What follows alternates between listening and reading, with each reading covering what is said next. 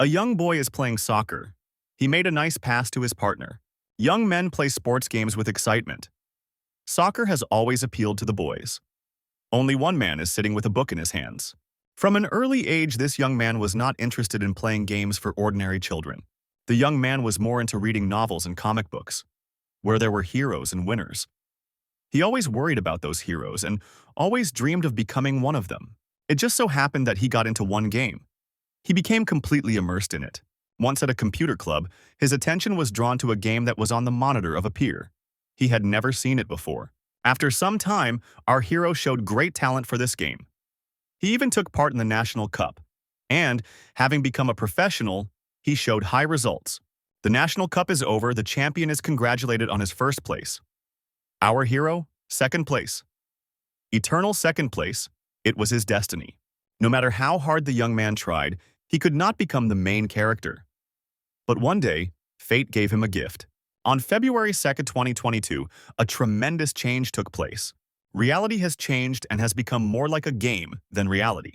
Portals to dungeons began to appear in different parts of the city. Monsters came out of these portals. To counter this phenomenon, people wielding sword or magic began to appear. These men were called the mana wielders. Now, all hope was in them. Now, these days, the focus is not on movie stars or famous athletes. It's the mana wielders. On all the screens, there was a hero, one of whom the young man dreamed of becoming. In another interview, one of the heroes said that the most important thing was to study the dungeon thoroughly. Our hero, computer game specialist number 2, decided that he would definitely become a mana wielder. It's been 8 years. Something was going wrong for the young man. The liquor bottle was his best friend. The young man's life was moving in a different direction. No plans and goals existed in his head anymore. Once a young man got an old piece of paper in his hands. By pure chance, he unfolded it and read it. This piece of paper talked about mana and communication in the game. The young man was thanked for choosing the service, Awakening. The boy was angry with himself. All that effort was wasted. And what was it for? The young man said to himself, enough is enough. Jin Jung-do should stop chasing after a pipe dream. The young man told himself that becoming a hero was not his destiny. Finally, the young man managed to open the front door. The young man went inside and, taking off his jacket, thought that tomorrow was a day off. Finally, he would be able to get a good night's sleep. A stranger appeared in the room. She said hello to Mr. Jin Jung-do. She said that she was expecting him. The girl was strangely dressed, as if she had appeared from a fake world. Stars shone around her. The young man thought he had gotten the wrong door. He apologized and left the room. Realizing that this was his apartment after all, the young man asked who she was. And how did she end up here? The stranger bowed and introduced herself. She said that she, the empowerer of the universe, was Winry Machina. She was waiting for the one who embodies the very concept, miracle. She was here to pay her respects and give the young man a gift. The guy was trying to come to his senses. The universe?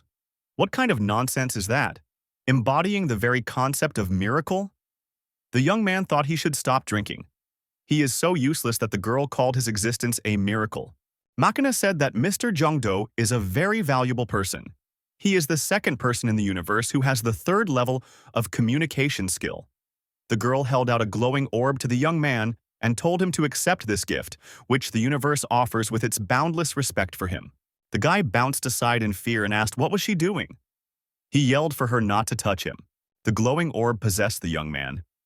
His eyes lit up. The young man began to gain skills. With fear and surprise, he screamed. When the young man came to his senses, the girl was no longer in the room. Jung-do thought, what was it? The young man was on his knees and holding his chest. The young man felt that he had been successfully added skills. Hindsight, state window, resilience, infilauteria. The young man couldn't understand what these skills were and what was happening to him. He needed answers to his questions. The young man heard within himself the answer. The stranger answered him that that was it. That was it. She was honored to meet the second miracle. The boy shouted for her not to leave. After all, he still had many questions left. Jung-do held his head. Could it be a hallucination? Or did he drink too much this time? A virtual screen appeared in front of the young man. He remembered that one of the skills was the status window. The young man scanned this screen with his gaze. Many of the skills were clear to him. He wondered what the skill was, infolotharia. He poked his finger at that spot. A machine with multicolored balls inside appeared in front of him. The machine spit out a single ball and it landed in the young man's arms. It was a golden capsule. The young man decided to open the capsule. There was a note in the capsule. It was a rendition of rare information. The young man looked at the sheet and couldn't tell if he was crazy. It didn't seem like a dream either. One day before, in one of the offices, a man demands attention. The employees listen to him attentively. Guild head Choi Cholyan said that they were competing with several guilds for dungeons with good quality mana crystals. Everyone should realize how serious this is. However, thanks to the fact that the team leader was able to persuade the seeker Chong. The man pointed his hand at the young man. Their guild had contracted for one of the last dungeons found. Everyone in the office began to cheer. This was indeed a great fortune. The staff approached the young man and asked him how he was able to get this contract. It is said that Seeker Jong is very picky. Therefore, even the most famous guilds pay a lot of money for him. The young man replied that it wasn't difficult for him.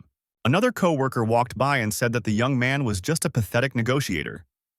It must be so easy to get recognition from others just by having a drink with people. The guild leader told Cho Hakre to watch his tongue. The young man wondered, did he say something wrong?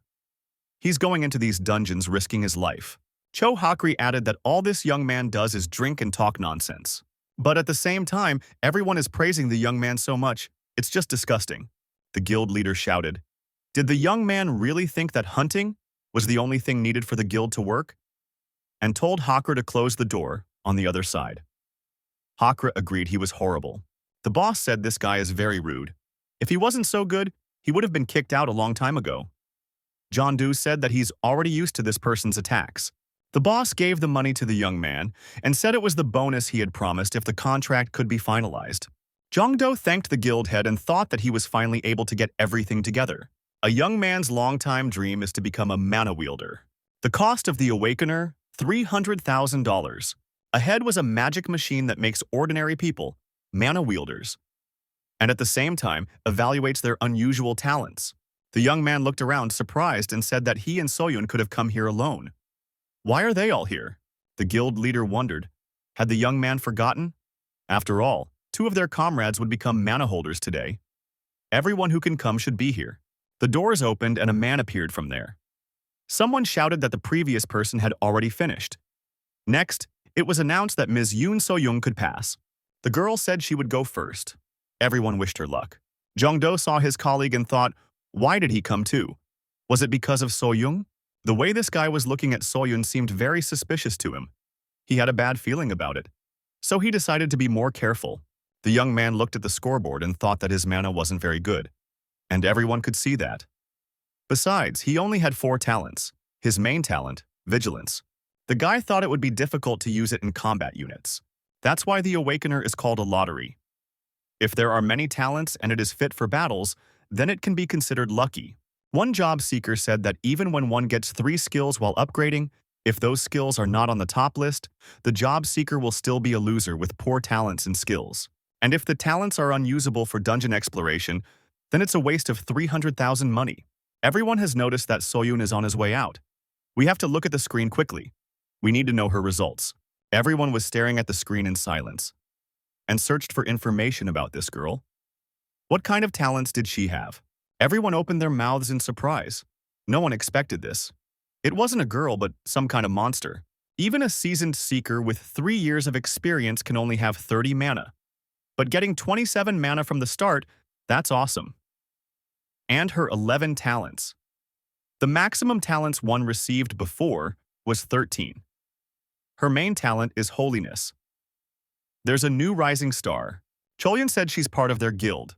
It's not like they have their eyes on their comrades. A lot of people wanted to recruit this girl now. Jongdo congratulated his colleague and said that she had definitely won the lottery. The young man was genuinely happy for her. The girl replied, everything seems so unreal to her. Jongdo asked, what is she going to do now? She will be surrounded by special attention from today. Next, Mr. Jongdo was announced. The young man rejoiced his turn had finally come. He said he would be back soon. The girl was genuinely happy for her colleague and said that he would definitely get a higher score than her. The young man thanked her and disappeared through the doorway. It looked much more natural inside than he thought it would. The young man approached the object. The young man was asked to relax and take a firm grip on the crystal ball in front of him. Jongdo realized that it was the famous Eye of Odin. The young man was told the approximate time, 10 minutes, and they added that he definitely had potential. The young man excitedly declared that he would finally become a mana wielder. He had been longing for this for so long. He'll be like the man he always wanted to be, and who he emulated in his heart. Everyone present, his guild members, looked at the screen. There was disappointment in their eyes. Cho Hakre said that he knew it. The Awakener couldn't show him how to use his talents in battle. The young man was not advised to join a combat unit. Jongdo walked out of the room. There was silence. The guild leader wanted to comfort the young man, but he didn't know what to say to him. Jongdo said that everything was fine. There was nothing to worry about. Failures can happen every day. The young men were given mana watches. Since they now have a license, the attendant on duty said that this watch contains information and details about the user. Therefore, it is recommended that you wear it at all times. So Yoon asked, maybe the young man should leave early and get some rest. Jongdo faked a smile and asked if the girl was worried about him. There's nothing wrong with him. Life doesn't end if you just don't get to join the battle group. The day was ending again for the young man with a bottle in his hand. So this is what it's like when everything goes to shit. The young man thought that his dream, which he had been working towards for 8 years after being a professional player, had been shattered. He had a bad talent. Jongdo thought so until he looked at the virtual scoreboard. He was amazed at what he saw. How could this be possible? Who is this woman anyway? Who came out of nowhere and passed on this incredible skill to him? Skills can be obtained after leveling up, or in dungeons with low probability of skill stone appearance. The young man didn't understand what was going on. His mind was a mess right now, but he was sure of one thing. If a young person has info lottery skills, they can get information about the future. Jongdo realized one thing. He needed to study this skill more deeply. The lottery machine appeared in front of the young man again. The cost of one attempt was 1 mana. The young man opened the capsules and read the information about what would happen in the future. He could not believe his eyes. There was even information that he would step on a caterpillar in the future. Jongdo was depressed. All those predictions were useless. The young man realized that this was a skill he had gotten from the talent game. But how could roulette be so unfair? The young man has only 1 mana left. That means one last try. Jongdo saw his real-time vitals on the screen. The mana clock will only show updated parameters when it receives an update from the Awakener. If he can use the status window to find out his stats, at the moment, he will be able to better strategize for combat. This has proven to be very useful. The young man regretted that he no longer had mana. Every human regenerates mana once every 24 hours. People with a maximum reserve of 100 would recover 100 mana a day, while he would only be able to recover 7. If he had another skill, he wouldn't be able to use it whenever he wanted. The same goes for this lottery. Jongdo could just increase his stock just a little bit at a time. He should be grateful for such an incredible skill. The lottery machine produced another capsule. It was an unusual shape. The young man rejoiced. A particularly rare piece of information had been obtained. He had received information about when and where the entrance to the dungeon would appear. Jongdo stocked up and equipped himself with everything he needed. He moved in the direction he had set out to go. The young man thought, how long would he have to go? After all, he should be there soon. The young man was informed that he had reached his destination, and there would be no more signposts. Jongdo remembered that the prediction pointed to this time and this place. The young man looked at his watch and thought there was only 1 minute left. A portal appeared in front of the young man. It was incredible. His last attempt at the lottery had given him such incredible information. The young man immediately realized that this was no ordinary dungeon. It was a dungeon with treasure. Only 2 such dungeons have been officially recorded, a dragon's lair in England, and the bamboo panda forest in China. Usually dungeons disappear when people enter them, so they are not named. But sometimes dungeons get names and remain in the records even after they disappear. First, if the dungeon is destroyed, thus causing cataclysms. Second, if a legendary item was discovered in the dungeon. An Excalibur has been discovered in England. A crescent green dragon blade was discovered in China. Jongdo thought he had a chance to get his hands on a weapon comparable to those used in Southeast Asia. There are no monsters in the treasure dungeons. Everyone can get a legendary item if they pass a challenge. The young man thought that if there were no monsters, this would be his chance. Even if there were other difficulties in the dungeon, he would have an advantage because of the exploration skill. Jongdo moved forward through the portal with a little apprehension, but with a lot of eagerness. The young man thought, if there are monsters in there, he has a chance to die. The guy thought it was funny. A game in which the stakes, his life. Turns out the young man was a gambler. He thought, would there be a hero who wouldn't go in with such a trump card up his sleeve? All or nothing. The young man was discouraged. Really? Again? The dungeon he had passed through here several times before? After all, he had walked straight ahead without turning around. How could he have gotten here again? Jongdo calmed down and realized what was going on here. It was an illusion, a magic that clouded the view. He's embarrassed to use his mana, but he applied the skill, research. The young man discovered hidden information. This wall was created with the unrivaled magic of illusion. It has been dispelled. The young man was astonished. He had unlocked the unrivaled magic of illusion. In simple words, it was dispelled. The guy thought it was very unfair at first, but he had at least one cool skill. Jongdo opened that door and walked to the other side of the wall. He decided it was time to deal with everything right here and now. The young man went inside and found himself in the company of strangers. The young man was told, "Welcome." There were only old people here. One of the old men said that the challenger looked terribly weak this time. But anyway, he was able to dispel the illusion and get here. It's certain that this young man must have some hidden talent. Jongdo looked around and realized that there were only dwarves around him. One of them looked at the young man and said, "No wonder those eyes were able to expose the illusion." He never thought that the young man would immediately recognize their race. There's no mistaking it here, the young man thought. Any way you look at it, they're dwarves. This dungeon was called the Dungeon of Mole Treasure. So dwarves are moles? And what were the dragons and pandas from the other dungeons? One of the old gnome men congratulated the young man on passing the first test and said his name was Giz. He added that in the second challenge, the young man would have to fight him. If the boy wins, you will reward him and let him out of here.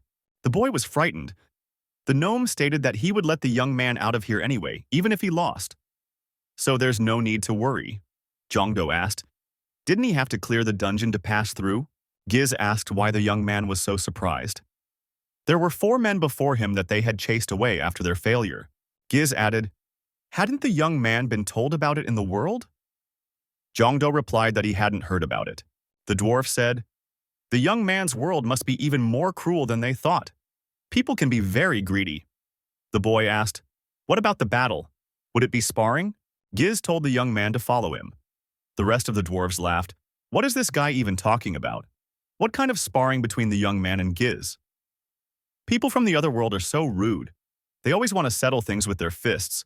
They're 1,000 years away from that. Giz said the man before the young man attacked him with a knife. He then calmed down after Giz finished him off. The dwarf wondered if, in the young man's world, everyone attacked each other with a knife instead of a greeting. That's kind of barbaric. Jongdo thought that all these dwarves do is talk about how barbaric people are. It pisses the young man off. The dwarf said he fought humans as they wanted him to, but they always lost after the first blow. The young man was sure he was a barbarian too, with some 7 units of mana. Giz stated that they would fight by the rules of the dwarves. He was sure the young man would benefit from it. Jongdo asked why the dwarves kept inviting the barbarians over. The dwarf replied that they didn't do it because they wanted to. The young man thought it was a contract that limited their actions, in return for incredible power. A strong contract will lead to death if not honored. Giz told the young man not to slow down and to hurry up. The young man squeezed through the small-sized door. He wondered why this dwarf had such a nasty temper. The boy could not believe his eyes. In the room in front of the young man was an absolute masterpiece. The dwarf stated that it had taken the strength of each of them to create it. Jongdo saw a TV and a game console in front of him. The young man pretended not to care about it. The dwarf said, this is quite unexpected. The young man is not surprised to see such advanced technology. They will fight using it. The gnome said it would load soon and motioned for the young man to take a seat and wait. The boy thought, what chance did he have of winning at an unfamiliar game, even if he was a professional gamer? After all, this game was made by gnomes. The gnome said he would now explain to the young man how to operate the console. A lot of things seemed strange to the young man, but he had no choice. Jongdo said. He thought he had seen it somewhere before. Giz replied that it was impossible. There are few places to see this kind of technology, even if you travel through a dimension. Jongdo thought that the dwarf had no idea that he was from just such a dimension. The dwarf was explaining how attacks and blocks were made. The young man thought that the character design was more close to fantasy. The arena design was also quite unusual. There were still some differences, but overall, it was the same game he had played all his youth, Legends of Legends. After a while, the gnome said he had taught the young man everything and asked if he wanted to try. The lad replied he hoped he could do it, and offered to get started. Giz wondered, was the young man really ready to give up yet? He was fine with starting. The dwarf said that people from other worlds have no stamina. To think he gave up before the fight even started. The guy picked up the remote control. The game will start soon. The young man activated the skill. Game. During the game, all characteristics will be increased by 100%. The young man looked at his opponent and his cheerleader. He thought that they should be the ones to give up. The guy thought of himself as a professional gamer who broke into the tops just because of his skills, without thinking about any tactics. The score was 0-100. The dwarf was terribly surprised. He couldn't win a single game. How could that be possible? The young man said that should be enough. Wasn't it time to bring his reward already? He expected much from the gnome's treasury. The dwarf was screaming that it wasn't fair. He wanted to get even. And he said that they play 3 more times. The young man replied, but Giz himself knows it's pointless. Giz stepped aside, but the other dwarves ran up and said they would be next. You can't talk about a sure victory by beating only one dwarf. Jongdo thought, why does he have to do this? After all, they said it was to defeat one Giz. He doesn't want to waste even more time if he doesn't get extra benefits. The boy declared that the dwarves should give him the treasure as I had promised. The dwarves decided that the boy was right. One of the dwarves said that if the man defeated them again, they would give him something much more powerful than they had originally planned. The boy thought that the gnomes had more treasure. One of the gnomes said since the lizards and bears gave a random item of their treasure trove, they decided to do the same. The young man wondered if they had made up their minds by talking about a dragon from England and a panda from China. That is, these races can communicate with each other even if they are in different dungeons. He said if the young man defeated them all, they, each of the 7 skilled craftsmen, would take up their hammer just for him. Some time passed. The dwarves were exhausted. They could not win. They had failed to land even a single blow. How is that possible? The young man apologized. He said that he had been playing, completely oblivious to the level of his opponents. He acted like a barbarian. The game should be fun for everyone. Next time, he will use only 2 fingers when playing. The dwarf said there was nothing to be done, and ordered the young man to sit still. He must examine him. The dwarves wondered, what about the young man's characteristics? Did he really go into the dungeon alone with such parameters? He only had 7 mana. Why does he have so few talents? The gnome looked through his special glasses and couldn't believe what he saw. Jongdo asked, wondering if something was wrong. The dwarf told his co-worker that there was no way he could deal with this guy. The co-worker said he's busy too. Just need to get this analysis done faster. The dwarf said he can't. That's why he's asking for support. The colleague said, what kind of skilled craftsman is his opponent after that? One only has to look at this young man's talents. A colleague saw that the young man had a level 2 skill in the game. This? Cheater. The first dwarf told the colleague to watch the other. A colleague said that the 3rd level is communication. The dwarves were surprised. Is there really no concept in the young man's world, talent level? The guy had only recently learned that talent had a level at all. Jongdo remembered the stranger saying that he was very valuable. The gnome said the young man's world was terribly backward. If his skills and talents are passed down in his family, he will be able to gain a 2nd level. The 3rd level has a completely different potential. For example, if it has the swordsman skill, it will be the beginning of the entire art of sword wielding, which will spread throughout the universe. A unique original born from the true universe. The old gnome man said that this ability allows you to create the essence itself. To meet the young man, an honor for anyone. The gnome added that, originally, he had thought of doing something to be able to balance out his low characteristics. But the 3rd level of the skill had too much potential. Therefore, he summoned a colleague. He can see the future, so he's the best to deal with such circumstances. The gnome added that with the help of his colleague, they would be able to create an outfit that would suit the young man best. Jongdo was surprised. Could this gnome really see the future? The specialist stretched and said he hadn't been this tired in a long time. The old man added that it was very interesting to fight with this young man. It had been a long time since he had been so eager to create something extraordinary. The old man chased his colleagues into the workshop. He said they should not stand around and pick up walls. The foreman did not let the young man into the workshop. He told him to stay where he was. If he went in with them, he would melt in a flash. The old man said it wouldn't take long. The young man would just have to wait. The boy wondered what the dwarves were going to create. Giz came out of the workshop and said they were finished. He tossed the young man a piece of jewelry in his hands. Jongdo held the bracelet in his hands. It was off the heat, so the metal part of it was still warm.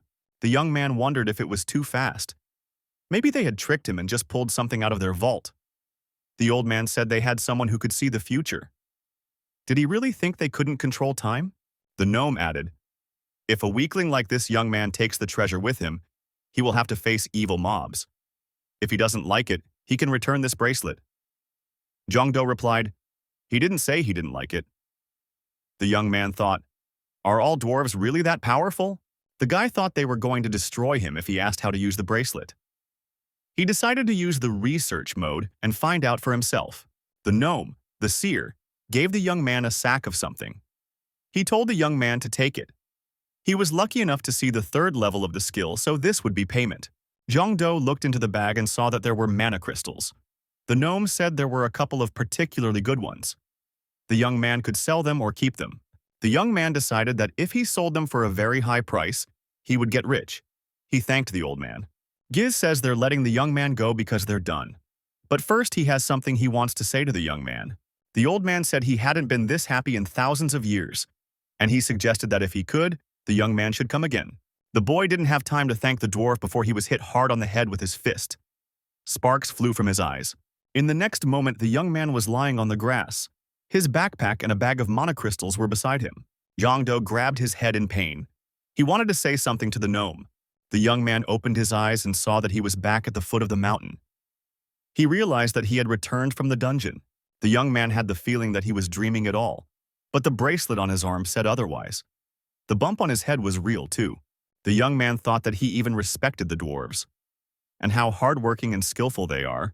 Jongdo activated the virtual screen in front of him and started the research mode. He was interested in the bracelet. After studying the data, the young man was a little frustrated. Was this really it? The increase in performance was an incredible bonus, but the legend said that Excalibur and the Green Dragon Crescent Blade could cut monsters in half in just one swing. Is this bracelet too weak? The ability to change his form into any weapon he presents sounds kind of vague too. All of this would be very useful for the awakened combat type, but after all, he doesn't have a single combat skill. The guy remembered about his info lottery. The young man had used research twice, so he should have 5 mana now. If you also take into account the free try once a day, he has a total of 6 tries. The guy decided to try his luck. Jongdo was upset that he didn't get anything good. The next day came. The young man walked into the office and wished everyone a good morning. The head of the guild looked at the young man and said that he had deigned to come to work today. The young man found the office deserted. The young man saw that Soyeon wasn't at the place. The chief said that the girl worked yesterday, so he gave her the day off for today. He added that they were both awakened, but giving only one of them time off was a bit unfair. Jongdo asked the boss, "Where did the employees from the combat unit go?" The boss replied that he had also given them time off, so that they could get some rest before the expedition. There were only 6 days left before the expedition. Jongdo thought, did the boss do this on purpose to keep him away from Cho Hakre? The young man thought that his boss looked very stern, but inside he was very judicious. In any other guild, he would have been thrown out on the street by now, as he was a total zero as a mana wielder. The leader asked if Jongdo was going to participate in this expedition. Even if a young man has bad talents, he still needs to get his first skill. Once in a while, people get a good skill and become part of a combat unit. The boy replied that of course he would go. That's why he joined the guild. The boss wondered where the young man had gotten that bracelet. It looked pretty cheap. The young man squinted his eyes and said he had just been given it. The guy decided that no one should know that he had gone to the dungeon with the treasure. The young man thought that this would be a great opportunity for him to try out the Lord of all weapons, and to test the dwarves' gift in action. The day to start the expedition had arrived. The boss asked Cho Hakre if he knew what time it was already. Hakre replied that he had to deal with unforeseen circumstances. The guild leader said to have Jongdo check the analyzer to make sure of the information that Seeker Jong had given him. The young man said that everything was ready. A rank D, destructive-type dungeon for a maximum of 10 people. Everything was as they had been told. The guild leader said that thanks to someone, they're late, but he'll instruct them anyway. The boss reminded them that this is a rank D dungeon. Their goal is to collect as many mana crystals as possible. Also, they have to help the team leader, John Doe and Soyoung, level up. So we should let the youngsters destroy the mobs. Hakre told our hero that he came even with such useless talents after waking up. Isn't he ashamed of himself? The guy replied that at least he wasn't late because he forgot to go to the bathroom. Hara noticed that the young man was a bit too talkative for an ordinary handyman. He seemed to expect a good skill once he leveled up. Jongdo replied that that's exactly what he's counting on, but until he tries it, he won't know. Boss said that the combat squad would include all 6 of them. That would definitely be enough for a rank D dungeon, even though this squad was larger than necessary during the expedition to the rank C dungeon. 2 of their rank B comrades died, and only Cho Hakri and the 2 rank C guys were able to survive. This was something everyone should remember. Safety first, everyone must follow the captain's orders. The guild leader said, the most important thing was for no one to relax. The boss said the expedition is starting. Everyone must return alive. The young men entered the dungeon through a portal. Just as the group entered the dungeon, they were already expected. The young man said, did the lizard really get them from the start? Hakre said, keeping out of the way and out of the way. Hakrai, using his skill and combat experience, immediately dealt with the enemy. Everyone was amazed at what they saw. This young man was certainly a brute, but definitely an expert in his field. Jongdo understood what it meant to have an A rank. Hakre said that he let that monster live, and he told Ms. Soyoung to destroy it. Soyeon killed the monster, plunging her sword into its chest. Hakrai added that the mana crystals from the corpses would be collected by Jin Chongdo. He must not miss a single mana crystal. Soyeon remarked that she should take it up as the youngest. Hakre replied that social hierarchy means nothing here. Once a group enters the dungeon, everyone is equal. Jongdo said that he would be collecting those mana crystals. Jongdo told the girl that it's okay, and he would do it. Hakre told them to keep up and keep up the pace. Hakre stood near another monster and called out to Ms. Soyeon. The girl replied that she had already destroyed the past 2 monsters. Let this monster and the next one be destroyed by Jongdo. That would be fair. Hakre said that Ms. Soyoung doesn't understand something. They don't have to be honest. Soyeon was surprised. How could Hakre say such a thing? The young man said that the girl had 27 mana and 11 talents. Such stars were rare, even in their region. And Jongdo only had 7 mana and 3 trash talents. Hakre said, after all, it's obvious who he should give a chance to, for the sake of their guild's future. The girl objected. She said that the guild leader would never think that. Hakre said that here he had the right to decide how this expedition would proceed. The young man recalled that the guild leader said for everyone to follow his orders. Or is he wrong? One of the contestants said that this Hakre guy was pissing her off already. She has never liked him. A coworker added that he never uses any tactics or teaches beginners.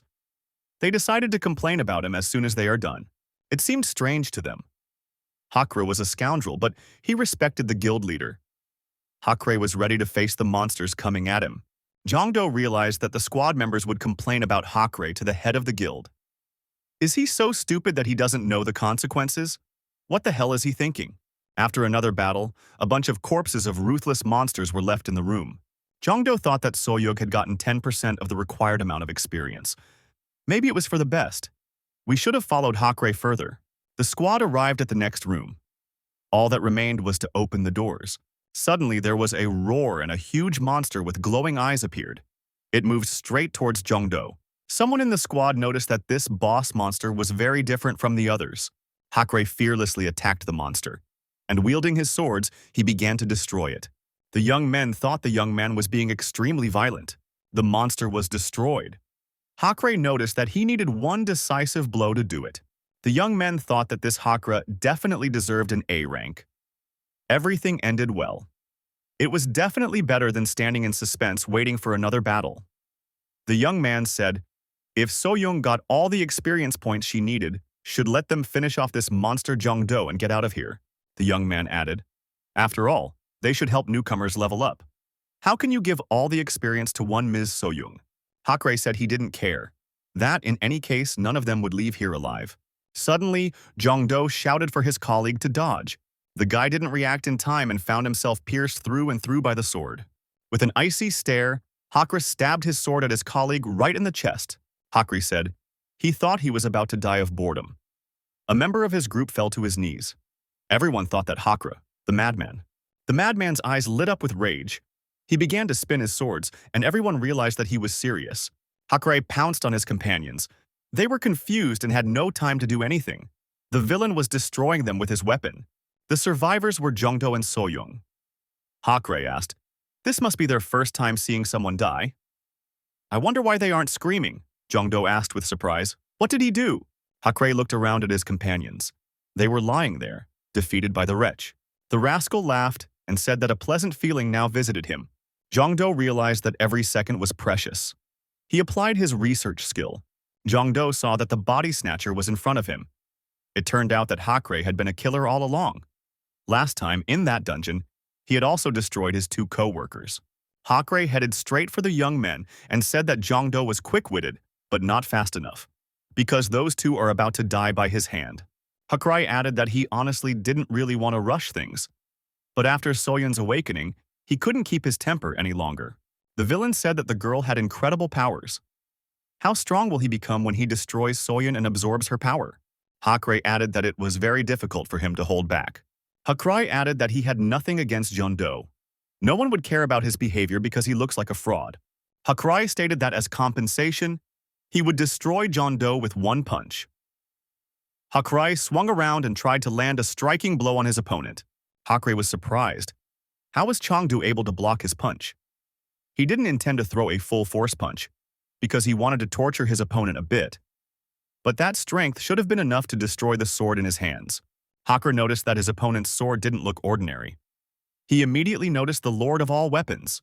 Suddenly, Soyeon ran up to her opponent. She threw a punch at him and asked him how he did it. Hakray fended off the blow and counterattacked the girl. He told her to sit still and wait for her turn. He'll deal with her after he tears Jongdo apart. Jongdo saw Soyoung fly off to the side and involuntarily cried out. Hakray said that he couldn't hold back tears from that melodramatic picture. Jongdo ran up to the girl and tried to support her. She coughed and wriggled in pain. Hakray told his opponents not to look serious. He suggested that they just have fun. Jongdo thought to himself, what should he do? The difference in their abilities is so huge that he couldn't figure out how to fight his opponent. Soyoung tells Jongdo that she's fine. Jongdo turned on the research mode. Jongdo was interested at the moment in how much Ms. Soyoung could be counted on. The guy saw that the girl had raised her level. Jongdo said to use her mana, as if she was trying to create a shield. The young man said that he would explain the details later. The girl concentrated, and indeed, a protective shield formed around her. Hakray thought that this shield was impenetrable. How could this be possible? For a newbie to use such a skill on his first expedition, the villain tried to attack his opponents. He failed.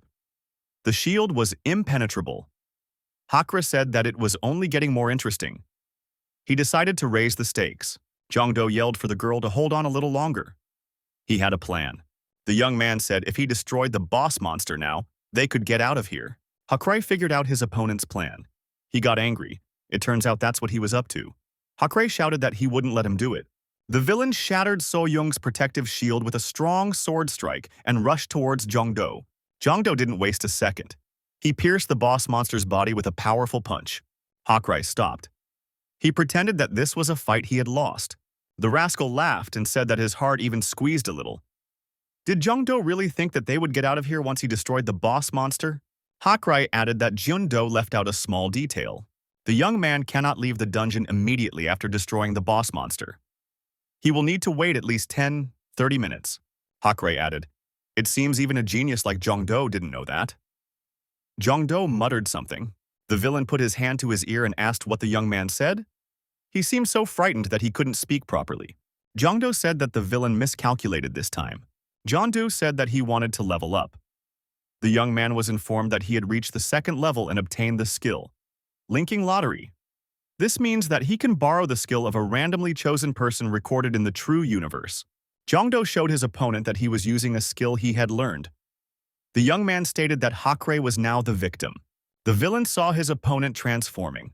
There was a powerful energy emanating from him. Hakre couldn't understand what was even going on. After all, it wasn't even a skill.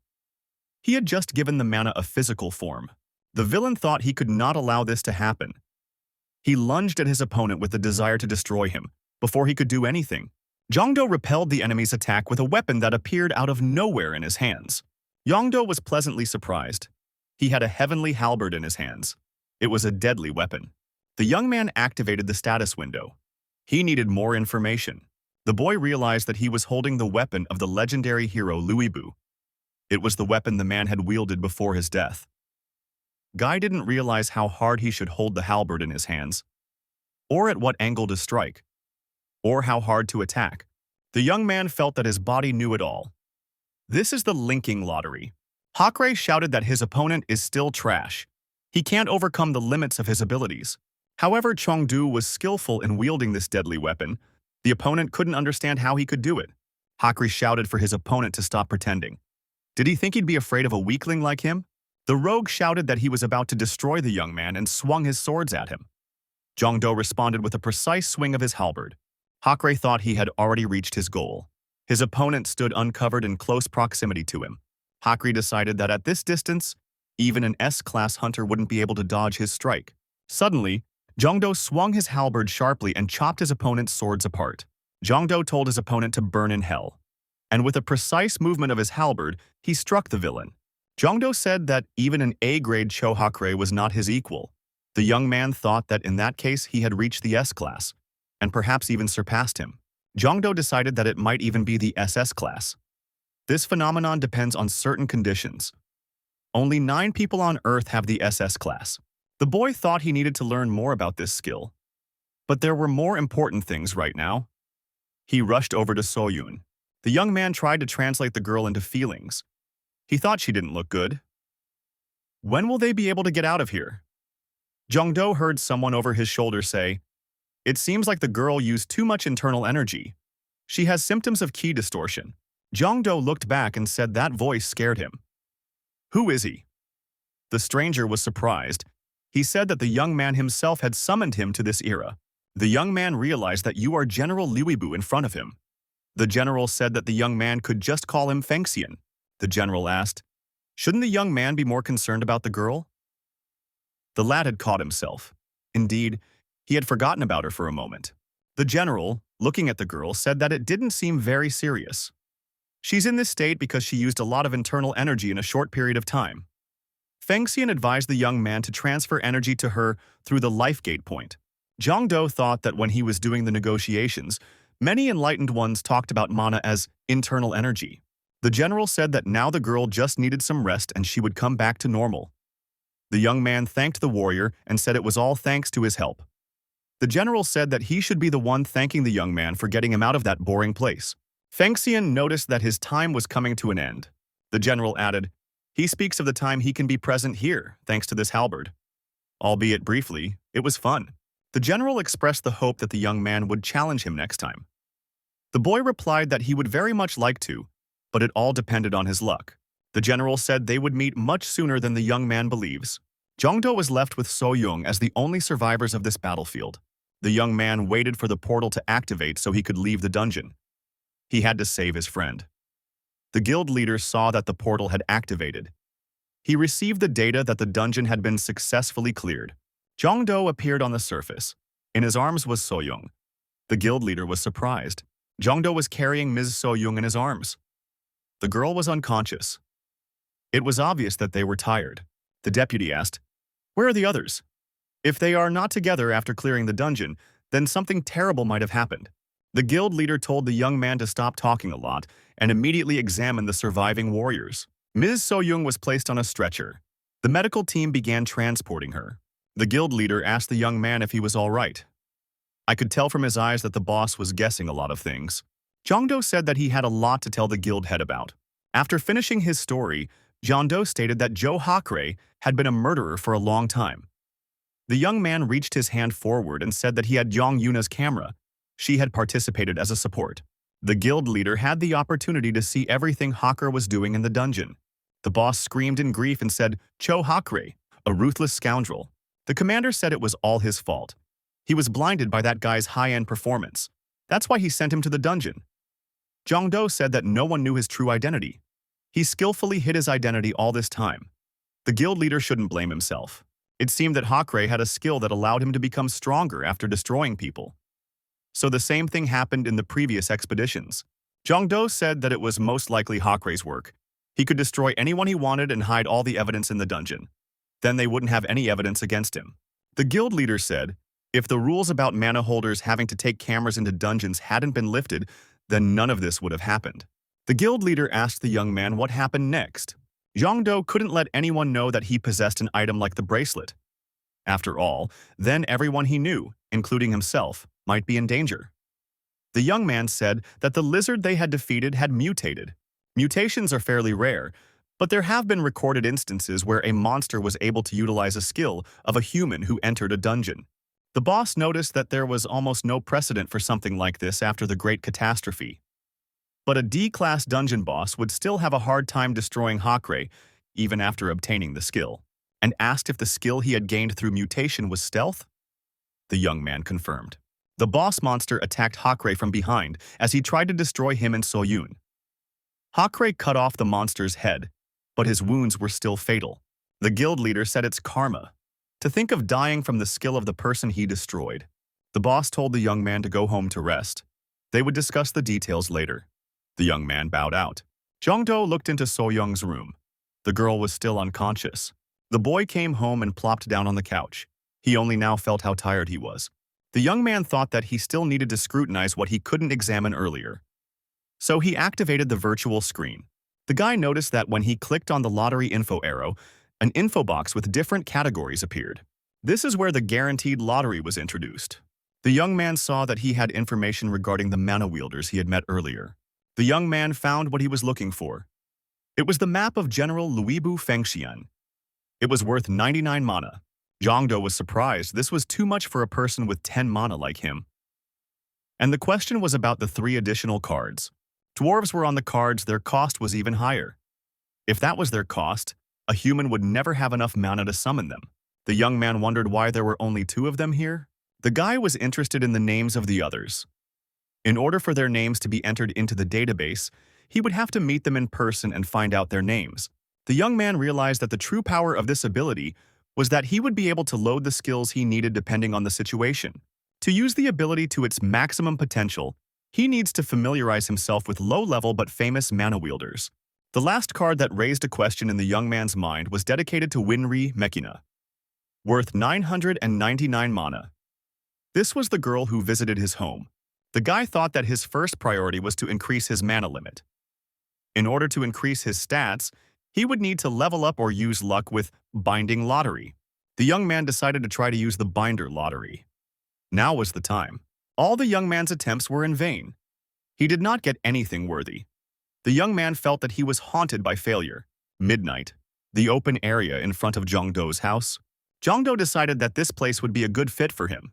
The young man realized that his mana had fully recovered, so he decided to give it a try. Every use looked incredible. The guy felt like things were happening differently now. Different sensations. It felt completely different than when he had summoned Luba. The young man thought he must be imagining things. Something had happened to his eyes. Liu Shan appeared before the young man. This is the man who brought about the decline of the Han dynasty, founded by Liu Bei during the Three Kingdoms. It was the epitome of irresponsibility. Jongdo heard himself being asked, how dare he think in such a disrespectful way? The young man turned around and saw that Liu Shan was in front of him. Liu Shan said that he is the man who stands at the head of the entire human race. He is the second emperor of the Han dynasty, and the man who has power over everything in this world. The emperor asked why the young man had a face like he had eaten something wrong. The emperor said, seeming disappointed in the young man's abilities. But it is not strength that determines a man's usefulness. Jongdo thought, when will things go back to normal? The emperor shouted for the young man to pay attention to his talents. Jongdo activated the virtual screen and looked at this emperor's talents. Jongdo concluded that the emperor just had good luck. The emperor cried out that Liu Shan's good luck was not just good luck. He survived when he was surrounded by the army in the Battle of Changban. He was also the crown prince to the emperor. Liu Shan was always fed and had a good life in another country after his own kingdom fell. Zhongdou asks the emperor, "And what is his good luck doing? He doesn't think it can be useful in the dungeons." Liu Shan was surprised. Did the young man still not understand? The boy didn't understand what the emperor was trying to tell him? Did he really want him to go to the casino? And then it hit the young man. The emperor said, finally getting through to the man. Zhongdou realized that the question was about the info lottery. The guy immediately decided to apply it. The young man decided to use his luck to the fullest. The lottery machine spit out a golden capsule. It was indeed luck. The young man shouted that Mr. Liu Shan had helped him a lot.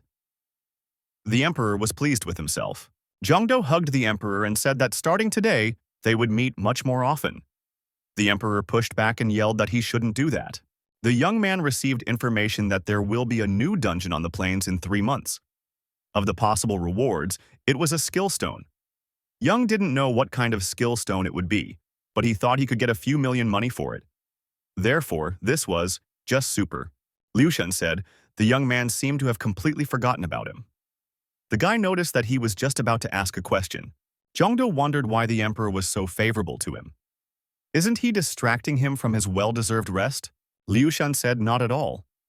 He was grateful that the young man had summoned him. Zhongdou noted that Liuibu had told him the same thing. What are they doing there before he calls them in? Weren't they in heaven or hell? Liu Shan said that the young man was greatly mistaken. After all, he was not the real Liu Shan who existed in the true universe. The emperor said that he was just a fake created from data stored in the true universe. Zhongdou said he didn't understand anything. The young man began to realize what it all meant. It was possible to download the abilities of one of the personalities registered in the true universe. Zhongdou thought that he was downloading not only the abilities, but also all the information about the individual. And by doing so, creates a new personality that can think and talk independently. The young man thought that this was a level 3 communication. The more he learns about a skill, the more amazing that skill seems to him. Liu Shan said that in other words, the young man is his creator. Therefore, that's why he favors the young man. Zhongdou said that he still can't believe the reality of what is happening. Liu Shan advised the young man to take it more simply. Didn't the representative of the universe tell him that it was a gift? That a gift is a sign of favor. The guy should think of it in a more positive way. Whomever he summons will also help the young man the best he can. Zhongdou thanked the disappearing emperor. The emperor said that his time was up. He was pleased to meet the young man. The next day, the guild leader said that from this day forward, the Justice Guild would be dissolved. The boss said that he had tried recruiting more mana holders, but their cost had skyrocketed due to the economic bubble. Besides, there are rumors that they have had a lot of people die in too short a period of time. Therefore, he could safely say that there was no way they would be able to recruit new workers. The boss bowed to the young man and said it was his fault. Left alone, Choi Cholyan asked the young man if he was going to continue to be a mana wielder. The young man nodded affirmatively. The boss said that luck would not necessarily be on the young man's side next time either. That he survived is truly a miracle of miracles. Does he really want to keep working anyway? John Doe replied that he will continue to live his life as a possession. That's his goal. The boss said he knew the young man would say something like that. The guild leader held out an envelope to the young man. Zhongdou wondered what it was. It was an entrance form for the Mana Wielder Association's academy.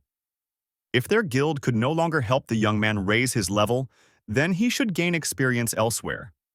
The enrollment would be in a week. He would hand the same papers to Soyeon as soon as he saw her. The boss added, "Who knows if the girl will want to continue this case?"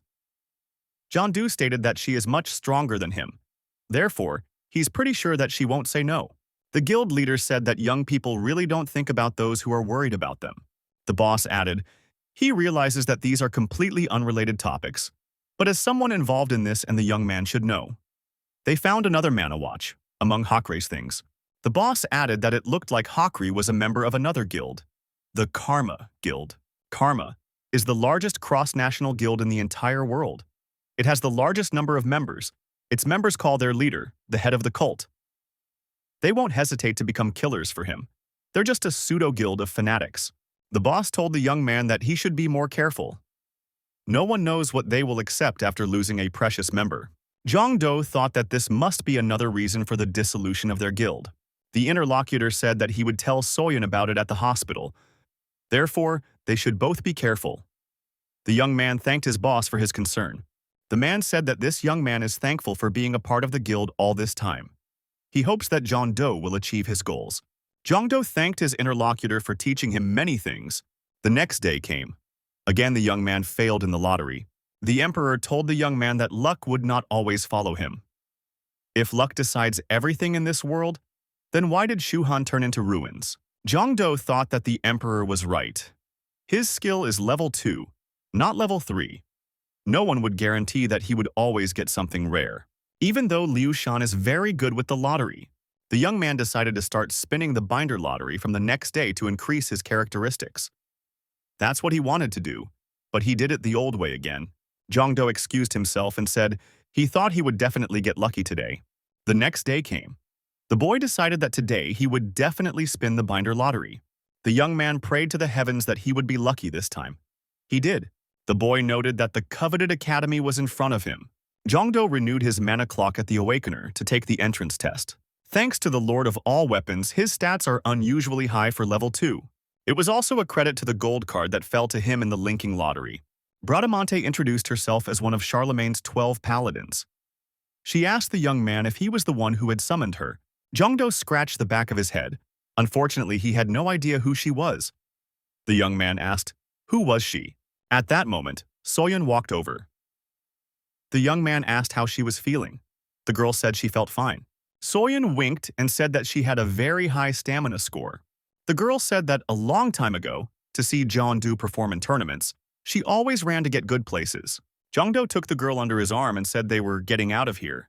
The girl stopped the young man and said she had something to tell him.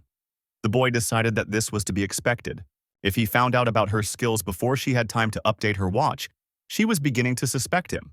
Zhang Do struggled to come up with an excuse for himself. Suddenly, the girl turned around and said that she was ready to go. Zhang Do decided that she was too good for him. Is she pretending not to notice? Even guessing that he's hiding something. The young man rushed after his companion and asked that she wait for him. Possession Academy. To defend a dungeon, mana wielders must complete a 1-month course. Those who are members of the guild gain experience directly from the guild. Those who are not in guilds receive their education at the state academy. Many of the apprentices prefer the individualized training that the guild provides. They feel it is better than an academy course where everyone is trained at the same time. Also, many people do not enter the academy because of the entrance test. At the entrance test, the young man noticed that there were many people present. Instructor Kim Soon-tae, Class B, said the academy entrance test will begin soon. It is necessary to hit this toy as hard as possible. If the applicant gets a result higher than 30 points, he passed. The instructor called Mr. Jong Chaewon to come up and try to take the test. Chaewon said that scoring 30 points was the easiest thing to do. He thought he could pass the test without much difficulty. The young man swung his arm and hit the toy with all his might. The toy bear's eyes lit up and sparks flew in all directions. A number appeared on the scoreboard, 27. The instructor said the young man had failed the test and said the next applicant might be suitable. Chaewon said that was impossible. This device must be broken. The guy did not agree with this result and asked for another try. The instructor struck a blow on this toy. A number appeared on the scoreboard, 88. Chaewon was discouraged. He realized that he had failed the test. Jongdo was amazed, 88 points. Soyoung said that this instructor, incredibly strong. The instructor said that this device is not broken, and reiterated that Chaewon failed the test. The next contestant, having struck, received 10 points. He failed the test. Another applicant, struck, got 25 points. She failed the test. One lucky person hit the device and got 30 points. He passed. Finally, the instructor called out to Ms. Soyoon. The girl prepared to hit the device with all her might. Soyoon swung around and hit the surface with all her might. A number appeared on the scoreboard, 67. The instructor said that the girl had passed. Jongdo was very happy for his friend. The instructor was impressed. He said that with skills like that, the biggest guilds in the country would fight for this girl. Why did she decide to join the academy? Jongdo congratulated Soyoung and said that she got a great score. The girl stated, "She's sure the guy will get more."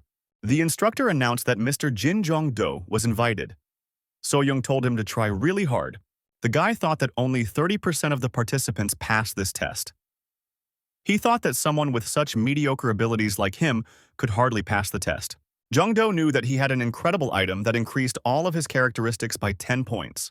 Jongdo tried to put all his strength into it and kicked the machine. The impact was so strong that the structure came off the floor and flew upwards. The machine was lying on the side. There was a number on the scoreboard, 91.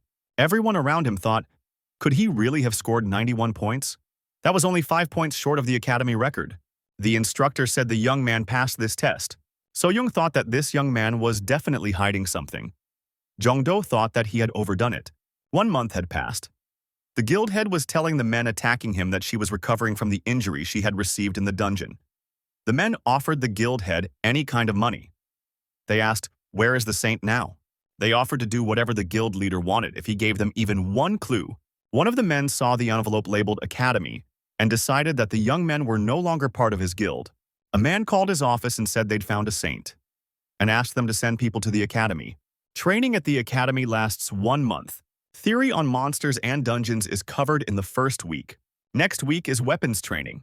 Contingency training takes place in the 3rd week. And general field training in the remaining 4th week. There will be a test on the last day of school to see if the student is ready to graduate. Soyeon thought that the graduation test would be tomorrow. She doubted that she would be able to pass it. Jongdo looked very calm. Isn't he worried at all? Suddenly, an agent appeared near the girl. He was hiding in the bushes. The young man said hello to Ms. Soyeon and said that he was a representative of the Orient Guild. He said that he wanted to talk to the girl. Soyeon turned around and ran away. She yelled that she didn't want to join their guild. The agent yelled that they were willing to provide her with better conditions. The girl was hiding from the agent around the corner. She'd heard that admissions data was highly classified. How could they possibly know? Another young man approached the girl from behind and asked what was bothering her. The man said he was willing to help the girl. The stranger handed Ms. Soyeon a booklet and said he was a representative of the Rams Guild. Without a word, the girl turned around and ran away from the agent too. There was already a crowd of men running after her. The girl shouted that she wouldn't join any guild and asked to be left alone. Soyeon managed to run inside the building and locked herself inside. The agents shouted for the girl to come out immediately. Soyeon hid in the academy's dining hall. She took a seat at the table with Jongdo. The young man asked, really, are they inviting her again? They even snuck into the academy. The girl noticed that the day before, they followed her even to the training room. Jongdo noticed that she would be treated special wherever she joined. Why wouldn't she take advantage of this offer and choose the guild that provides the most favorable conditions? Soyeon said that she would live her life as she wished. The young man did not contradict her. The girl suggested that her date go out after graduation. Just her and him. Just the two of us. A colleague jumped up to the young man, and he said, that's where they are. The young man also said hello to Ms. Soyeon. The girl said hello in return. The guy asked Jian, do if he's ready for the test tomorrow, because he can't even eat with excitement. Kang Hae-shik, who placed 3rd in the entrance exam, asked if Jongdo might want to practice with him later. It really helps to relax a lot. Jongdo replied that he didn't like fighting much. The interlocutor suggested, do it at least once. After all, he wouldn't be able to hurt himself in the virtual space anyway. The young men settled into their chairs and plunged into the virtual space. It was a device created with magic that replicated an avatar based on the real body's performance. Thus, it turned out that people could fight as if they were in some kind of game. Jongdo realized that the problem was precisely the game. If his talent game was activated, his characteristics would be doubled. Jongdo thought that if he got used to these parameters, he would drive himself into depression with his real characteristics. It's better to stay as far away from it as possible. The opponent unfortunately thought that the talent game only applied to mechanical devices. In that case, he has no one else to train with. Unexpectedly, Soyeon said that she was willing to fight him. Kang Hae-shik was overjoyed. After all, up until now, the girl had always refused when he asked her out. The girl stated that she was very stressed right now. Soyeon took it very literally and immediately slammed a punch into Hae-shiku's chest. The young man flew backward with a scream. He fell to the ground. The young man shouted, did she really want to destroy him? The girl, calming down a little, asked, what was he talking about? Soyeon added, after all, this is a virtual space. After all, Hae-shik himself had said that there was no way it could harm the real body. Heshik forgot that there was a girl in front of him and said that, in that case, he too would put his best foot forward. Soyeon struck with such power that her opponent could do nothing against her. He only had time to defend himself. The young man couldn't understand where she was a saint. Jongdo, watching this fight, decided that the girl was being very rude. Although Soyoung's attacks were definitely strong, but Hashika's ability to block all these attacks was also at a very high level. The guy was shouting that he wasn't in any pain at all. Soyeon dodges and delivers a very strong punch right to her opponent's jaw. The blow was so powerful that the young man threw his head back and flew upward. The instructor watching from the sidelines thought the young men were studying for tomorrow's test. The teacher thought he had very high hopes for Mr. Jongdo. It was all because of a strong first impression. When I took the placement test, the instructor recalled that it was exactly the same 3 years ago. There was a monster that broke the 90-point mark. He had the highest number of talents among all of them. It wasn't often that one could find a weirdo who turned down all the invitations to the guild and entered the academy. Shortly after graduating from the academy, something terrible happened. The difference between him and John Doe is only 5 points. Since there were not as many entrants in the past as there are now, the results were measured a little differently to increase the number of students a little. The instructor thought, if he were to use this device now, what result would he get? The final test of the academy. We have to pass the Class E dungeon. The instructor said if they passed this test, they would become true hunters who had the right to enter the dungeon. A Class B instructor will go with them for backup. The instructor once again warned that one must not let his guard down in the dungeon. Soyeon, before entering the dungeon, was a little scared. The girl remembered Cho Hakre. Jongdo walked over to Soyoung and told her to come back unharmed. She would definitely get through this Class E dungeon in no time. The girl smiled back at the young man and said she would be back soon. The instructor gave the command that everyone could enter. The students took turns disappearing into the portal. Jongdo looked after the girl and said that she shouldn't be in trouble. Heshik agreed. He remembered how she'd beaten him up, and he said that the girl shouldn't be worried. Those who remained outside received a message that the monster boss had been destroyed. The message was sent by the cheerleaders. Soyeon appeared outside and said that fortunately everything went smoothly. The girl smiled sincerely. Heshik told Soyoung that John Doe was really worried about her. John Doe said that it's only natural. The instructor announced that Team B should get ready. Jongdo warned Heshik that their team was now moving out. The girl told the young man to come back alive and well. Jongdo suggested that she go eat something delicious after they were done here. Heshik asked if they could take him with them. Jongdo agreed. Soyoung wasn't satisfied. The instructor checked and said everything was fine. Class E dungeon, type, extermination, for 10 or more people. The instructor said he would go with the B team. The instructor gave the command for the students to enter the portal. The young men found themselves in a dungeon. Everyone drew their weapons and looked around. They took up a circular defense. The instructor noted that everyone reacted instantly, plus 1 point for student Jongdo because he was the fastest to react. Jongdo stated that the security check after entering the dungeon is complete. They should stick to the square formation as it was stated in the manual. Since this is a dungeon-type dungeon, extermination. The instructor thought that student Jongdo stood out in several ways. His enthusiasm and determination are stronger than anyone else's. The instructor regretfully thought that the young man had terrible talents. If he had more talents, he could have become an S-class hunter or higher. Jongdo announced that he had an orc right in his sights. The orc roared and moved to attack. Jongdo shouted for Heshik to use his shield. The orc shouldn't give him any trouble. The orc struck the young man with his fist. He managed to put up his shield. Support was already rushing to Heshik's side. Already 2 people were fighting back, defending themselves with shields. The disciples tried to attack the green monster. Jongdo was the 3rd attacker. He jumped high up and swung his halberd to deliver a staggering blow. The monster was defeated. The monster fell to the floor and blood spurted from its wounds. The young men had done their job. In the neighboring hall behind closed doors, it was visible that someone was there. A check had to be made. In that hall, there was a monster boss sitting on a throne. Jongdo apologized to Heshik and said that he had miscalculated. Heshik said he shouldn't have. That monster was much stronger than it looked. The instructor thought it was strange. Student Kang Heshik should have been able to easily block an orc's attack in a Class E dungeon. Could it be that this dungeon was on the border between E and D? The instructor decided that he should be prepared in case the situation got worse. Someone shouted that the orcs were attacking.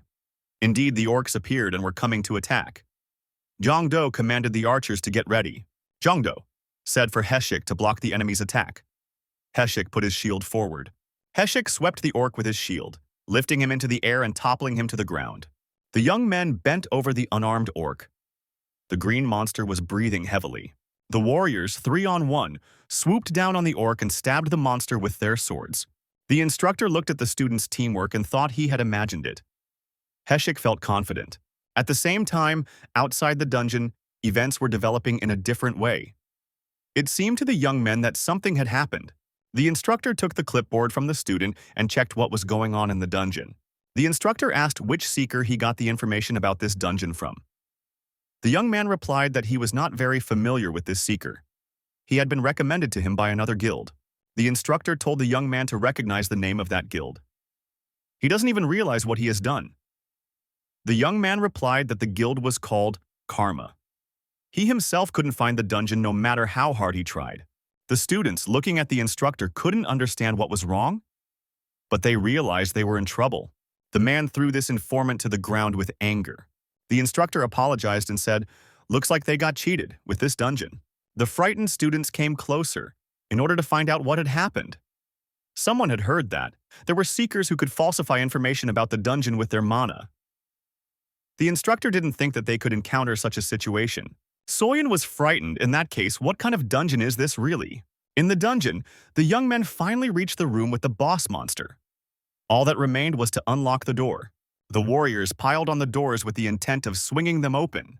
Yongdo felt a frightening aura outside the door. He hadn't felt such an aura even with a D-class dungeon lizard. The door opened and the whole group decided to go inside. The young men were terribly surprised. They did not expect to see such a monster of a boss. The monster boss stared intently at the squad that had entered. His gaze spoke volumes. The young men choked. For the first few seconds, the instructor felt as if he had water in his mouth. He couldn't say a word. Upon regaining consciousness, the young man yelled that there was an emergency. They immediately stopped the test and returned. The instructor said that the class of this dungeon was not E. The monster jumped up from his seat and rushed towards the squad of humans. The monster was horrible. His eyes burned with hatred. It swung its axe and roared loudly. This was a Class A dungeon. The portal outside was cordoned off and no one was allowed to get close. There were guards around the perimeter. A special agent appeared and asked where the perpetrator was. The instructor said he fainted, and he's in shock now. The girl, a special agent, said that as soon as this young man came to his senses, he should be taken into custody immediately.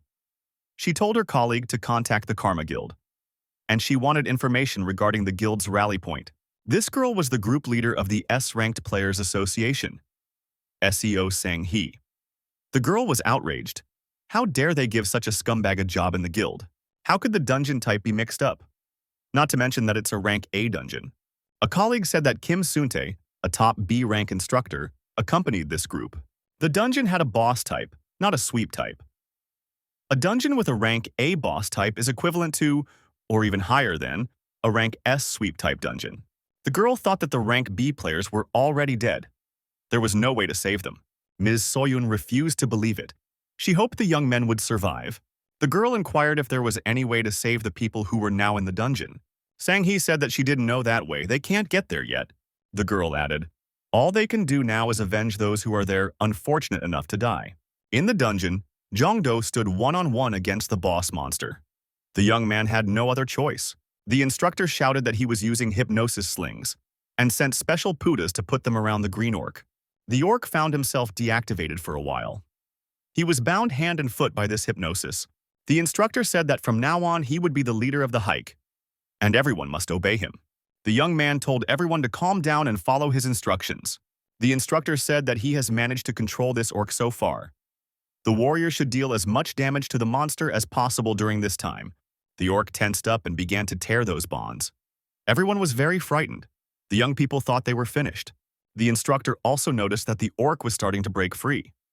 If this continues, everyone here could die. The monster boss glared with his eyes and showed with his entire appearance that he was ready to destroy the opponents. The instructor got into a one-on-one confrontation against this orc. Jongdo came to his rescue. He jumped up high and damaged his opponent with his sword. The angry orc screamed loudly. He had lost some of his spikes sticking out from behind his back. Everyone noticed the sword in Jong-do's hands. Someone said, Hyungnim. 10 minutes before, the entire group had stood in indecision, staring at the orc who had broken the bonds of hypnosis. Jong-do thought that even that was useless against him. The young man decided that reinforcements were needed. An old friend appeared in front of the young man and asked how Jong-do was doing. The emperor asked if it was a monster. Jong-do replied that the situation was very complicated, and he would explain everything later. The young man told Liu Shan that he believed they would win. Liu Shan said that he can't fight, and it is unclear what the young man believes. Jong-do activated the merge. He had to do something urgently. The guy wondered if it would be possible to get the information when downloading. He should use merge. The young man was told that he had used the fusion 10 times already. Liu Shan said that the boy was using his favor very well. Suddenly, a pillar of light struck the ground from above, and Jong-do saw the coveted map. The boy shouted that this was it, the diamond map. At the same moment, the young man had a huge sword. Jong-do used the sword to strike the green monster with a devastating blow. The instructor was amazed. How could the trainee achieve such a result? Jong-do said that he was just very lucky. The young man changed his status. Level 99. Siegfried was the hero of Germanic mythology. Jong-do didn't expect it to be a dragon hunter, the man who managed to slay the dragon from the Scandinavian epic. The orc shook off the crushing blow and came to his senses. He was ready to continue the fight. Jong-do was surprised that the green monster was still alive. Come to think of it, even Cho Hakre wouldn't have been able to do significant damage to it. The young man wondered what level his opponent had. The boy received information that the orc had a level of 82. The young man was very alarmed. It turns out that this orc is at the peak of the S rank. Jong-do decided to take the fight. The orc moved to attack. He swung his huge axe. Jong-do dodged his opponent's attack. He swung his deadly sword and prepared to counterattack the green monster.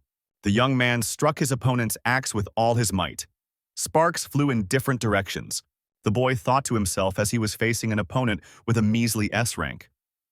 The young man said he was very interested to see how long the orc could last against SS rank skills. The orc was having a hard time. He was taking damage. The green monster lost one eye. The orc screamed in pain. The young man dodged, and the orc made a deep hole in the floor with his powerful axe. Jong-do struck his opponent's body with his sword several times. The orc continued to scream even louder with rage and despair. Jong-do, from a safe distance, asked, "Is this really all his opponent can do?" The orc, burning with anger, screamed and launched a reckless attack. The young man met his opponent with his deadly sword. The young man thrust his sword forward and said that it was time to end this battle. Jong-do rushed forward and thrust his sword forward. He was going to strike the orc and pierce through his body. Everything went according to the right script. The young man jumped up and his sword slashed through the green body of the monster like butter. The orc screamed and fell to the ground. The Scandinavian king told the young man that it was a great job. He congratulated him on his brilliant victory. The young man replied that it was all thanks to him. The students ran up to the young man and thanked him. They said that if it wasn't for him and the instructor, they would probably be dead by now. Jong-do said the most important thing was that they were all alive.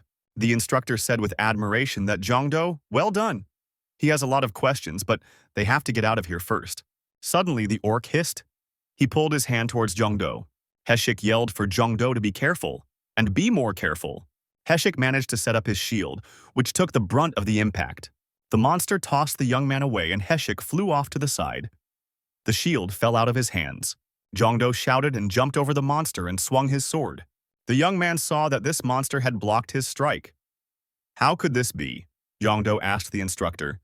Was this some kind of skill of an orc? The instructor said that an orc lord is basically a monster that uses a melee attack, shooting down with its scream. This orc should have no such skills. The instructor said that he had one guess. With a very low probability, the dying monster could use the new skill. This skill is called Mutant Anger. All the young men froze in place. They realized they couldn't move. The instructor said that the orc executioner.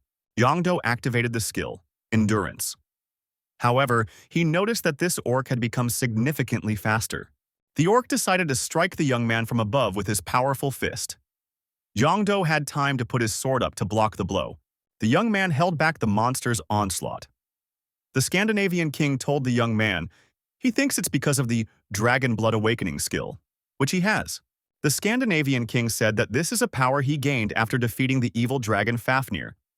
This skill restores all of the player's wounds, reflects attacks, and temporarily increases stats when health decreases. Jongdo remarked that this was a terrifying skill. The king warned the young man that the danger was behind him. The monster tried to hit the young man with his fist. Jongdo had time to turn around and block the blow with his sword.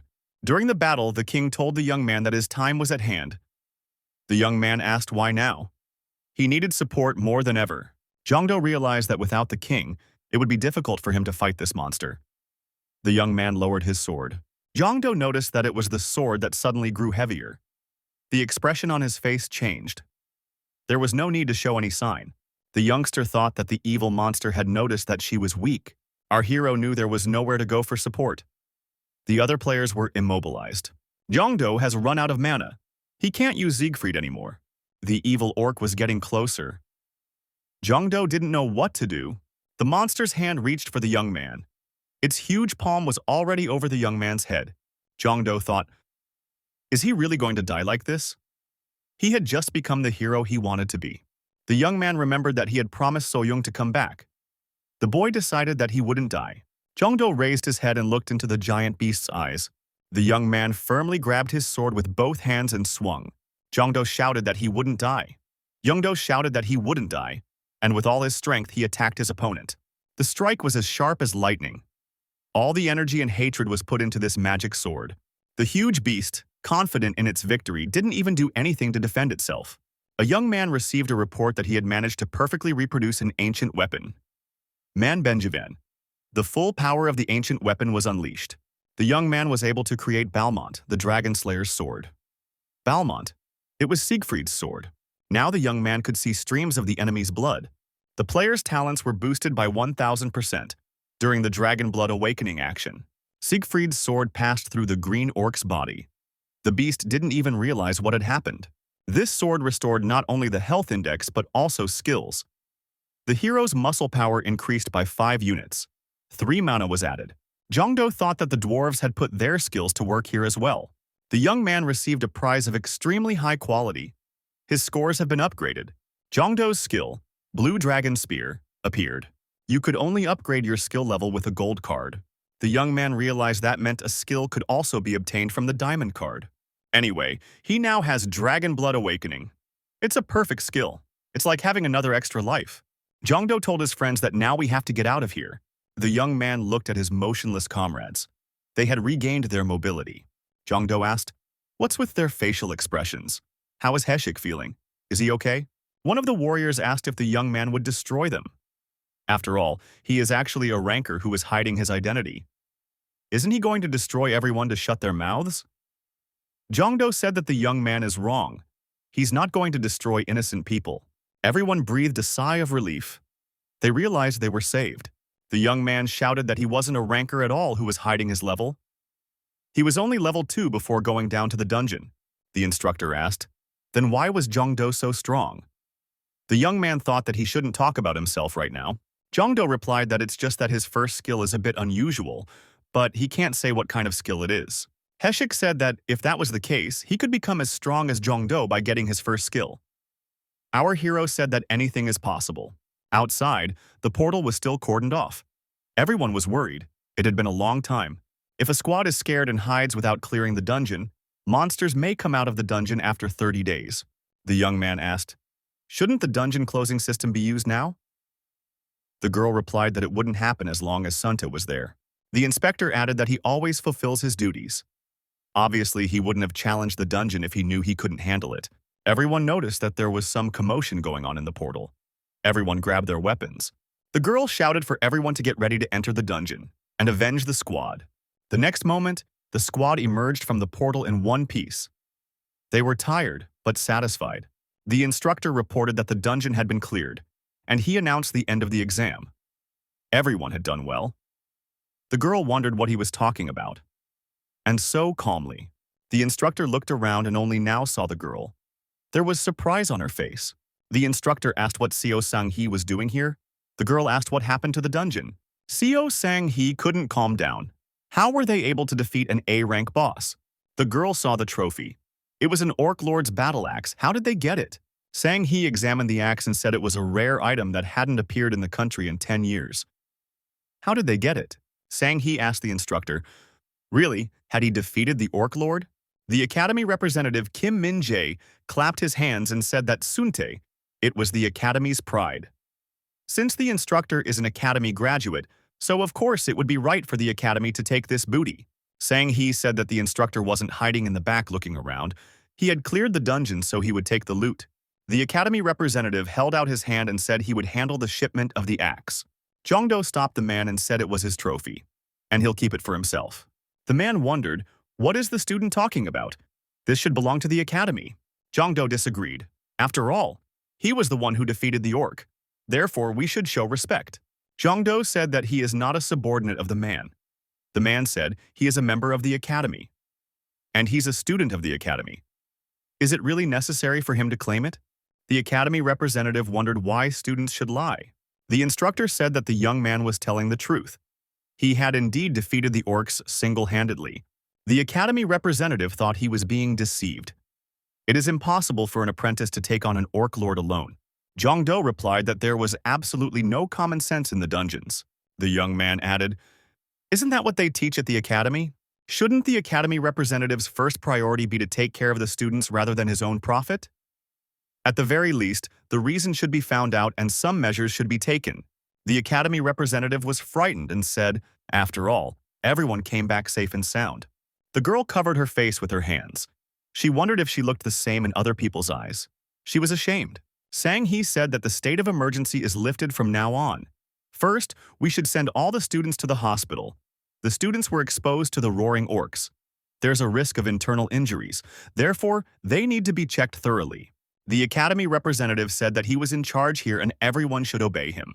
At the hospital, the instructor told Sang-hee that the young man had defeated the Orc Lord.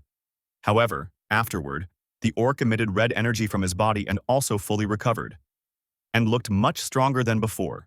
After that, Jongdo chopped him immediately into 2 pieces with a single blow. The instructor said it was only his guess, but it seemed to him that Jongdo had a spear at the beginning of the journey to the dungeon. However, when confronted by the Orc Lord, he replaced his weapon with a large sword with a blue gemstone inlaid into the golden guard. When the Orc Lord was cut in half, the blue gem glowed. After that, the shape of the sword seemed to disappear. The instructor said, he believes that Jongdo's student probably used artifacts. Sang-hee wondered, an artifact that could destroy an Orc Lord with a single blow? Did he really have the skills or abilities to create artifacts? Sang-hee thought it was a skill close to the rank of SS Whitesmith from the United States. The girl said that in that case they should hurry, and pulled the instructor behind her. The young man asked fearfully, what's wrong? Jongdo, sitting on the hospital bed, checked his status. The young man saw that this trek had taken him to a new level. It was hard to defeat an S-class boss. Jongdo was surprised that he didn't get any attack skills for some reason. To level up effectively, he needs to get through more dungeons as quickly as possible. Even if he uses the info lottery, there's no guarantee that information about the dungeon will appear. He has to find the dungeon himself somehow. There was a knock on the door. Sang-hee was on the other side. She asked for permission to enter. The girl asked how the young man was feeling. Jongdo replied that luckily he didn't have any serious injuries. He's feeling better now, so he's ready to be discharged tomorrow. The girl said she was ready to introduce herself officially. She is the team leader in charge of this case in the Players Association. The guy said it was nice to meet you and gave his name. Sang-hee said that the Academy broker was tricked. The seeker who made the deal is currently missing and is believed to be affiliated with the Karma Guild. But it is possible that this incident will be covered up. The young man asked why the guild would do this. Sang-hee said that there's been some discord between the Academy and the guild lately. Perhaps this is their way of getting revenge. The young man exhaled. He was relieved because he had decided it wasn't because of him. The guy said it's weird. He's not a member of the Academy, and wiping out a few students wouldn't hurt the Academy's reputation.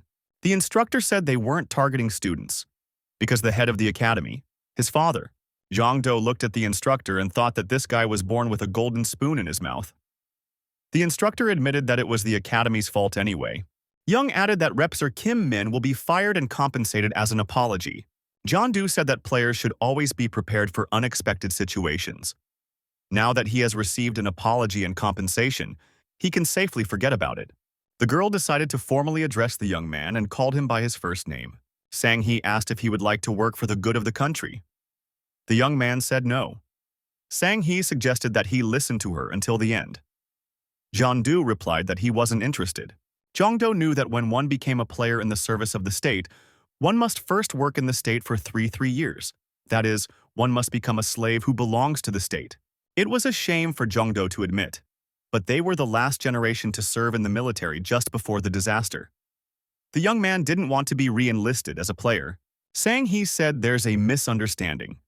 Compulsory labor is what the government requires for exemption from additional expenses.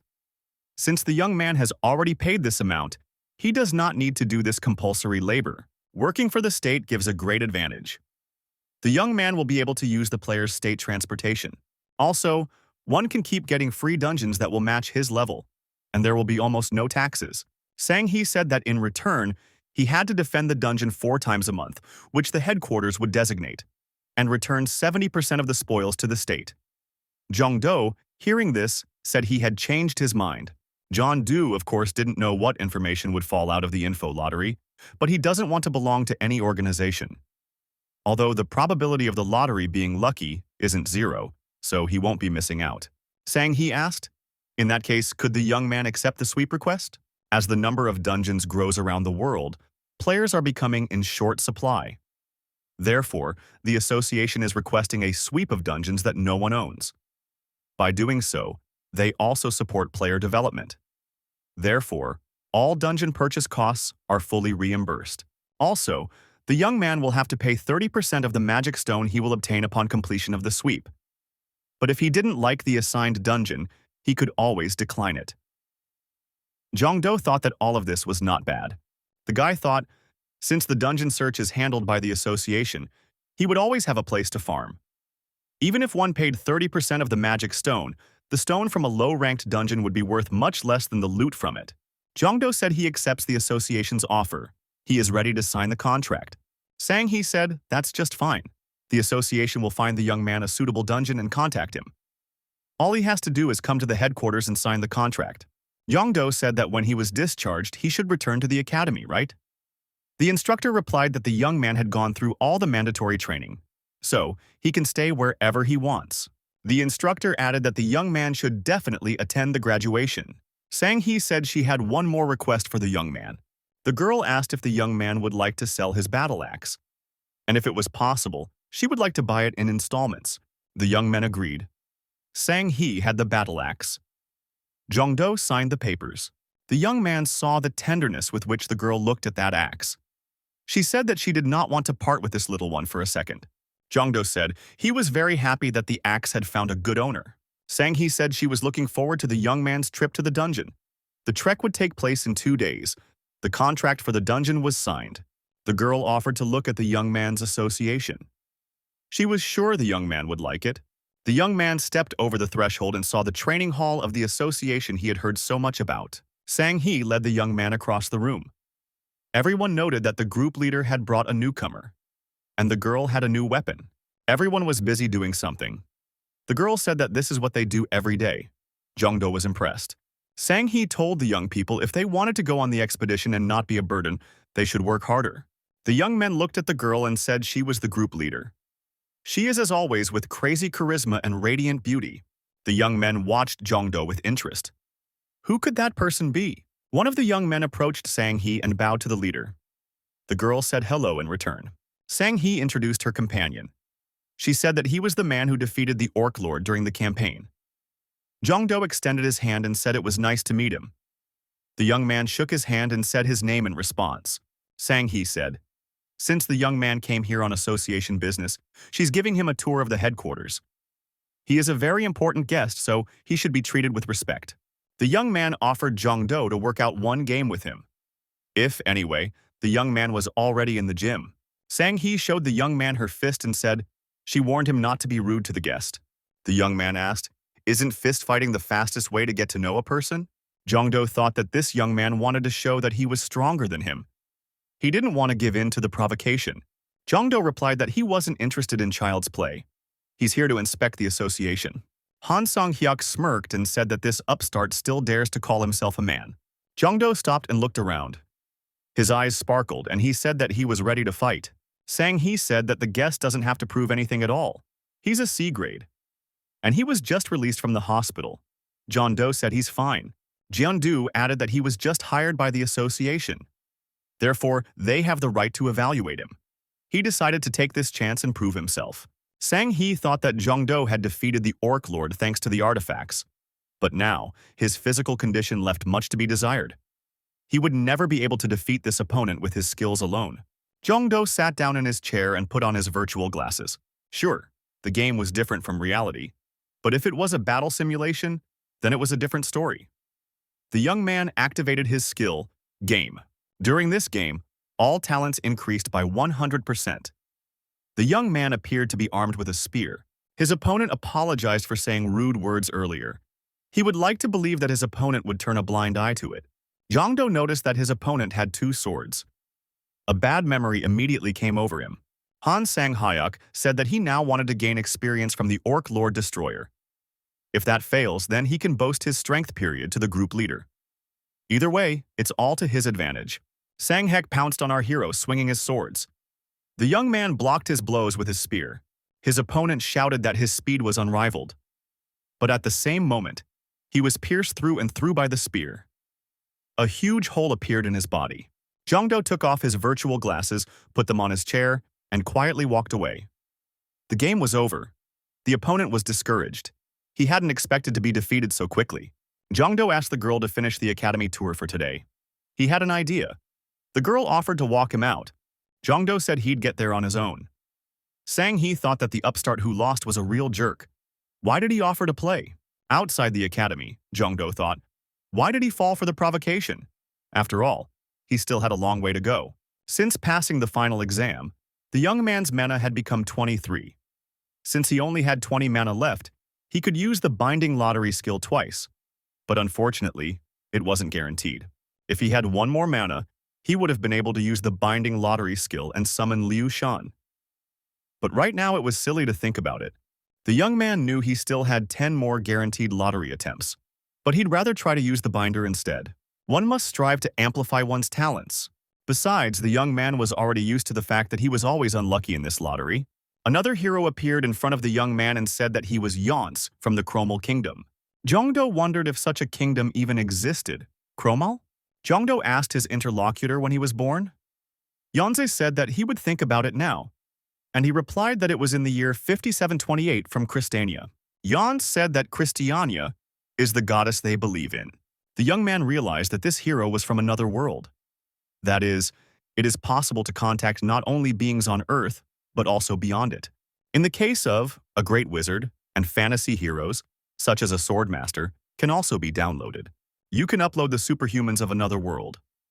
Perhaps they know the reason for the phenomenon of dungeon creation occurring on Earth. Jongdo decided that this was useful information for him. He had 1 last attempt left. The young man hoped that this time, too, would be very useful news. Unfortunately, the young man was disappointed. He thought there was something wrong with his luck. The emperor asked why the young man was upset. Jongdo thought that this was not a guaranteed lottery, but a binding lottery. Why did Liu Shan show up here? The guy started tearing the hair on his head. He couldn't believe it. Could it be that out of all these cards he had pulled Liu Shan out again? The young man shouted that he already had Liu Shan. He had already spent 6 mana on him. Jongdo shouted, "Is there a bigger loser in the world than him?" The emperor said he could see that the young man was very upset. It is in vain. The young man read the information that he had managed to summon the very first character again. Liu Shan's strength strengthened. The emperor shouted loudly. The young man brought a skill, choosing combinations, as a reward. The guy inquired about the improvements. Liu Shan's performance had indeed improved. He knew that the lottery skill defied logic, but to do so much, Jongdo said that after reinforcement, the personality skill also improves. Although his skill is still not very good, it probably can't be fixed with a simple enhancement. With each improvement, performance will increase exponentially. He would eagerly wait for his skill level to increase. Jongdo thought, what if that was the limit? That would upset him. The emperor asked if the young man was really saying that about him. The young man said that they were just his thoughts out loud. There was no need to pay attention to them. Liu Shan shouted his luck, one of the most useful skills. It could be considered that the young man was very lucky to have him. Zhangdo replied that great luck was certainly a good thing. But in terms of the scale of skills he could have been given by other spirits from different worlds of the true universe, then luck is not the best thing he could have gotten. Why did Liu Shan fall out of all the characters again? The emperor said that perhaps it was because of the bond between him and the master. After all, he is his first identity.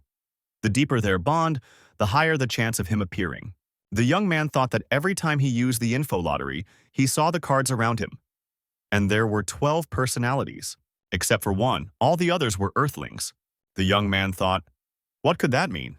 Liu Shan said that now, they will see each other much more often. Zhangdo said that the emperor should show up when he is called. The young man agreed that there was nothing to object to the emperor, even if he pissed him off. Zhangdo decided to test the skills he couldn't try out earlier. Each of his characteristics increased by 10 points. Due to Liu Shan's improvement, not only his characteristics increased, but also the characteristics of the young man. Zhangdo said that he was taking it back. The young man decided to play the lottery again. He thought he would never get used to it. You can only use 2 personalities that are already in the skill album. This is a guaranteed linking lottery. Only personalities from the same era can be loaded. The guy thought, if he put it together, Liu Bu and Liu Shan, Liu Bei, Guan Yu, Zhang Fei, you can knock out all the great figures from the same era. And if you open the scrapbook and move all heroes to this album, then when you choose a combination, the mana consumption will be 40. The first choice of combination required more mana. The young man realized that he needed to be patient, in case he didn't need them yet. Zhangdo, pointing his finger, realized that not all combinations were possible. The young man realized the point. The point of combining was to narrow down the area to create new personalities. If he combined Liu Shan and Liu Bu as he had wanted from the beginning, he would be able to knock out a character from the Three Kingdoms period. Finally, the day came when the association gave the young man a dungeon, all according to the signed contract. The person in charge said 1 person, Class E, type sweep. Is the young man ready to enter? Zhangdo asked, waiting for a while.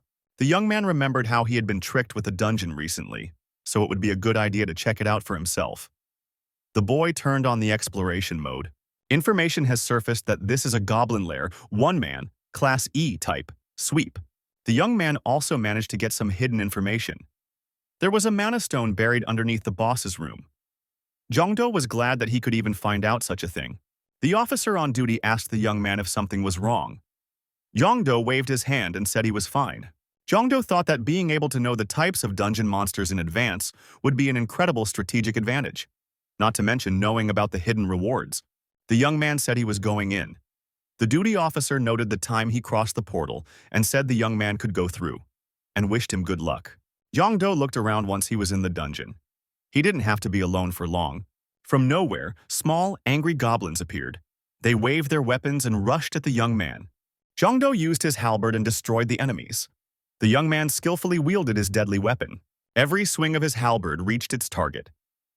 The goblins tried to surround the young man. Zhangdo took it to the next level. He thought that he might cry now because of the thoughts of what he had experienced in the past dungeons. It was different now. These goblins must find out who was in charge here. Zhangdo got excited. He was destroying everything living and green moving around him. The goblins had no chance of escape. The young man went 1 level up again. He laughed into his opponent's eyes. The goblins decided not to mess with this warrior and began to scatter in fear. Zhangdo laughed and said that they wouldn't get far. The young man thought that this was happiness. Suddenly, the hobgoblin boss appeared. He roared loudly. The smaller goblins began to hide behind his legs. Zhangdo dealt with that monster too. He stabbed it through and made a huge hole in the monster's body. The young man thought that even though he was a C grade, he didn't expect to be able to defeat an E grade boss with a single blow. A pickaxe appeared in the young man's hands. He thought, where is he going to dig now? The young man hit the ground not far from the monster boss with his pickaxe and decided it had to be around here somewhere. After a short work with the pickaxe, the young man found what he was looking for. It was mana crystals. The young man left the dungeon and went through the portal to the surface. There was surprise in the eyes of the duty officer. The attendant told the young man that it had not been 2 hours and he was back. The young man replied that he was just lucky this time. Jongdo asked if there were any other dungeons nearby. The duty officer thought that it wasn't hard for this young man to do this kind of work in a dungeon. The duty officer said there were no more dungeons controlled by the association nearby. The man said if the young man wanted to go further into the dungeon, he could look for commands in the Mananet. It is said that the number of dungeons has increased dramatically recently, and members from different guilds have decided to gather in teams for effective mopping up. To register, you only need to enter the serial number of your watch. However, the young man could not find any bands nearby. The young man found the information he needed. Did they really not care about rank? Maybe they have enough hunters as it is and are just looking for a porter? Jongdo decided to call. When he got through, he said that he had come across an ad for a hunter and decided to give it a try. The young man was told that they had already found the man. The call turned out to be a waste of time. The clerk on duty, seeing Jongdo's disgruntled face, assumed that things hadn't gone as smoothly as the young man had hoped. Jongdo said that the place was already taken. He added that he's probably done for the day and will now go get his award. The young man was given the mana crystals he had gotten from the monsters. Jongdo was happy. After all, he found that big guy in the boss's room. He got a lot of crystals this time. Jongdo told the duty officer that, according to the contract, he could take anything that wasn't mana crystals dropped from monsters. And this stone is just as different from the ones from the monsters. The officer on duty said the young man was right. He has a lot of experience and luck. Finding such trophies in a rank E dungeon was rare. The young man thought that it was all thanks to his skill. Exploration. Jongdo was doing hand-to-hand combat training at the association's gym. After working for a few hours, he decided that he had enough for today. As he walked by, Jongdo noticed that everyone was looking at the TV. The news was on the screen. There was a report that monsters broke out of a dungeon outside the city today. Fortunately, no civilians were injured, thanks to the association's hunters who arrived in time. One hunter nearby died fighting the monsters. Everyone present wondered, how could he have died? Had he not heard the evacuation message? Someone noticed that there was no evacuation message this time. It seems that the public address system had failed again. The young man thought he had been in this place not long ago. But if monsters had broken out of the dungeon, then the mana emanating from the dungeon should have peaked. Why didn't he feel it? He should have noticed it if he was nearby.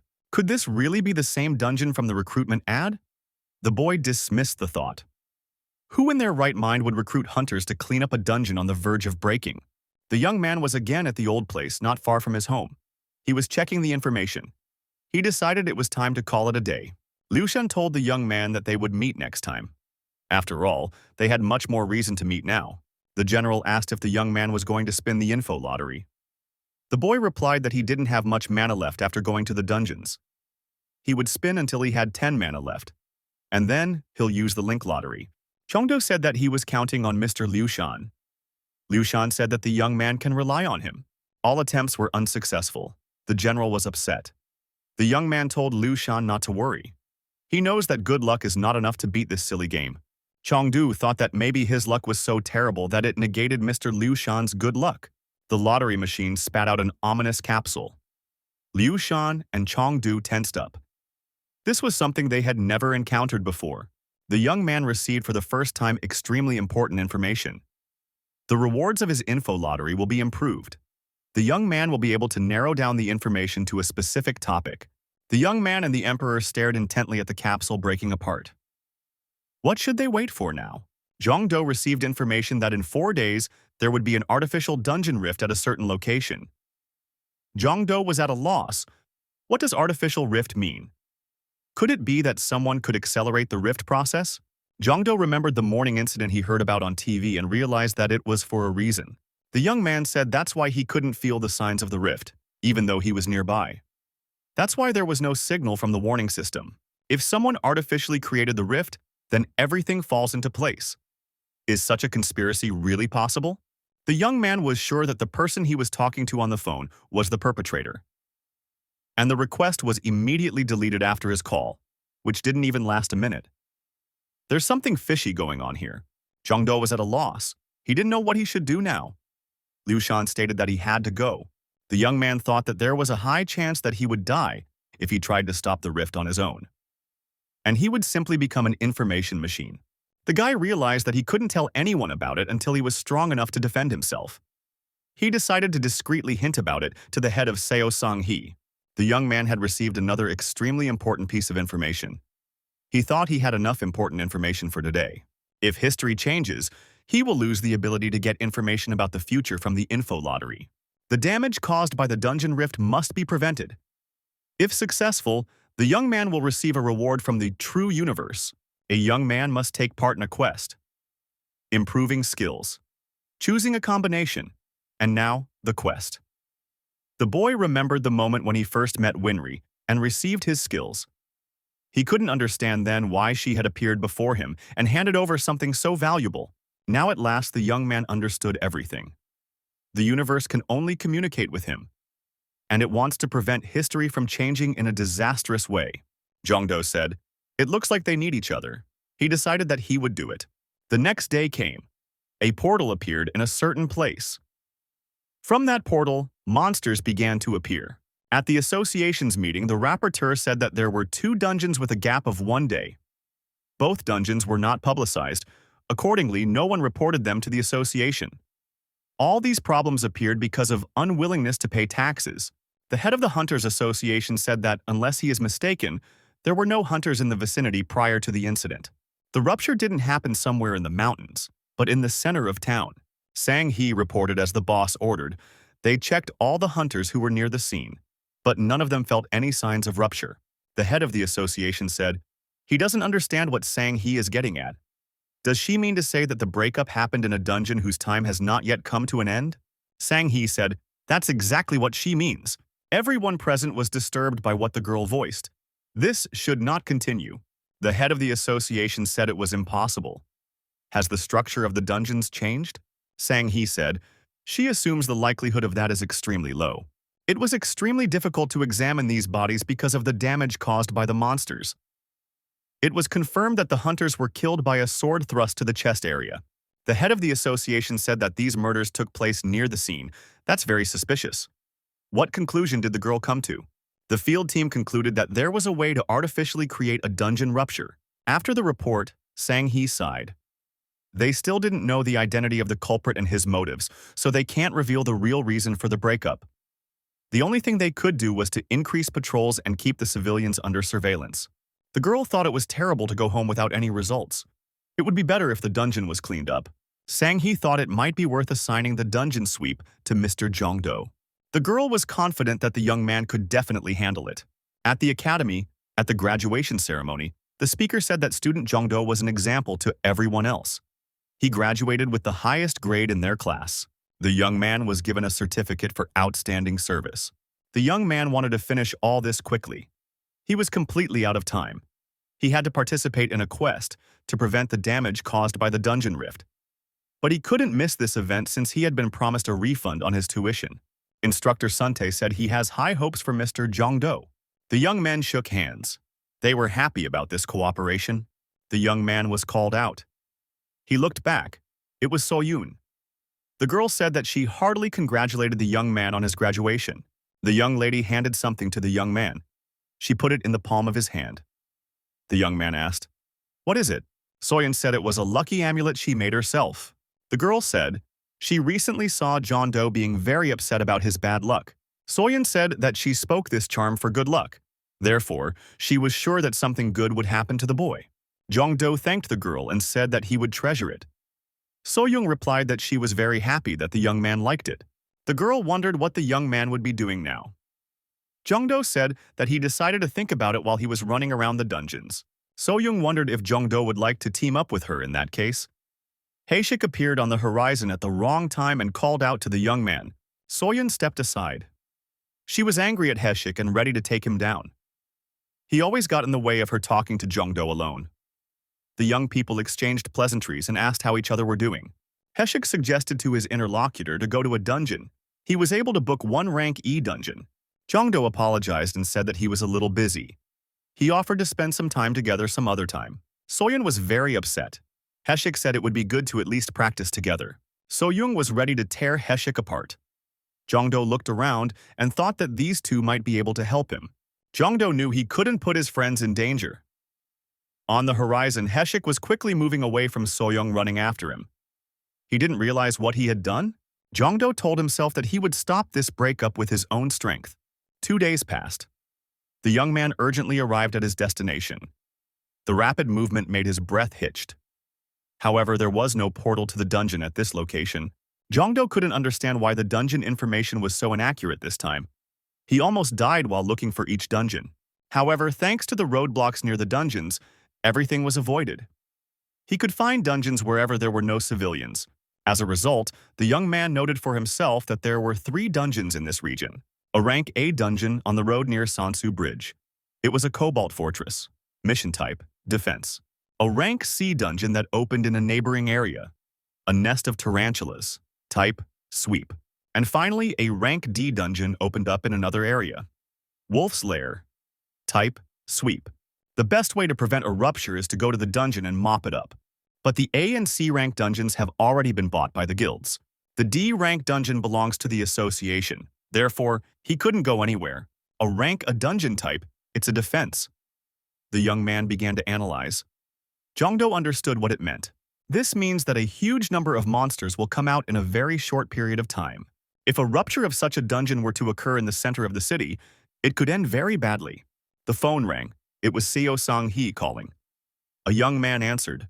Sang-hee said hello and said that she would like the young man to help with the dungeons. Jeondu agreed and said that he should be assigned a dungeon in Gangnam-gu.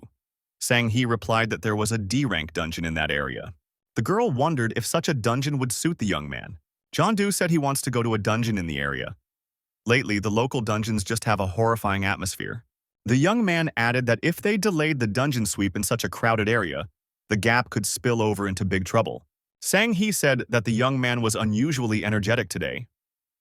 The girl thought that the young man lived in this neighborhood? Jongdo told his interlocutor that he would like to enter the dungeon tomorrow morning. Sang-hee didn't mind. That was it. The girl said that in that case, she would direct someone to the entrance of the dungeon tomorrow morning. Jongdo was happy. He was satisfied. Jongdo raised his hands, looked up, and shouted that everything is going according to plan. Sang-hee decided she should check out the neighborhood tomorrow after work. The next day in the dungeon, Jongdo defeated the monster and earned rewards. He added mana to his mana bank and increased his dexterity. He also increased his level. The young man checked his readings against the current one. The clock showed that there was a little more than half a day left. He realized that it couldn't be that simple. The young man concluded, so it was either rank A or rank C. When you think about the amount of damage that will be done to the city, the conclusion is obvious. It will most likely be a rank A dungeon. The portal opened on the large bridge. Jongdo arrived on the spot 10 minutes before the rupture began. But it was too quiet. Could this be a rank C dungeon after all? A squad car appeared on the deserted bridge. It was heading toward the portal. The car stopped in the vicinity of the entry point. The car door opened. An inspector appeared from the car. The young man appreciated the man's appearance. The guy thought it looked like he was worried for nothing. From the looks of him, he probably works for the government. Jongdo thought that the headquarters had decided to check the dungeon. Did they really have some information too? The young man decided not to hide anymore. He must go to the dungeon right now. Suddenly, a flash formed. The young man squeezed his eyes shut and covered himself with his hands. The entrance to the portal turned into a fiery blaze. Something was going on in the dungeon. One of the inspectors saw the young man and asked who could it be. The companion said it wasn't worth paying attention. This place would soon become a ruin anyway. Jongdo saw the 2 people who had gotten out of the car disappear. The young man thought it was teleportation. Jongdo should have known. Those 2 had been posing as government hunters all this time. The young man remembered one of them well. One of his skills was camouflage. Jongdo decided that there were more important things right now. He needed to stop the breakup. The young man used the guaranteed lottery. Liu Shan appeared. The emperor said. He thought the young man was not doing well. Jongdo said that he was counting on Mr. Liu Shan. A young man, using the lottery, decided to choose combinations. This option was available to him. Hongdo chose a combination, Liu Shan and Liu Bu. He had saved this skill for an occasion like this. It was the best combination he could use right now.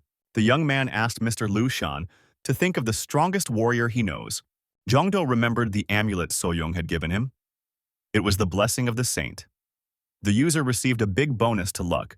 Now, the number of cards that used to be uncountable has dwindled to a few hundred. With Liu Shan's good luck and Soyoung's holy amulet, he could obtain a valuable card. The portal opened. An untold number of monsters rushed out. They were armed. Jongdo had managed to activate the options he had received and stood at full strength, ready to fight the monsters that appeared.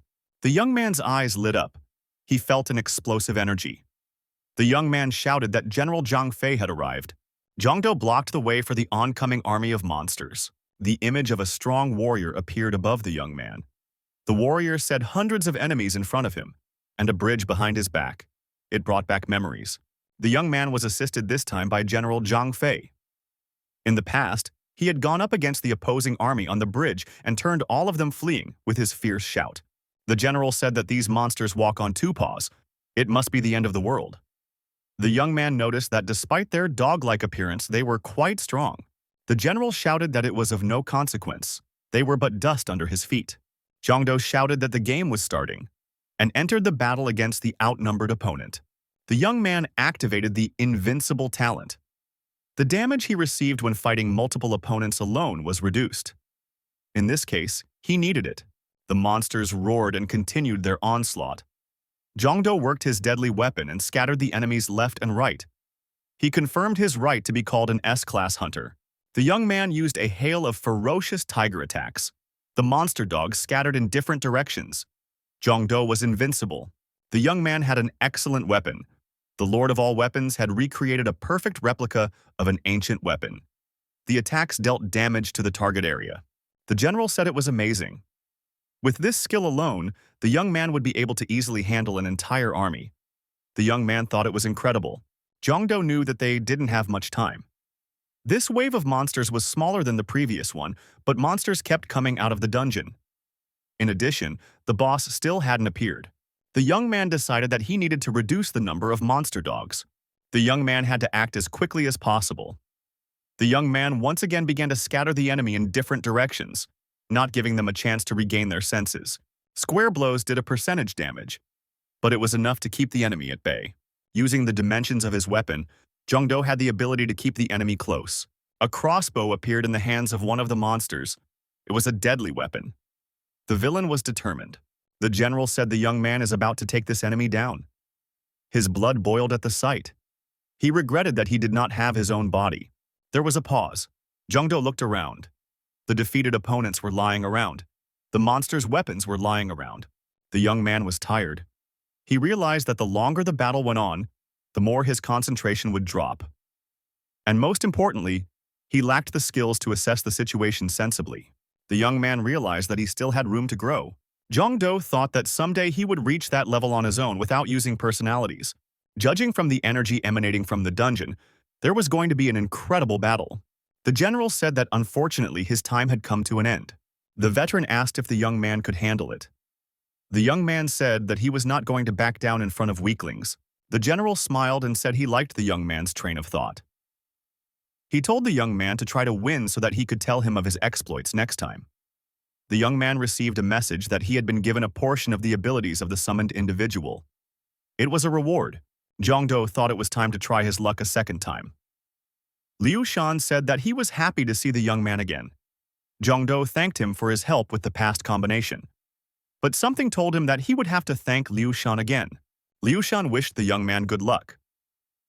Chongdu stood alone against the advancing monster dogs. The young man was presented with a linking lottery. For a card class to be rare or higher, he would reduce their number to 9 personalities. The young man regretted that he didn't get a diamond card.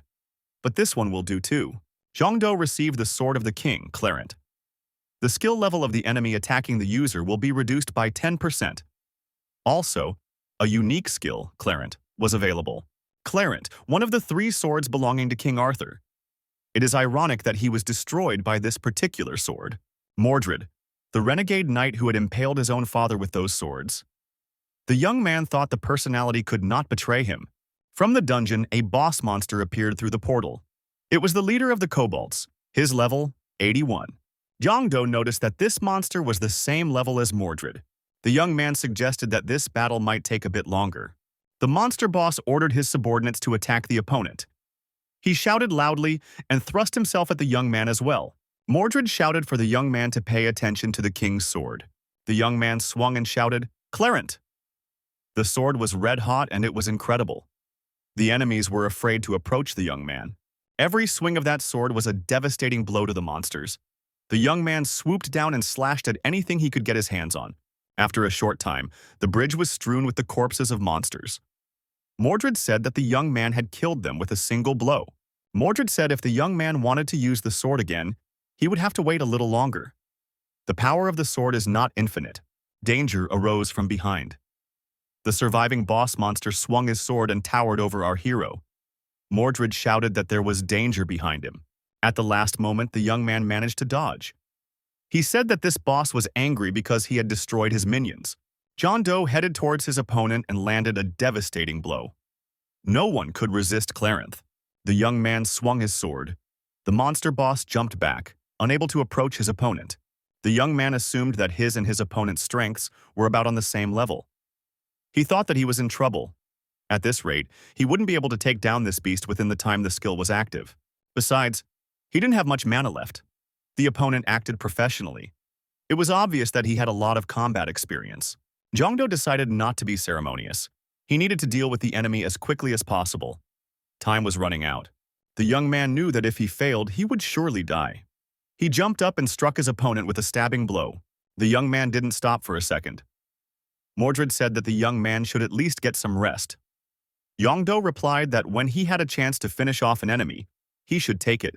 Jongdo was in close proximity to his opponent. He swung his sword in front of his opponent. The monster was able to dodge, and the sword slid by his side. The villain's sword pierced the young man through and through. The young man thought it was the end. Jongdo fell to his knees in front of his opponent. Mordred shouted from behind his master. The monster was about to finish what he started. The villain swung his sword in anticipation to strike his weakened opponent. The villain's sword came down and was already near the very neck of the young man. The unexpected has happened. The monster's sword became blocked. It hovered in the air and could not reach its target. The young man created a protective field. The young man with glowing eyes got to his feet and thrust his sword forward. He headed to meet his surprised opponent. The young man's dragon blood awakening was activated. However, the pain he was experiencing was intense. All of the young man's wounds have been healed. His resistance to enemy attacks has been temporarily increased. Yongdo was afraid that using this skill would cost him his life. But it seems like he was worried for nothing. Everything went well. The monster dog snarled and moved towards the young man. Jongdo swung his sword once again. He remembered that he was running out of time. The young man swept his sword in front of him very quickly. The monster was split in two. In the first instant, he didn't even realize anything. The villain had fallen. The battle was over. The danger to the city from this monster was over. Sang-hee ran to the young man's aid. She could feel the energy coming from the dungeon rupture. The girl was carrying her axe in her hands. Sang-hee hoped someone could buy some time and she would be waited for. The girl's astonishment was unbounded. She saw a strange picture on the bridge. It was quiet and not deserted. The bodies of monsters were scattered everywhere. Also, their weapons were lying around chaotically. Sang-hee saw Jongdo. Their gazes met. There was a mute question in the girl's eyes. How is this possible? The young man said that he had dealt with the breakup and asked the girl to call someone to clean up the place. The guy said he had something else. He had single-handedly dealt with each of the 311 monsters, and he didn't give up a single one to the girl. After these words, the young man fell at Sang-hee's feet exhausted. The girl was surprised that the young man was able to destroy all those monsters by himself.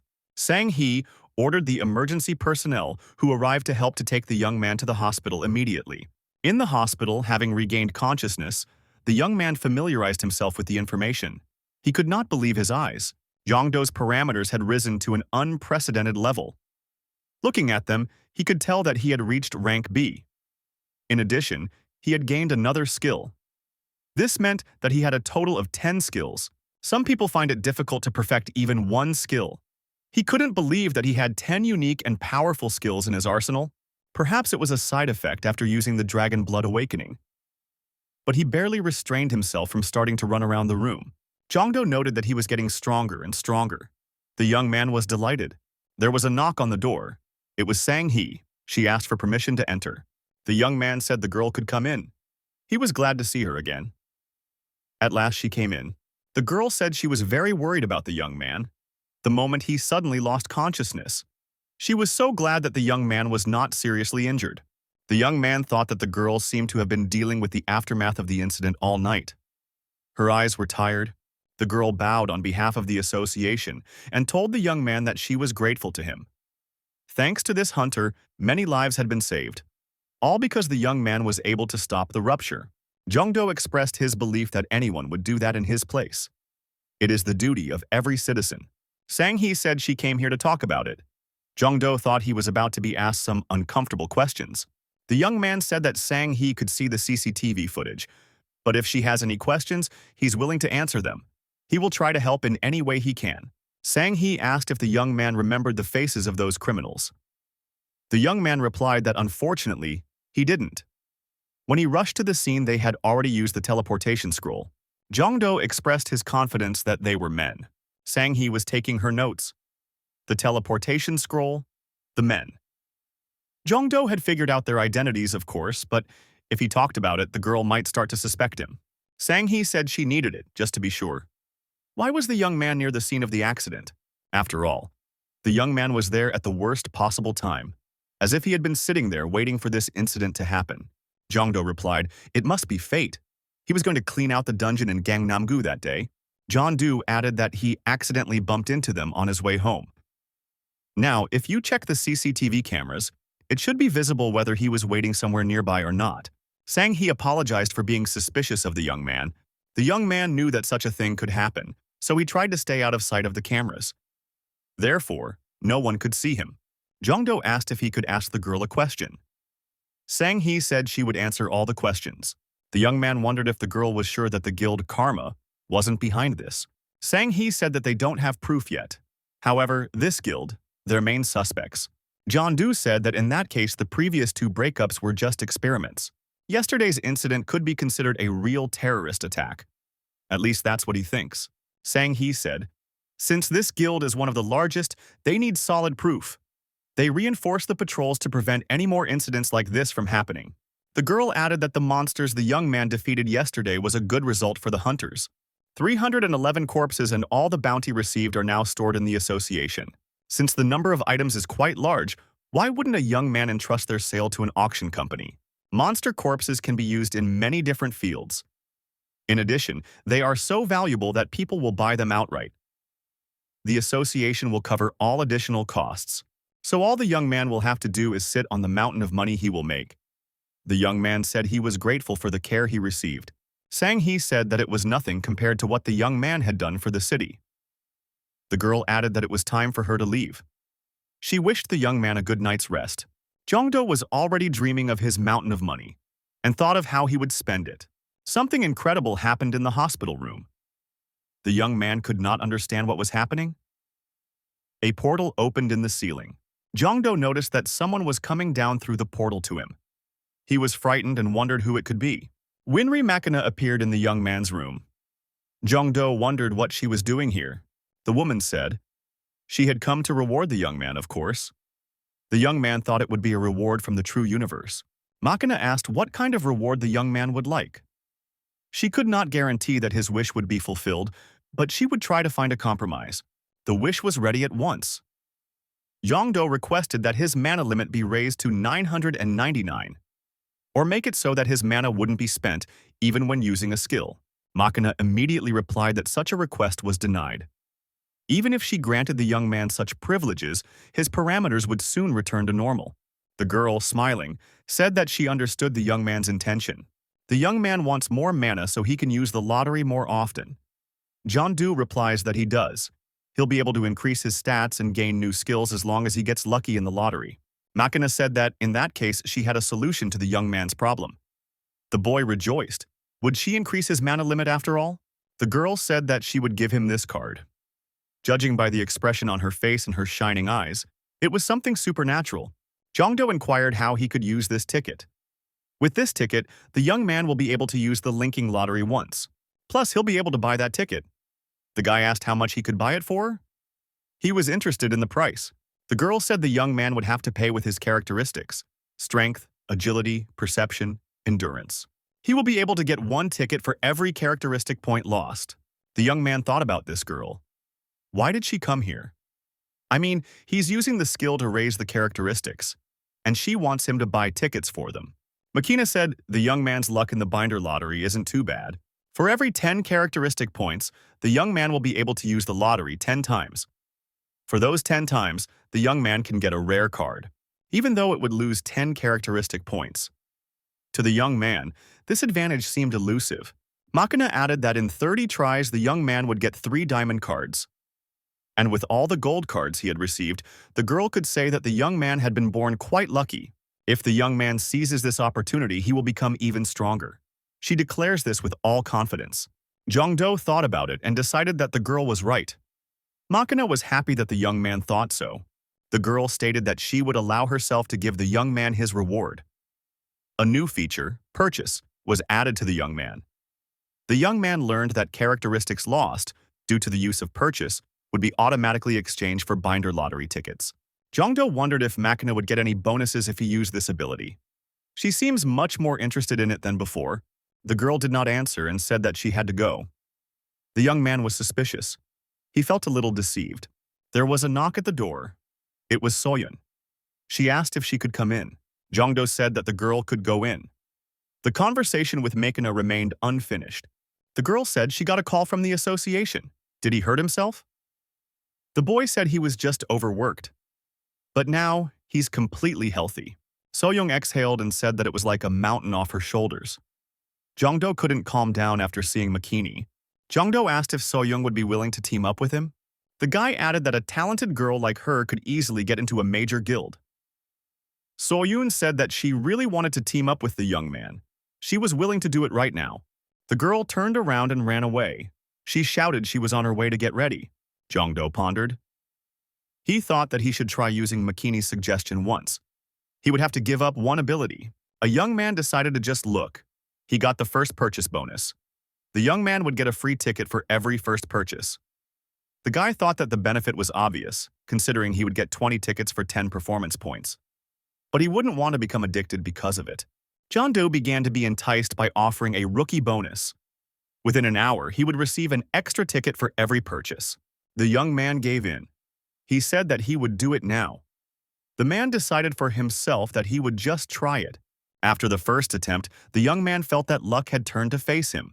He had 30 tickets for the linking lottery in his hands. Jongdo looked around. There was no one nearby. He decided to start. After the first attempt, the young man thought, no big deal. This is just the beginning. After the 10th attempt, he thought he still had a lot of tickets left. After the 28th attempt, his nerves were frayed. How could this be possible? How could he not get anything of value? On the 29th attempt, Emperor Liu Shan appeared. He said hello to the young man.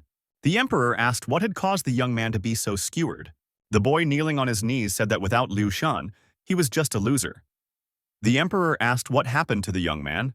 The young man thought that with Liu Shan's good luck, and considering that he should get a rare or more valuable card for his last 30th attempt, Jongdo was waiting for the diamond card. But the miracle didn't happen. In the morning, Sang Hee asked if the young man was definitely well. Jongdo said he was fine. He just had nightmares last night. The young man is over the limit. You can only purchase tickets 10 times a week. The young man demanded more spins to break even. The emperor said that the young man should stop. It was a good thing he could only buy 10 tickets a week. Otherwise, he would have lost all his features on emotion. Sang Hee motioned for the young man to follow him. The girl showed the young man where the corpses and loot from the monsters were kept. Sang Hee said that they have separated the damaged bodies that have no value. The equipment is stored in other compartments. Sang Hee said that they also separated the equipment that contains mana. The companions suggested that the young man take a look at this outfit and decide what to do with it, sell it or keep it. Jongdo picked up the gloves and turned on the research mode. These were the combat gloves of a cobalt leader. Using them added mana, stamina, and perception to the young man. The young man realized that these gloves increased his mana limit.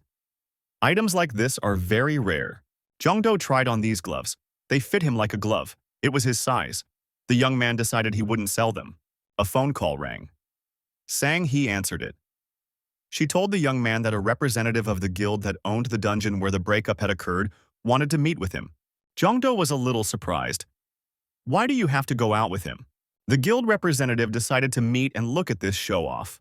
The young man asked his companion why the guild representative wanted to meet him. The girl assumed that they wanted to recruit him into their guild. Sang-hee added, "They might want to claim the loot." The young man looked sadly at the gloves. He had gotten used to them. The girl stated that she would do everything she could to keep the young man's loot rights. Jongdo said he was putting his fate in Sang-hee's hands. Kim Soon, CEO of the Kim Guild, extended his hand to the young man and said it was nice to meet him. The girl introduced herself as well. Pointing at Jongdo, she said that this young man was the hunter who resolved the breakup. Kim Sun, CEO, said that he would like to learn more about the incident. He asked the young man to produce evidence. The man added, he wants to hear evidence that will fully satisfy him. For example, CCTV footage. Sang-hee said it's not in her jurisdiction. She cannot disseminate such information without the hunter's permission because of the risk of leaking personal information. Jongdo thought that he would like to reveal as little information about himself as possible. But it seems like he has no other choice, or else the problems might get worse. Mr. Kim said he understood. It would be very unpleasant if the young man's secret techniques were revealed. Mr. Kim said in that case, he would have another suggestion. As always in such cases, Kim Soon Seo offered to fight him. If the young man can prove that his abilities were enough to stop the breakup, he will leave without any objection. Jongdo thought, why would he want to do that? It didn't make sense. The young man thought that the guild representative was looking for a fight. It was only to find out what the young man was capable of. Mr. Kim asked, wondering if something was wrong. The young man turned on the research mode. This person seemed familiar to him. The guy thought, wasn't he the one he saw before the monsters came out on the bridge? What does all this mean? Jongdo apologized and said that he needed to have a private talk with squad leader Seo Sang-hee. The young man said he urgently needed a soundproof room. The girl showed him the direction to follow. Once in the soundproof room, Sang-hee asked what the young man wanted to talk to her about. Just in case, Jongdo, while looking at his interlocutor, also turned on the research mode. The guy had confidence in this girl. Her talent symbolized faith in the other person and the ability to keep a promise. Jongdo said that he's about to share strictly private information with the girl and asked that she keep it a secret.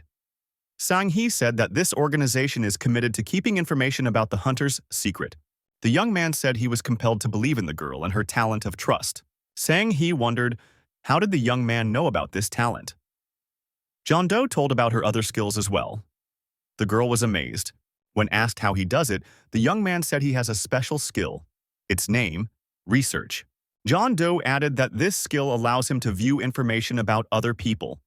Name, level, talents, and even their skills. The girl was discouraged. Sang-hee asked why the young man was telling her all this. Jongdo replied that the person they just saw was not Kim Sun Seo. His real name is Sung Dong-hak. He was present when the breakup started.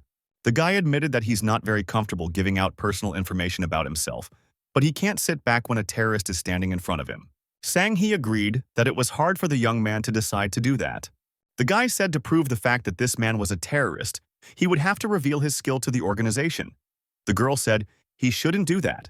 The young man wondered why. Sang-hee replied that she was too embarrassed to talk about it. The girl noticed that lately she was beginning to think there was a spy among them. They were given no special instructions in executive session, despite the emergency. Plus, the start time of the burst coincides with the window in patrolling. Be that as it may, the young man cannot reveal this skill of organization. If this skill is as strong as he says it is, the young man is definitely in danger. The guy responded, meaning he needs to prove this person is a terrorist without revealing his research skill. The young men returned and Jongdo apologized for having to wait for them. Mr. Kim expressed his hope that their conversation was successful. Jongdo said they figured he was using his skill so he could avoid the duel. Thus, Mr. Kim will accept the evidence without any objection. Kim said that this is an extremely reasonable decision. The man thought it was fortunate that things had worked out so well. He just wanted to see how strong the young man was, but now he could see even his skills. Jongdo decided to use the guaranteed lottery. If they had already made the guest wait so long, he would present the evidence immediately. Suddenly, a strange woman appeared and greeted the young man. She said that he looked much better today than yesterday. One of the gold cards he got yesterday was the truthful Jaina. Her characteristics were not much different from Liu Shan, but her specialty was her skill. Youngdu said he's ready to start. Mr. Kim replied that he's already waiting. The young man said the conditions were met. The truth room skill was used. Sang Hee stated that it's already done. Mr. Kim stated that he has no idea what just happened. John Doe asked the girl to repeat after him. He said the phrase, "I am a man." The girl agreed. Sang Hee tried to say the phrase, but she failed. She stammered half a word. Young-do said it would look something like this. Mr. Kim tensed up. The young man said it was the guest's turn. The guy asked as Mr. Kim repeated his name. The man wanted to say that he was Kim Sun Seo, but he couldn't. It was like he had water in his mouth. Young-do said that Mr. Kim's desire to fight might have caused him a lot of trouble. He thinks that compared to that, his request is nothing. If Kim calls his name, the young man will give him all the loot from the dungeon and do whatever he asks. Kim couldn't pronounce the name he wanted to say no matter how hard he tried. Jongdo looked into the eyes of his interlocutor and said that he couldn't say anything, because everything he said was a lie. The young man, looking into the eyes of his interlocutor, said his name was Sung Dong-hak. The imposter shouted that he was going to show the young man, and he rushed at him with his fists. Sang Hee shouted that she wouldn't let that happen, and rushed forward. The girl wanted to hit Mr. Kim, but he turned on his disguise mode and was able to avoid the blow. The man took out a hunting knife and shouted that for him to hide his presence from a S-rank hunter was a one-off. Sung Dong-hak swung his knife and shouted that he was about to destroy the young man. Jongdo was ready to take the fight. Sang Hee jumped up and delivered a crushing leg kick, driving her opponent in the jaw. The villain was deactivated. Jongdo asked. He's not going to die from that punch, is he? The girl handcuffed the criminal and took off his mask. She said that the rascal had completely fooled her. Since his mana, the watch also belonged to Kim Sun Seo. The young man asked what Sang Hee was going to do to him. The girl said that they would interrogate him and put him in jail. Or rather, the other way around. Put him in jail and then interrogate him. Jongdo said that he would be able to help the girl with that. A young man started the lottery. He said the target would be Sung Dong-hak. John Doe and Sang Hee found out that Kim Sun Seo was destroyed 2 days ago by that scumbag. Sung Dong-hak is a member of the Karma Guild. The young man said what was to be expected. The girl replied that it was. Unbelievable. The young man can use his skill to find out things like that too. Karma Guild. The guild office is located in a small town at the foot of the mountains. The guild representative said that they had lost contact with Sung Dong-hak. The masked people that the guild representative was addressing were all around. They took this information silently. The guild rep said it looks like he's been captured. Does the association know anything about it? Mask said he can't get more information. Seo Sang Hee is handling it in the utmost secrecy. The hooded man said that Seo Sang Hee won't just say anything. But to be on the safe side, it's better to take him out quietly. The masked woman asked what they were going to do about the guy who stopped the breakup.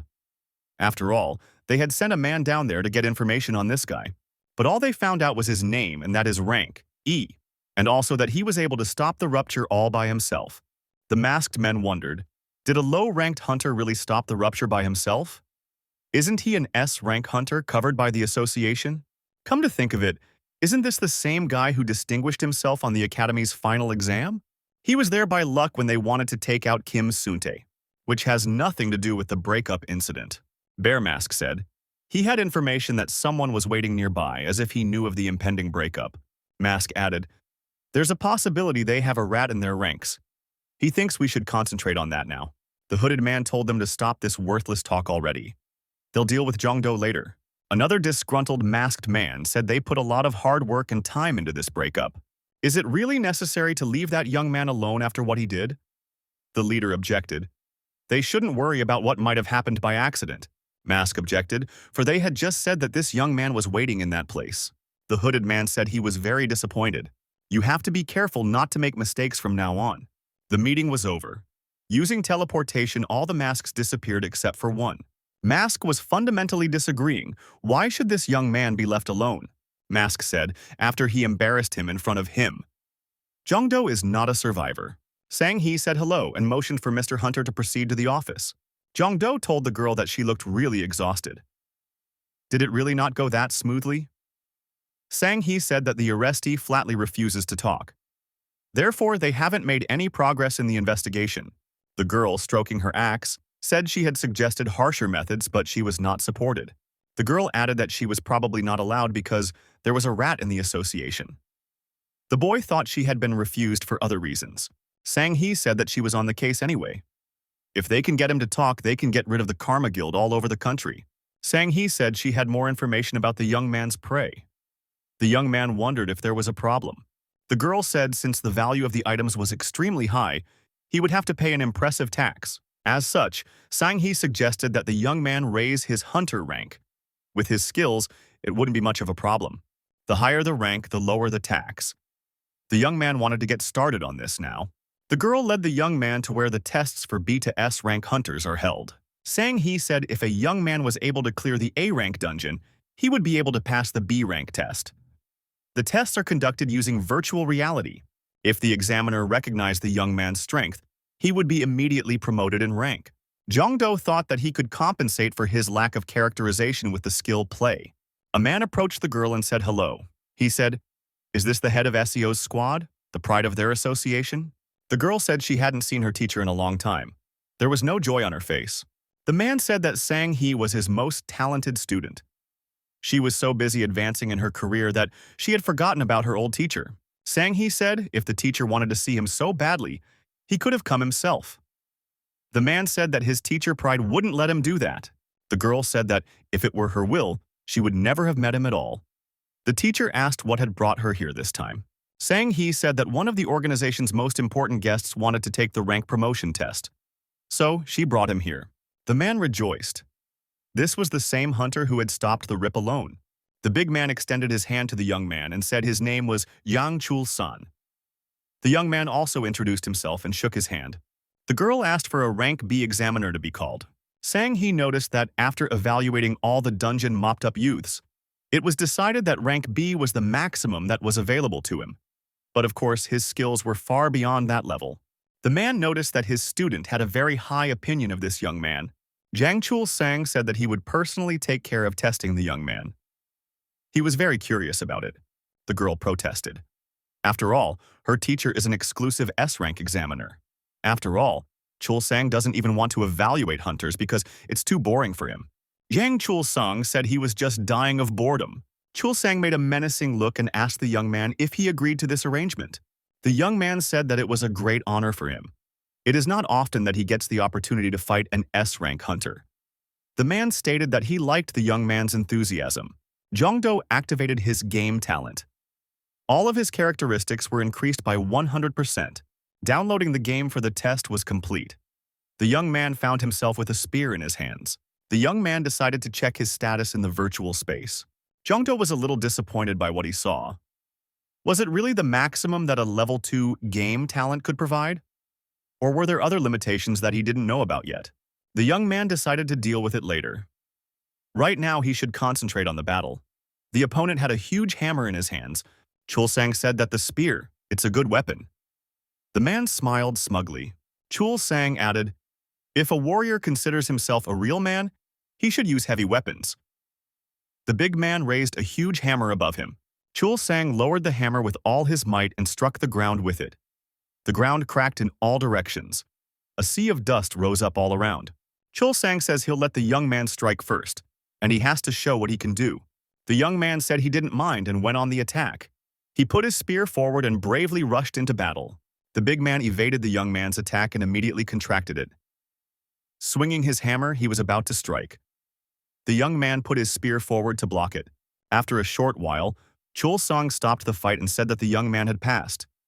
Even a rank A hunter wouldn't be able to react to his spear strikes in time. The man added, obviously the young man had passed the test.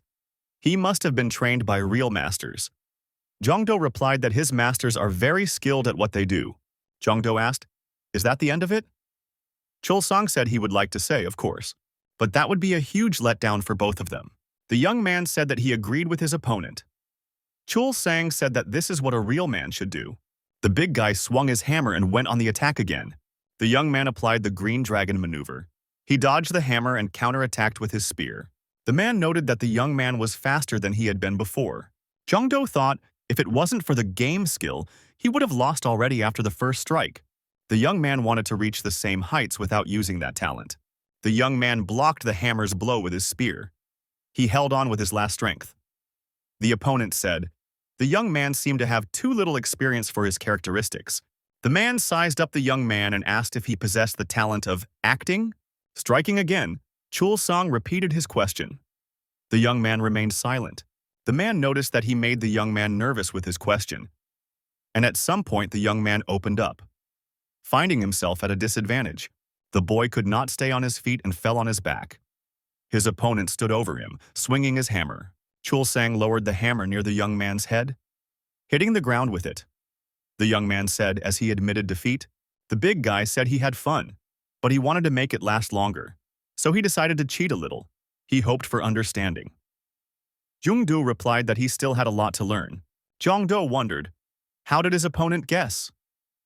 Chul Sang asked if the young man was referring to his talent. The man said that before the young man, he had met many who suddenly stopped strong in virtual space. But unlike those useless tykes, the young man was able to stop the gap all by himself. Chul Sang said they'll see each other outside. Sang-hee is already waiting for them. The young man thought he still had a lot to learn. The young man was awarded a rank of B and presented with a certificate to that effect. The young man said thank you. John-do said that, in that case, he's leaving, and thanked everyone here for being a part of this event. Sang-hee asked what kind of evaluation her teacher would give the young man. The teacher replied that it had been a long time since he had met interesting people. He was sure they would meet again. Sang-hee said that she wanted to try to fight Mr. Jong-do too. Chul Sang said he had a lot of fun. I think he's going to leave now. The girl stopped the teacher. Wasn't he the one who had grumbled a few minutes ago that she hadn't visited him in a while? Sang-hee said that it's been a long time since they've practiced. Why don't they fight so the teacher can check how much his student has grown? The man thanked for the offer, but said he was tired. Sang-hee noticed that didn't sound like him. Since when did the teacher start running away from a good fight? The girl took her axe and told the teacher to get ready to fight. The teacher's eyes went to his forehead. Jong-do went out for some fresh air after receiving the certificate. He needed a rest, and he wanted to gather his thoughts. The young man stepped closer, and the young man was called out by Soyun. The guy apologized and asked how long had she been waiting for him. The girl said that she herself had just arrived. Soyun was very happy that she was going on a mission with Jong-do. She hoped that the young man wouldn't notice how worried she was. It was like some newcomer, Soyun asked. When are they moving out? The young man looked somewhere in the distance and said, finally he came too. Heshik appeared on the horizon. He waved to the young men, smiling. Heshik was touched. He said he was very happy that Jong-do had written to him. The young man had finally accepted him as his junior assistant. Jong-do said that Heshik shouldn't make a drama here. They'll work together, and if he doesn't like it, Heshik can leave the group. Heshik said that would never happen. Hashik said hello to Ms. Soyoung. He said they hadn't seen each other for a long time. The young man expressed his hope that they would make a good team. The girl said she was glad too. All her dreams of two people's company were shattered. Jong-do said since everyone is gathered, we can go to the dungeon that Heshik found. Soyoung asked where it was. The young man said it was Hwashang Fortress in Suwon. The portal was closed to the public. Strange monsters were in this dungeon. They were like nothing else. The young man handled the creature very easily. He thought, is it really that easy? Was it because the dungeon was a rank E dungeon? He would have cleared it alone in 10 minutes. Jong-do watched his partners fight. After all, he knew that he didn't come here to clear the dungeon alone. Jong-do wanted the two of them to gain combat experience. Fighting such monsters, finishing off another monster wasn't too difficult for the young man. The young man looked at Soyun and thought that she was not only good as a priestess but also as a battle monk. Heshik turned to the young man with a question. The young man said he was always happy to help. Heshik noticed that Ms. Soyun always looked at him angrily. Had he done something to make her angry? Jong-do said that Heshik was a little tactless. In truth, they were both tactless. The young men, having cleared the approach, said they had reached the monster boss room. Jong-do said that he would try not to interfere with the young men's battle. So they have to put all their strength to put this boss down. The young man added, he hopes these two will definitely handle him. Heshik said they wouldn't let their boss down. The young man said they were going forward and swung the doors open. A strange monster boss with glowing eyes stood right in front of them. Surprisingly, this monster was very agile. It shouted something and jumped up high. Heshik was a little scared and hid behind his huge shield. Jong-do told the young man to be more confident. The monster shouted something incomprehensible and struck his opponent. Hashik had time to put up a shield to defend himself. The young man thought, if Heshik could block the monster's attack, it would be possible to hit his opponent on the back. Soyeon connected and with a deft move, using the forces of her opponent's inertia to send him into a knockdown. Jongdo praised the girl and told her to keep it up. Heshik was upset that he hadn't been praised yet. After the sweep, the young man praised his team. He said that the guys had done a great job. Heshik asked if the young man would go with them to the association to test his skills. The young man said no. Jongdo said he had some urgent things to do, so they can go without him. Jongdo gave his friends a look and thought that he was finally rid of them. Liu Shan looked up and said, "This is a very unbelievable castle. Is the young man really going to spin the lottery here?" Jongdo reminded the emperor how he had asked him to remember the strongest general. Liu Shan replied as he said earlier. General Zhao Jilong immediately came to his mind, not Zhang Fei. General Zhao was the strongest general he knew live. Jongdo thanked the emperor for that. The young man decided to play the linking lottery. The young man knew that on that night at Songsu Bridge, he had summoned Zhang Fei specifically not because Liu Shan thought he was the strongest general. This was because he himself was on the bridge. Of course, the first thing that would come to mind in such a situation would be Zhang Fei's battle on Zhangpanpo Bridge. This means that the identity a young man summons with a link lottery must be related to his location and their lore. A young man was dealt a diamond card. It was quite unexpected. Jongdo spun to the left and right. It seemed strange to him. Why didn't he feel any change? A new personality appeared in front of the young man. The man said it was Huasheng. What nostalgia? Jongdo replied that it was nice to meet you. He said his name. The young man thought that this character's stats were too low for the diamond card. The hero said that the young man's name translates to straight path. He liked that and said it was a great name. Jongdo thanked him for the compliment. The character said they were very lucky to be in Huasheng specifically. The interlocutor asked the young man if he would like to get the treasure he had hidden in this place. Jongdo closed his eyes in pleasure and said that he was very eager, which was to be expected from a diamond card. The character said when the king ordered him to build the place, he was so enthusiastic that he added a lot of all sorts of structures and secret rooms in different places. The young man had to find the brick on the right side of the main gate. 7th from the bottom. The young man should use this brick as a starting point, counting 616 bricks to the right. He should direct his QE energy to the last brick. After that, the young man should count out the 7th brick from the bottom on the left side of the gate and count out another 922 bricks to the left. Jongdo thought, is there some special meaning behind these numbers? The interlocutor replied that it was his birthday and the king's birthday. Jongdo said that he had finally found the right brick. Now he has to direct his chi there. After the young man fulfilled all the requirements, a portal appeared near him. It was a portal to a treasure dungeon. The scholar said if the young man went inside and could pass his test, he would get the treasure. Jongdo asked, because the interlocutor left them for his successor, right?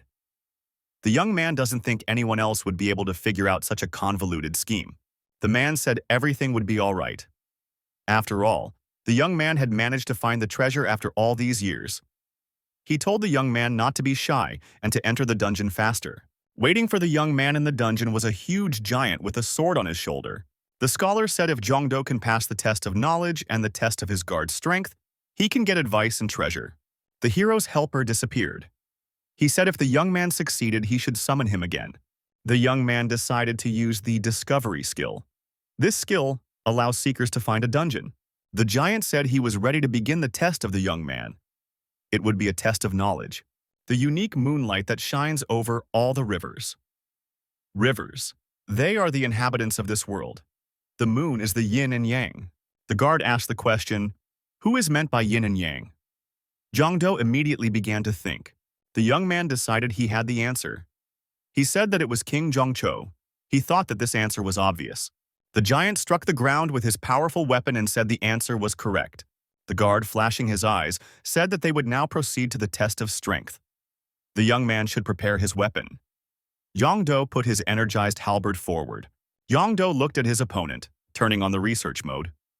The young man realized that it was a level 40 goblin king. The guy thought that if this king was a level 40 king, their stats should be around the same level. The giant told the young man to defend himself and raised his powerful weapon high above his head. His eyes continued to glitter. Jongdo repelled his opponent's attack and prepared to go forward himself. The young man shouted, hoping to scare his opponent. He moved forward. Jongdo's mental attack failed. The Goblin King was not afraid. The opponent's damage was reduced by 10%. The young man thought that his skill didn't work on this goblin because of the difference in levels. The Goblin King said that this opponent is very fast, but he can see right through him anyway. Yongdo put his halberd forward and told the opponent to try to dodge the next strike. The young man used the Green Dragon's maneuver. The Goblin King dodged it. He only gave a sly shout in response. The giant said that this time his opponent was very close. But still, he is not good enough to win. Yongdo shouted that this wasn't the end. With his eyes flashing, he jumped high up and gave his opponent a staggering blow from the top. The giant had time to react and blocked the young man's blow. He raised his powerful weapon in front of him. Preventing himself from being attacked. The young man, looking directly into his opponent's eyes, came close to him. He kept his spear at his side. The enemy said that the young man was a fool if he was going to attack with a spear at close range.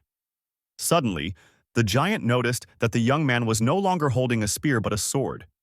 He had underestimated his opponent. The giant asked what strange weapon his opponent was using. "This weapon looks like his club." Yongdo said the giant was wrong. "His weapon is better than that big club." The young man dodged. He struck a powerful blow, and his opponent dropped his weapon from his hands. His huge stick flew aside. The next moment, the young man's sword was near his opponent's neck. The Goblin King said that he had lost. The young man had passed the test of strength. After that, Yongdo noticed a crack appeared in the wall nearby. The crack widened and turned into a large hole. The young man realized that there was a secret room behind that wall. Yongdo entered the secret room through a hole in the wall. There was a table in the middle of the room. On the table were diaries and a strange mechanism. This interested the young man. The young man stepped closer. Since he was dealing with a scientist, he thought that these objects had significance. Yongdo remembered, after all, this scholar had asked to call on him when the young man found the reward. He noticed that he could summon it with his amount of mana, even though it was a diamond card. The scientific assistant said it looked like the young man had passed the test after all. He added that he had no doubts about the young man. The interlocutor told the young man to take the Chronicles of Medicine with him. He would need those notes. The young man was asked to comprehend the skill of chronicling medicine. The young man was surprised. The scientist said he lost 6 children to smallpox. So he spent a long time doing research, and as a result, he wrote this book to alleviate people's suffering. The young man received a message that he had learned the skill Chronicles of Medicine. He became the owner of the skill Resilience. The young man felt the two skills merge. A message appeared that he had learned the skill Full Immunity. Now the young man was immune to all diseases and poisons. The young man was glad that now he would not die in the dungeon. The next subject is a study of the territory of the whole state. This is a book on the geography of the country, which the scholar wrote while traveling through different parts of the state. The scientist said that this book would help the young man in orienteering. The young man was told that he had studied a survey of the territory of the state. Yongdo received the skill Detection. The two skills merged due to the game talent feature. The young man has learned the skill Dungeon Map. All dungeons within a certain radius will be marked on the young man's mini-map. Yongdo jumped up and down with joy. Now he wouldn't have to agonize to find the dungeon. It was the turn of the last item. The young man was getting the skill Loading Crane. This skill was changed for the convenience of the user. Yongdo studied the skill Inventory. It was a game inventory. The young man immediately decided to test how it worked. The young man took the stone in his hands. Yongdo leaned the stone against the digital panel. In the section, Inventory. At the same moment, the stone appeared on the scoreboard. The object was digitized and became virtual. The young man now had the stone available in the game. The young man understood how it worked. Yongdo came out of the dungeon. The scientist said he hoped he was able to help the young man. The hunter was pleased. He said that his interlocutor had no idea how much he had helped him, and he thanked the scientist. The young man and the hero scientist said goodbye. The man said that he hoped to meet the young man in the future. Yongdo decided to test his skills in action. The young man was interested in the quality of their impact while performing tasks. Yongdo pointed out that Full Immunity, Inventory, and Dungeon Map, those are really cool skills. He got lucky today. The young man thought that was the end of it for now. He just didn't really understand how the Dungeon Map worked. He would have to Google the answers to that question. The young man launched a virtual map and attempted to navigate the area using his point of dislocation. The boy realized that he was in the center of the map. This location suited him just fine. It increased the range of vision. The young man guessed that all the dots around him were dungeons. They were marked with different colors. The young man decided to check everything in practice and make sure of the information he received personally. The young man, according to the map, approached the nearest point. The map didn't deceive him. There was indeed an entrance to the dungeon in front of him. Jongdo circled the portal. It was just as he thought it would be. It was a really cool map. The young man became upset. He was offended that someone had already reserved this dungeon. The flagging and the perimeter fence said so. Jongdo looked at the map again. The green dot was the rank C dungeon he had checked on the way. The yellow dot he was near now was a rank B dungeon. The young man once again assumed that most likely each rank of the dungeon would correspond to a different color of the rainbow. The young man didn't want to disappoint himself by stumbling into dungeons that were already occupied. He decided to open the notification window and customize it. The young man received a message that from now on, he would receive notifications when a new dungeon appeared. That was what he needed at this point. The young man was glad. Jongdo emotionally said that all the dungeons in the neighborhood would now belong to him. In yet another dungeon, a young man fighting a monster defeated it effortlessly. Soyeon was amazed at her boss's skillful actions. The green monster was lying at their feet. A bloody sphere of poison appeared near the monster. It was a well-deserved reward. The young man thought that he certainly had full immunity, but he would take this orb just in case. Everything would come in handy in the household. After the operation was completed, Soyoung said that not only could he easily defend a rank E dungeon, but a rank D dungeon was no problem at all. Jongdo replied that it was all thanks to his colleagues. Heshik asked if the young man had any other plans for today. Jongdo replied that he was going to practice for a while, but that's it. Soyeon said that she didn't have much of a plan either. Heshik suggested his friends to visit his house in that case, since he also has a training room with a VR machine at home. Jongdo was very surprised. There are so few of these machines in the world. You can count them on the fingers of one hand, and Heshik has one of them. The young man knew that Heshik had bought several dungeons for them. How much money did this guy have? Heshik said he's a little embarrassed to talk about it, but his brother, who he lives with, makes a lot of money. Heshik thought that Jongdo was talking about wanting to meet Soyoung in person. Jongdo stated that as the leader of the team, he wouldn't mind meeting the families of his subordinates. Heshik clapped his hands happily. Heshik said he would order a car now, and as soon as everyone was ready, they were on their way. Heshik ordered a huge limousine. When the young men arrived at their destination, they were very surprised. When they saw the house where the young man lived, Jongdo asked in surprise, "Does Heshik really mean to say that he has an apartment in this building?" Heshik said that's not quite true. This whole house belongs to him. As the young men rode up in the elevator, Jongdo wondered what Heshik's brother was doing if he could afford all this. The young men went into the apartment. Heshik's brother met them and said it was nice to meet him. The young man introduced himself and said he was Kang Hae-chun, and he's Heshik's brother. Jongdo said it was nice to meet him and gave his name. It hit the young man. Could it be that he had now met Kang Hae-chun? Images of legendary hunters flashed before the young man's eyes. It turns out that this young man is one of the 8 hunters, SS rank. Heshik confirmed and said that his brother is exactly that person. Jongdo wondered why Heshik hadn't told him before. Heshik replied that his brother had told him that there were people who would feel uncomfortable around him if they knew about it. Jongdo couldn't believe that he had personally said hello to a SS rank hunter. In front of him was a living legend. Kang Hae-chun said. He felt like he and the young man had met somewhere before. Jongdo was surprised. Where could he have met this person before? It was a duel of glances. The young men stared intently into each other's eyes. Jongdo couldn't remember the person he was talking to. Kang Hae-chun shouted that he remembered. After all, in front of him, a professional player, and called out the young man's nickname. The young man was happy to see Jongdo. Jongdo was surprised. How did the interlocutor know his nickname from a professional game? The interviewer said he was a huge fan of the young man. Heshik and Soyoon watched the dialogue between the two hunters with interest. They stood silent, their mouths open. The landlord invited the young people to pass and make themselves comfortable in the living room. Kang Hae-chun recalled during the 3rd game of the Spring Split Finals, where he vanished his opponent when his team was on the verge of defeat after a bad fighting game. Soyeon picked up on this and said that this game was very great indeed. But personally, she thinks the young man's better games were during next year's summer split. The landlord and Soyoung began to heatedly discuss Jongdo's games from past seasons. When the young man was performing well, Jongdo covered his face with his hands and didn't understand why they brought it up in conversation. Haishik asked if Jongdo was really a fighter in virtual games. He didn't know that detail in his boss's biography. Jongdo replied that when he was younger, he was a little-known player in a professional league. Kang Hae-chun disagreed. What do you mean he's not well-known? Everyone knew about that player. Unlike the other players who used strategies with the maximum chance of winning, Jongdo won brightly and epically, mesmerizing all the spectators. That's how this player was. The host stated that he was moved by the young man's acting, so he was among the first to join his fan club. Jongdo blushed and asked the two to change the topic of conversation. Soyoung said that she was the one who created this fan club. Jongdo jumped up and yelled for them to stop talking about the topic.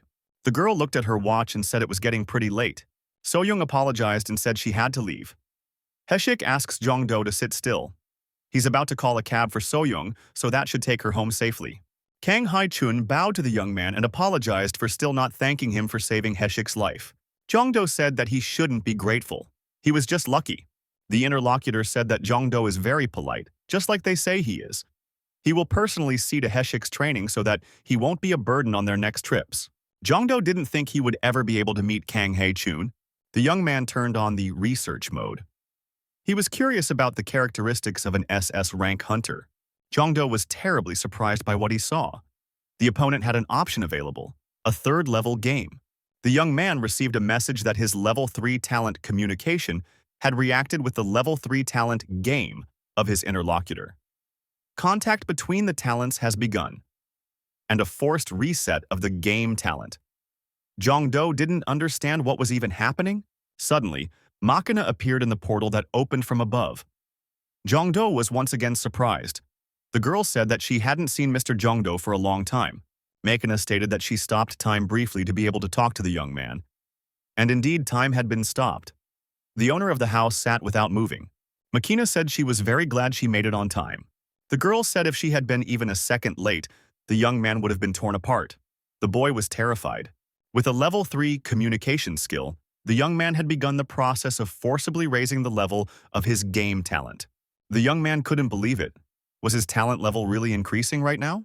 Jongdo wondered if that wasn't a good thing. He couldn't understand what was the cause of the problem. Machina said that talents are given at birth and will accompany him until his death in old age.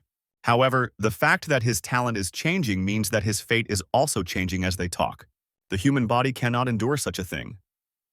The young man didn't know how to react to what he had heard. Machina said that's why she's giving the young man this necklace. As long as the young man wears this necklace, it will take all the damage of overloading his body. Machina added that also this necklace will give the young man the needed boost in luck. Jongdo asked, so all he has to do is just wear that necklace? The girl replied that it was exactly that. In addition to that, it has a few simple spells on it, so the young man doesn't have to worry about it being stolen.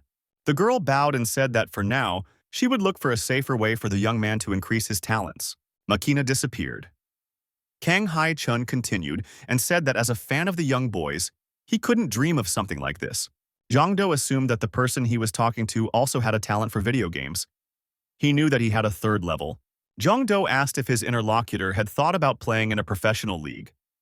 He thought that everyone would have such a desire if they interacted with professionals. Kang Hae-chun said that he has tried playing before, but he likes watching others play more than doing it himself. Even now he's forced to play a tedious RPG. It's a sad irony. Did Jongdo notice that his interlocutor probably has a SS level character? The interviewee said that, in any case, he believes that playing games and liking them are different things. Jiandu agreed with this statement.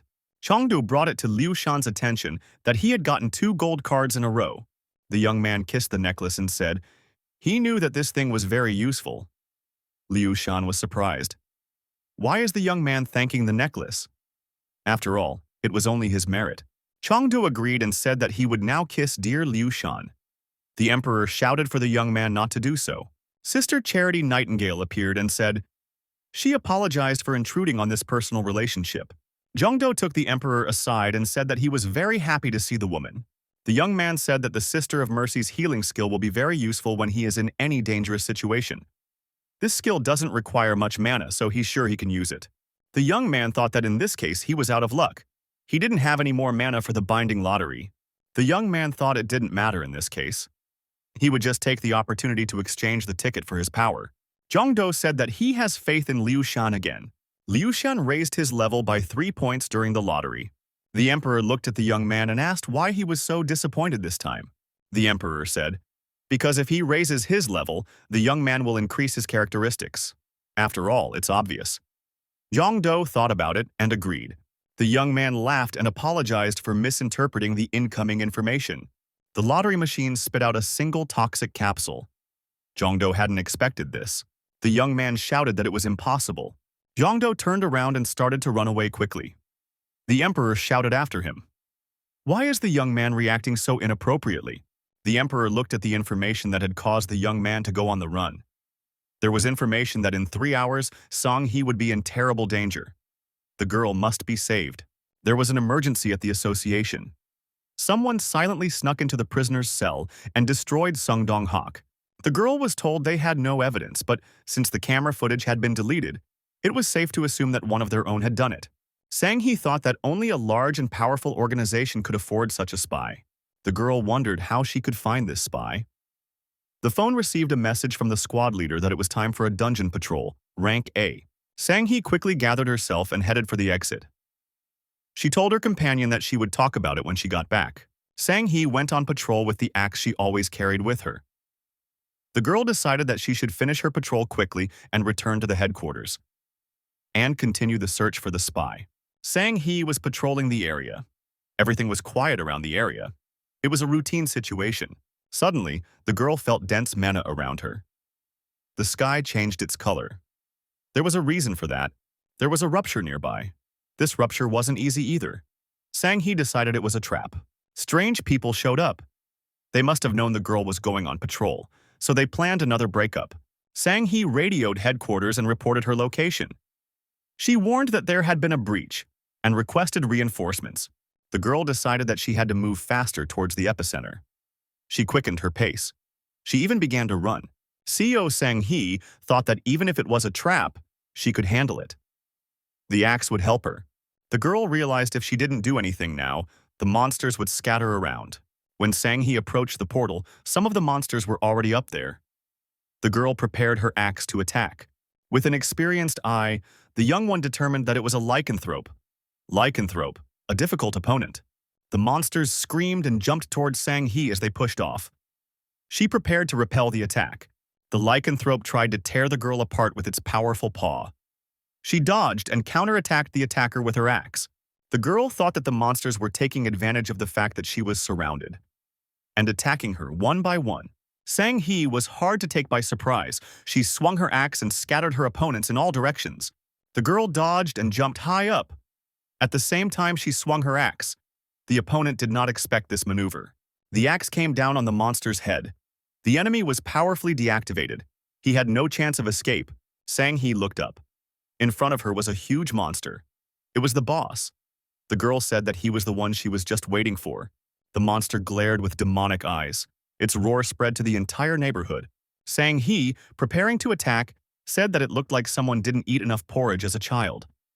Her opponent is tall, but you can't look at his bony body without crying.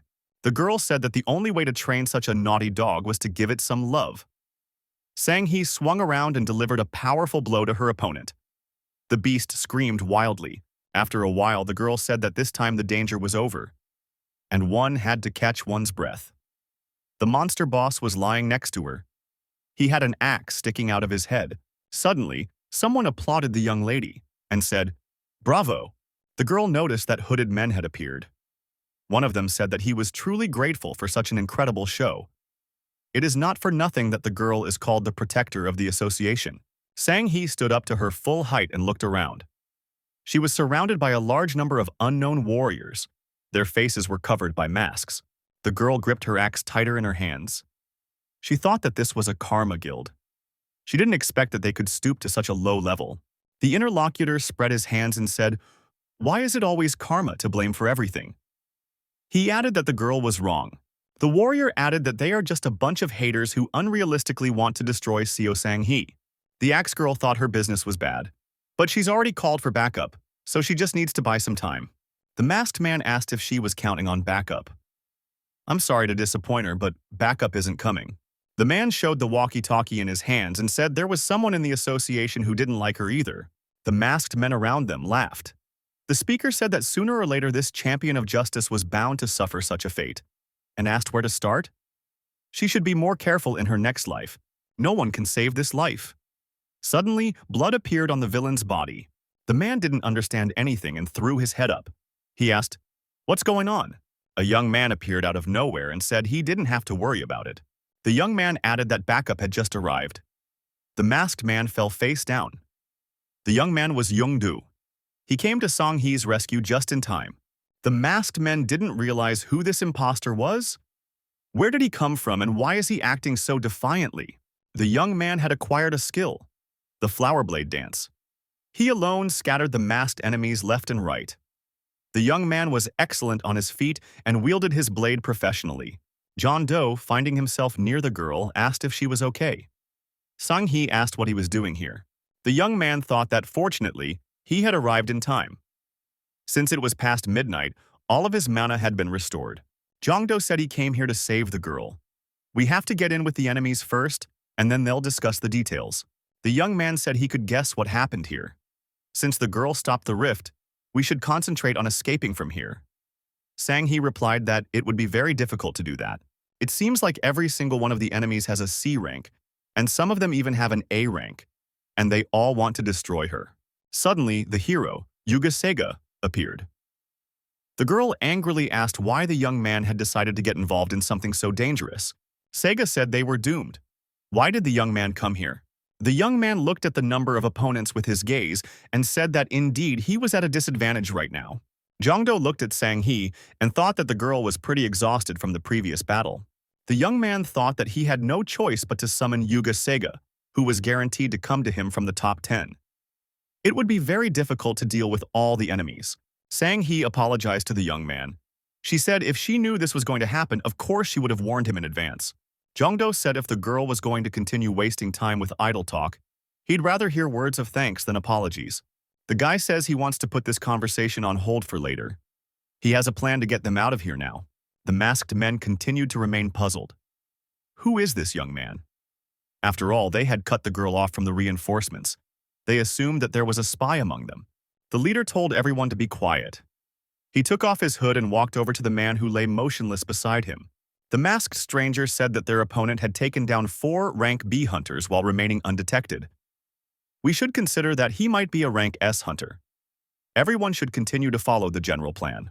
The masked men created a circle with Sang-hee and Jongdo in the center. They started running around the young people. They probably wanted to make them dizzy. The young man shouted for the girl to be on guard. The enemy is preparing an attack. One of the villains pulled out a hunting knife and decided to engage in hand-to-hand combat with Jongdo, who had a sword in his hands. This attack seemed unusual to the young man. Many arrows began to fall from the sky. That could have hit him. Jongdo wrapped his arms around his companion, wanting to protect her, and shouted for her to be safe. The villain, who wanted to attack the young man with a hunting knife, was struck dead by arrows. Behind him stood a group of archers. Jongdo, grabbing the girl in his arms, instantly left the target area to avoid being injured by the arrows.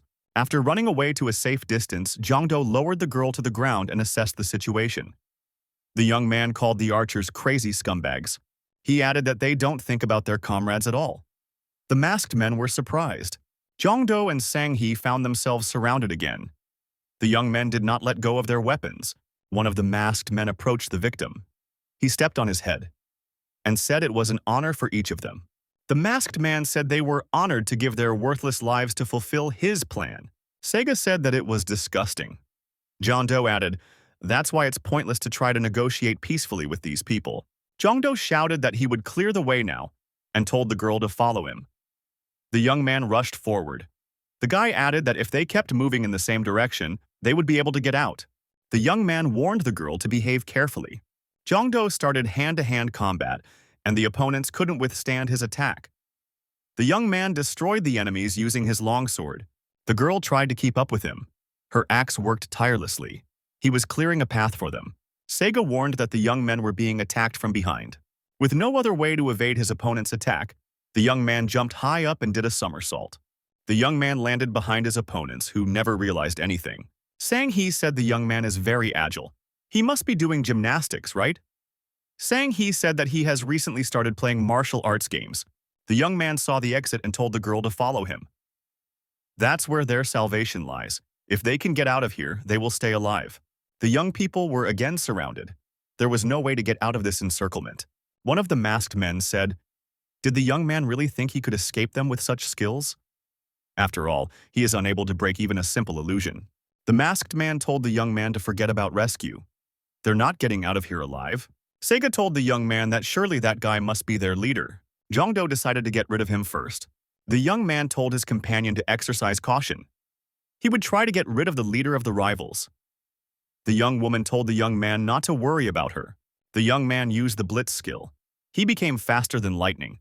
The enemies didn't even have time to blink their eyes before they fell to the ground. Those of them who were in his way. Just a second later, the young man was already standing near the leader of the enemies with a naked sword. The villain, frightened, shouted for help. The leader kept yelling for his accomplices to attack the young man while he was busy and unable to answer them. It wasn't easy to attack the young man. The young man activated the skill, Hovering Cloud. The next technique was the sword dance of the floating cloud. The young man struck a stabbing blow at his opponent. The opponent was able to react in time and blocked Jeondo's punch. Sega said that the young man wasn't that strong anymore. It looks like his strength is also running out. The opponent asked the young man, did he really think he could save Sang-hee and handle him at the same time? The girl found herself shot in the leg and stumbled and fell. The villain was right on top of her. He swung his sword and said that he was going to finish the girl with his own hands. In the same instant, Jongdo jumped up to the villain and threw the villain far back with a blow of his sword. The young man picked up the girl and asked how she was feeling. He apologized and said that he had a hard time overpowering their leader. Sang-hee said it was her fault. She couldn't buy him enough time. Sega stated that she was running out of time. She asked if the young man had a plan. The young man replied that he had a plan. He was not going to die. The villains considered the option in which they attack their opponents at the same time and tear them apart. After all, they have plenty of time to straighten them out. Whatever the young man is up to, they must keep attacking to corner the young men. The ring was shrinking.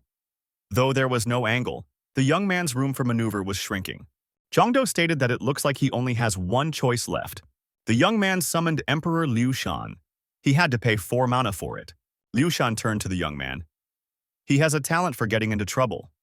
Or is he getting into it of his own free will? The young man can't go a day without an incident. Jongdo said, it seems like the emperor has sinned in something in his past life. The young man added, however, he needs the emperor's help. He asked him to name the strongest general he knew. The young man said that Liu Shan, his last hope. The young man had to choose a combination. The young man had 2 cards, Zhang Fei and Liu Shan. Zhang Fei and Liu Shan. They already have a very strong bond with each other. He would most likely be able to summon someone from the Shu realm. The girl thought they needed someone to protect them while they dashed through the crowd of enemies. Jongdo stated that he only knew one person who could help them. The young man hoped for his luck. The masked men couldn't understand what was happening. An explosive cloud appeared in the air. One of the masked men said he had a bad feeling about it. We should get away from the young man. The archers attacked this strange cloud and fired many arrows at it. The arrows, having lost speed, descended into the area where Sang-hee was standing.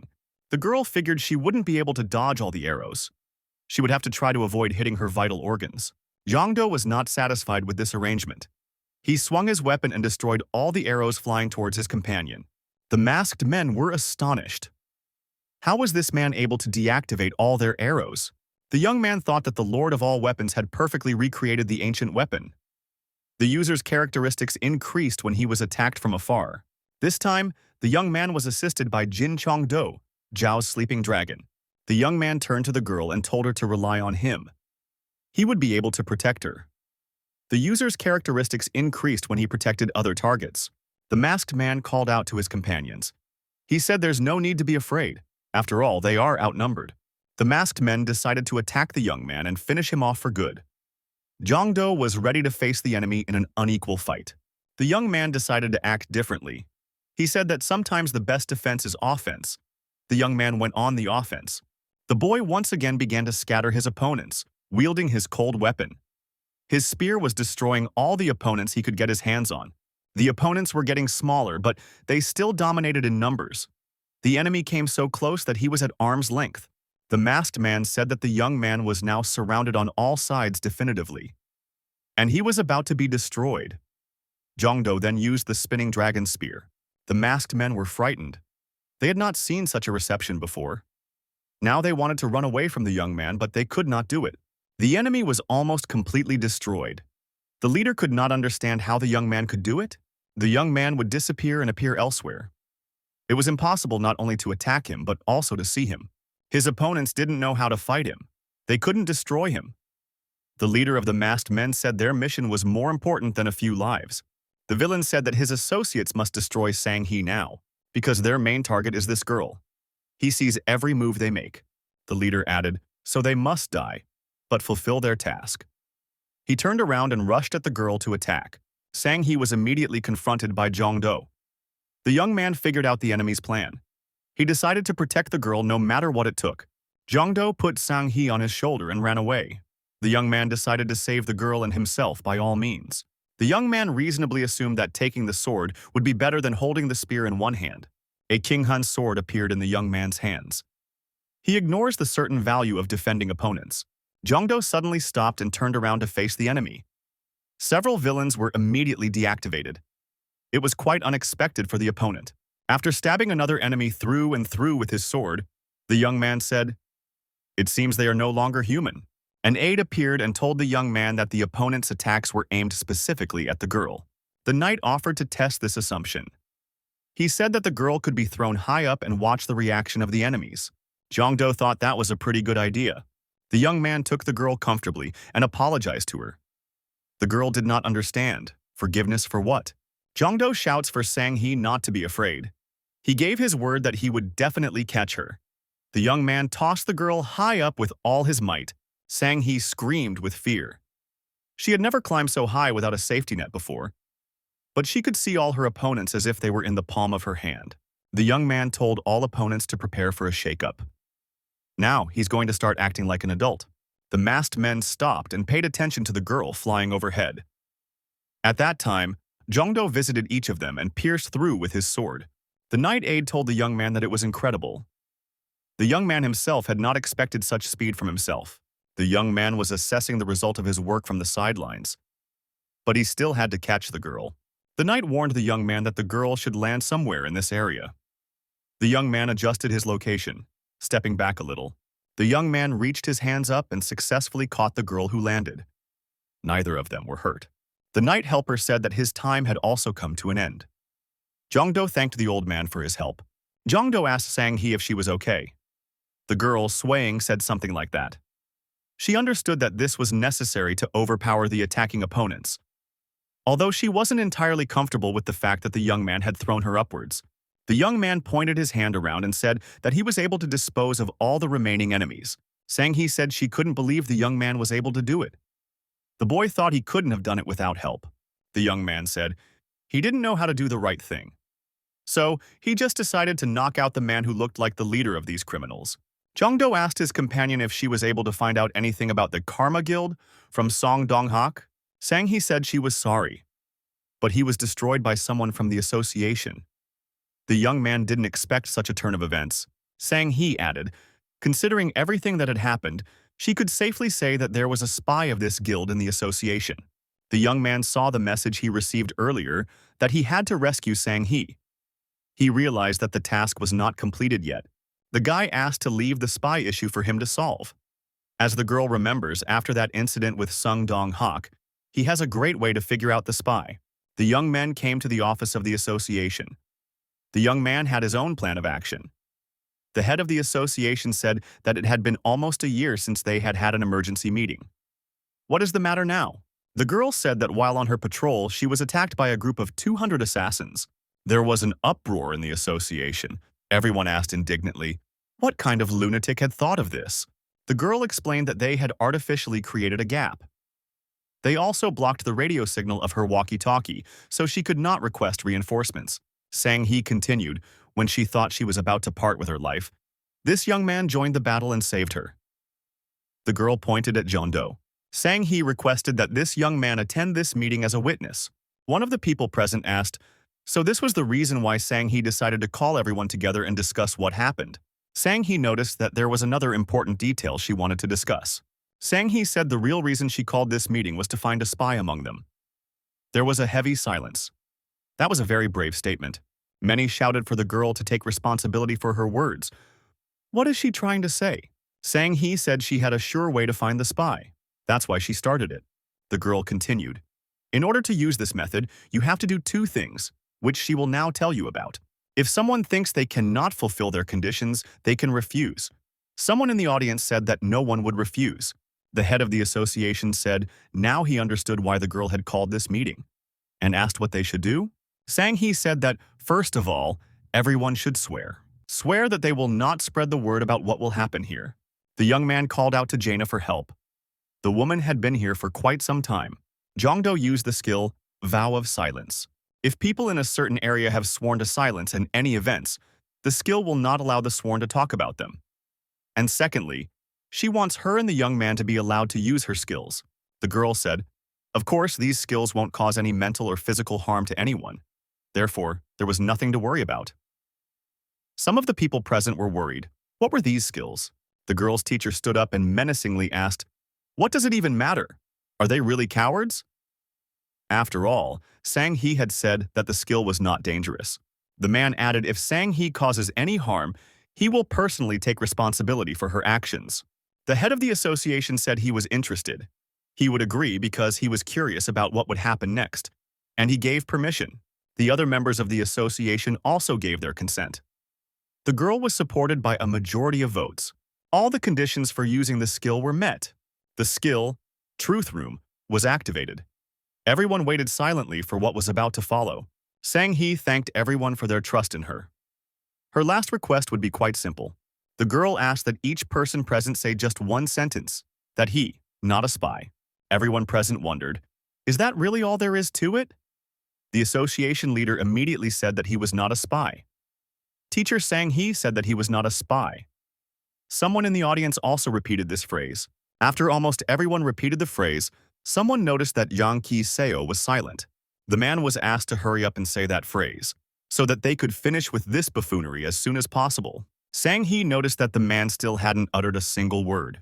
The girl approached the silent man and told him he couldn't say the words. This is the effect of the skill Truth Room. All on whom this skill was used can speak only the truth. Sang-hee said, so he is the spy who sent people to destroy her. It was the head of the information department, Yang Ki-seo. Yang Ki-seo shouted, he couldn't believe that someone possessed such a skill. Everyone present was shocked that there was a spy in their ranks. The head of the information department took out a pen, which he immediately turned into a sharp quill. The man shouted in the name of him and thrust the pen forward and attacked the girl. Sang-hee's teacher, a big man, knocked the feather out of the spy's hand with a swift movement of his hand and knocked the rascal to the floor. The man shouted angrily, how dare this rascal attack his student?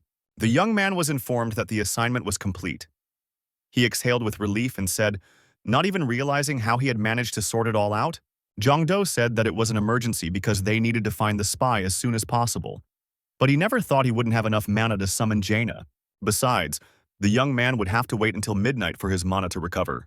Jong-do thought if it wasn't for the association ring that squad leader Seo Sang-hee had given him, this would have all been much more complicated. Even the Lord of all weapons can't restore his mana. And this ring raised it by 2 points. That's how he was able to summon Jaina. The young man remembered that Sang-hee had warned him to be careful with that ring, and it was not to be lost under any circumstances. Jaina asked if she had been able to help the young man. The young man thanked her and said she had helped him a lot. The young man couldn't believe that Jaina, with such an imbue skill, was only honored with a gold rarity. Shouldn't her card be diamond? Jaina remarked with a smile that the young man was just lucky. The woman explained that she couldn't control the skill once it was activated. For example, that girl used Truth Room as if it was her own skill. In other words, anyone can use it to their advantage. Plus, he can't prematurely end the skill action if he activates it. If someone decided to seize the moment, she wouldn't be able to help the young man in any way. Jaina asked if he knew how she died. When she had activated the skill, a woman she thought was her friend had called her a witch. Jaina couldn't say anything against it, so she was burned. The young man thought that it looked like he should be more careful with this skill next time. The mysterious hooded man, the leader of the masks, said that Seo Sang-hee survived. He added that this girl didn't just survive. Their assassination squad was defeated and destroyed. Masks didn't believe it. There was no way that could happen. How had she been able to put them down after stopping the rupture all by herself? Wasn't she supposed to be squeezed like a lemon? One of the masks said they could have calculated everything if their information was correct. Their plans could easily have been disrupted by even one unforeseen factor. Butterfly Mask wondered, was the association capable of something like that? And after all, they had taken away this girl's connection to headquarters. It looked like someone had come to her rescue as soon as she was done tearing up. And it looked like it was a person today. The man said he could not identify the man because he was too far away. However, he was proficient with a spear and a sword. In addition, at some point he had become much stronger. It sounded like an S-ranked hunter. Only one person with those characteristics comes to mind. It must be Kang Hae-chun, a man with many weapons. Someone noticed that Kang Hae-chun was not a member of any organizations and worked alone. There was no doubt that only high-ranking members knew the plan. Bear Mask said he didn't believe it. It seems to him that that young man was just taking a walk near Mount Toban. Can anyone really think it's a coincidence? I mean, they had every chance of success. The hooded man said that no one dared to doubt him. The Bear Mask immediately apologized. Butterfly stated that what's done is undone. She was more interested in what this Sang-hee would do next. What were the chances that she caught one of the attackers and would interrogate him? The opponent replied, he could say with certainty that the blood seal had been activated in the battle. If all the assassins lost their minds, Seo Sang-hee wouldn't be able to get any useful information. However, it was extremely unfortunate that they had to show the blood seal. Their plan had failed, Wolf said. He heard that Sang-hee had gathered all the high-ranking members of the association for a meeting. And if his informant is among them, they'll soon find out how the meeting went. The leader said that because of an unforeseen SS rank hunter, they lost an entire squad. And they couldn't destroy Sang-hee. The association will be much more careful now. The leader added that he sees this as the worst possible development. Tiger Mask said he couldn't see Vaughn anywhere. Was he unable to join? Looks like that failure motivated him to create something new. That's why Vaughn didn't come. Mask Wan said that Jin Jong-do will definitely pay for his embarrassment with his life. The leader of the association said, maybe the others don't have a clue, but he knows what they did. It was the truth room. He's sure it was John Doe's skill and not Sang-hee's, the young man thought, so the association leader is aware. It seems like everyone in the association has a different role depending on their predisposition. Who would believe that an aggressive girl like Sang-hee has such a skill? It was no surprise that the leader was the one who suspected it. The head of the association said that thanks to the young man, Seo Sang-hee is safe. Moreover, the association was able to find a spy in its ranks. The head of the association bowed to the young man and said that he was thanking him on behalf of the entire association. The man asked how they could thank the young man. Jong-do said there was no need to thank him. The man saw the ring on the young man's finger. Jong-do apologized and asked for forgiveness.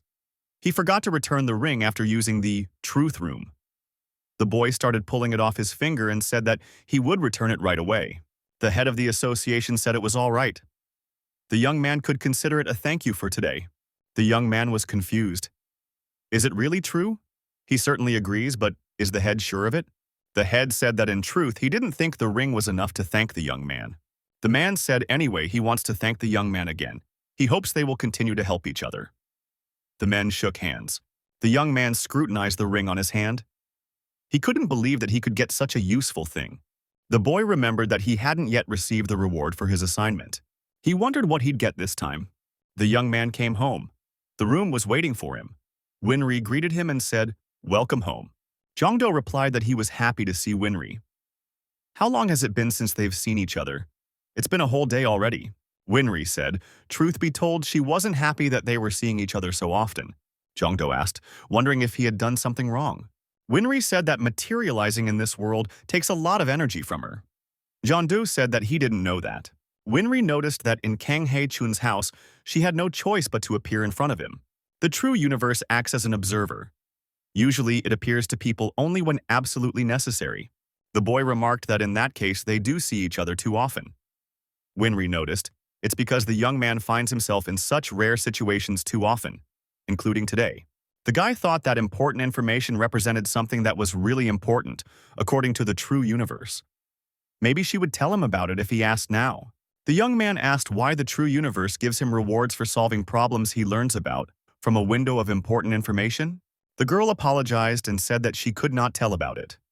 If he got more influence, she would certainly answer the question. Winry added that she can say with complete confidence that she would not harm the young man under any circumstances. Jongdo replies that he understood everything. The girl doesn't want to tell him because of his lack of influence. Now, his next question is, how can he increase his influence? The girl said there are quite a few ways, but she recommends that the young man continue to raise his level. Reaching a certain level should increase its impact. The guy figured he just needed to level up, and sooner or later he'd get his influence. Jongdo remarked that he understood, so he asked him how things were going about his reward. Can he say what he wants like last time? The young man continued. If possible, he would like to get something that would not require currency for its use. The purchase system certainly allows him to increase his mana level in the long run, but it stresses him out that it requires a lot of characterization. The young man continued. Of course, he liked the fact that every dozen cards would be guaranteed to have at least a golden rarity. After all, it was because of this that he was able to get Sega. Jongdo said he'd still like something without such severe restrictions. Winry replied that she understood the young man. She would take that into consideration when giving his next award. The girl remarked that she would have one condition before doing so. Would the young man care to see what she was willing to offer him for such a heroic act? Winry added, this should definitely please the young man. The boy trembled with excitement. It was about the award that Winry herself had praised. Of course he wanted to see it. The girl shook her fist mysteriously and said that this time the young man's reward would be. The reward would be a double draft. Winry finished her sentence. The guy said a little puzzled, it wouldn't be a skill, would it? Winry said. The young man hit the mark. The skill allows you to summon two personalities at the same time. The young man realized that he could swing the heavenly halberd in his right hand and hold a snake spear in his left hand. That would be awesome. Even if he can summon two personalities, he only has one body after all. In that case, whose characteristics will he get? The young man thought it would be nice if their characteristics added up, but that would be too much of a gamble. Winry said the young man will receive the highest characteristics of those possessed by called individuals. And that's not all. Among other things, the young man will get all their talents.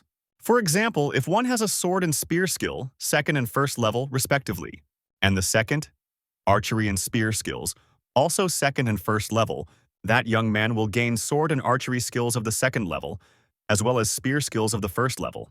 The girl added that the same was true for the young man's skills. Jongdo was horrified. The guy realized that he could have as many talents as he wanted. However, even just getting the highest characteristics of each of the duplicities already sounded good. Jongdo thought, what if he could get Jongya Kyung's ingenuity talent, his creation skill, and add Liu Shan's luck on top of that? So potentially, he could create a weapon that would have incredible quality. Jongdo's eyes were burning madly. Was Winry really going to give him such a skill? The girl nodded affirmatively. Winry said she doesn't advise the young man to use the skill too often. Double Summon is an active skill that uses mana. If a young man invokes a personality and uses double invocation, there will be consequences. After summoning a second personality, the skill's duration will be greatly reduced. Therefore, you should use it wisely. The young man wondered, would he even be able to use this skill with the amount of mana he possessed? The young man thought that such a strong skill should have corresponding limitations. Jongdo asked his interlocutor if she thought the limit for using this skill was too high. Couldn't Winry offer him something cooler? Winry replied, unfortunately, it has to do with the balance of energy in the universe and its conversion.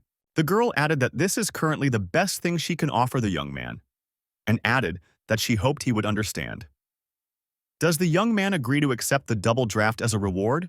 The guy thought that this skill would use a huge amount of mana, but it would also give him quite an advantage. The young man clenched his fists and said that he would accept such a gift. Winry smiled and said that was very good. The girl touched the young man's chest with her palm, and he glowed. And the young man screamed, something must have happened to him. It appeared that the young man had also gotten the double summoning skill. The young man collapsed exhaustedly on the floor. He said, "Could Winry be gentler next time?"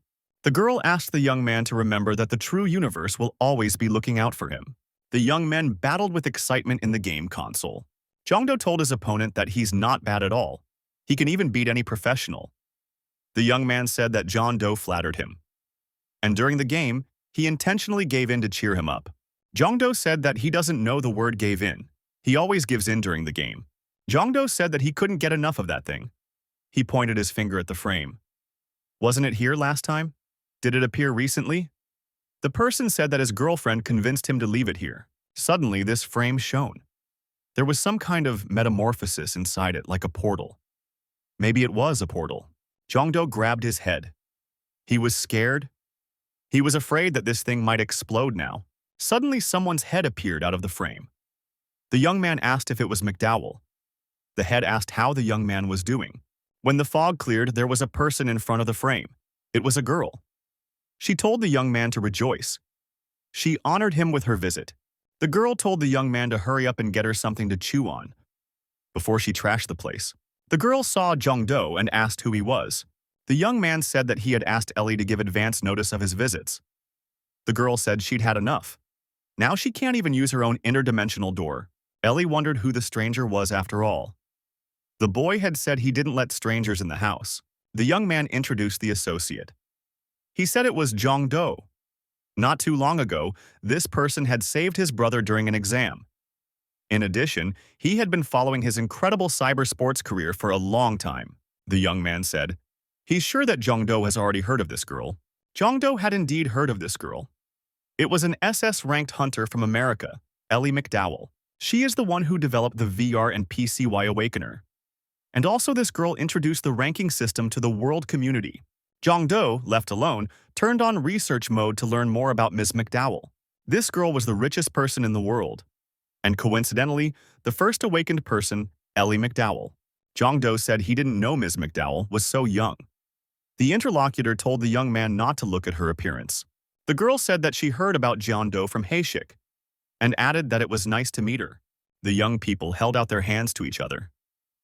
The girl saw the bracelet, and her eyes widened. She asked, "Did Jongdo really get that bracelet from the treasure dungeon?" Moreover, this reward was for completely clearing the dungeon. The young man wondered, is it really from the treasure dungeon? The young man turned on the research mode. A concealment ring was detected. The effect was dispelled. A privacy bracelet was discovered. The effect has been dispelled. The fake information effect is dispelled. Jongdo thought that it was unbelievable. This girl must have a dozen protective artifacts. The study was a success. Ellie McDowell's status said that she was level 87. The girl has 17 talents. That's incredible, even considering she's a genius. How could she know the origin of his bracelet? The interlocutor told Jongdo not to be angry with that girl. He'll explain everything now.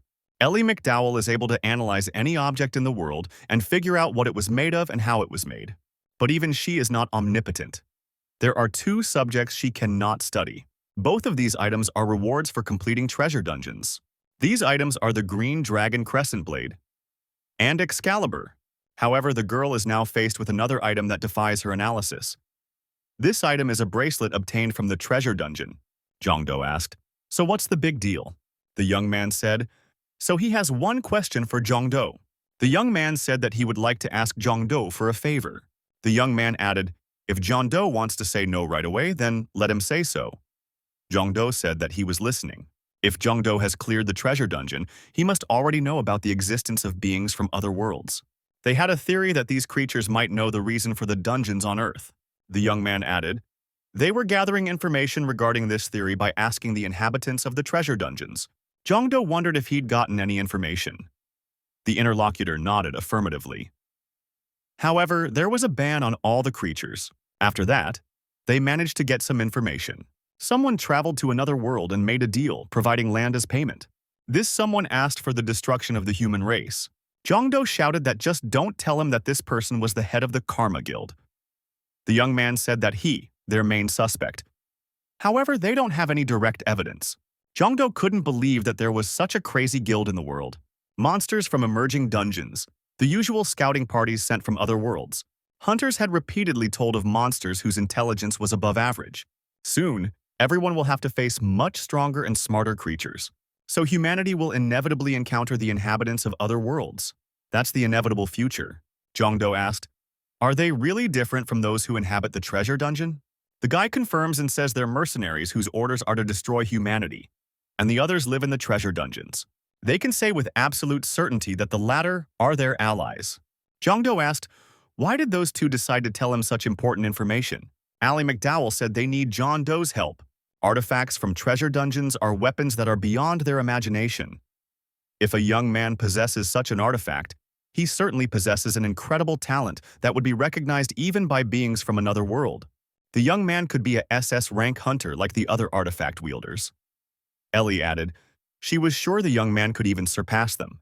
The girl said again, they need the young man's help. Jongdo asked what that help was. The young man said about them wanting Jongdo to keep improving his skills. Even though they're dealing with monsters now, in the future they could be attacked by a much stronger species, or maybe even creatures from other worlds. The young man added that, in that case, they would need the help of strong hunters. In this case, Jongdo's help. Ellie McDowell said the young man can also feel free to come to her for help. She will help in any way she can. The young man said that despite her behavior, Ellie was a very nice person. The girl noticed that she could hear everything. Jongdo extended his hand and said he was honored to have a comrade like Ally McDowell. The girl shook the young man's hand and said he could just call her Ellie. Above the city, a portal opened high in the sky. On the other side of the portal, scary and horrible monsters looked at the city. They were armed. One of the monsters, smiling, said that the humans' time had come to an end. Winry Makina, being on this side of the portal, saw him. The girl thought that time was running out. Heshik was in the dungeon fighting monsters using his shield. The shield gave a crack after being attacked by a strong monster. Ms. Soyeon attacked the evil green monster with her axe. She had almost defeated it. There was only a little bit left. Jongdo shouted for Soyoung to behave more carefully. Mistakes were not acceptable here. The monster, while attacking the young man, grazed his shoulder. Jongdo's defense was slightly damaged. Ms. Soyoung swung at the monster and shouted, "How dare he hurt her boss?" Jongdo said that the girl executed a great punch, and also swung to strike that monster. The young men took down the green stuff. They cleared the dungeon in 3 hours. Also, each of them raised their level. As a reward, they all received a mana and strength boost. Heshik said it went great. He asked if anyone was hurt. Jongdo thought that something was wrong here. He said that it was no good. The young man announced to everyone that he needed to update his outfit. The young men visited the store in question. The manager said that there was a discount for novice hunters. The young men did not miss this promotion. In another store, our heroes were offered to buy a potion and get a second one as a gift. It was like that everywhere. The same offer was made to the young man at the gun store. Jongdo said that he'd certainly heard of the Hunter Mall, but it was a lot flashier than he'd imagined. Heshik agreed that the building was huge. Soyoung told the young man that she wanted to go shopping alone.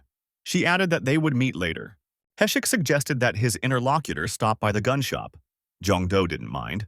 Outside the gun shop, one of the customers was dissatisfied. He said he was sold nothing but garbage. This place sells only low-quality goods. The young men changed their minds about visiting that store. Heshik suggested that his companion look in the lottery shop. The young man couldn't believe that he could mentor his interlocutor and not the other way around. It's a store where you can find good items at fairly low prices. That's why it's called a lottery store. Most of the items are trash, of course. But he had heard that you could find some cool stuff there. Jongdo said he didn't want to. He's not particularly lucky when it comes to the lottery. The young man thought, what if he used his research skill? That way, he could definitely find something worthwhile. Jongdo said he changed his mind. And this time he'll probably go to the lottery shop. The young man said he was going to the gun shop and they would meet somewhere later. The receptionist met the young man and told him if he found anything he was interested in, to let him come to the register. The young man thought it didn't look good. It would be hard to find something useful among all this junk. Jongdo applied the research mode. He immediately found something interesting. They were beautiful armbands, but nothing more. They didn't offer any protection. The young man thought that if he checked everything in a row, he would quickly run out of mana. Jongdo heard someone's voice. Someone was asking him to save him. The young man tensed up. Where was it coming from? The young man heard someone say, "Dear diary, today again no one came to save him." The young man determined where the voice came from. The boy checked one of the shelves for its contents. It seemed to him that it was in here somewhere. The voice told the young man to stop. "He is right there in the ring." Jongdo wondered what he had found. The young man found a ring among his belongings. This ring had a strange glow to it. The ring asked if the young man could hear him. The young man said he could hear clearly. He heard someone asking him to save him, so he came over. Someone in the ring was relieved that they had finally found him. After that, a small creature suddenly appeared from the ring. It was a girl who jumped for joy. The creature introduced herself and said her name was Ixia. She is one of the 13 pieces of armor created by the golden dragon, Lord Ixia. Jongdo couldn't believe his luck. She's one of those animate objects he read about in fantasy stories. Bingo. The young man was, of course, aware that they did exist, but he didn't think he would find such an item himself. The young man heard her thanks to his communication skill. Jongdo asked why she called him great. "What does it mean?" the girl replied. "Because the young man is God's gift to this world." "That is a dragon." Jongdo was surprised at what he heard. Why is Ixia calling him a dragon? The girl cried and said she was very glad she could meet a great dragon like him. She had already lost all hope of getting out of here. The young man apologized and said that he was just an ordinary person. He didn't even know that dragons really existed. Ixia cried again. Would the young man leave her here in this regard? The young man wondered. Could it be that if he wasn't a dragon, he couldn't use this ring? Ixia said not really. All he needs to do is communicate with her and use the ring. But right now, it's in sealed form. Therefore, it will be of little use. And it would be very difficult for a human to break the seal. Jongdo asked if he could still make it. Ixia replied that the ring would take its true form, and a flash would appear. The young man said he would keep in mind that the seal on the ring could be broken. The young man invited the girl to follow him. He promised that he would break the seal. Ixia hugged the young man and asked how she could repay him for his kindness. The girl added, she would know how to help the young man. After all, he came here to get his equipment. The girl offered the young man to become his counselor and told him where to go. She knows where the good equipment is. After a while, a young man walked up to the cash register with a lot of protective gear and said he would take it all with him. The young man asked Ixia if she had any skill for evaluating objects. The girl replied that she didn't at all. Ixia added that she just had good instincts and suggested that the young man trust her. She was sure the young man would be satisfied. Jongdo took care of his comrades too. Soyoung and Heshik were very happy with what Jongdo had bought for them. Heshik was willing to bet that the young man was the only team captain in the world who bought equipment for his charges. The girl said that she would wear these things carefully.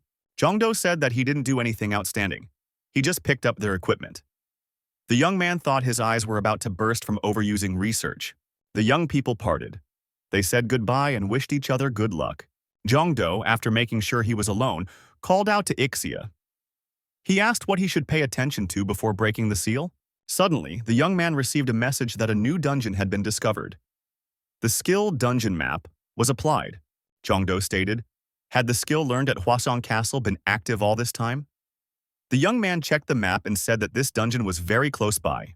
So this dungeon appeared in the center of the city. The young man turned and ran in that direction. He told the girl that they would deal with her seals later. The young man quickly reached the right point by climbing up the stairs. He saw the entrance to the dungeon. The entrance to the dungeon was in a closed area. After turning on the research mode, the young man realized that he was facing a prison of the dead. Rank B. The monsters are ghoul prisoners.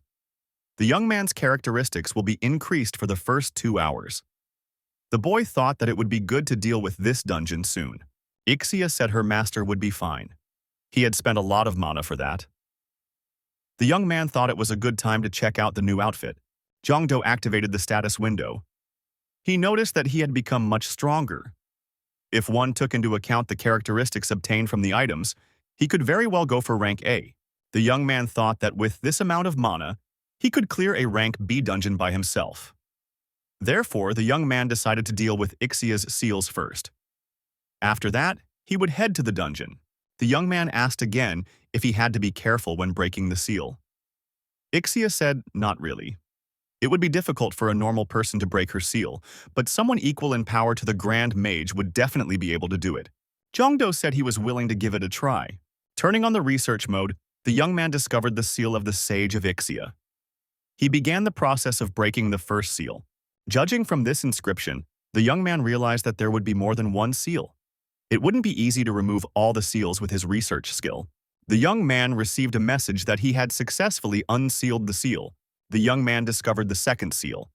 The process of breaking the second seal began. After that, the same thing happened with the third seal. Something went wrong and the young man was unable to break the third seal. A special condition must be met in order to break the seal. The young man noticed that his research wasn't omnipotent either. Either way, Ixia was thrilled. She never thought the young man would be able to break 2 seals in one go. She said he was an incredible host. The young man looked up the characteristics of Sage Ixia. He said that they were very strong characteristics. The guy thought that she was as good as the cobalt gloves and the association ring taken together. And given that she was constantly evolving, one would assume that she would become much stronger over time.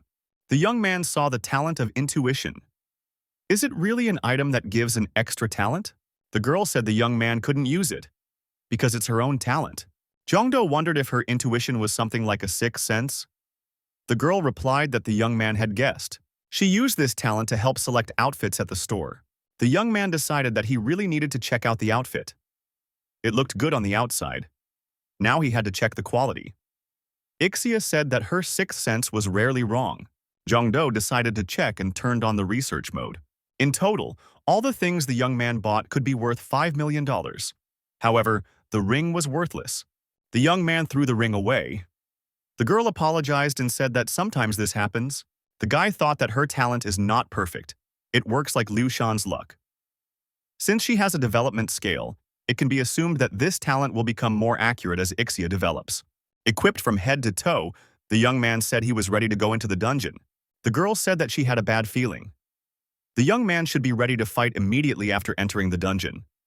The young man said that he would take that into consideration. Jongdo found himself in a dungeon. He immediately realized that the girl was right. Our hero was immediately attacked by a huge monster. He opened his mouth and screamed loudly. Jongdo thrust his spear upward and strung the villain who tried to attack. The young man said that the girl was not wrong. Ixia commanded that the young man could go forward. The young man thrust his spear forward and began to charge at the vicious monsters attacking him. Jongdo declared that it was time to use his new skill, and he swung his spear. The young man struck the roaring tiger and threw a spear at the enemy. The monsters were destroyed immediately, all of them at once. The guy was really surprised. Where did so much strength come from? It was all thanks to a new skill. Ixia, observing the bodies of monsters scattered everywhere, said that a lot of goodness was going to go to waste. The girl turned to the young man. She said that, if he didn't mind, she had one request. Ixia asked if she could eat this defeated monster. Jongdo didn't mind. He used his ring to test the monster for sterility. The young man said to the girl, "Enjoy your meal." After dealing with the monster, Ixia said it was delicious. How nice to eat for the first time in a long time. After a while, the young man noticed that Ixia had killed all the monsters. Not even a bone left. The girl noticed that she wasn't full yet. The young man decided to check on the progress of Ixia's development. The process was moving very slowly. The girl said, when the development progress bar fills up completely, then the young man will be able to remove the third seal. And then it would become even more useful. The young man, smiling, said that in that case he would feed Ixia to his heart's content. Ixia asked, "So what were they waiting for?" The young man went into battle with an even more bloodthirsty monster. The young man was not afraid of hardships and hardships. The guy stabbed his opponent and said his nose was going to fall off from the smell of rot. Attacking once again, Jongdo finally struck the horrible monster. He repeated that it stinks badly. The monsters continued to stay. The young man continued to destroy them. The guy said it seemed to him that one blow was enough to melt these things, but he was slowly running out of strength. The young man switched weapons and had a sword in his hand. The girl asked her master if he was chopping up these monsters to make it easier for her to eat. The guy said that there was a lot of food ahead of her, so she should chew carefully. The monsters were getting bigger and bigger. It was getting harder and harder for the young man to deal with them. At some point, the young man applied the skill, Roar of the Tiger. He took in a lungful of air and shouted loudly. The opponent's attack power was reduced by 10%. Jongdo applied the Green Dragon maneuver. The monsters stopped in indecision. The young man aggressively attacked the opponents, thrusting his weapon forward. The roaring tiger kick was also applied. After that, the unfortunate monsters flew away in different directions. The young man noted that combining skills made him much stronger. Ixia helped the young man clean up after him, leaving no trace of the defeated monsters. Thus, the young man approached the boss monster's room. Ixia's mouth watered. She wondered if there was anything tasty for her to munch on. Emperor Liu Shan appeared. He greeted the young man and said that they had not seen each other for a long time. He asked how the young man was doing. Liu Shan and Yixia saw each other. The girl hid behind the young man and said that she had just seen a ghost. The emperor decided to introduce himself. He said his name was Liu Shan and he was from the Shu dynasty. Ixia was interested. She asked, "So he's not just a king, but a whole emperor? That's really cool." The young man thought. Not only did he destroy his empire in 20 years, but he was bragging about it. Ixia asked how the Shu Empire was doing today. The emperor hesitated and said nothing. Liu Shan turned to the young man. He was summoning him because he wants to use the lottery, right? Then it's time to get started. Ixia was happy when she heard about the lottery. She said she could help her master too. The young man agreed and told Ixia that he would push the button when she said so. After some pause, Ixia shouted for the young man to press the binder lottery button. Liu Shan stood to the side and expressed his displeasure. Zhangdo was terribly happy. He had gotten a gold card on the first try. It was truly rare. Yixia said that her intuition never failed her. A disgruntled Liu Shan said it was all due to his luck. This time, the young man was assisted by Tristan. He was level 80. He was armed with a bow. Zhangdo said they were going inside. Tristan said that he was willing to give his life for the young man to win. It wasn't hard to say that because Tristan didn't possess a body. Ixia said that she likes Tristan more than Liu Shan. He is a real knight. The door opened and a monster boss stood before the young man. The monster boss roared loudly. Zhangdo released an arrow at his opponent. The arrow struck the monster in the chest, and having pierced it through, it flew further away. The stricken monster fell to the ground. The battle didn't last long.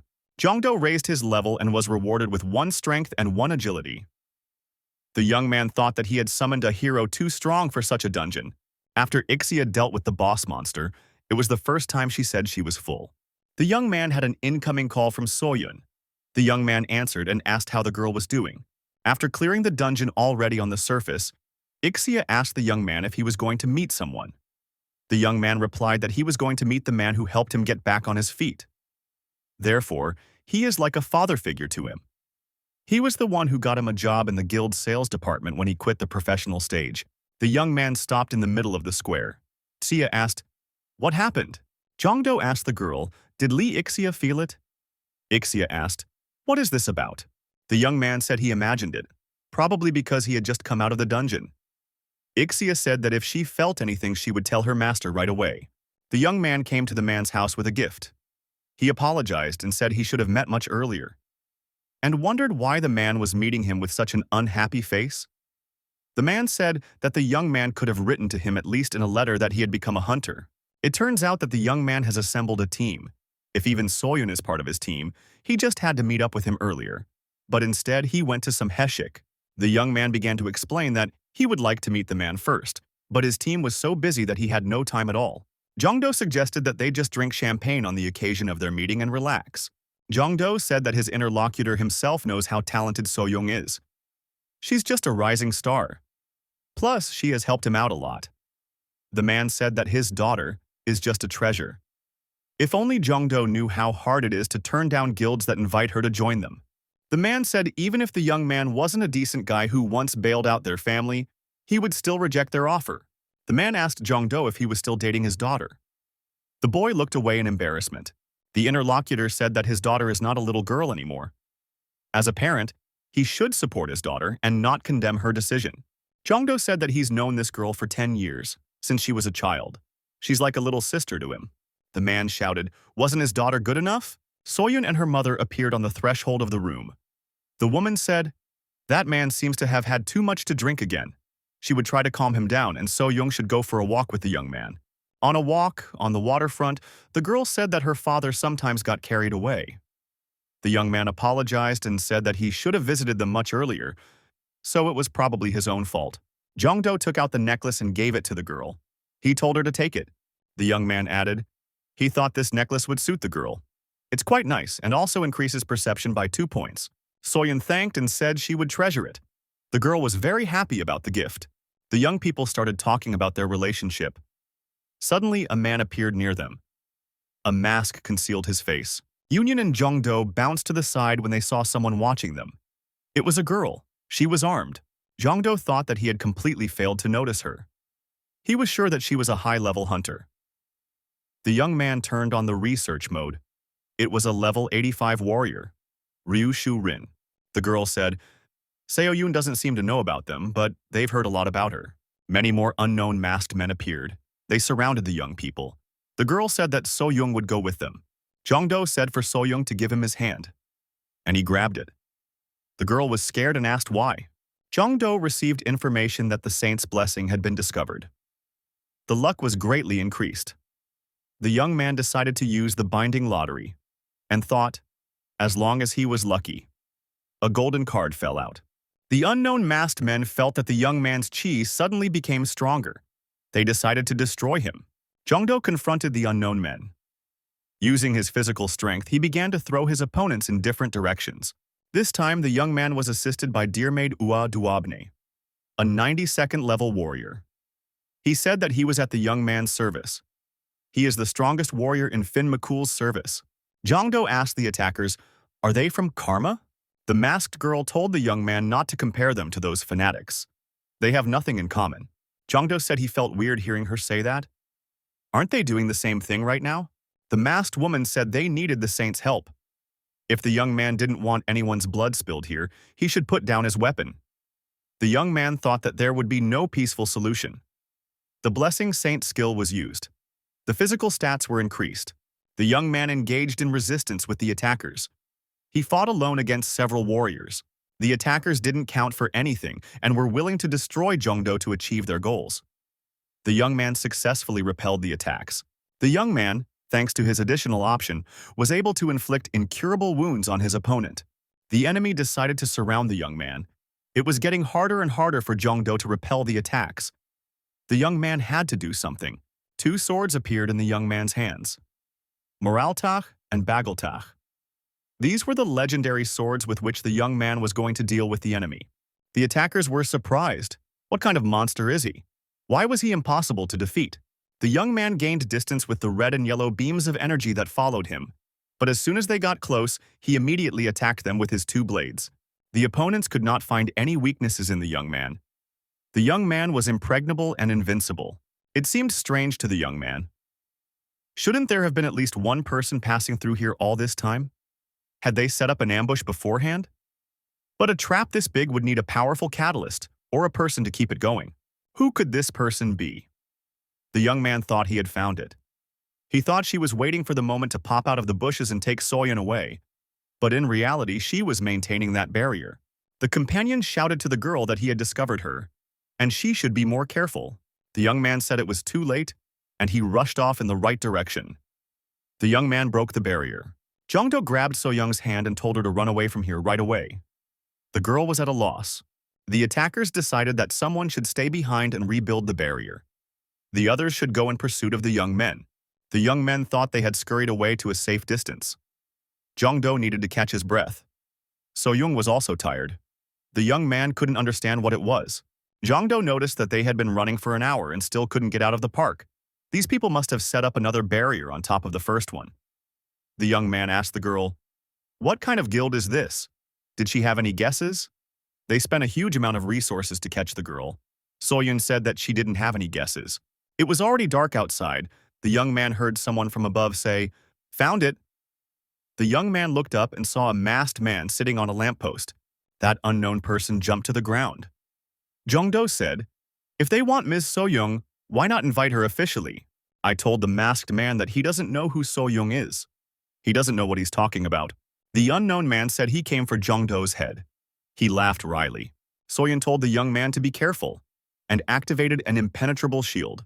The unidentified masked man tried to attack the young men. However, Soyun's impenetrable shield prevented it. The attacker wondered if the girl was able to block his strike. Jongdo turned on the research mode. He saw a dark aura around the attacker. This person was definitely from Karma. The research mode helped a young man discover a mythical artifact. However, due to the artifact's interference, some information would be hidden. There was nothing else the young man could find out. However, he was able to detect the unauthorized use of the skill.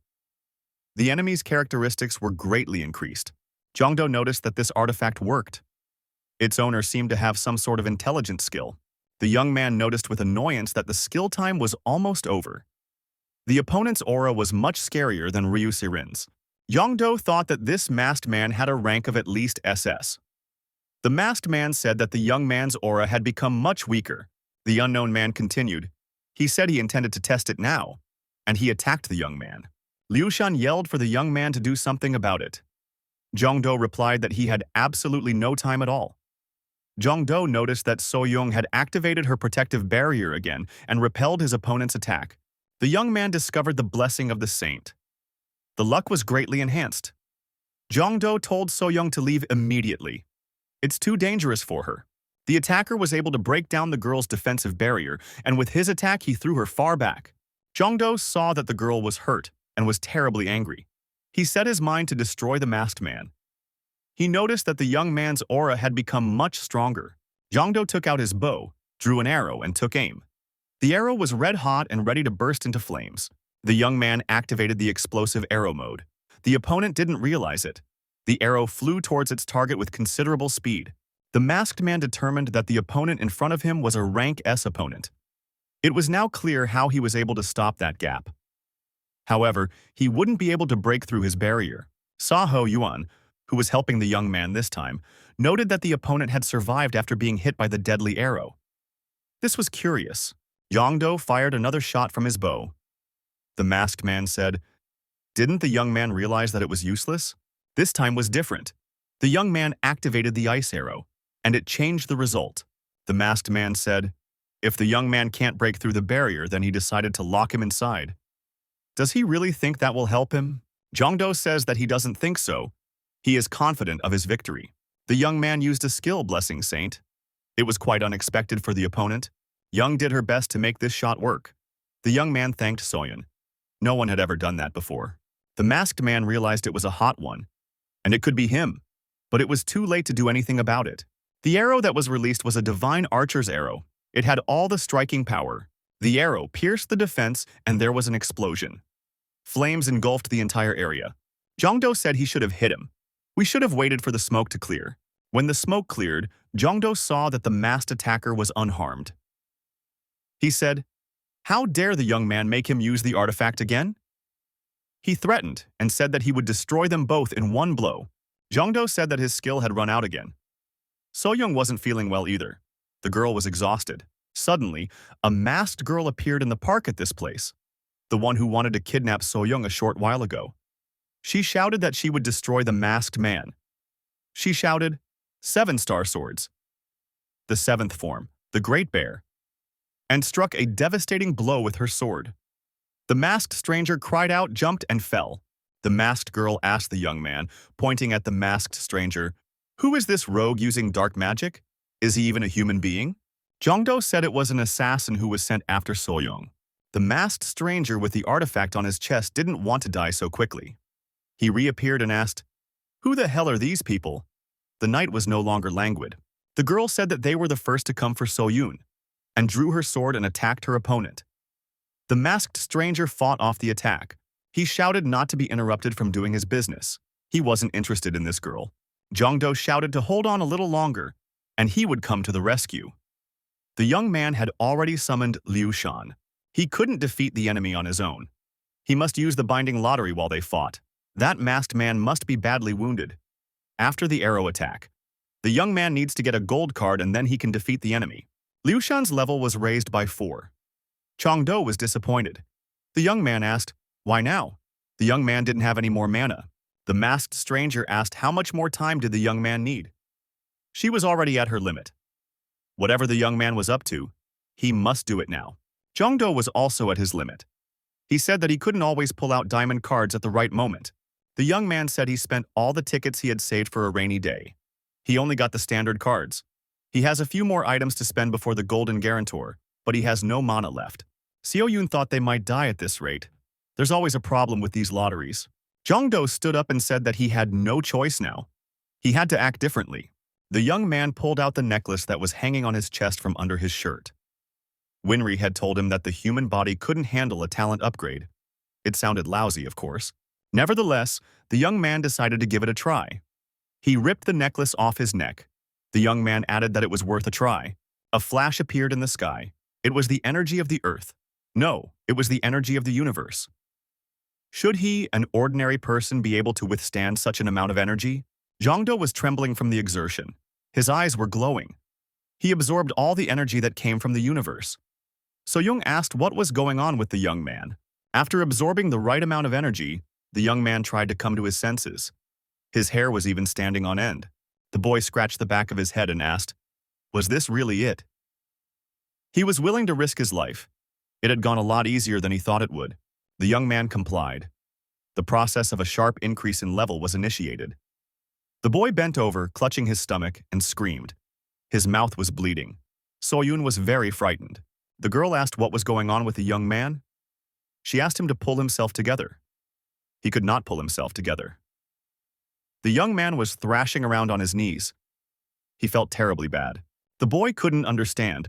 Was this really the energy of the universe? Winry's necklace was supposed to mitigate this process, but he had no idea how much. If Winry hadn't given him the necklace at Hee-chun's house, he would have been torn apart by now. The freak in the wooden mask said it was a side effect of the black blood. He must have gone mad if he had forgotten his goal. The masked girl and her companions, swords drawn, were on the offensive. Everyone realized that something strange was going on with Jong-do. His inner energy was out of control. The masked villain thought the young man was trying to use something like black blood. But something went wrong. That was to his advantage. The villain, holding a blob of strange structure in his hand, swung at the young man and told him to die. So-yoon, who was kneeling beside the young man lying next to her, saw something dangerous approaching. The girl turned to face the danger and tried to block it, using all of her holy energy to do so. The masked girl, siding with the young men in this case, shouted for So-yoon to use her shield. Jong-do got to his feet and said that he was fine now, and suggested that the girl take a break and gain strength. He used the Dragon Blood Awakening.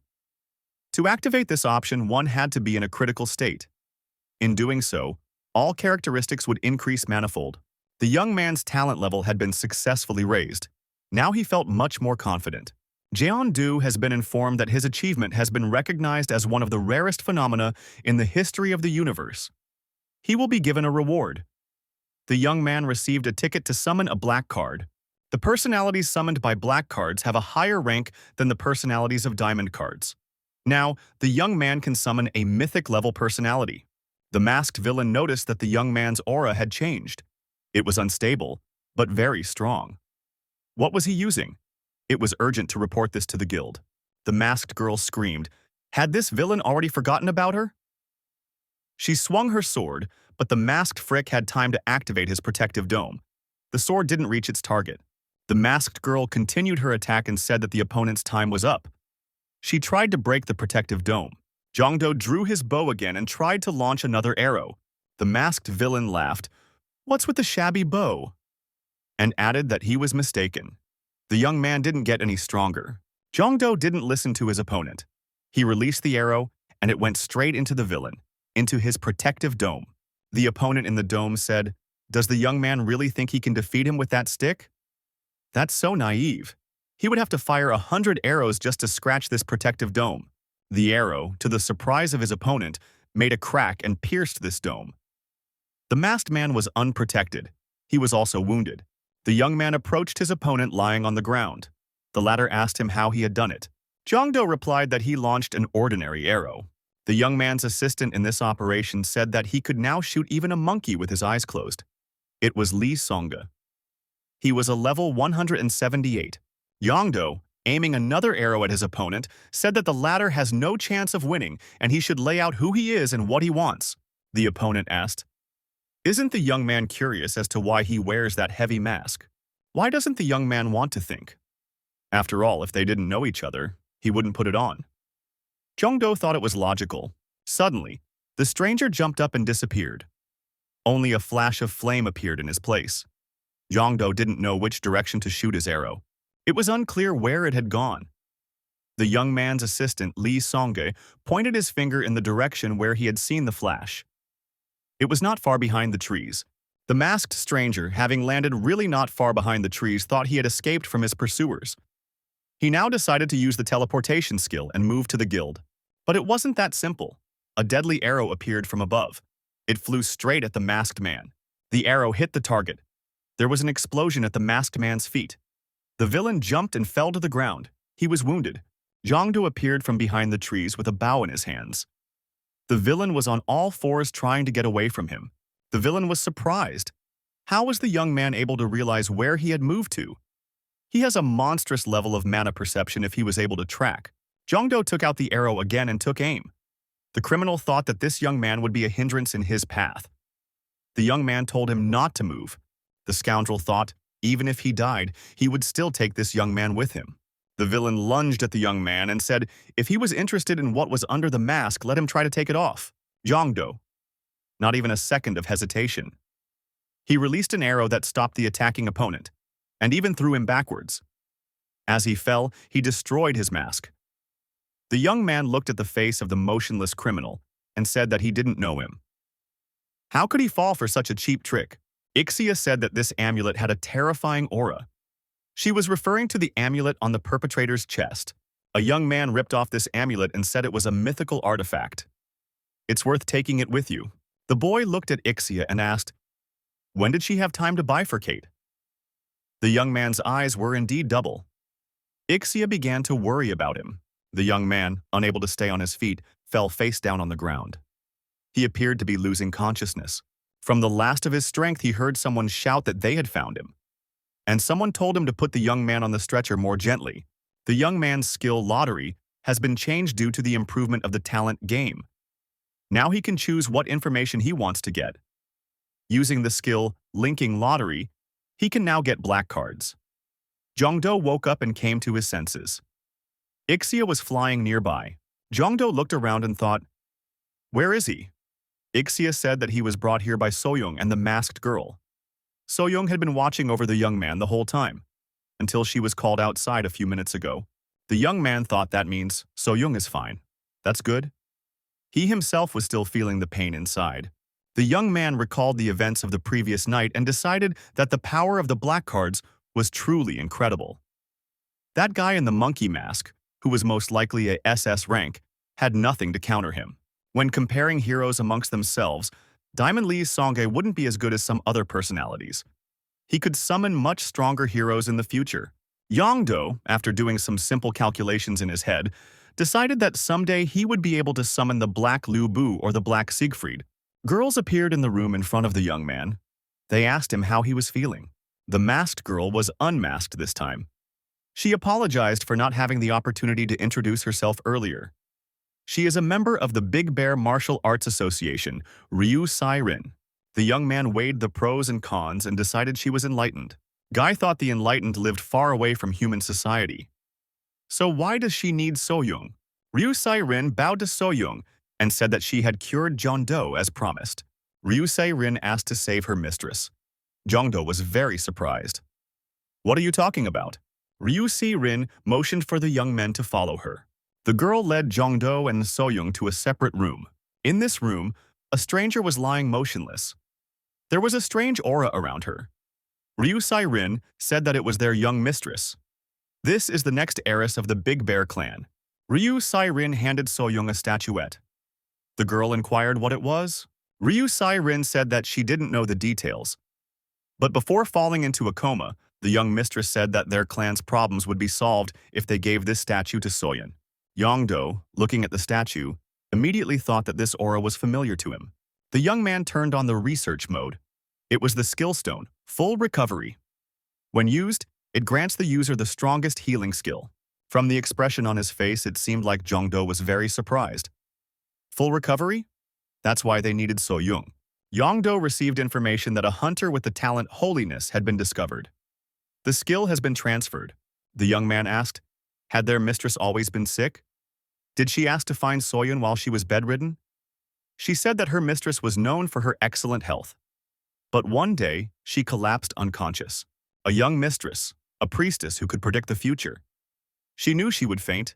Such is the fate of all fortune tellers. Jongdo logically asked, if she knew everything, why didn't she prevent it? The interlocutor said that her mistress doesn't see the future at will. Her predictions, random visions. It's not all smooth sailing here either.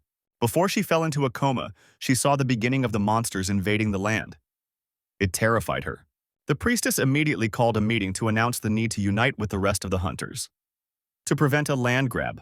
However, the elders were strongly opposed to her proposal. They wanted to fight with their own forces, believing that hunters from outside would be a burden. During the meeting, someone attacked the young mistress. That's why she fell into a coma. Ryu Sai-rin has no proof, but she thinks someone from the opposition did it. The girl asked once more for her mistress to be rescued. If she woke up, they could join the other hunters and fight back against the monsters.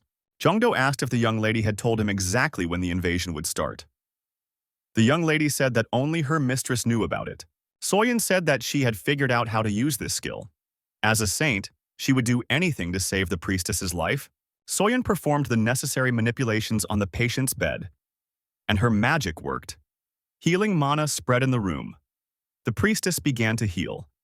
A radiant energy appeared around her. The Union, gritting her teeth, said that the priestess's condition was stabilizing. The young man decided to use the card and reach out to the girl. He chose Nightingale. Nightingale increases the healing power of allies in the available radius.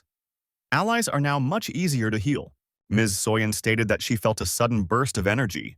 A strong glow began to emanate from the priestess's body. There was a reason for that. Ryu Sai-rin squinted her eyes and couldn't understand what was going on. The priestess came to her senses, sat down on the bed and rubbed her eyes. Everyone looked at her in silence. The girl rushed to her mistress and said that she was overjoyed. The priestess recognized the young lady. The priestess thanked Soyeon for her help. The girl said she shouldn't. She should be the one thanking the priestess for the new skill. Jongdo was also thanked. The young man thought that the priestess knew about them. It seems like she really has the gift of prediction.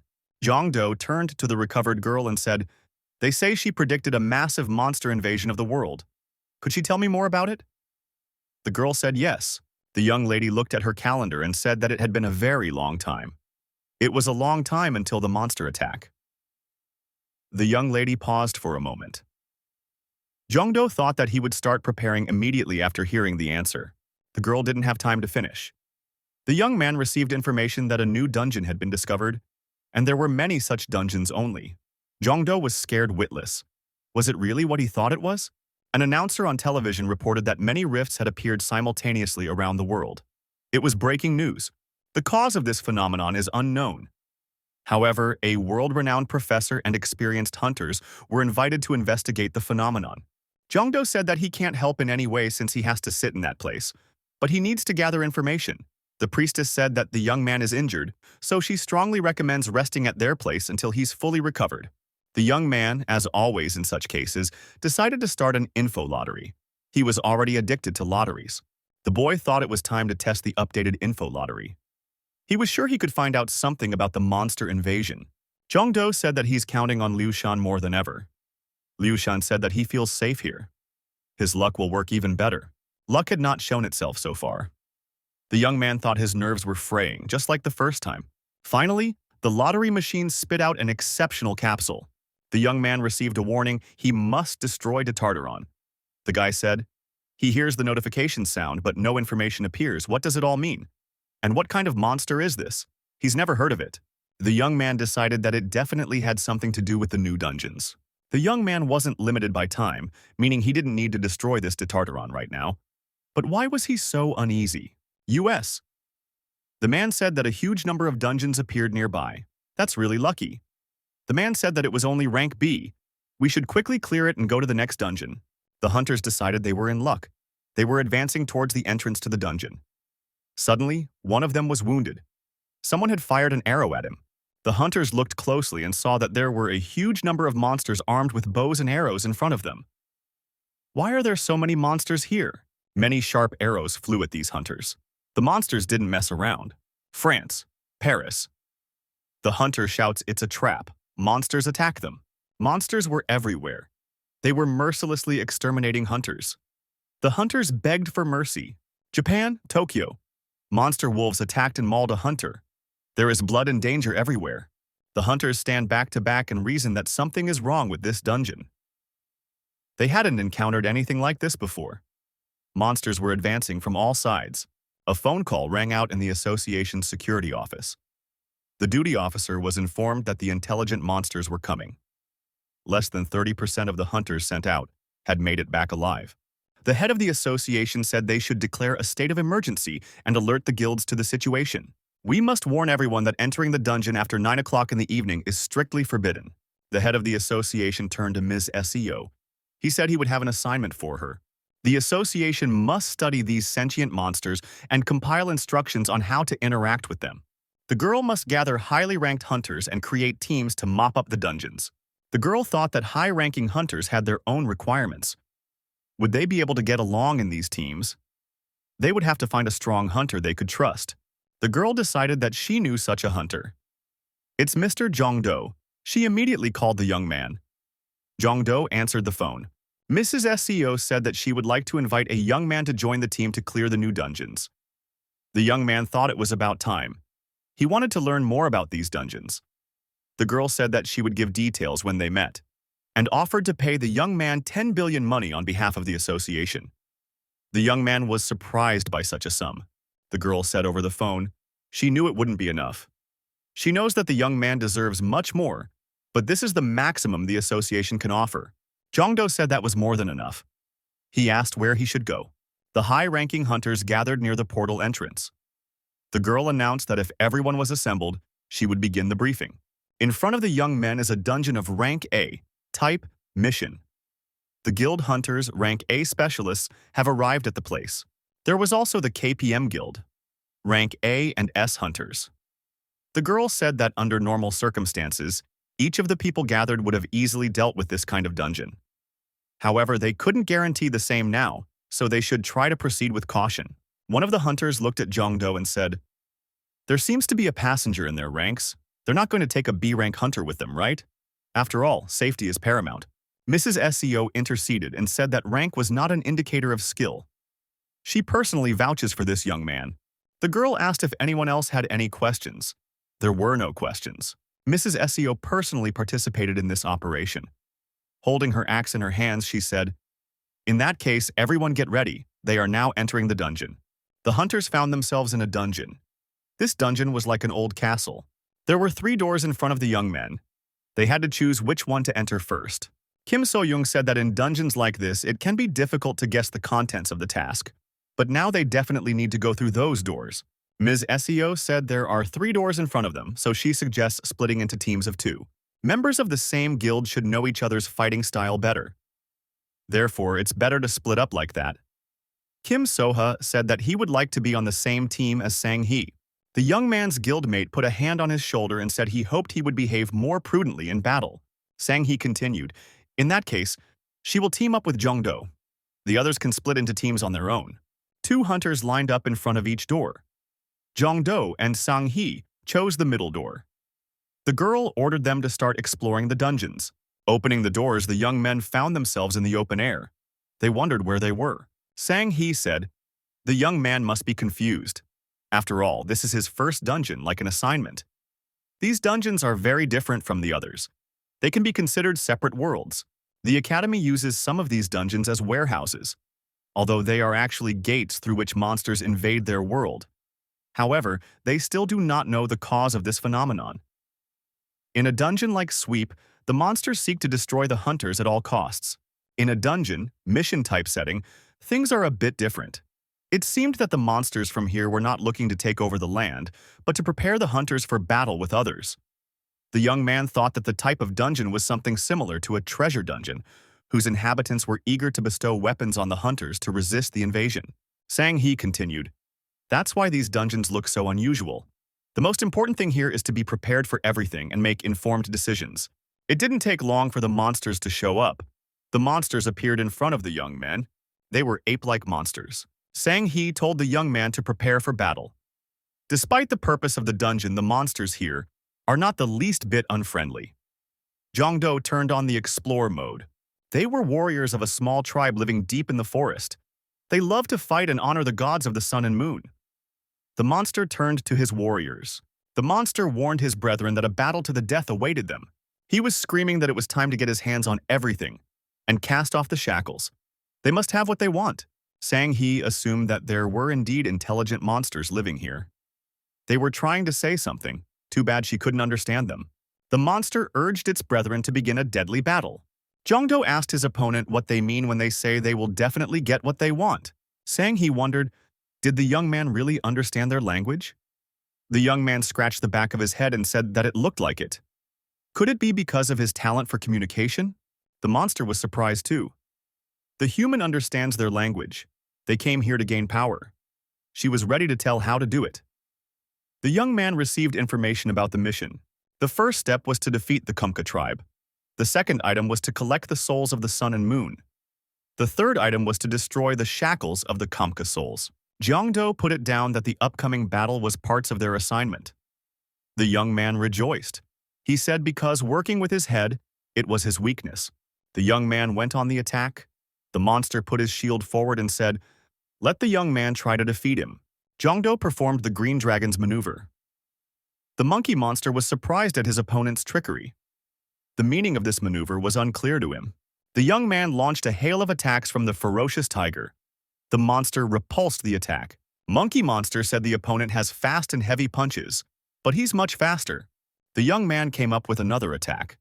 A legendary sword appeared in his hand. He said, wondering how the opponent would be able to block it.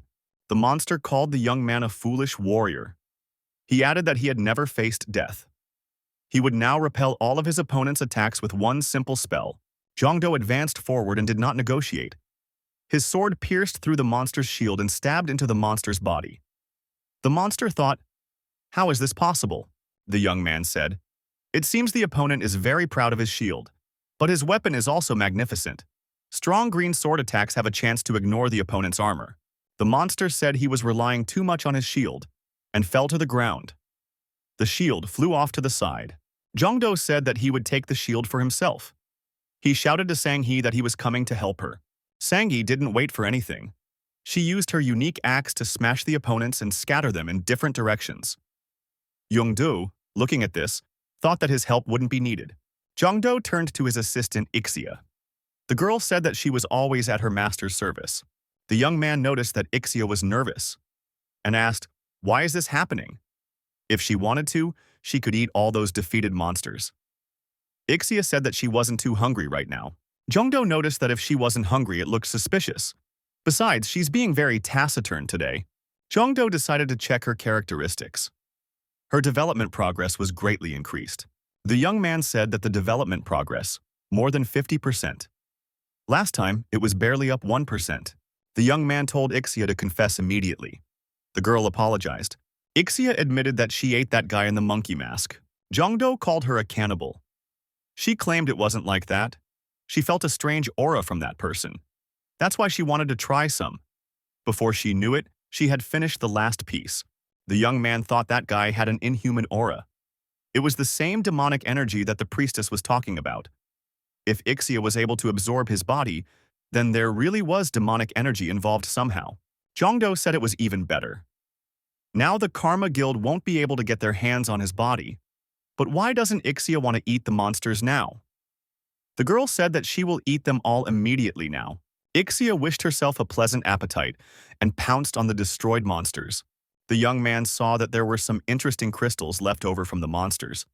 The soul of the sun and moon is the crystallized energy of the sun and moon. It's found in the bodies of the Kumka tribe. So we just have to destroy everyone in the Kumka tribe. Then the souls will reassemble themselves.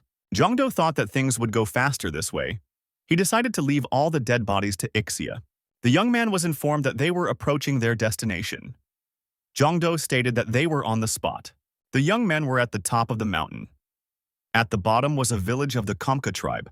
Sang-hee said that it was unbelievable. A young man was able to find this village so quickly. She wouldn't be surprised if he actually turned out to be a dungeon specialist type. Mission.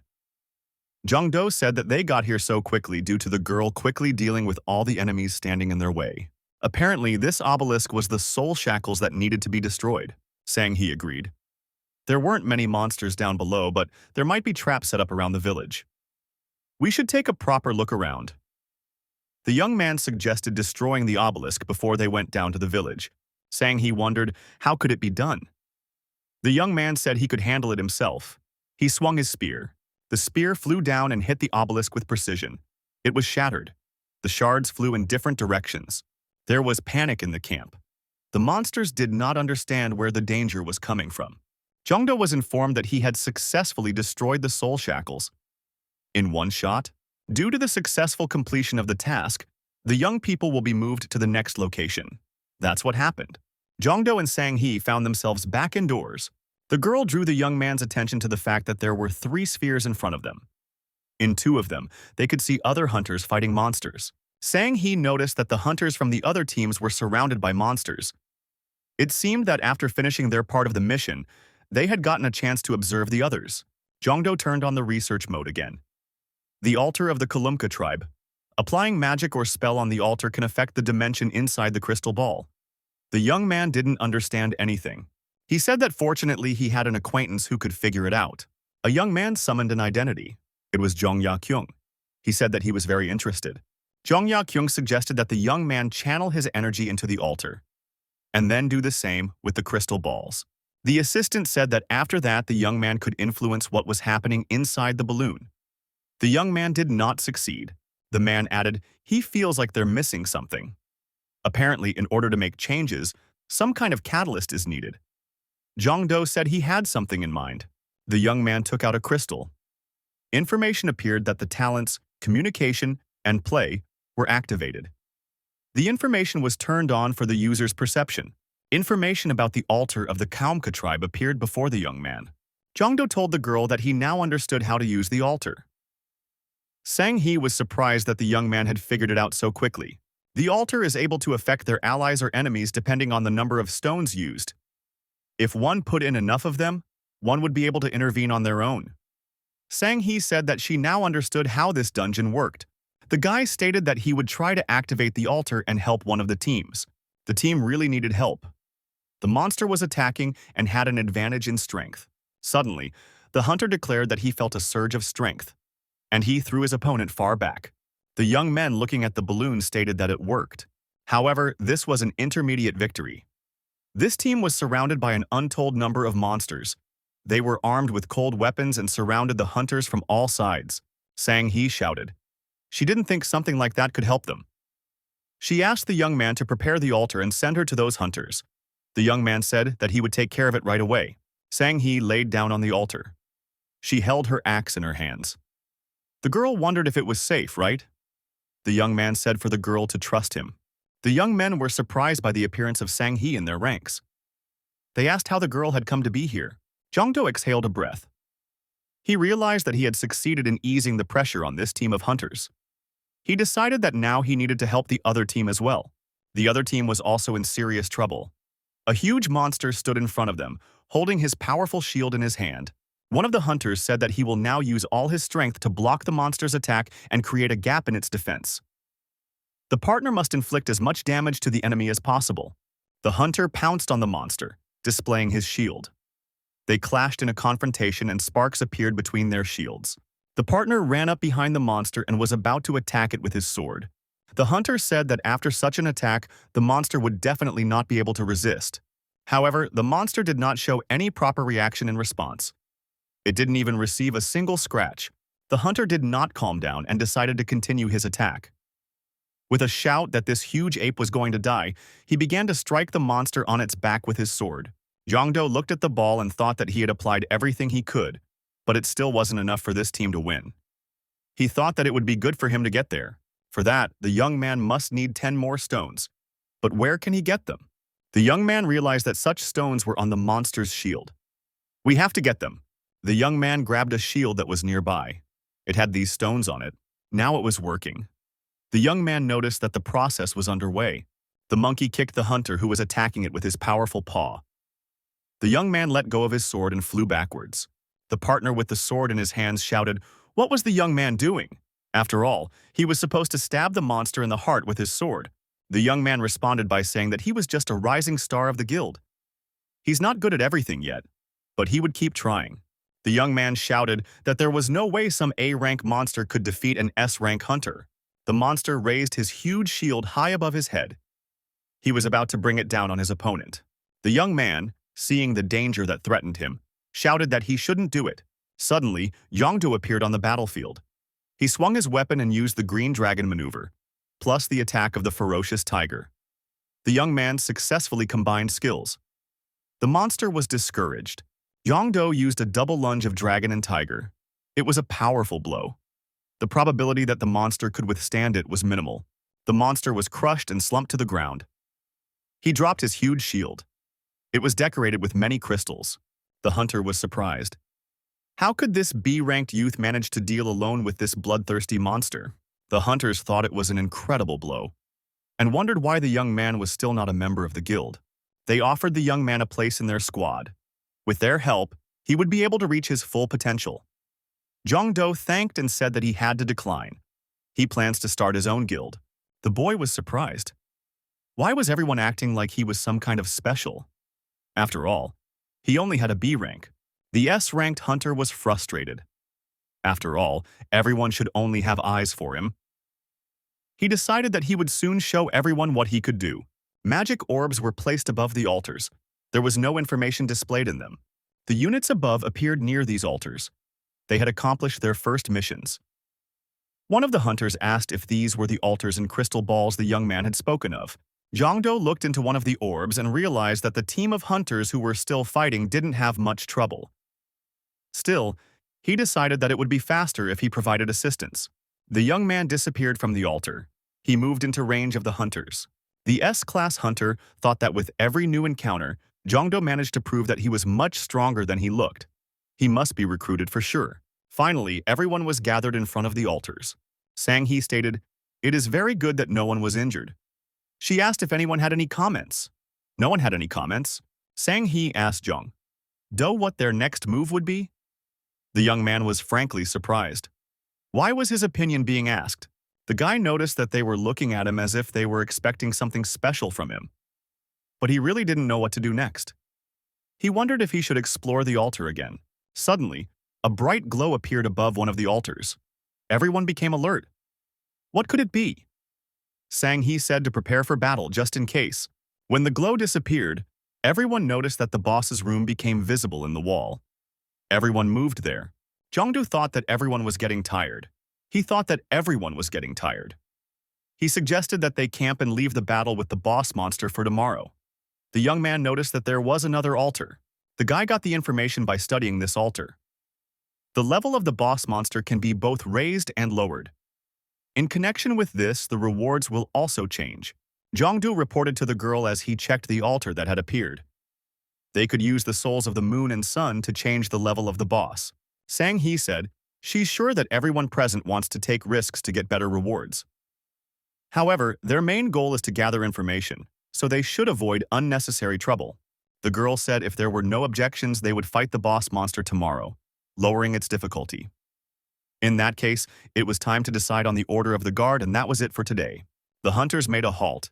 They built a fire to keep warm. To regain their strength, they all fell asleep. Jongdo was the only one who couldn't sleep. He thought that he was just not used to sleeping in dungeons. The young man looked around. He said it was amazing that the other hunters were asleep. They don't even want to be woken up. The young man decided to practice a little with his spear off to the side. It seemed strange to the boy that he didn't see the guard. Where'd he go? Jongdo saw that everyone was asleep except for one person. Where did he go? Jongdo noticed one of the hunters standing near the altar. He had his hands on the altar. Was he thinking of moving? The young man called out to him and asked him what he was going to do. He must take his hands off the altar immediately.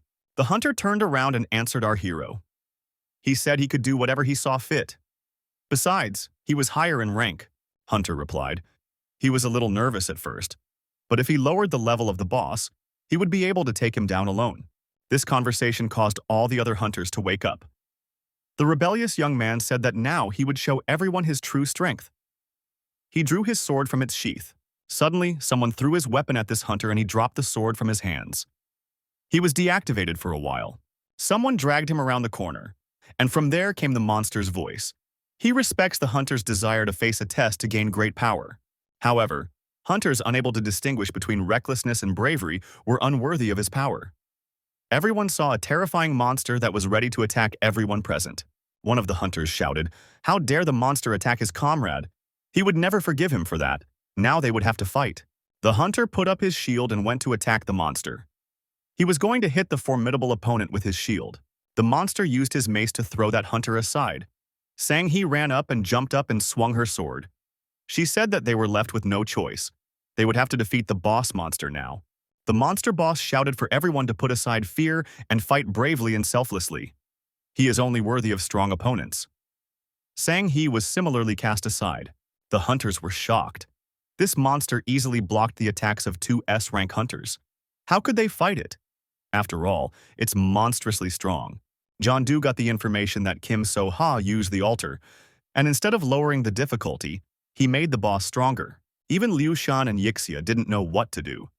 The young man was holding an amulet confiscated from his opponent during one of the past battles. He said that now they could only hope for luck. If this locket could repel negative energy, then maybe it could ward off bad luck from him as well. It was Gashina's blessing. It repels negative energy. The monster, looking at Jeongdo, said that it was excellent. He senses the spirit of a warrior in the young man. He's ready to fight him. Jeongdo didn't mind fighting this monster boss either. The young man gripped his halberd tightly and stepped forward. This time, the young man was helped by Loi Bu. He said that they had not seen each other for a long time.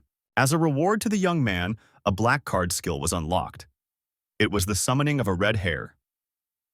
The young man looked at the horse that appeared in front of him and thought, "Is it really a red hare?" Jeongdo jumped up on his horse. The user's characteristics were enhanced. The riding skills were greatly enhanced. The young man and the horse felt each other confidently. Monster Boss said that he feels an incredible aura. This fight should be a pleasure for him. The horse pounded its hooves and shot sparks. The monster told the great warrior to attack him fearlessly. The young man, without a shadow of a doubt, pounced on his opponent.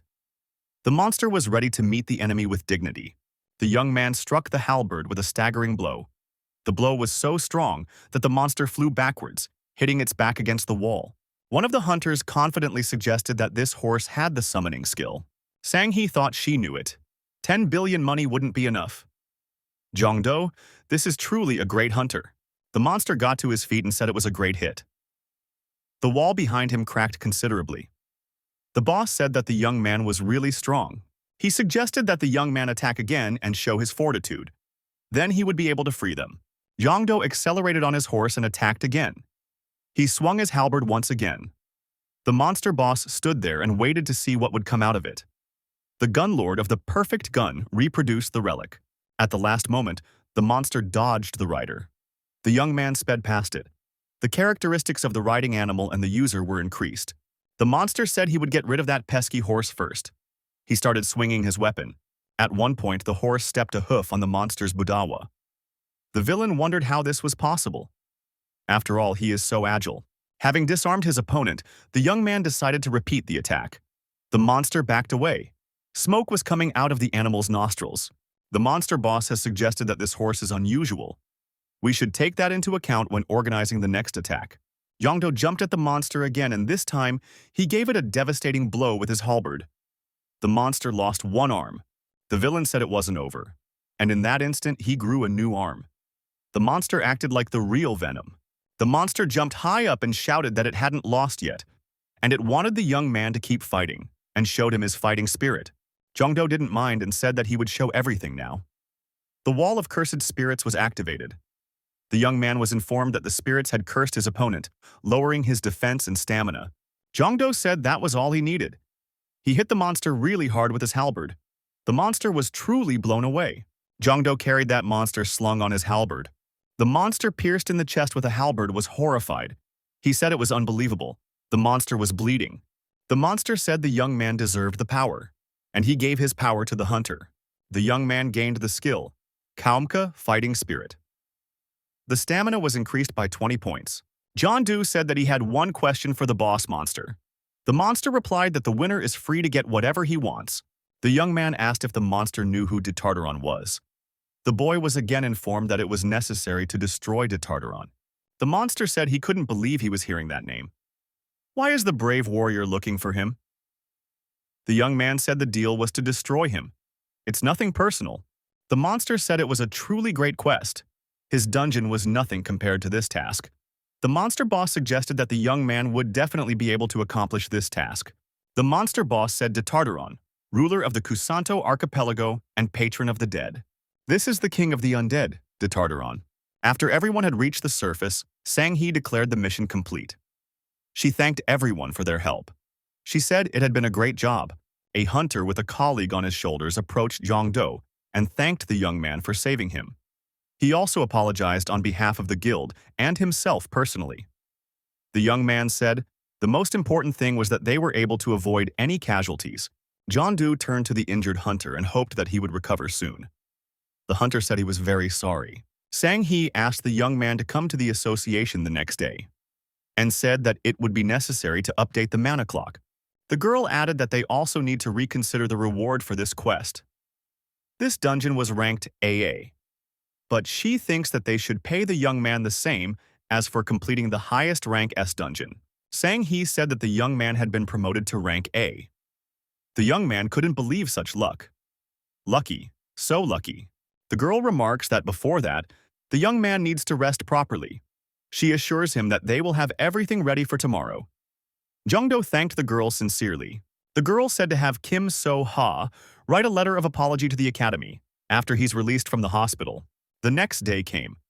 Zhang-do was receiving congratulations. He was promoted to rank A. The young man received a new watch, according to his new rank, as required by the regulations. Jian-du thanked everyone, but said that next time, the event would be held in a more private setting. There were many people who wanted to congratulate the young man in person. Many guilds wanted to recruit Zhang-do. They offered the young man more and more favorable terms. The young man thought that these people were much noisier than those who came for Soyun. Moving to the VIP room, the young man decided to rest. Ixia said that the young man had done his job well. Zhang-do thought that he had been running around a lot lately and forgot to check his characterization window. Ixia advised him to do it now. The young man checked his stats and thought that with them, he would be able to pass for S rank quite well. But as he looked at one of the skills, he remembered again the frustration. The frustration he felt whenever he had to ask for help. Now the skill required less mana and dealt more damage. But still, it was frustrating. The young man decided to keep the weapon he had gotten from the last dungeon for a while. It might come in handy. The young man was overjoyed as he read the ignoring of the experience point penalty. He was fighting an opponent whose level exceeded the young man's, and so he received an increase of 5 points to all stats. The experience point penalty was also ignored. The young man still hadn't heard of the experience point penalty.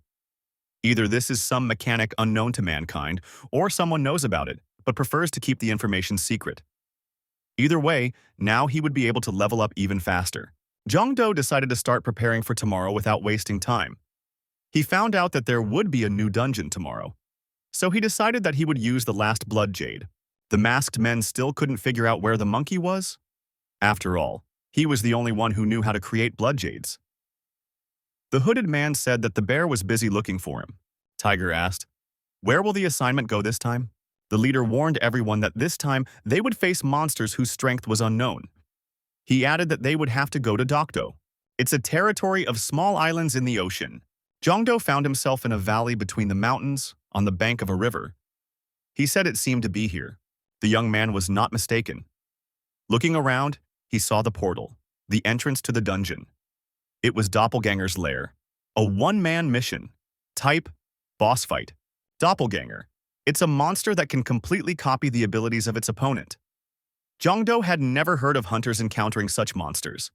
It's most likely a new monster that appeared after the second disaster. Zhang-do asked Ixia if this monster could copy his equipment.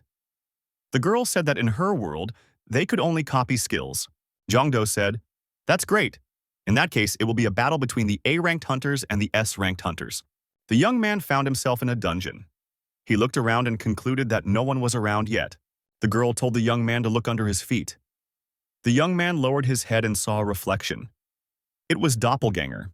Zhang-do, with the words, "There you are," thrust his weapon straight into the ice beneath his feet. Doppelganger appeared in front of the young man. He said, Welcome to his lair. He looked just like our hero. The monster said he had already looked up the young man's information. Now they are equal to each other. Jongdo jumped and swung his halberd. He was about to strike the enemy. Doppelganger thrust forward his weapons, the same halberd, and blocked Jongdo's attack without much effort. Jongdo said that he was about to finish off his opponent in the blink of an eye. The opponent smiled and said, "Let him just try." The warriors fought each other. But since they were equal in strength and skill, the battle went nowhere. Doppelganger said the maneuver will now be executed. Indeed, Jongdo performed the Green Dragon maneuver, again to no avail. Be that as it may, Doppelganger was unable to land a single punch.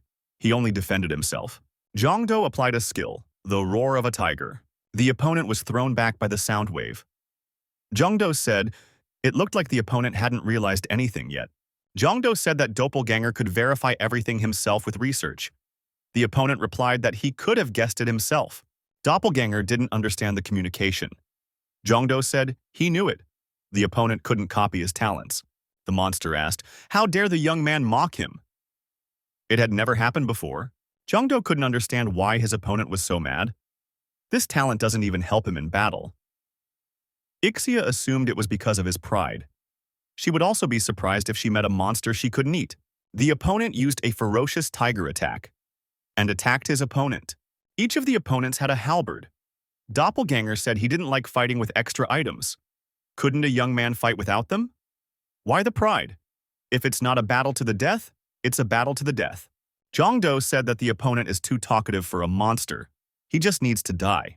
Doppelganger said he didn't end up here by choice. Jongdo wondered if he had been forcibly placed in that dungeon. The young man thought this was his chance to learn more about the monster invasion of Earth. Ixia told her master that their rival was cheating. Doppelganger said it was too late to warn his opponent. The monster stated that there was no way they would bow down to humans. A young man used the lottery. An ordinary card fell out to him. The young man felt sorry that his opponent had to copy his luck. Doppelganger was copied by Emperor Liu Shan. Jongdo pierced his opponent and said that this is the end of them. Goodbye. The young man noticed that his level had been raised. And that was after one battle. The level increase continued. He raised 10 levels at once. That's the best skill ever. Jongdo noticed a glowing orb lying at his feet, near his defeated opponent. The young man raised the sphere and said that he had already forgotten about the skill stone. On the surface lay deactivated Secret Service agents. Two men dressed as Secret Service agents said it had appeared. One of them added that every time he is surprised how accurate his predictions turn out to be. Now they always know where the new dungeon will appear. The radio transmitted that a SS rank monster was confirmed. The stranger was holding a red balloon. He said it was time to begin.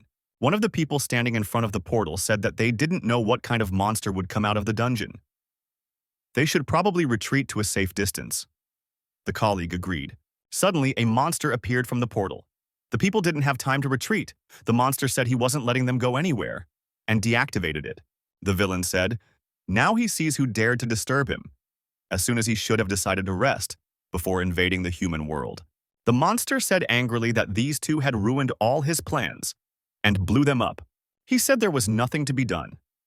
In the place of these two, there were only bones left.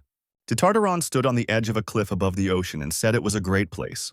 The monster said it was time to have some fun. He had a well-developed plan of action. Ships began to appear from the dungeon. The monster was assembling his fleet. Looking at the results of his work, the monster said that the ships were already there. Now all that was left was to recruit a crew. The monster called for the rebellion of those swallowed by the abyss of the sea. It was natural. The skeletons of the drowned sailors began to rise to the surface. The monster commanded them to climb aboard. The captain stated that he had expended too much energy. If he had not known what awaited him, he would have asked for Gias's blessing. Tartaron thought he was weakened from the beginning, all because of the damned contract. If it weren't for him, one could fight at full strength. The two people who were waiting near the entrance to the dungeon turned into monsters. They tried to attack Tartaron. The monster howled and deactivated them. He pushed them into the water from the cliff. The captain looked up into the sky, into the portal, and reported that someone was following him. The monster was indeed being watched by the Korean Information Bureau. Unknown monsters have appeared in Dokdo. Their numbers are increasing rapidly. The minister said angrily that they could not contact the unit on the island. There was no way that there could be a gap on the island. It's been reported to the leadership that the radar was able to detect Japan's self-defense force. The ships are on a precise course. On a Japanese ship, an officer watching through binoculars said that these monsters could not be allowed to get close to the shores of Japan. The officer said they would deal with these things. It would allow them to learn more about the new monsters and get their hands on their remains. Besides, it would help bring Takeshima back. Tartaron also saw the approaching Japanese warships. He was ready for it. The captain of the monsters said that here comes the first enemy. He's made a lot of fog. The range of vision has been greatly reduced. Where had that fog come from? The duty officer shouted that something had appeared directly in front of their warship. Tartaron, as a captain should, watched the situation unfold. He chuckled now and then. Tartaron spread his hands and said that when faced with the unknown, he could not control his excitement. He added that they would take everything from the military, food, money, treasure, and even their lives. They were counting on women because they were warships. The monster declared that the enemy should behold the greatness of the ruler of the Kusanto archipelago. Warships began to wreck and go down. There was nothing the command could do about it. Jongdo and Sang-hee met at the office. The young man couldn't understand what had happened. He had 40 missed calls from the bureau. The girl said that they had an emergency. She will inform the young man about everything. The young men entered the office of the head of the association. Sang-hee said that she had brought Hunter Jongdo. The head of the association was not alone in the office. Hai-chun, who was in the office, said hello to the young man and said that they hadn't seen each other for a long time and suggested that they would be in the same boat as the hope and pillar of the entire nation.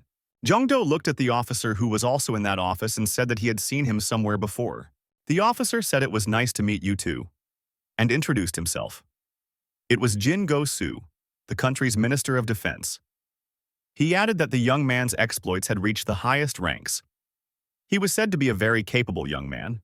Jongdo met and thought, something really serious has happened. The head of the association said if everyone was gathered, he suggested to pay attention to the screen and turned on the projector. Everyone present saw a monster on the edge of the cliff. There were countless monster ships below in front of him. The head of the association said, as all can see, unknown monsters have appeared in the Cocteau archipelago. Jongdo saw the monster on the screen and guessed it was him. Archelich de Tartaron.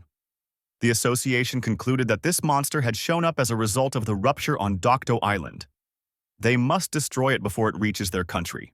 The original plan was to launch an airstrike on Dokdo, but they can't do that until they know the status of the Japanese troops. In order to avoid conflict between the states, it was decided to resort to the help of hunters. Hai-jun said that he can't ignore such a threat to the Earth so he can be counted on. Jeondu said that he's in on it too. The young man thought that the help of the armed forces in eliminating de Tartaron would be most welcome. The head of the association said that they plan to attack the enemy from both sides, putting Hai-chun and Jongdo at the head of the units. The nominations of the young men were unanimously approved. Ixia told the young man that he was appreciated, and she was sure he would do well. The minister said they would evacuate the population and an hour later begin an operation lasting about 10 hours. If the monsters made a move on the island, he would launch the armed forces. They should head for the port as soon as possible. Jongdo said that he needed to make preparations. He would immediately follow to his destination as soon as he finished his business. The minister replied that it would be convenient as a young man. Jongdo asked Hai-chun if there were any blacksmith shops nearby. Ellie's blacksmith shop was nearby. Jongdo couldn't even think that there was such a room in the basement of Chae-chun's house. The young man's assistant this time was a scientist. He liked the workshop. Jongdo said that he was going to forge swords, so he needed the scientist's help. Jongdo, having prepared thoroughly, said that it was safe to proceed. The scholar in the photograph saw the paired blades of the great warlord of the Joseon dynasty, General Lee Sun-sin. It was a pair of dragon blades, the young man said. Once he learned that they would be fighting on the sea, it immediately hit him. He added that he would create Lee Sun-ching's paired blades to summon him into battle. Victory would surely be theirs. As the young man made blades, the scholar noticed that the young man had an excellent material imbued with chi energy. Jongdo stated that he had to give his best this time. He needs not only skillful hands but also luck. This time, double summoning was applied, and Emperor Lu Shan also appeared. The scholar sighed. The young man was informed that this was the first time he had used double summoning. The mana expenditure was cancelled. The scientist asked the young man, "Who is this second assistant?" "He looks very majestic." Jongdo said he would explain later. He has more important things to do right now.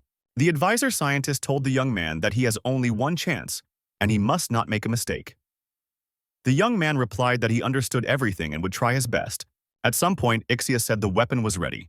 The young man stopped working. After that, the sword had to be dipped in water. Jongdo dipped the sword into the water and tempered it. He followed all the rules of blacksmithing. Liushan said that the young man is helped by his luck, and he has faith in the young man. The weapon was ready. Its steel reflected the light in the sun like a mirror. The scientist said the young man should engrave something on the blade. The dragon's paired blades contain a powerful spirit. He once swore to protect the land and seas of his homeland, and he has carried that vow unwaveringly through the centuries. Jongdo was informed that he had successfully forged a legendary artifact.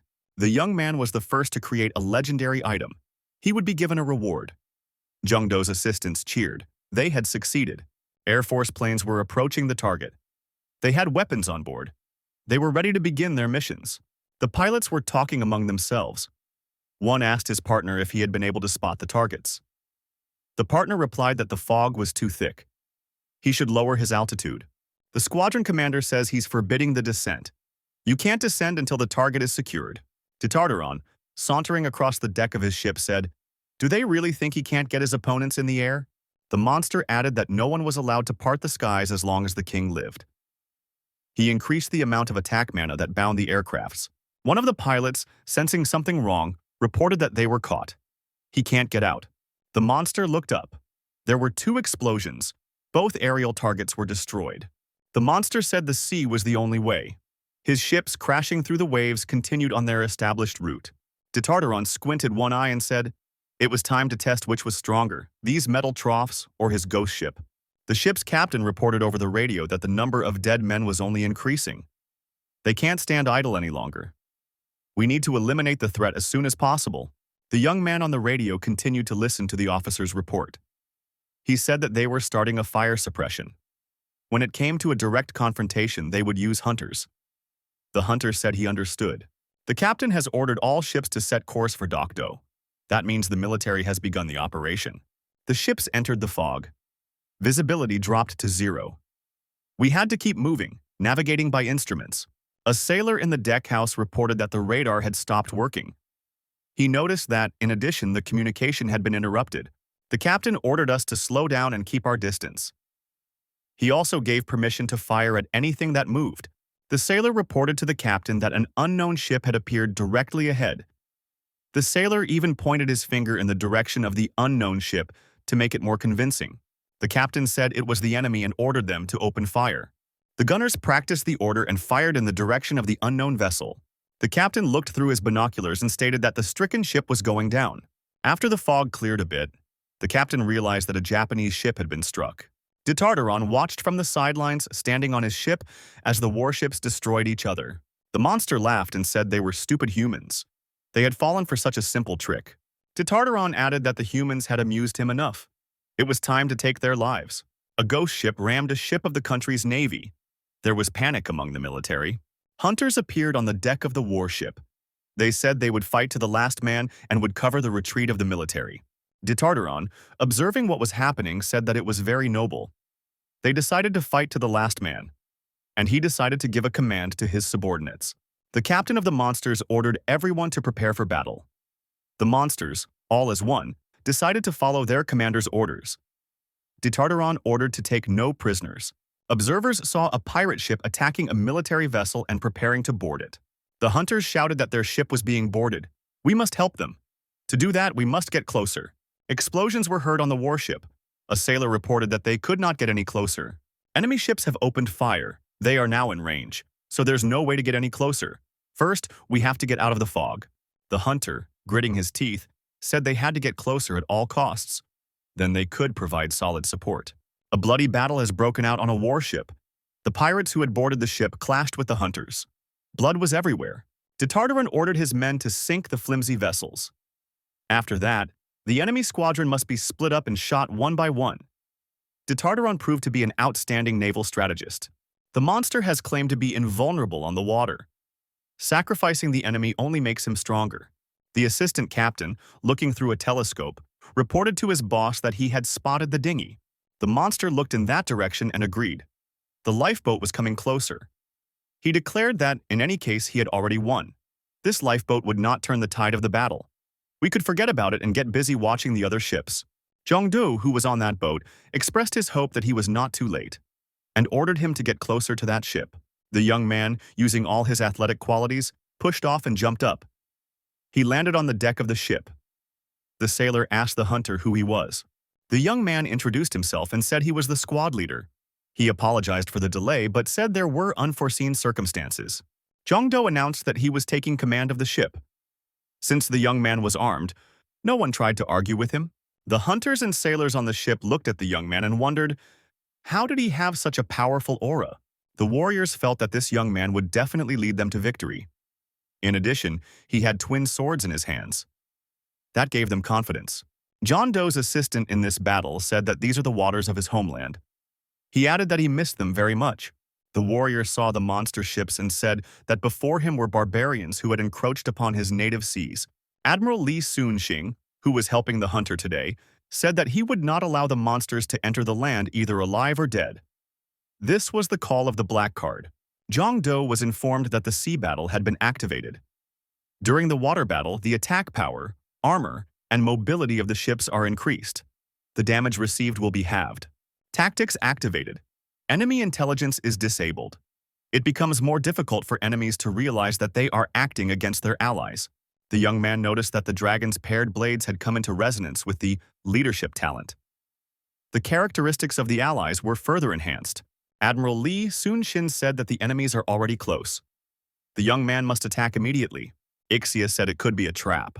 The young man thought that apparently, after obtaining the third level, Ixia had learned to anticipate the intent of her opponents. The admiral says he doesn't care about the trap. He intends to destroy the enemies anyway. In a battle like this, the one whose ship is stronger wins. Lee Soon-shin was determined. The admiral added, if a young man wants to win, he must believe in his ship. The young man squinted his eyes. He noticed that the ship shimmered. The watch monster reported to its commander that an enemy vessel was rapidly approaching them. De Tartaron was very surprised. He didn't expect anyone to want to attack him. The monster decided to attack this vessel. Cobuxon's call was used. The captain ordered the weapons to be loaded. The monster laughed. So humans have a taste for hand-to-hand combat after all. De Tartaron ordered his warriors to launch an attack on the enemy's board when the ships approached. Suddenly, a cannon shot rang out, and De Tartaron's ship was hit. The monsters began to fall overboard. De Tartaron had to abandon his ship to save himself. The ship was destroyed. Jong-do reported over the radio that they had sunk an enemy ship. He was interested in the location of the other enemy vessels. The young man was informed that he was ignoring the communication restrictions. The third squad reported that they could see no one. Fourth squad radioed that they were under attack, but the enemy has managed to hide in the fog. He's out of sight. Unit 5 reported seeing the enemy and asked the battle commander what instructions he would give. Jong-do said he should be given the coordinates. The military captain reported that it couldn't be done. Their radar had failed.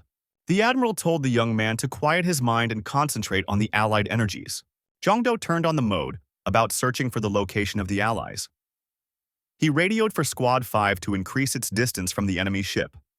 After that, they began firing their main caliber guns. The young man warned that they were about to arrive at the battle site. The sailor reported to the commander-in-chief that he saw the 5th squadron. There were 2 whole enemy ships in front of him.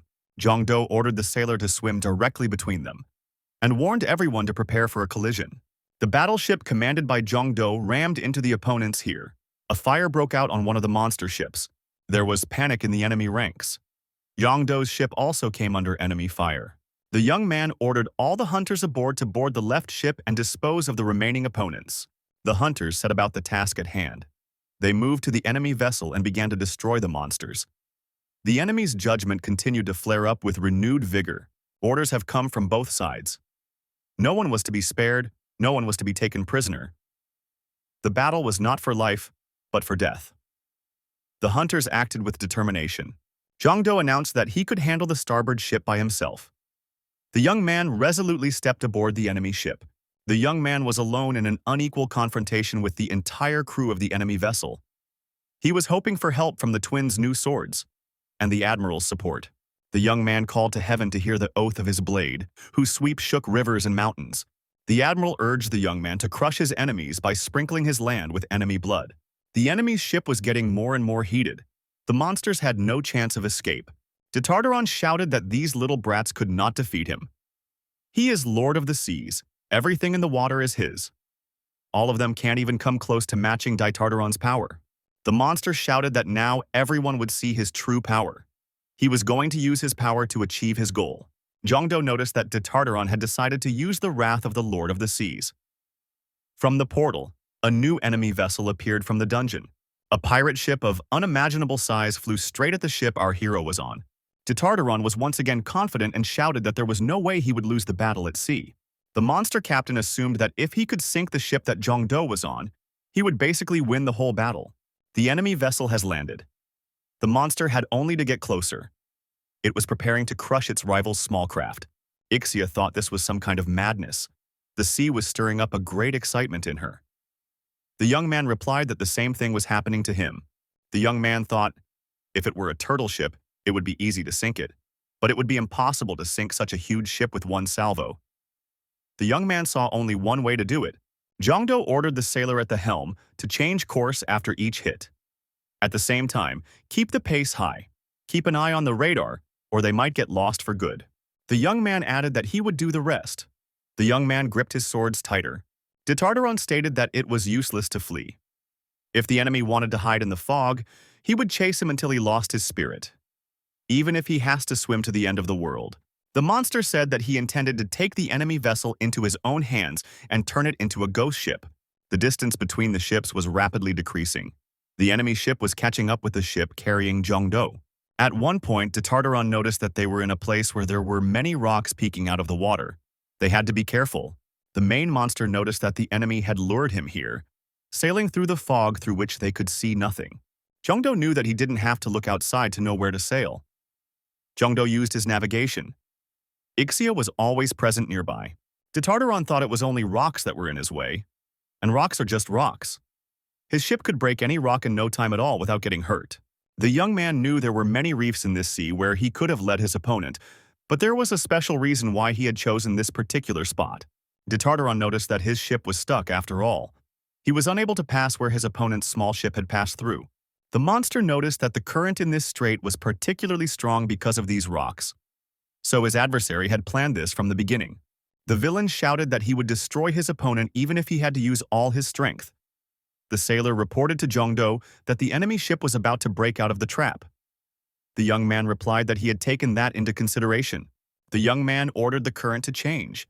In this case, it was within his power. Turns out the young man had a skill, changing the current. In this case, he used it to its full potential. Tartaron was enraged. Could it really be possible for his rival to change the current? Now, he would be sure to finish him off for real. The admiral told the young man that his time had come to an end. Jongdo said that it was an honor to fight shoulder to shoulder with the admiral.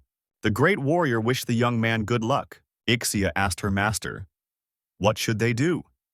They could strike last while the skill was in effect, but the summoning time was coming to an end. The young man agreed that it would be harder for him to go it alone now. The young man decided to use the lottery in hopes that another hero would reach out to him. The combination choice caught the summoning ticket with a black card. The young man decided to use it. Jongdo received an award for the world's first human-made legendary artifact. Ixia was very surprised and happy for her master. Our hero decided to use the cards of Mordred and Tristan. He felt it would be the optimal duo in this case. There's no Western heroes more famous than the Knights of the Round Table. And if he used a black card, maybe a person associated with this legend can help him. The young man decided that he definitely needed help that he could safely count on. Tartaron was surprised. There was an incredible flow of mana coming from his opponent. He didn't think his enemy would be so powerful. Lord of Weapons perfectly reproduced the legendary relic. Excalibur's skill unlocked. The young man armed himself with his legendary sword. He prepared for battle with the enemy. The boy knew that this sword could defeat any monster with a single blow. He just had to use it correctly. The young man knew that only one hero, summoned by the black card, was worthy of wielding this sword. It was King Arthur Pendragon. His level was 201. Tartaron realized that his chances of victory were greatly diminished, so he made the decision to run. The monster was begging his vessel to start moving just a little bit and move off the rocks. Tartaron was confused. He even considered abandoning the ship. That thought he dismissed. The ship, it was his pride. The Lord of the Seas cannot abandon his ship. The monster screamed with hopelessness. He didn't know what he should do. He shouted that he was waiting for his opponent to attack. And he wanted to see what he could do? The villain hoped that as long as the ship was with him, he would not be defeated. Jongdo stated that he was willing to fight and let Tartaron blame himself for choosing such a fate. Jongdo swung his sword and cut the opponent's ship in two. Tartaron couldn't believe that this had happened. The young man sighed with relief and said finally, the young man took it to the next level. The young man was overjoyed. Now he could level up by destroying monsters from the gap. This was all made possible by Kumka's fighting spirit. Ixia told the host that the ship's summoning time was about to run out. It's important to keep that in mind. Jongdo shouted, couldn't she have warned him beforehand? From the naval warship, cheers of joy could be heard that they were alive and that they had won. Jongdo said they were so happy that they didn't even notice him falling into the water. After the ship disappeared, the young man was on the water, thanks to a small raft. A young man fished Tartaron's hat out of the water and received a prize for it. His mana increased. Perception also increased. The boy thought that was not a bad performance. But he can't walk around with a hat like that. The young man used an effect capable of taking the shape of any headdress or neck accessory of the user's choice, and turned the hat into a bandage. Suddenly, a girl appeared beside the young man on the raft. Winry said hello to the young man. The boy bounced aside in surprise. The young man said hello to Winry Makina. The girl smiled in return. Using his athletic skills, the young man climbed aboard a military vessel. Jongdo asked how long Winry had been here.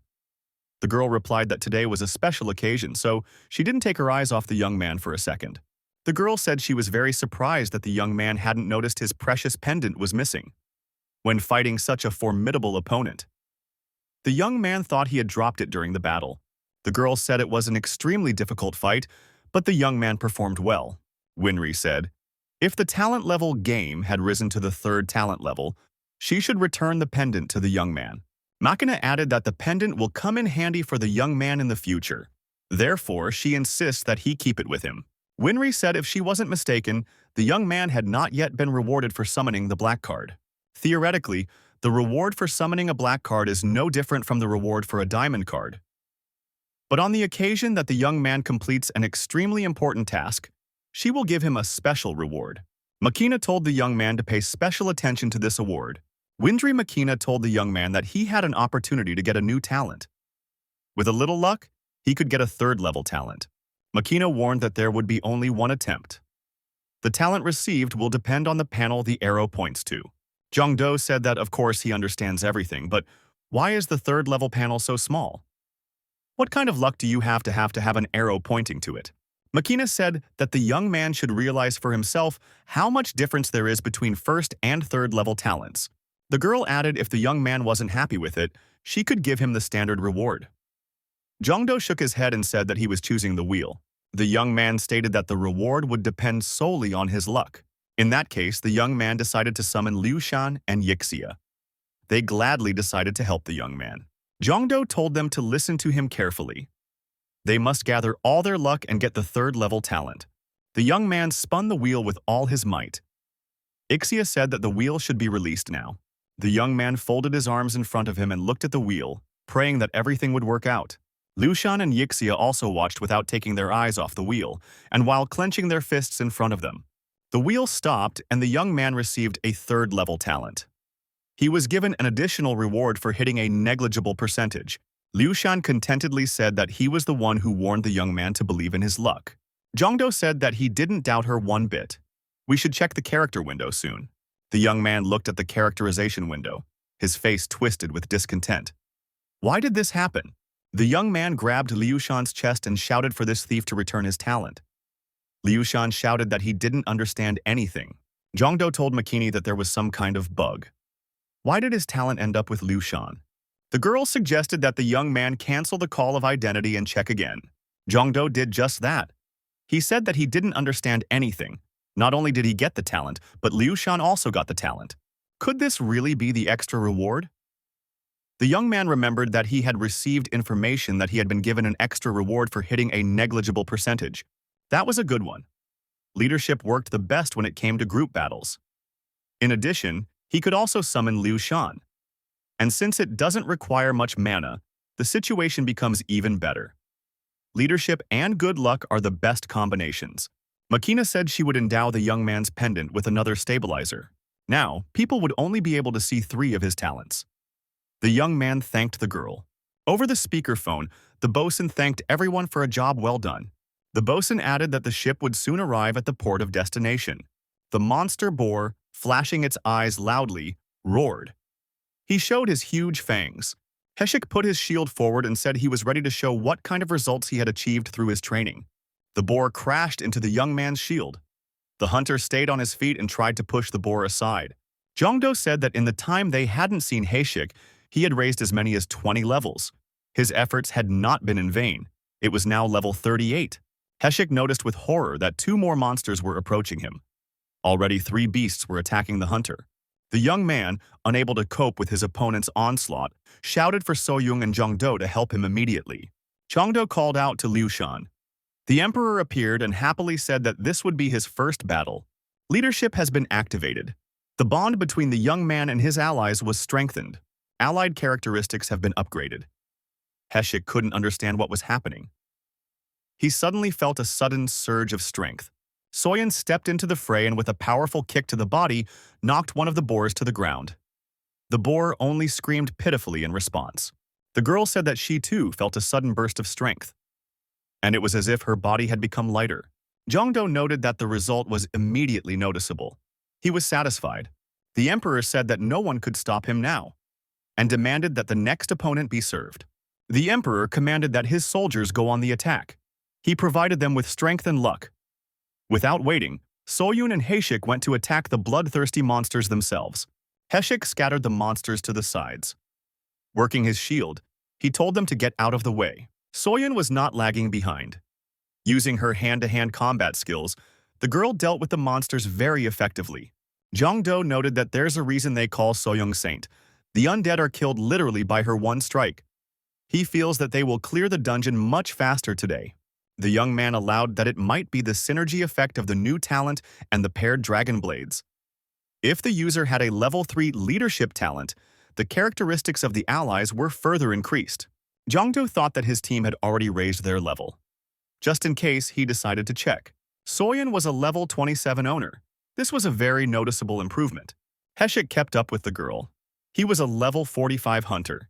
He had raised as many as 7 levels in just one day. Jongdo couldn't believe his eyes. He double-checked all the outgoing data once again. There could be no mistake. His team had strengthened their position very much. Heshik and Soyeon looked at their boss and asked if something was wrong. Jongdo asked the young men if they had checked their characterization a long time ago. Heshik asked, "What happened to them?" The young man asked them not to be surprised after they checked. The young men were already surprised. Jongdo said they'll find out for themselves soon. We have to take out the remaining opponents and head for the boss.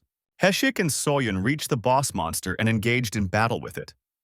The young men acted like a well-coordinated team. After destroying the boss, the young man saw that his team had moved up another level, and mana and agility were added. The young men had reached the limit of their characterization development. John Doe said that this message threw him into a stupor. Maybe the lottery will give him a solution to this problem. The system reported that the young man had reached his destination. In front of him was the entrance to the dungeon. The young man turned on the research mode. This was a class trial, a special dungeon created for one person. The boy thought that apparently this was the dungeon for class upgrade. In order to upgrade, the young man must take part in this class trial. The young man put on his wristwatch. He thought he hadn't done that in a long time. He doesn't know how long he'll have to spend in this dungeon, so it would be better to leave the electronic watch at home. The young man noticed that his heart was about ready to jump out of his chest. Jongdo was ready to enter the dungeon. However, the unexpected happened. He flew into the air and began to climb upwards. At some stage among the clouds, the young man met with some bird. He asked who was in front of him, and he pointed his cold weapon at the bird. Bird said it perfectly. Pointing a weapon at a suspicious creature in an unknown place is the right decision. However, the young man has nothing to fear. He can lower his weapons. She is ready to tell the young man everything he needs to know. Ixia, who happened to be nearby, said she didn't think the bird was lying. She can be trusted. The bird introduced himself and said his name was Fast Runner Grandel.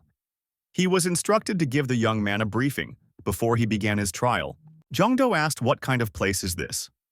Grandel said that they are above the heavens. At the moment, they are flying to the Delapar Holy Ridge where they will be tested. Only those who have reached the limit of their abilities and met certain requirements can take part in this challenge. They are gathered at the sacred ridge to find out who is worthy of an upgrade. Grandel gave the young man the crystal and said he would need it in the future. Jongdo asked what the challenge was. The bird said that they had already reached their destination.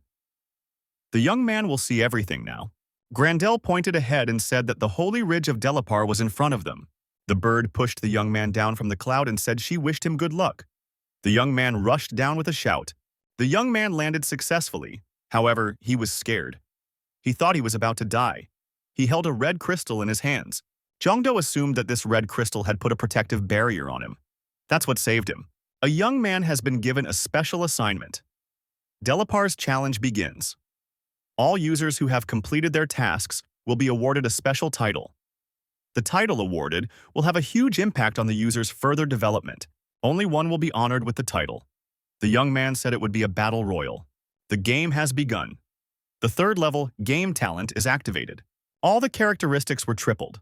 The young man thought it was getting much more interesting, and the stakes are getting higher. The young man made his way forward with his weapon in his hands, following a set route. The mountain he was looking for appeared in front of him.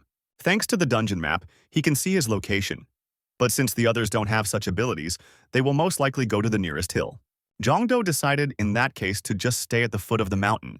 The young man thought if his characteristics weren't limited by the system and tripled, he wouldn't even need to use tricks. The young man had reached the limit of his characteristic development. Ixia reported to her master that she felt someone approaching him from behind. The guy looked around and didn't see anyone. He said he couldn't feel anyone. Ixia told the young man to trust her intuition. Suddenly, a huge wolf appeared among the trees. Jongdo said he was worried sick, but it turns out it's just a wolf. The common wolf accelerated and lunged at the young man. The young man managed to dodge. The wolf flew past. It stopped and turned around. The animal was preparing for another attack. Jongdo put his weapon forward and prepared to defend himself. Jongdo turned on the research mode. It was Tinya, 92nd level. The wolf eyed him, preparing to attack. The young man said he was too naive. But who knew that beasts could also take part in the test? Wolf said the young man had pretty good intuition for a human.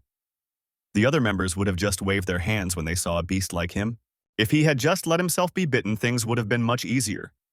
But now, he can't even expect mercy. Jongdo asked the wolf if he had ever heard of Dog Day.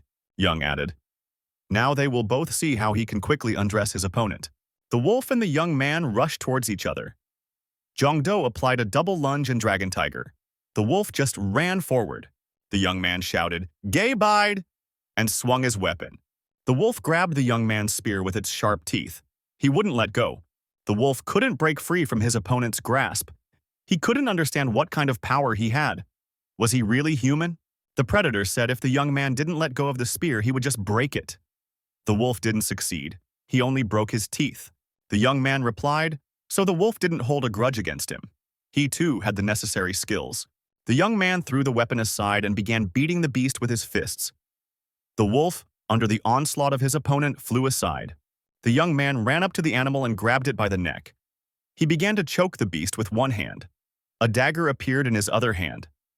Jongdo declared that victory would be his. He jumped on top of the beast and prepared to plunge the dagger into it. The wolf shouted that he would not be defeated. He was ready to die at the hand of his opponent. The young man let the beast go. He said he hadn't planned to destroy it from the beginning. Jongdo said to the wolf, because during his first attack he was aiming for his shoulder, not his neck. The young man said he tries not to destroy living things, unless it's for subsistence. They are all interconnected and part of the same system. He doesn't want to upset that balance. Jongdo said if the wolf has crystals and blue stones to give them to him. The wolf gave the young man everything he had and asked if this man was a thief. The guy noticed that it was nothing compared to the wolf's life. Such a blue stone also fell out of the deer he had destroyed recently. Does the wolf know what they're used for? Wolf stated he was told it was a property stone. It is a currency used for exchange in abandoned stores that randomly appear on the island. If he's not mistaken, they can be used to buy some items or useful effects. The young man thanked the animal for providing the information. The wolf told the young man to take this crystal and use it to leave the dungeon. The animal told the young man to wait for him. The boy wondered if the wolf wanted to fight him again.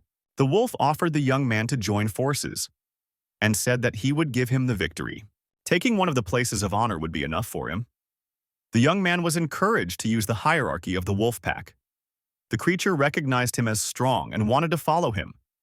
One had to respond in agreement. Ixia said that this wolf was not lying.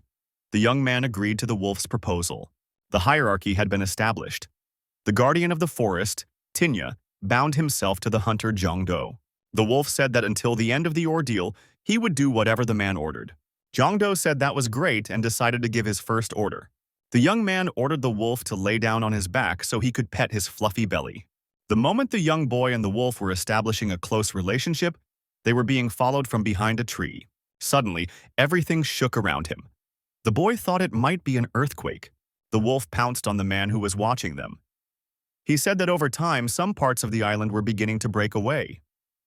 The young man said that meant they only had to go to the center. Just like the poor guy who's climbing up the mountain right now. The wolf offered to attack the man. The young man said it was not worth it. Otherwise, they might give away their location. Suddenly, an arrow came from somewhere far away. It hit the armor of a knight who was climbing up the mountain. The knight stopped and looked around. The glorious knight couldn't understand where that arrow had come from. Zhangdo told the wolf that there was someone on the other side of the forest. The wolf replied that the young man was right. The boy said it wasn't hard. Why attack a knight climbing a mountain when you could go out on an archer who took the bait? The young man and the wolf went forward to look for the archer. The archer turned out to be an elf girl standing on a tree branch. She assumed that that knight's armor was much stronger than she had originally thought. The girl let another arrow fly. She said that this knight was just delaying the inevitable. Suddenly, from behind, a wolf pounced on the archer. He jumped from somewhere above. Apparently, he had climbed a branch even higher than the one the girl was on. The archer and the wolf flew downward. The girl took out another arrow and was about to fire it at the beast. At that moment, Zhangdo decided to help his partner and hit the girl with his spear. The girl couldn't get a shot off. She sat on the ground coughing with a black eye. The young man pointed his weapon at the seated girl and said, if she valued her life, she should give everything she had. The archer asked Mr. Hunter to take pity on her and wanted him to let her go. Zhangdo didn't agree. He told her to empty her pockets or she would go for wolf food right now. The wolf growled intimidatingly. The girl cried and called the young man a bad word. She took out her crystal. Zhangdo took offense and said that there would be no mercy for the elves now. The wolf assumed that the girl had made the young man angry. Defeat devices flew at the knight on the mountain. The warrior screamed and was deactivated. The wolf looked up at the top of the mountain and saw the knight flailing about. He said he even felt a little sorry for the man. Zhangdo said that this is their chance. They should take down all the gunmen while they are busy with the knight. Wolf said that he supports such a decision. After some time had passed, the young man bragged to the wolf about the number of property stones he had obtained. The wolf told the man that it was getting dark. He offered to spend the night somewhere. Zhangdo noticed that it was easier to ambush people in the dark. The wolf said that man is truly strong, but a hunter who is constantly stalking his prey falls off his feet before he can catch up with his prey. The young man replied that this made sense. The wolf noticed that he had a good place in mind. He invited the man to follow him. The beast led the young man to a cave. Zhangdo agreed that it wasn't a bad place. The animal said that he had been living here as a wolf for more than 100 years. Therefore, finding caves wasn't a problem for him at all. Zhangdo stated that the passage to this cave is a bit small. Since the wolf is bigger in size, it will be even harder for him to get in. The wolf replied that he had thought of everything. The wolf turned into a man. The man had a hat on his head in the shape of a wolf's head. The man was a girl. She was wearing only a hat made of a wolf's head. The girl asked, "How is the young man like this?" In this guise, she could easily crawl through the cave. The young man turned his head away in embarrassment. The wolf asked why the young man was panicking. After all, she had always been naked. Did wolves in his world wear clothes? Zhangdo gave the wolf girl some clothes and told her to just wear them. The young man said he didn't know about her polymorphism. Morning came. The wolf came out of the cave and stretched. He asked how the man had rested. The wolf saw the red spots on the ground and asked the young man what they were. The guy answered. He wanted to know where the other participants were headed. So he spilled some paint beforehand. He looked at the map and at the tracks to see where they led. The tracks led straight to the river. The wolf said he could smell the water. There were several creatures gathered there. Jongdo suggested catching them off guard. The young man said that they should be quieter now. They should detect the enemy and immediately ambush him. The wolf showed the young man that there was a store near the river. Now it was clear why everyone was gathered here. In the store you can find items that can turn the whole game around. Suddenly, the wolf growled. The young man gripped his weapon tighter. There was no one around. He thought they were imagining it. There was an earthquake again. The wolf said that the island began to collapse. It wasn't really an earthquake. Many hunters ran past and rushed toward the store. Wolf asked, "Shouldn't they join this battle too?"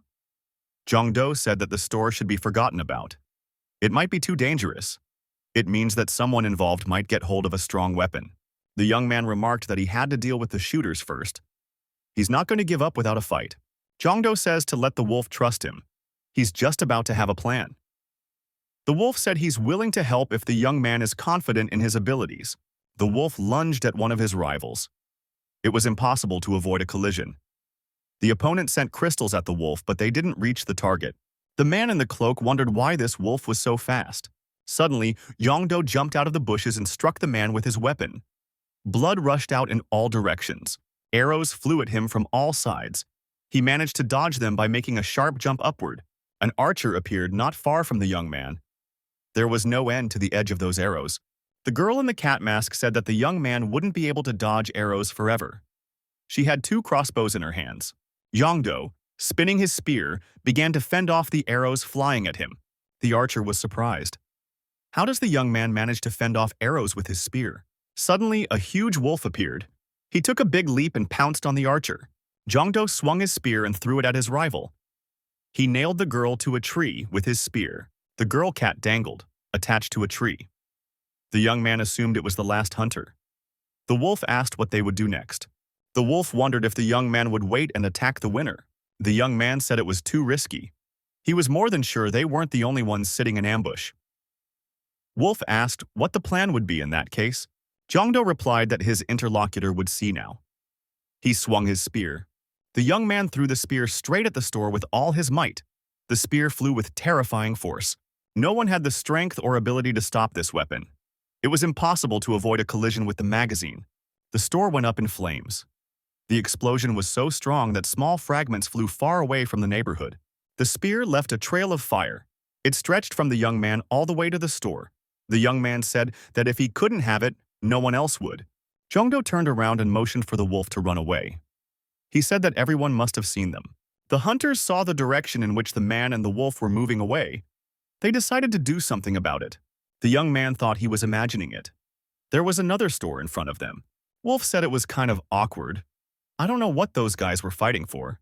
Jongdo pulled out his sword and said that he would look around inside. The wolf outside would guard it.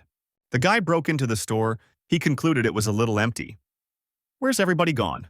The young man saw an altar that was similar to the altar in Kumka's dungeon. He decided to put stones on this altar. The young man activated the information window and decided to find something useful. It was possible to buy a special item that accelerated the process of destroying the island. Wolf, as agreed, stood guard at the facility. There was an earthquake again. Wolf wondered, why now? There used to be equal time intervals between earthquakes. Jongdo walked out of the building. The wolf told him that something was wrong. The young man said he knew everything. It was his doing. The wolf was surprised.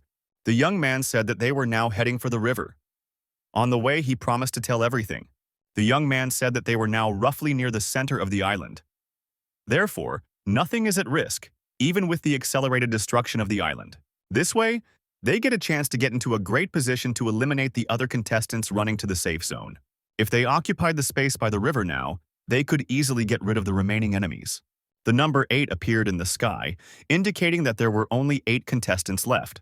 The young man said that events were moving too fast. Then he saw at least 10 people by the river. Jongdo suggested his wolf partner hurry up because he wanted to figure out what was wrong here faster. The picture was not pretty. He saw a battlefield. Many warriors had died in the battle. There was blood all over. The young man prepared his weapon. An attack could be expected any minute. The wolf was tense, too. The young man saw a huge monster. It was the Troll Lord, a 99th level Jinshu. The young man thought that this troll had mistreated his opponents. Yongdo evaluated the troll and thought that it was much stronger than him. Is it a special characteristic of the race in trolls? He also noticed that it had a very dangerous aura. The troll said with disappointment that another person had shown up. The Troll Lord said he was very bored. But there was nothing he could do about it. The beast couldn't find any entertainment. The troll appraised the young man with his gaze and said he was curious to see what he tasted like. The young man lunged at the giant with an enraged look, thrusting his weapon forward. The wolf shouted for the man to stop. The young man applied a double lunge of dragon and tiger. The troll rose from his seat and prepared to meet his opponent. He was similarly armed. Jongdo thought that he had no other choice. He has to win. The special armor skill, Delarf, was activated. The troll released beams of light on his opponent. The special armor took the main blow and extinguished it. The young man was surprised. His double lunge of dragon and tiger was blocked. How was this possible? What kind of skills does this troll have? A person received on information that 1 to 5 of his skills will be blocked. The linking lottery was blocked. Many more functions and options were blocked. Jongdo didn't understand what was going on.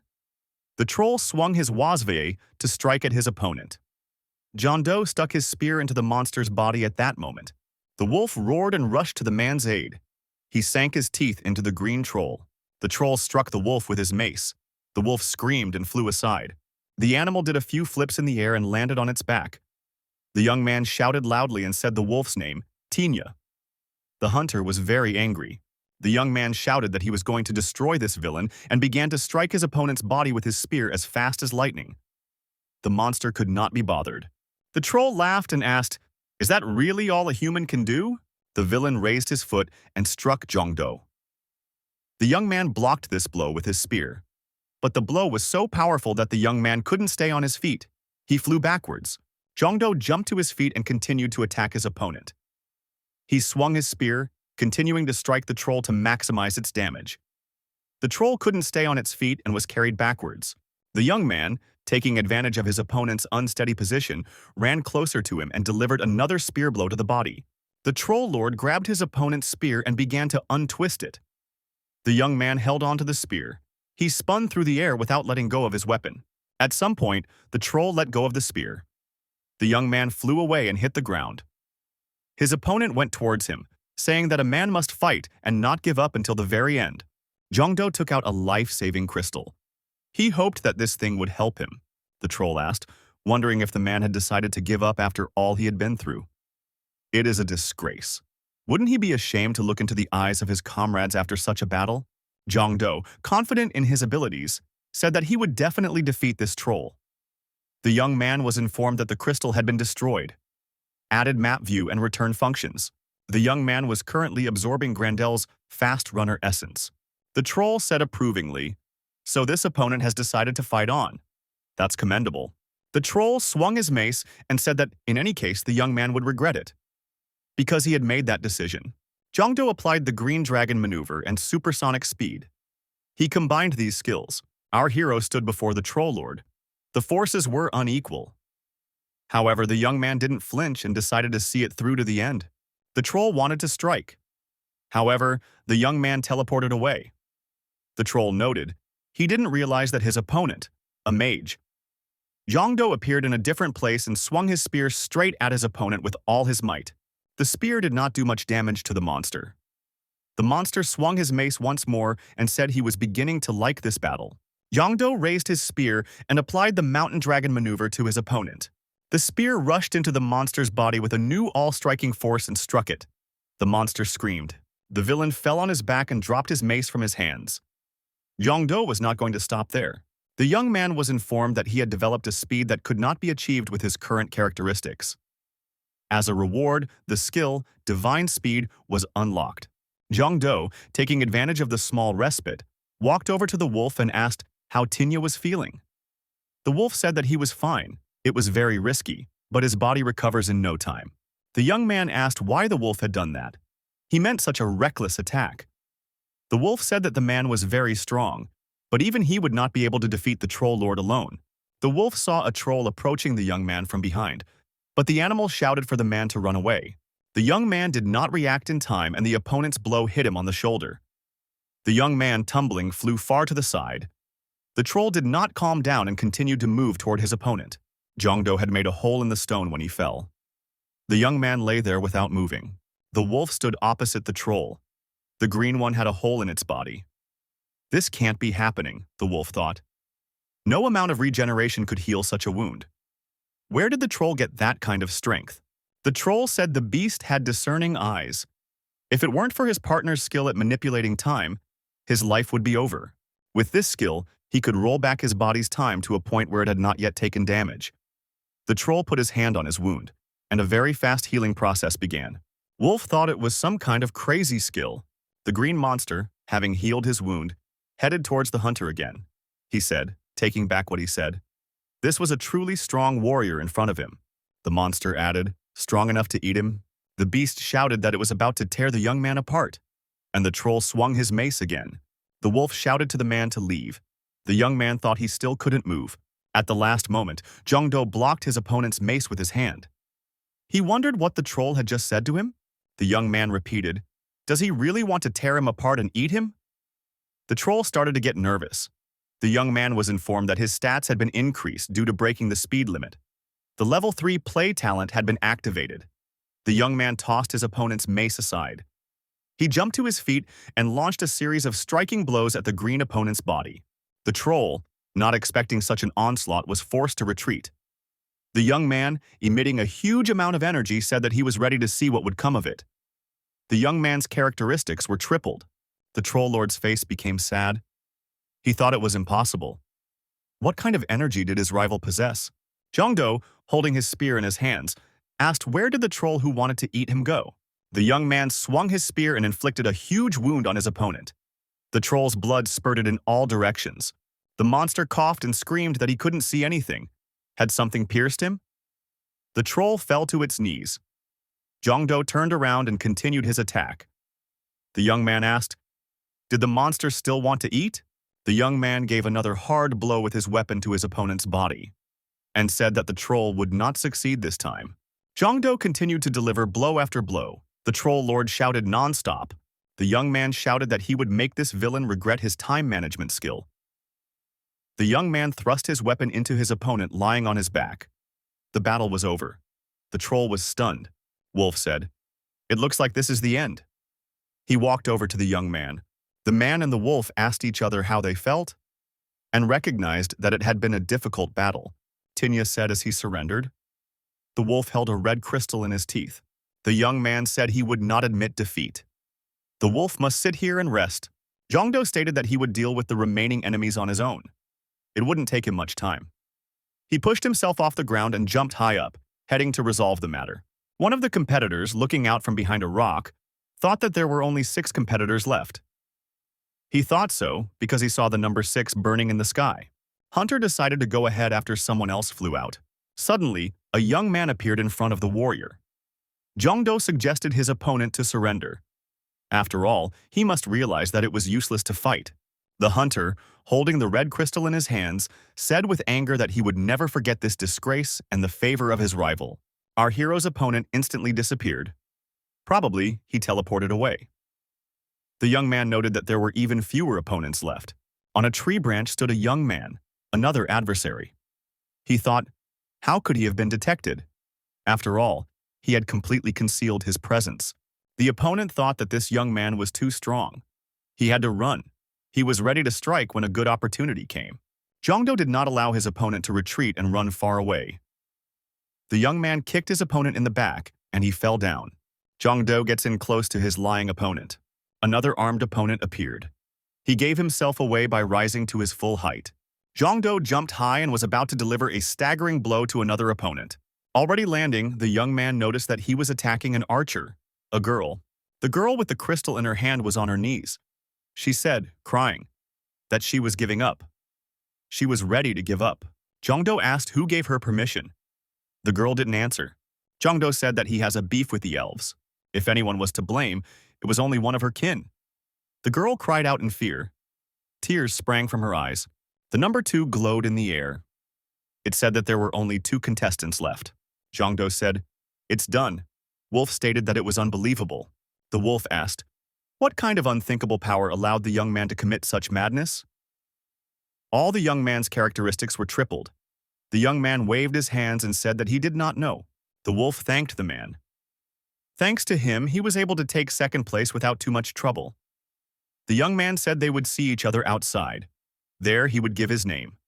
The wolf and the man said goodbye. The young man saw fireworks in the sky. I wonder what the occasion was. Jongdo received the message that he had passed the class test. A young man has won first place. This was an incredible achievement for which he would be given an additional award. Jongdo couldn't believe that he had won. So far, the young man has only taken second places. The young man should be moved to the hall with the award. Jongdo now understood how the winners felt. The fireworks in the sky continued. The young man should be moved to the hall with the award. Jongdo found himself in front of a huge, majestic building. There were knights standing at the entrance. Suddenly, Grandel appeared and said that it was unbelievable.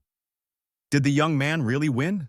Bird said the young man is the first contestant from his family who managed to prevail in the challenge. Jongdo said that he had already passed the test, and now he's getting some kind of reward. Grandel said that only the winners are honored to be in this place. The bird claimed to be the young man's partner. Therefore, will also receive an award. Grandel invited the young man into the hall and told him to rejoice. The bird added that a reward awaited the young man behind that door. The young man climbed the steps, approaching the coveted door. Grandel stopped the young man for a moment and said that there was a time limit in this hall. By all means, the young man must return before the birds sleep. Behind Grandel's back was a cuckoo clock. The cuckoos were peering out of their houses and singing their songs. The young man asked, "What is a bird's dream?" Grandel replied that it is the time according to Delarf. The bird explained that in human language it meant 10 o'clock in the evening. The young man looked at his watch and said that meant he had 3 hours and 20 minutes. Bird repeated. The young man must remember, return before 10 o'clock in the evening. Jongdo asked what would happen if he was late. Grandel said that in that case, he would have to pass the test. Of course, if he passed the test, he would have great power, but he couldn't do it now. The man and the birds said goodbye. They agreed to see each other later. The young man entered a huge room. He found himself in a large cage. There were glowing birds flying around. The young man noticed that his characteristics were improving. The boy said that at this rate, his stats would exceed 200. If he had known what awaited him in this hall, he would have come here much earlier. The young man realized why there was a time limit here. It wouldn't be fair to give so many characteristics to one person, and even so, they only grew rapidly for the first time. Now the growth had almost stopped. Jongdo thought that this kind of chance doesn't come often. That's why he doesn't want to leave right away. Each bird, it was an additional gain. But there were very few birds at the end. They practically ran out. Jongdo increased another characteristic. Perfect timing, he thought. He just had 10 minutes left. The young man saw the exit doors closing. The boy was indignant, for it was not yet 10 o'clock in the evening. The young man received a message that there was an emergency situation. The Delarf test has begun. The difficulty of this trial is too high for the young man's current level. If he succeeds, he will be given an additional reward. A huge bird appeared in front of the young man. It had tremendous strength. It had a huge hammer in its hands. There were more and more birds in the cage. Grandel couldn't have fooled him, he thought. Could the problem be his watch? The young man thought that his watch might be faulty. Jongdo remembered that last time he wore this watch on a dungeon sweep with Heshik and Soyoung. The young man thought that the watch couldn't have broken. He reminisced further. After that, Heshik invited him to his place. Then he met Haechun with a third-level talent, and Winry appeared. Winry then said she stopped time briefly to talk to the young man. Jongdo understood. Winry stopped time then. So his watch is late now. The young man yelled to Grandel that it wasn't his fault. It was all Winry's fault. He hadn't thought he'd have to use it so soon, but it couldn't be helped. The young man used the ticket to summon a black card. He had no other choice. Jongdo knew that he received this ticket for breaking the speed limit. He was then given an award for outstanding achievement. The huge bird tried to strike the young man's head with its hammer. The young man blocked the blow with his hand. He noted to himself that it was a heavy hammer. The boy thought it was the strongest blow he'd ever had to endure. Probably no one on the ground would have been able to block such a blow. No one but the hero summoned by the black card. That hero was Hercules. His level is 299. The birds surrounded the young man. The young man decided to use the research mode and realized that they were battle golems. The fastest way to defeat them all was to find the cores and break them. Jongdo saw that the core was traveling through the warrior's body at a tremendous speed. Without using the study, he wouldn't have been able to figure out where it was at a particular moment in time. Jongdo dodged another blow from the hammer. The blow was incredibly strong. The ground beneath his feet trembled. The young man thought that he was in a bad way. He was a total zero in magic, unfortunately. Of all the personalities he had gotten, it was Hercules. The clouds were gathering over the young man. The ring was shrinking. The golems were very close. The young man said as usual that he had no choice. Did the golems really think that their bodies couldn't be destroyed? The young man said that he would prove otherwise now. He activated the steel club. The club immediately appeared in his hands. Jongdo swung around and hit the first golem with all his might. He said, "You don't have to be smart to be strong." The golem lost his head, but he continued to stand on his feet. The young man struck another blow with the steel club. He said he would break each of them. The young man was smashing left and right. At the same time, he evaded the opponent's sledgehammer blows. What amazed the young man was that the golems kept moving, even after being struck by the club. Jongdo said that in that case, he would have to break his opponents into dust. One of the golems said that was impossible. This young man is capable of breaking their steel bodies. The boy continued his work. The golems were getting smaller and smaller. They were breaking like stones breaking. The young man finished his work and collected all the crystals. He received a message that he had passed the Dwarf Hall test. The young man's mana has been fully restored. The young man has been given a reward. He will be able to test it as soon as he leaves the hall. The boy thought, if it wasn't for Hercules' call, he would have had a hard time. He hoped the reward was worth his efforts. The passage out of the hall was unblocked. The young man said it was time for him to go out, and took the door. He received the message that he had successfully overcome the trials of the first hall, and now he had earned the right to challenge the next test. If the young man does not wish to undergo the following tests, he may simply leave this room. However, he will not be able to come back here again. The guy thought it was a typical Tower of Trials. This is a game mode where you have to pass the trials one by one until you reach the last floor with the main boss. And there is a different reward for each challenge.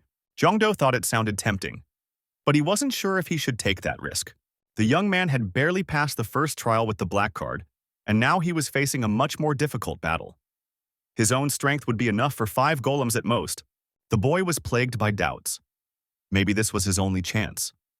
Besides, the reward should be proportional to the suffering he would have to go through. Jongdo thought that if he didn't get the diamond card, he just wouldn't go any further. That was an idea the young man liked. Ordinary cards fell to the young man 9 times in a row, and the 10th card was gold. It had been a long time since he had been so lucky. Liu Shan and Yixia were present by his side. Jongdo said with a smile that in situations like this, just like normal games, you just need to donate a little. Yixia said. Master, on the other hand, promised to continue until he ran out of mana. Jongdo reminded Yixia that he had promised to surrender if he didn't get at least 1 diamond card. At that, the young man didn't say anything about mana. Apparently, Yixia was confused. The young man was sure that with 5 cards, he would definitely get lucky. The young man increased his characteristics by 6 points. He told the young man that it would still benefit him in more ways than one. Yixia alerted the young man that another necessary card had appeared from behind. It was the Diamond Expected card. Huang Jung Hanshin, a 99th level warrior. He said that he couldn't believe that someone else needed the help of such a decrepit old man. However, he would do his best. The old man drew the bowstring with all his might. The old man possessed secret martial arts. One of his talents was archery. The young man said it was super. He was already afraid he was going to get someone like that scientist. But this was beyond his expectations. Jongdo shouted that he wouldn't hesitate. There was a second hall waiting for him. He rushed in the right direction. The young man found himself in the open air. It was a huge lawn. The young man looked up and saw that there were a huge number of dragons flying around. It was the first time he had ever seen such a thing. The old man's assistant said that it was a great fortune. With his archery skills, not a single flying opponent would escape the young man. Jongdo apologized to the old man and said that he wouldn't shoot at them. The young man was holding the legendary Balmung sword. The young man could feel the dragon blood flowing in the veins of his enemies. When fighting dragon blood possessors, the young man's characteristics increased tenfold. The dragons descending tried to attack the hunter. The young man, wielding his sword, destroyed his opponents. The dragons could not approach the young man. The old man noticed that the young man had barely swung his sword, but had managed to take down several dragons already. John Doe said that the ordeal was many times easier than he originally thought it would be. Ixia remarked that the young man was destroying dragons with such speed as if he was fighting pitiful gnats. Jongdo incredulously replied that such was his strength. The old man decided that he was completely useless. The young man disagreed. His success was entirely due to the characteristics the old man had lent him.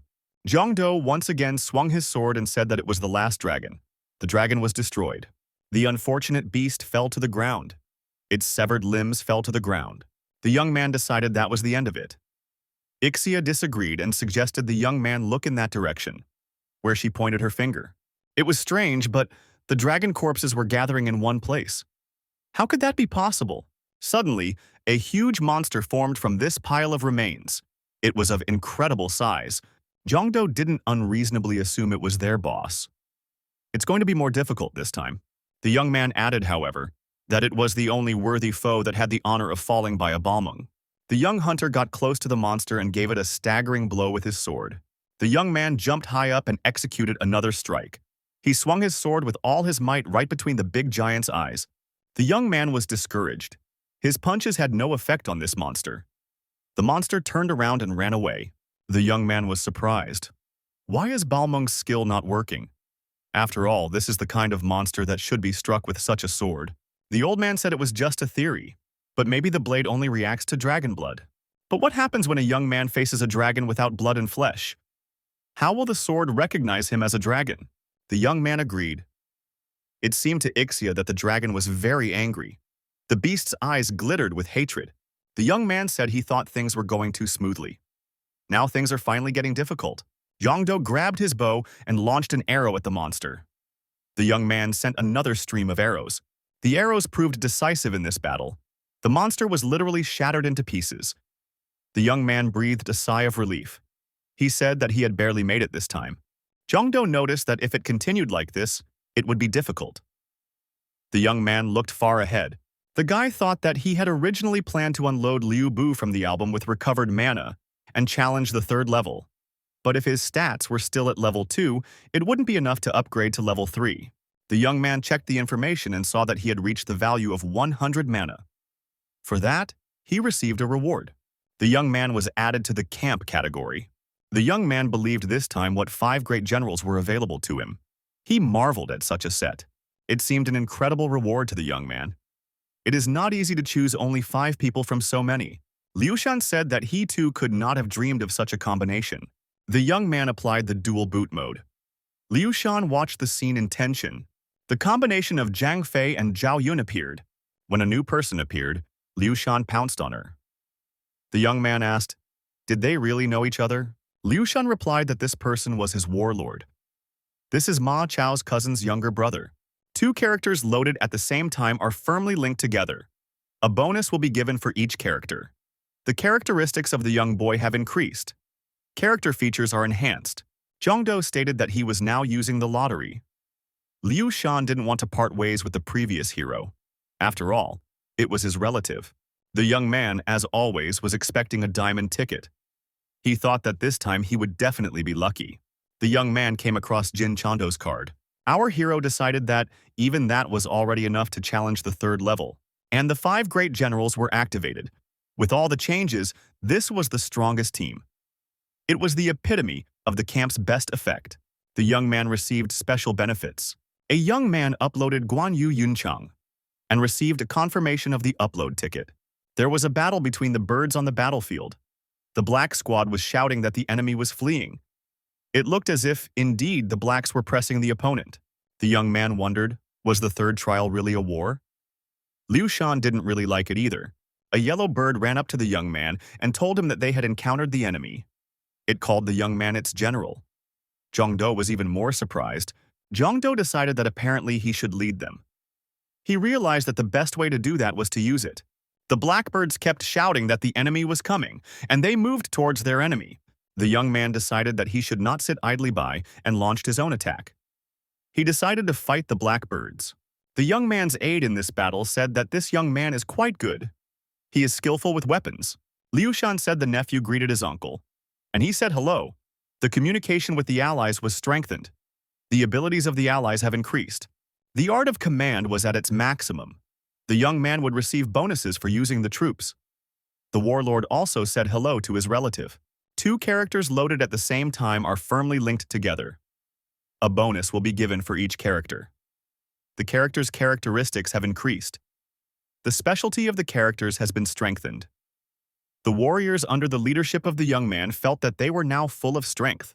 Jongdo's opponents, the dark birds, felt an unusual momentum coming from their enemies. The enemy commander, a huge warrior with a deadly weapon in his hand, said he was ready to meet the enemy.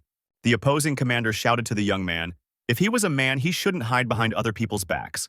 The allies' abilities were downgraded. Jongdo let out a curse. This was despite the increase in ability level. The warlord asked, what was the young man going to do? After all, this was the cry of the enemy commander. Chengdu looked at the enemy and said that there was an energy of cruelty coming from him. The commander of the enemy race was level 246. Jongdo said as he accepted the challenge. The young man applied the summoning of the war horse and was ready to lead his army. The warlord said as they met again. He patted the war horse's mane. Jongdo swung his halberd and pointed his horse at his opponent. Ahead of him was the enemy squad leader. The green dragon's halberd greatly enhances one-on-one combat performance. Jongdo grappled with his foe. The young man threw striking blows at the opponent's body. The enemy bird dodged and counterattacked our hero. The young man dodged and delivered a powerful blow, striking the enemy. The bird swayed and fell. Our warriors were delighted. The general knocked down the enemy commander with a strong blow. The fighting spirit of the soldiers rose. The enemy bird was upset. Where did such allies come from? After all, a duel is the fairest way to determine the winner without using soldiers. Jongdo said to deploy the battle order, an octagonal golden castle. Troop communications have been activated. Obedience to command has been raised. The officers ordered the soldiers to move as the general ordered. Everyone moved forward. The infantry adopted the battle order, octagonal golden castle. Efficiency was greatly increased. The enemies couldn't understand what their rival's ally had come up with. After all, it wouldn't help them anyway. The general shouted for everyone to defend the camp and not break formation. The attacking enemy was being defeated. The opposing commander called the young man a scoundrel. After all, the winner must be determined in a battle of commanders. Jongdo says that his opponent is wrong. After all, this is not a duel, but a war. Isn't it worth using everything possible to win? An enemy bird shouted for the young man to get out of the way. The young man swung his halberd and said there was no way he would do that. The enemy bird said, he'll see how long the young man can block his blows. The soldiers were happy to note that the general had blocked the attack of the enemy commander. And this happened for the second time in a row. Everyone shouted that they were ready to give their lives for their general. And with even more confidence, they rushed to attack their opponents. The allies' morale was greatly boosted. The enemy commander noticed that the enemy's morale had increased. At this rate, his army could soon be annihilated. The villain said that he's not going to give up anyway, and intends to destroy all enemies with one powerful blow.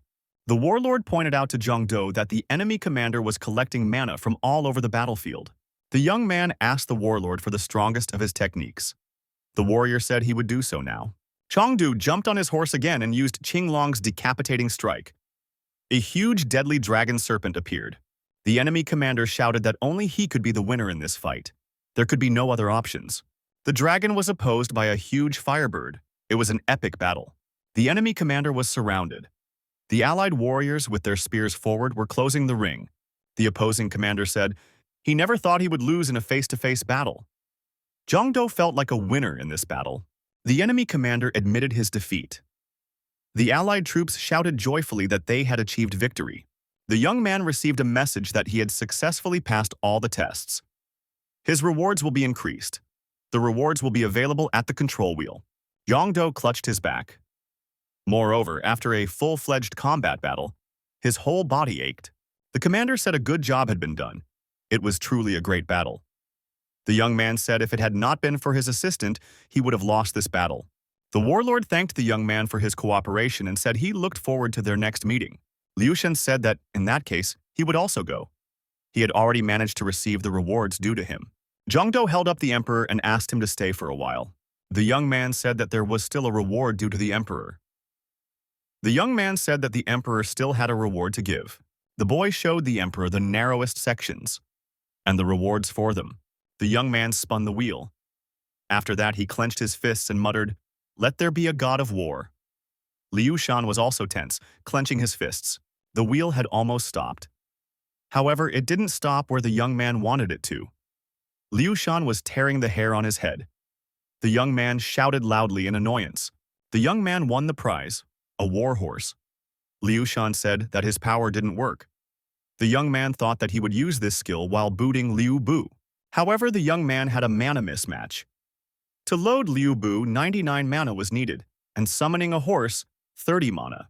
The young man received information that the camp of the 5 great generals had been restored. Zhang Do tried to figure out what was this special skill. 5 great generals? There were 5 great generals who served Liu Bei. Their greatness is still talked about to this day. When one of the 5 great generals is used, information about him is added to the user's profile. At this point, the skill does not consume mana.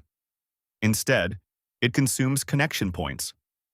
Communication points can be obtained by developing the skill loading. The higher the level of the character being uploaded, the better the connection to that character, the more connection points you can get. Zhang Du thought, if information is added to a user's profile, it means that the abilities of the character being uploaded become their abilities. That's some kind of cheating skill.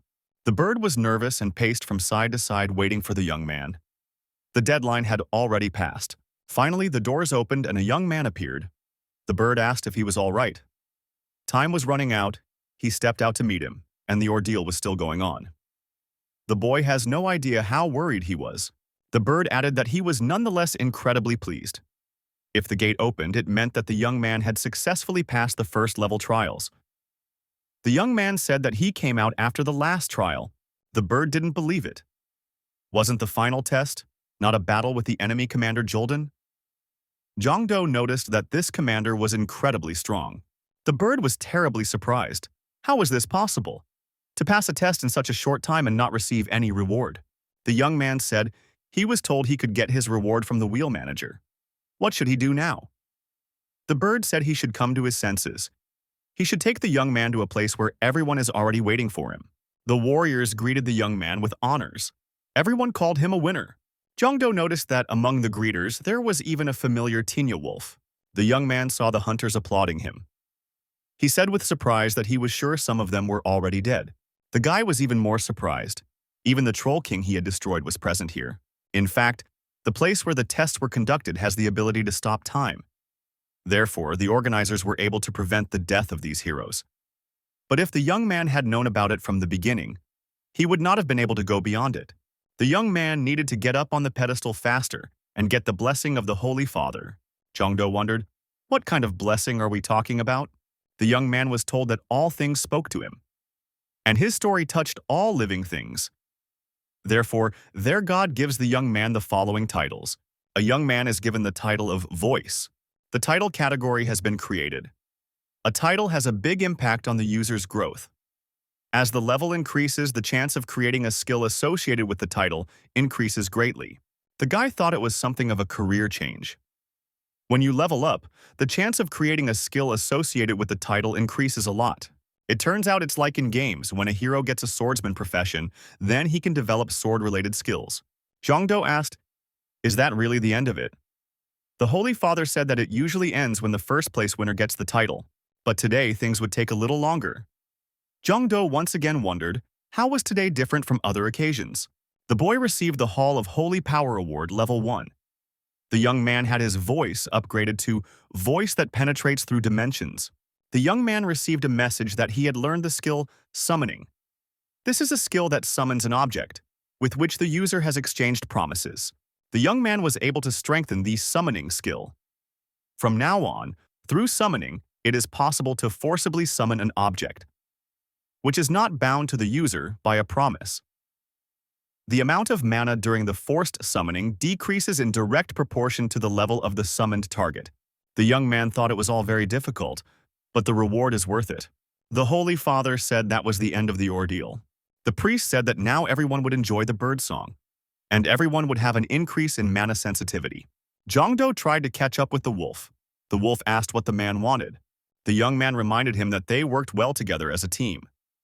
The wolf would come if he needed help, wouldn't he? The wolf said of course he would. After all, he still hadn't repaid his debt to the boy.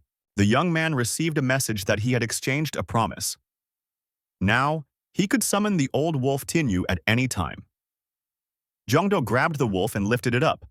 The wolf screamed for the man to let him go. The young man, after the dungeon, decided to do some training, using his battle weapons. Ixia was alarmed. As soon as they returned from the dungeon, the young man took up training. Didn't he need to rest? The young man said he had no choice. He has to do it because his status has suddenly risen. To master this power, one must increase one's skill through practice. Jongdo noticed during his break that he had a guest. It was Heishik. Heishik said there was something someone wanted to see the young man. The young man thought something was wrong if Heishik had come here looking for him. After taking a shower and changing his clothes, the young man came to the meeting. They were indeed waiting for him. Heishika's brother told the young man that they already knew each other, but he would allow himself another introduction to the guest. It was the vice president of Savior, the world's largest non-governmental user service organization. Dungeon Scissors. He was the only level 55 user in Japan, and the daughter of the current Yukinomiya Emperor, Kako. Kako said that she had heard a great deal about the young man. Jongdo wondered why the girl was looking for him. What was it that interested such a high-ranking person? The girl replied she had heard that recently the Japanese government had asked the young man to participate in an expedition, but he refused. She came to ask the young man to change his mind. The guy thought, that's the story. In Japan, while trying to close one of the dungeons, 5 S-class users died. The dungeon was never cleared. He found the job in another country hard, so he turned it down. The girl says there is a man in that dungeon she wants to save. She's asking for help. The guy walked over to Kako and told her not to bow her head to him. The young man noticed that the dungeon, the mopping up of which had already begun, could not be interfered with from the outside. What the girl is proposing is impossible, Keiko said along with her maybe. Jongdo was surprised as usual. Dungeon Scissors. This skill made from a simple user, a SS class hunter. A girl can open a dungeon. The dungeon monsters have taken the user hostage, and in that state, everything froze. The young man wondered, had the monsters become so smart? Keiko said that she had originally planned to go to the dungeon herself, but changed her mind when she heard about it. Now it's impossible for her to go there. After all, a hostage is also an SS class user. The man locked in there is the president of the Savior, an S-class saint from France, Joan of Arc. Kako said she was hit and can't use her hands. The earth needs her. The girl asks the young man to borrow his power. If the SS class user couldn't handle it, then the difficulty of the dungeon is at least SSS class. The young man thought that was a problem. The second change caused more inflation of power than he thought. And according to Princess Kako, only he can stop it. The second change has already begun. There will be more changes in the future, some of which will be even more dangerous than what opened this time in Japan. Dungeons have been spotted opening in the UK, in the African desert, and in Hong Kong. No matter how hard the young man tries, there is a limit to the number of dungeons he can close by his own efforts. If this continues, the earth will be destroyed. The young man apologized and said that right now it's hard for him to make a decision. He needs some time to think about it. Kako said she understood, and apologized for making such a request. Jongdo was determined. If the earth was really going to be destroyed, what about the information about the future from the info lottery? The young man wondered if Princess Kako's words were true, or had he gotten it all wrong? Looking at the information board, the young man determined that he had misunderstood something.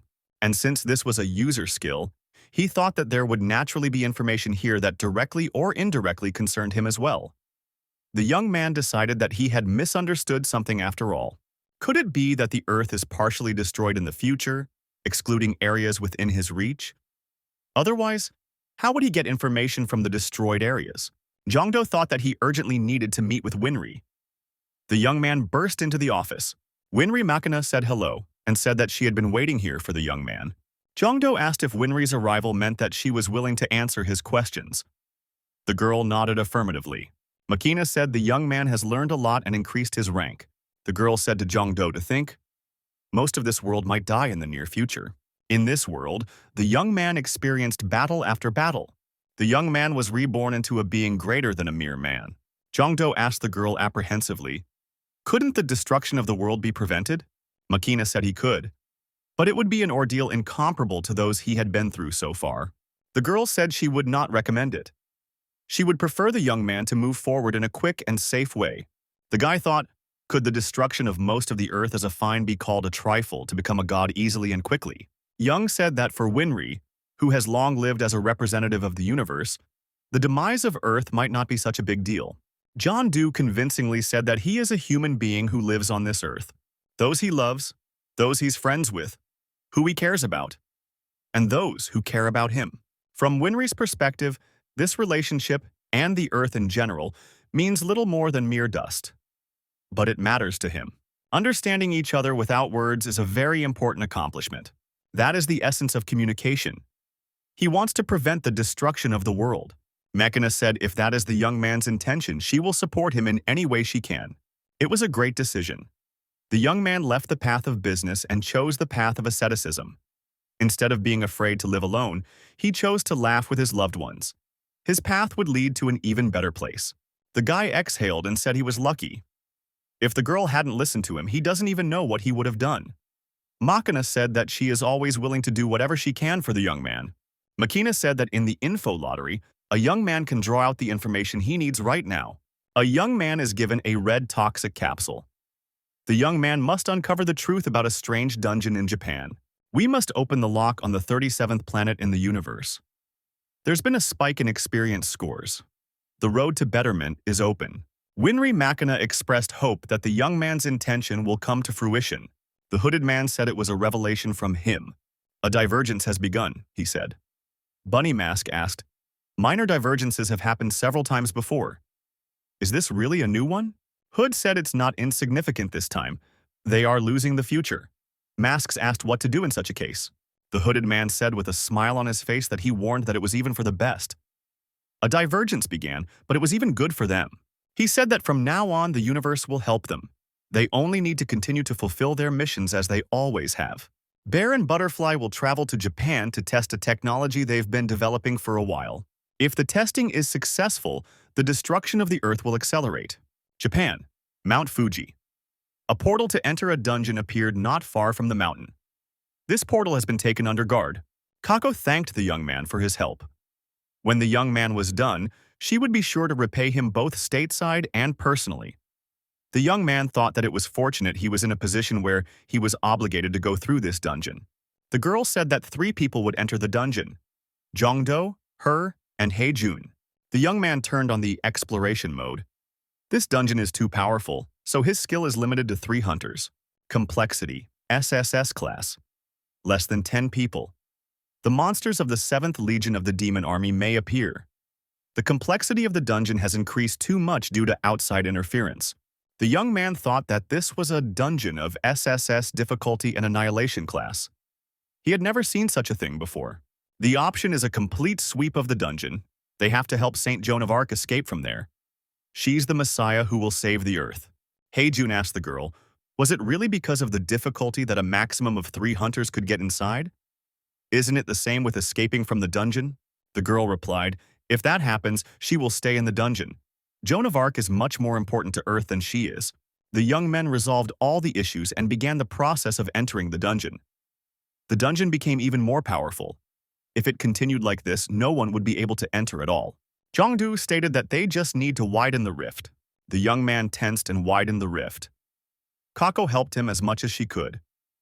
The boy said if the process was already underway, they just needed to add a little more force. Jongdo said that everything is ready and they can go in. Saint Joan of Arc is waiting for them. The young man looked around and realized that Haejun had gone somewhere. It was right after they entered the dungeon. Keiko said that it always happens after opening a dungeon. Even though she had already used the skill many times, this was the first time someone had gotten separated from her. Jongdo answered the girl.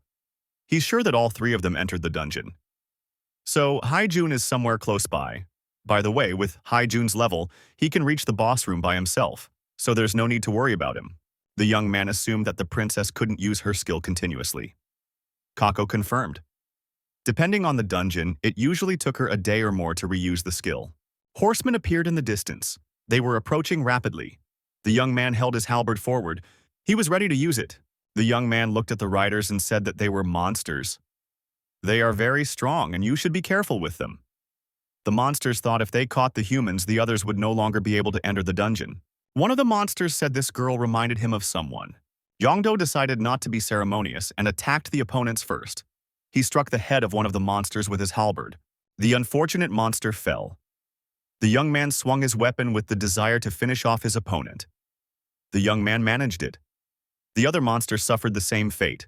Jongdo said if he handled it, then Haejun definitely doesn't have to worry about Haejun.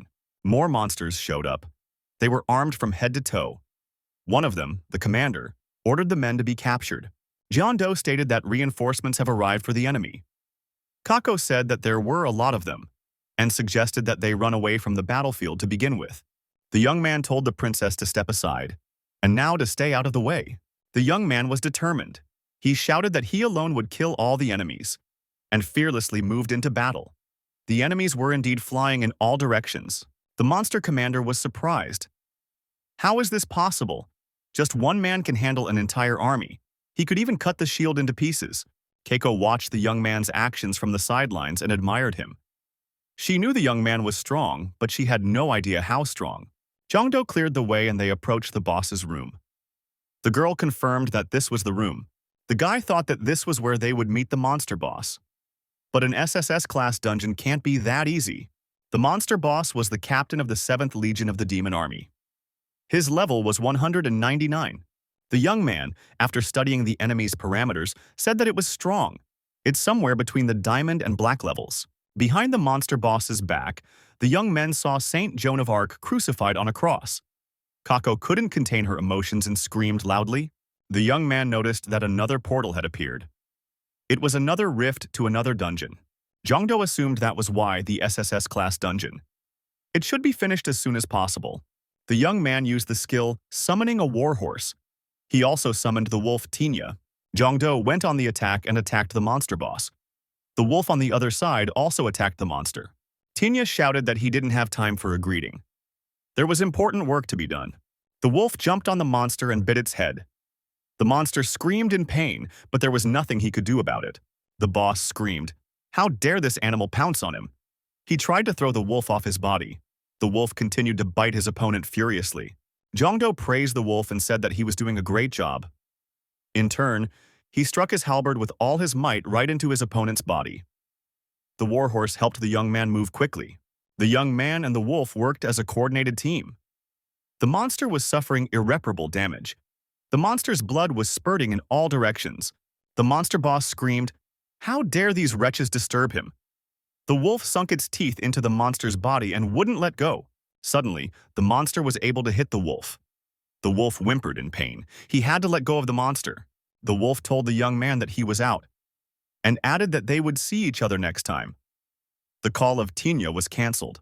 The villain grabbed his deadly weapon. With a mighty blow, the monster cut our hero's horse in two, and said it was too obvious. The monster was surprised. Why was only the horse hurt? After all, he was aiming at the rider. Jongdo laughed and asked if the monster was looking for him.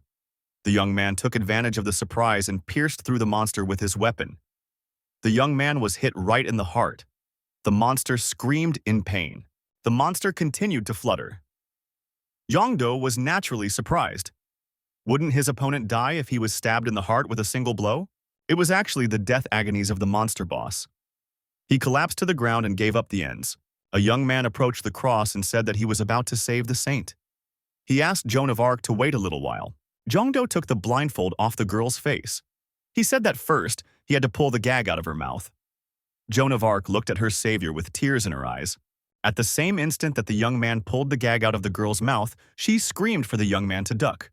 From behind, sharp knives flew at the young man. With a swift movement of his halberd, Jongdo knocked the knives away and they fell to the ground. The attack was repulsed. The young man released the girl and said that was the end of the show. The young man thought that now they should get out of the dungeon. Kako appeared in front of the young man. She held the same knives in her hands. The girl said, she got the feeling that the young man had prepared in advance. How could he know everything? The guy replied that he has a very effective lie detector. He literally screams during every lie. Ixia kept reminding the young man that Kako has very bad energy. For all the words earlier that Kako had said to the young man, Ixia said it was a lie, from beginning to end. The princess said that all this was pissing her off. She took out a mask and put it on her head. It was a butterfly mask that communicated with the hooded man. The butterfly said that anyway, once the young man entered the dungeon, half of the plan was complete. The young man saw the mask and remembered another masked villain he had recently destroyed. The boy asked if she was from the Karma Guild. Her opponent was willing to admit that the young man's strength was beyond imagination. Butterfly added, she can see that the young man is already exhausted. Will he be able to defeat a monster that is many times stronger than this devil? No one will be able to stop it. She held a red ball in her hands.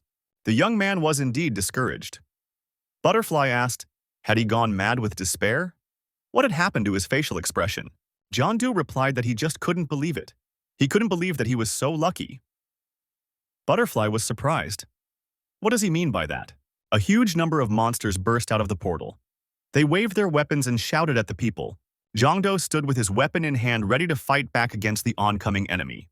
Joan of Arc, seeing the myriad monsters, immediately screamed. Her soul is in God's hands, her body for the good of her country. The young man struck the ground with his spear. A red banner developed on that spear. A holy place was proclaimed. The young man received the message that this group was untouchable. Sanctity, purity, kindness. Significant bonuses are given for these talents. The monsters couldn't do anything to the humans. They only growled and grabbed their heads. A young man came to the aid of a heroine of the 100 Days' War. Joan of Arc. Her level was 209. The butterfly was frightened and decided that to begin with, she needed to escape, to avoid misunderstanding and defeat. The red banner that the young man had hoisted in this place glowed and developed in the wind. Jongdo said he wouldn't let the butterfly escape, and swung his weapon, the banner. The butterfly was surprised. How could this almost dead man do such a thing? Butterfly was furious. She swung one of her knives and said that she was going to destroy the young man. Jongdo dodged her blow and counterattacked his opponent in return. He delivered a staggering blow with his halberd and told her to sit quietly until he was done. The butterfly was deactivated for the time being. Joan of Arc bent over the butterfly lying on the ground and said, she was sorry there was no other choice. The young man told the saint to behave more carefully. The demons are starting to come around. The saint said that she is very weak at the moment, but will try to add her strength too. The girl grabbed her weapon and stood up for justice. The guy smiled and said that the saint had decided to use a spear. It suited her name very well. The saint said she was used to that name. Joan of Arc, the heroine who helped the young man, said she was pleased that someone was imitating her. The monsters rose to their feet and moved towards the people. The saint asked the Almighty to give her courage and to withstand the onslaught of the enemy. Jongdo waved his flag and weapon at the same time. He was ready to destroy all the demons. He said he wouldn't spare anyone. The young man was informed that all enemies within a certain range would attack him first. The saint activated her powers. A glowing cross appeared overhead. The monsters stopped and raised their heads, watching the phenomenon. The great cross began to strike these monsters. The lightning from the cross struck the demons and they fell to the ground. The young man said with a smile that it would be no fun if the demons just ran away. The monsters fell to their knees exhausted. They couldn't understand what was happening to them. There was no strength and their bodies were turning inside out. This was the result of the great cross. The monsters on their knees looked up at the cross. They saw the sacred light. It was the last thing they had ever seen in their lives. The young man thought, all of this is happening because the girl is a saint. She is chosen by God, but the amount of mana is just incredibly high. Even if you use a lot of powerful skills, the mana doesn't decrease. Joan of Arc, the young man's assistant in this battle, believed that she too was in the service of God. Doves and angels circled around her. The demons continued to go mad and die. The survivors screamed for the saint to stop this extermination. Their heads couldn't take it. Jongdo watched as the monsters near him died. Their heads were simply torn apart. It was a convincing victory of the forces of good over evil, After all the uncleanness was destroyed, the young man, holding the flag in his hand, said that it had been a splendid battle. He had enjoyed the battle very much, Saint thought, as she tried her best to take down at least one monster. But she did it perfectly, and she had achieved the desired result. Suddenly, the young people saw a bright flash of red color. It surprised and puzzled them. What could it be? Jeanne d'Arc, the young man's assistant, thought it was no good. The young man turned on the research mode. The young man realized that it was in the dungeon with the boss type. Saint fell to her knees and grabbed her throat. Jongdo was frightened and asked what was happening to the girl. The saint said she couldn't breathe because of the demonic energy coming from the rift. Jongdo thought that this really wasn't very good. The saint hasn't even seen the boss yet, and already she can't fight. The young man looked at the rift and thought, what could come out of there?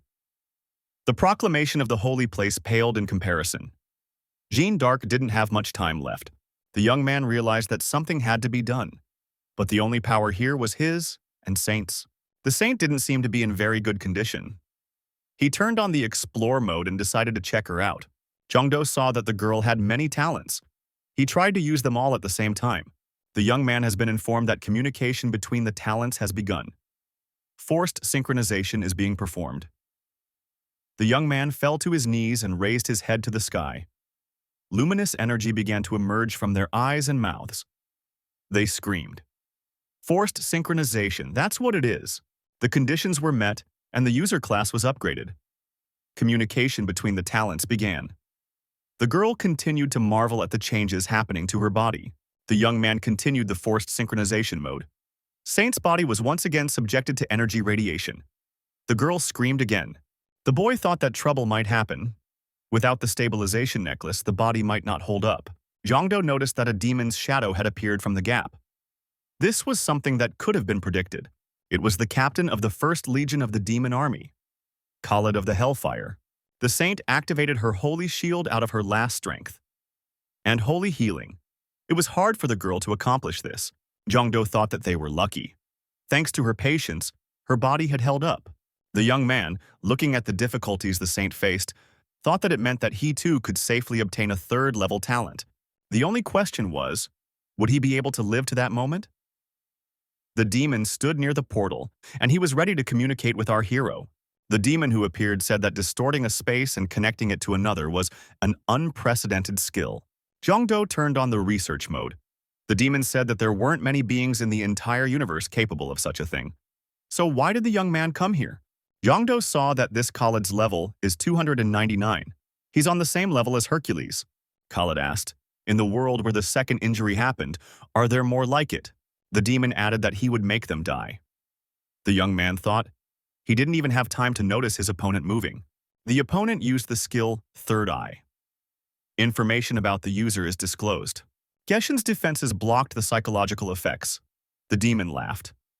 Did the young man really want to block? That's even interesting. The young man thought it might be worth attacking now, while his opponent had lost his guard. Khalid asked the young man if he was the protector of this world. The proclamation of the holy place was cancelled. The demon said it was very good. And he added that he had a business proposal for the young man. Suddenly, the butterfly reappeared. She screamed that she would never forgive this. How dare he humiliate her like that? Butterfly kept screaming that she wouldn't forgive until she destroyed him. A necklace glowed on her chest. Butterfly directed her emotional energy directly at Khalid. The demon looked at the girl calmly. He didn't understand her aggression. How dare she let it happen? Butterfly didn't stop. She shouted her orders to destroy Jongdo. The demon heard her and turned around and drew his sword. The young man was startled. Did the butterfly really have a monster control skill? The satisfied butterfly shouted that now Jongdo would ingloriously die. The demon swung his sword and swept it in front of the stroppy butterfly. Butterfly looked at Khalid disconsolately. The demon's sword had left a mark on her body. The demon asked with undisguised surprise why this butterfly was so noisy. He chased it away. Jongdo watched in amazement as the demon and the butterfly's relationship became clearer. The demon turned to the young man and asked him where they stood. Khalid remembered and said, "The young man has proven his ability." So he had a suggestion. He offered the young man a pen and a piece of paper. Khalid offered Jongdo to become the captain of the 7th Legion of the Demon Army. If the young man agrees to receive the new title, the history of the land will be changed. The young man has two options: become the captain of the 7th Legion, or die here by his hand. The young man said. He thought there was another option. The demon immediately said that he loved such unexpected thoughts. He wanted the young man to share it with him. The young man picked up the paper the demon handed him. He said that the captain of the first squad of the demon army, Khalid, will die by his hand. The young man tore up the paper. The offer was rejected. He shouted that in that case things would get much more interesting. He swung his flaming sword. Joan of Arc, the young man's assistant, applied an aria of martial baptism. Khalid attacked our hero. The young man defended himself. The demon, advancing, asked if his opponent had eaten so little porridge. Why was he already out of breath? John Doe was not going to retreat. He stopped his opponent's attacks and went on the offensive himself. The young man shouted that he was offering the demon a taste of his own attribute. The demon laughed. The young man's attacks had no effect. He asked, did the young man think he could defeat him with this? Jong Do turned on the research mode. The opponent's cloak, Inferno, reduces physical and magic damage. It blocks direct and accelerated attacks. The demon shouted for the young man to try harder. The young man thought that, in this case, holy power wouldn't help.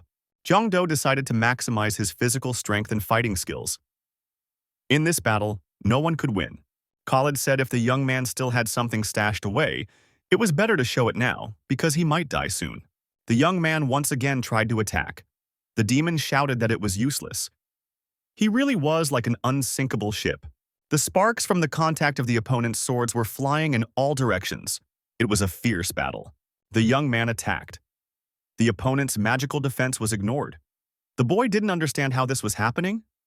After all, he was putting in maximum effort. The demon was smiling the whole time. He felt his superiority. He kept repeating that he was very interested. The young man tuned up and decided to try and end things with one punch.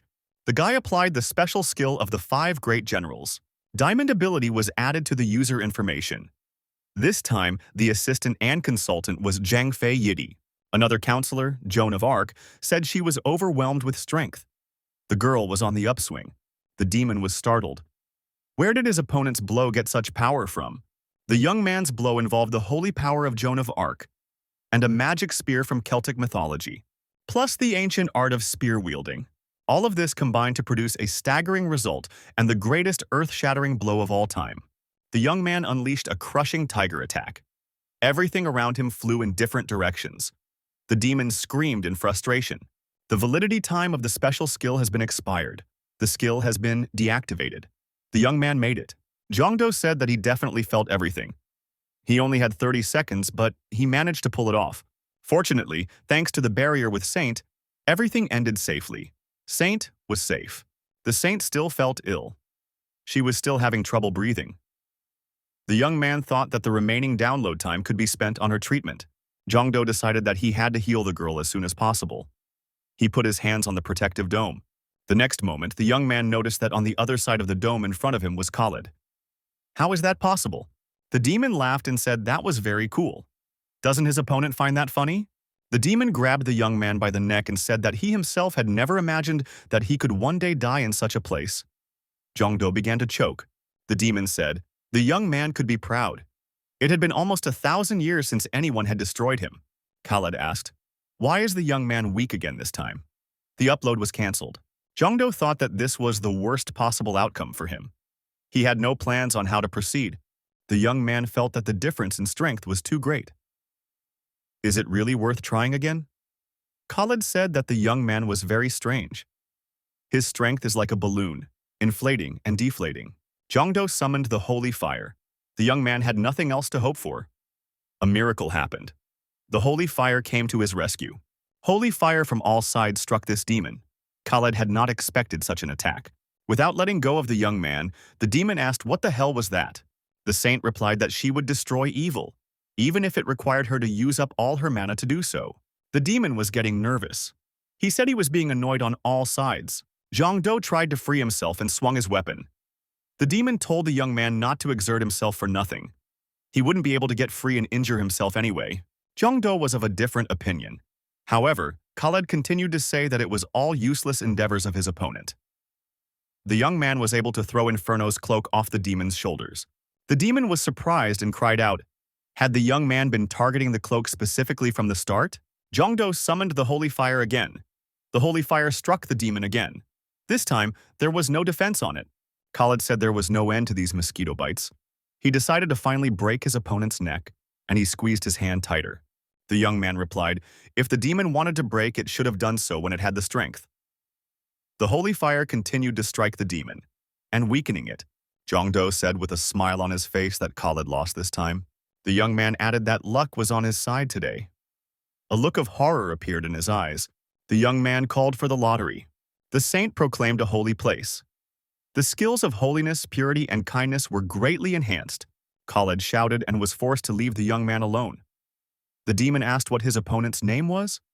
The young man replied that he was Jongdo. Khalid said he would remember that name.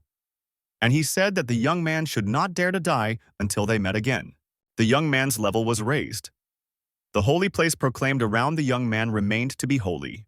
Jongdo opened his eyes and saw a girl in front of him. She asked if Mr. Jongdo was all right. The young man recognized the saint. Haijin was also next to him. He asked if Jongdo had come to his senses. Jongdo thanked the young man for taking care of him. Haijin said he was very hurt that he couldn't do anything else to help. After all, Jongdo did all the hard work by himself, while he was just wandering around the dungeon. Haijin would never have thought that the princess would turn out to be a traitor. Jongdo asked what they were saying about this in Japan. The young man said that there was a big commotion, since the only SS class user in the country died. Plus, he was of that status. The traitor's true identity was kept secret. It was announced to the public that she had fallen in battle with the monster. However, some radical groups insisted on a conspiracy theory. Allegedly, the princess was destroyed in order to claim her dungeon bounty. However, things subsided when Saint swore on her honor that this was not the case. Jongdo jumped up from the bed and asked, how was Saint's condition? In fact, her condition was much worse than Jongdo's. The young man suggested that the girl might have been brutally tortured while she was being held hostage. But doctors say her shattered body has suddenly made a full recovery. But the strangest thing is that the saint, having gone through such hardships, began to feel even stronger.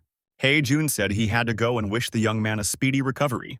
When the young man left, Ixia told her master that she didn't sense any lies in Hae-jun's words. Jongdo exhaled a breath. He was worried that Hae-jun might have ended up on the same side as the princess. Ixia said that the battle this time was indeed dangerous. The young man agreed. He had been careless and had almost died. The guy said that henceforth he would not be sure of the enemy's demise until the notification of a level up appeared. The young man said he had no idea it was possible to enhance the talents of others through communication. It turns out that if you use communication, you can strengthen others as well. Ixia said that Saint was able to endure because of her talent for patience. Will others be able to cope with such a body-destroying act? Jongdo thought that his counselor was absolutely right in this case. The guy thought that, not to mention the enhancement, he couldn't use the study properly either. Winry Makina showed up unexpectedly. She said it looked like she could help the young man with that. The girl praised the young man and said he did a great job this time. A function was added to synchronize talents using communications. Makina said that Khalid of the Hellfire had a rank higher than anyone the young man had met before. The universe is watching this, as there is no way such a character should have appeared on the current Earth. The young man noticed, sure, he was incredibly strong, but he thought the tribal leader was stronger. Makina said that the Khalid the young man encountered was not in his main body but in an alternate body. And because the higher-ranked being had forcibly entered a lower-ranked universe, it received a penalty that reduced abilities. The young man wondered, was this really an alternate body? How did such a creature manage to enter the Earth? Did the universe care about balance in this way? Makina repeated that this situation was an exception. The boy couldn't understand why exactly he had to deal with such exceptions. Makina said it was because the young man was influenced by the forces of the universe. Since the young man averted the crisis, he should be rewarded accordingly. The experience point lock was removed from the ground. The girl said that after the young man's victory over Khalid, the universe was confused for a moment. It was decided that the Earth had become strong enough to withstand the third erosion. Now, the entire area of Mount Fuji is connected to other dimensions. In other words, Fuji has become the site of a permanent rift. The young man was horrified to find that he had not saved the Earth, but had started an even bigger problem. Makina said that this confusion of the universe was temporary. Soon, the universe would realize that erosion was still too much for the Earth. The girl pointed to the mountain and said that, so, as a balance measure, she added this black curtain. Monsters can't cross it, but users from the ground will be able to enter it. The monsters that will appear there will be weak and undeveloped in the beginning. This rift can be thought of as a training ground where monsters constantly appear. Winry Machina added that the owners of the place will be John Doe. The girl gave the young man an orb and said that it was the master key to control the training ground. If you pour mana into it, you can do anything. From disabling the curtain to completely blocking the rift. The guy figured he had gotten an incredible level of reward this time. Jongdo decided that he could manage the hunting grounds just like in the game, and decide who to give permission to. Jongdo asked if he didn't manage. Would the barrier hold forever? The girl replied that no. If the universe decides that the Earth is ready to corrode, the barrier will disappear naturally.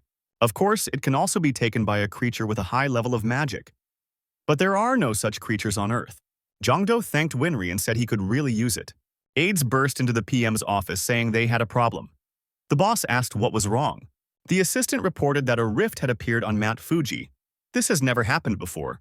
The deputy said that the cause is unknown, but the monsters can't get out of there because of the translucent wall. But nevertheless, it's a real emergency. The Prime Minister immediately thought, why did this have to happen during his reign? The aide said the armed forces have been sent away, and asked what should they do. The Prime Minister said that it definitely must have something to do with that dungeon that appeared on Mount Fuji last time. That means that the people who defended it must know everything.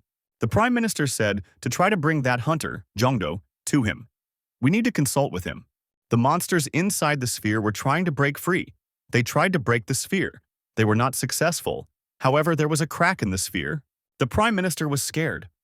When are they going to bring that Jongdo to him? We have to do something. Jongdo showed up outside Fuji. He said that everything was fine and he was in control of the situation. Everyone should move to a safe distance. The young man took Winry's gift in his hands. The young man directed his energy at the monster on the other side of the sphere. The monster stopped its predatory attempts to escape. Jongdo said that after clearing the dungeon, he had the skill to control the barrier. The assistant minister said that in the current situation, they couldn't just leave the monsters alone. Is it possible to send hunters inside to deal with the monsters? Jongdo replied that only a few people can go inside. Also, you can't open additional doors while inside. The Prime Minister's aide remarked that, in that case, it could take a long time. A young man remarked that manipulation in politics is not an integral part of their work. The young man had no intention of sharing the gold mine with others. First, he wanted to have fun there himself, like a master. Then he would slowly open up access as the world eroded. Hunter said that, no need to worry. He's taking responsibility for the barrier. He'll keep the monsters out. The official said they will spare no support, hence asking that the young man defend this country. The Prime Minister's aide couldn't calm down. As recently as this morning, everything was fine. The driver of the company car was surprised. How could you put the fate of the country in the hands of a foreigner? The official said he fully shared that view. The driver asked what if there is another way to manage the barrier. The official agreed. He said that the territory of a country should be ruled by the people of that country. It would be very strange if Mount Fuji was ruled by a foreigner. This should be corrected. The Prime Minister's aide said it was a great idea, and asked what the driver's name was. The driver was putting on a bear mask at the time. The man turned to his interlocutor and told him to call him Bear. Jongdo, not to sit idle, decided to go on a reconnaissance mission. While scouting, the young man saw a monster. It was the exact monster that had recently tried to smash the sphere from the inside. The monster screamed like a madman. The young man said that, thanks to him, the local government was scared. And the case went on as usual. As the monster tried to attack the young man, he had no way to keep him alive. The monster was cut in two with his sword. Jongdo continued onward with his reconnaissance. Parts of the monster remained lying on the road. The young man thought that he had definitely become stronger. With a single blow, he had defeated an orc that even an S-class would have a hard time fighting. The young man noticed that a huge ball was flying in his direction. The young man had no time to dodge. The boy swung his sword and split the orb just like the orc, 2 pieces. The young man saw a huge green orc, who was surprised himself this time. How did this hunter handle such a huge ball? Hunter said that because of people like this monster, he had suffered a lot in the academy. The young man swung his sword. The orc attacked the hunter. The hunter jumped up and evaded the monster's attack. In response, the young man counterattacked his opponent. The monster was split in two. The guy thought he was making good progress inside, and he's raising his own level. More green orcs came across the hunter's path. The young man stopped and listened. Judging from the sounds, monsters were gathering around. And indeed, a bloodthirsty monster with glowing eyes appeared from the bushes. Jongdo put his sword forward and said that he was fine with it. He's not going to retreat and run away. In the same instant, the orcs and other foul things pounced on the hunter. They attacked him simultaneously. The young man handled them all. All the assailants had been destroyed. The boy was pleased. Experience points and weapons were pouring out of them. Ixia was pleased with her master. The young man said it was a very sweet place, and he doesn't want to part with it. After a while, the young man said he had hunted enough. Now it was time for him to do some proper reconnaissance. The hunter summoned a familiar wolf. Tinya appeared immediately. The wolf looked up and said that a spot in the young man's world was beginning to appear as well. Wolf added, "If the spot is left, more and more powerful monsters will appear here. Therefore, it is important to clean up the spot as soon as it appears. There is a hidden space called the core of the stain. If you close it, the stain will disappear immediately. The core is well hidden and not easy to find. But with the body of a wolf, that's a different conversation." The young man answered. He knew that there was no equal to this wolf in the world. Tinya agreed to lend the young man his power. Cloning mode was turned on and wolves appeared in myriad numbers. Jongdo grabbed his head. There were now 100 cute dogs in front of him. The wolf told the young man not to touch them, because he's interfering with the search. Jongdo apologized immediately. The wolf heard the howls of his fellow wolves and said they had found something. Tinya rushed in the direction of the sound and told the young man to follow him. The wolf and the man arrived at the spot they were looking for. It was the core. The wolf thought that was odd. He didn't see a guard near the core, and after all, the young man must defeat him to close the place. He thought it might be because Winry had given him the master key. The hunter said to start by focusing on finding and destroying the monster that would appear first. The wolf warned that the young man should be careful. A very strong monster could very well appear as well. The wolf added that he had another request for the young man. The boy replied that he was all ears. The wolf said if it was okay with the young man, he would like to settle here. In the place where he lives, the war is already over, so there is no need for guards. Jongdo said that he would be very happy. But at the sight of such a huge wolf, people would go crazy with fear. Tinya said he had a solution. He was thorough in his approach. The wolf turned into a puppy and asked if this image would work. The young man grabbed the puppy in his arms and said that now it was just a cutie. The wolf snapped at him and told him not to touch him without permission. The young man wanted to get the card he wanted, but the wrong card kept falling out. Puppy said he thought they would stay on Fuji until the hunt was over. What has Jongdo been doing so strange since they came here? Guy reminded us that to increase the likelihood of certain cards falling out, he needs to be near a place or object that is directly related to the character whose cards he wants to get. The young man came here because here is the one whose skills he wants to acquire. Wolf asked. Did the young man naively think that this character would get him if he yelled like that? Jongdo replied that luck is a tricky thing. Wolf sat back and thought that the young man was clearly not doing what he should be doing. Puppy thought, and added that he would try to concentrate too, to help in any way he could. The young man noticed, he feels, that something seems to be working out. The young man failed. A strange image appeared in front of him. Jongdo looked at the wolf and said that this strange type appeared because of him, and asked the puppy to just do nothing. The young man added, he knew so-and-so knew that only Liu Shan could be trusted. Liu Shan said hello and said that there was no way to do without him. The wolf couldn't see Liu Shan. Therefore, he said that the young man was scaring him when he was talking to himself. Once again, the young man tuned in and shouted for luck to finally come to him. The young man thought that Master Gang Ryujima had appeared in front of him. It was actually Miyamoto Musashi. He was a Japanese ronin known for his outstanding sword skills. The warrior said that he missed this place. Jongdo shouted that he had succeeded. It was the best samurai in Japan. The young man approached the warrior and asked how he could become as strong as the great master. The master, smiling, said that 1,000 days of practice is called Dan. 10,000 days of practice is called Ryung. Some people are born with talent. People without talent have no choice but to follow the path of Dan Ryung. The warrior told the young man to take the sword and he would personally show the young man the way. Jongdo asked the master to personally take care of him. After a few training sessions, the warrior said that the young man was talented. He absorbs knowledge like a sponge. Jongdo replied that it was all because of the master's instruction. The man said the world is full of yokai. Too bad he can't fight. The warrior asked the young man to call him again when he was at Mount Fuji. The master said he would give the young man something to help him. The guy said it was worth coming here.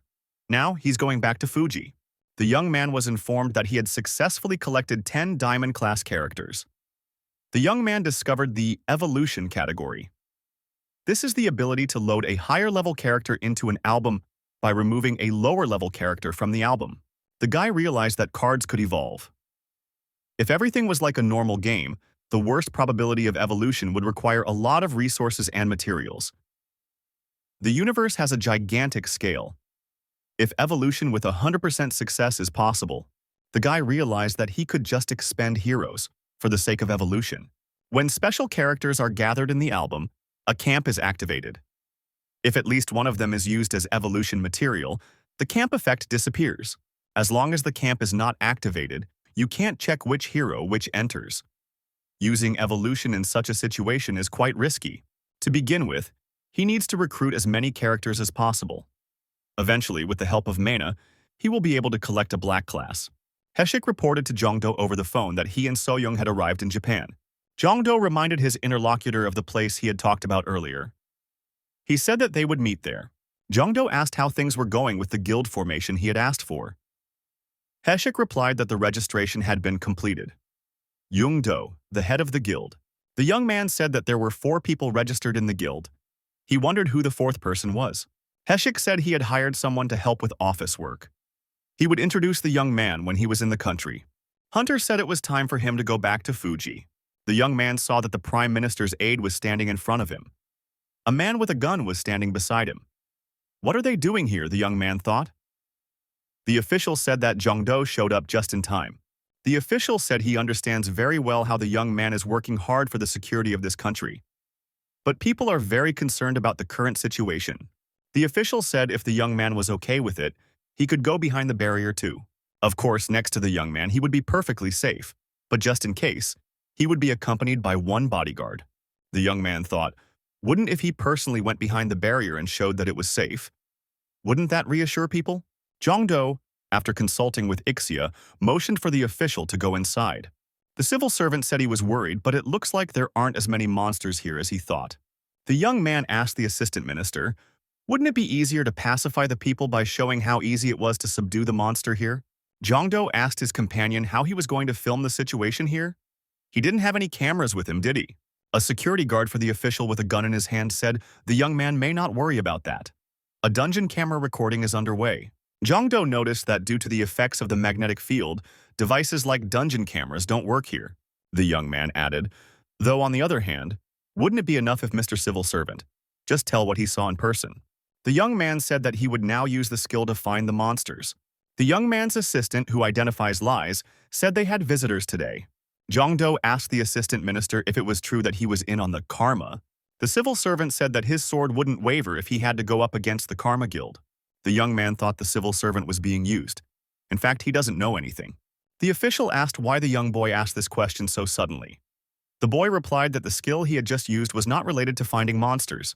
This skill helps you determine if the person you are talking to is lying or telling the truth.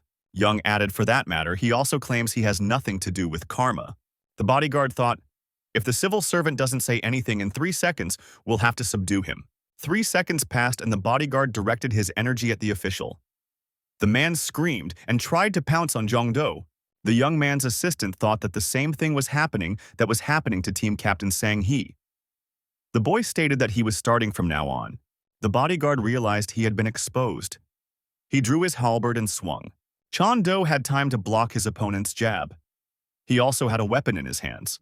Jongdo shouted that the rascal had been targeting the government employee from the beginning. The villain shouted that he didn't care what happens to that person. But Jongdo, that's a different matter. If a current government employee who is in contact with Jongdo dies following Princess Kaku, how many people in Japan will listen to the young man? Suddenly, the official felt sick. He was struck by red rays. The man could not understand what was happening to him. The bodyguard said he put a self-destruct tag on the body of this lowlife. The bodyguard shouted that Jong-do would die, along with that official. The young man turned on his research skill. He urgently needed to understand what he was dealing with. The tag on the official has been recognized and deactivated. The man will live. The villain wondered how this was possible. After all, he had everything under control. Jong-do realized who he was dealing with and attacked the villain. The young man told that rascal that they weren't even trying to find a way for humans to survive. The guy stated that he has a need to find their base and destroy it. He is going to catch every last one of them and won't miss a single cockroach. The pseudo-bodyguard was in a panic. There was nothing he could do to the young man using only his own strength. He decided that this guy was a serious danger. The villain's eyes turned red. He said that he would not give up his goal even if he had to burn his body to the ground. The villain continued. He said that his opponent, this hunter, would die along with him. The villain's body was really about to burn. He shouted that Jong-do would burn with him. To prevent unnecessary victims, a wolf leapt up to the villain and grabbed him with its teeth. The villain's head ended up in the predator's mouth. The wolf shook his head left and right to reason with the man. The villain's body dangled from side to side. The next moment, the wolf tossed the villain high up. The wolf and the man looked at the upward flying villain. The villain exploded safely in midair. Jong-do couldn't calm down. He said that those scoundrels from the Karma Guild would be very sorry. At the regular Karma Guild meeting, the members stated that it was a failure. They put so much power into Mount Fuji. Is there no way to remove the barrier? There's no way to remove it, because it's a magic more advanced than anything known on Earth. The interlocutors stated that the butterfly had already died. And who will now control the savior? The hooded man stopped this debate. He said it was time to get down to business. The barrier and the butterfly, that's important. But much more important is the existence of that young hunter, Jong-do.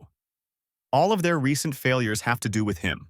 The hooded man said that only one thing was important at this point. Confronting that hunter, Jong-do, the greatest enemy of karma, whose appearance was once predicted. But he who can foresee everything is unable to intervene, because this creature brings them doom. If he really is the greatest enemy, there's nothing they can do to him with just their own strength. We have to stop tracking him, or he will be able to track them back. The hooded man is done. As long as he comes back, they should avoid Jong-do. Heshik used his indispensable shield to deal with the next monster. The young hunter saw Jong-do and exclaimed happily. He asked what the boss thought. Did he raise his level after that monster? Jong-do replied, Does Heshik think that you can raise your level with just one monster? Heshik said. It was good that Jong-do explained what a cool skill he had. Now you don't have to go to the Awakener to check your level. Jong-do said, his skill consumes mana, so it's better to use the Awakener whenever possible. The wolf pup made an angry look on his face. He told his master to stop that human female. She keeps climbing up to cuddle. The wolf turned to Soyun and said if she continued to harass him, he would deal with her immediately. Everything he said didn't seem aggressive, but sweet. The girl, smiling, offered the wolf cub some beef jerky. The wolf said he would never forget this humiliation, but he couldn't help himself from eating the treat. Jong-do said, he's very happy to see them getting along with each other. The young man was informed that he had reached the 99th level. Until he accomplishes a special feat, he can no longer increase his level. The young man decides to use the info lottery. He also needs to look around to see if there are any monsters nearby. A young man drawing a raffle received a green capsule. Jong-do opened that capsule. It was empty. He read the inscription on the information board. The young man was urged to turn his head to the right. Turning his head to the right, the young man saw Winry Makina.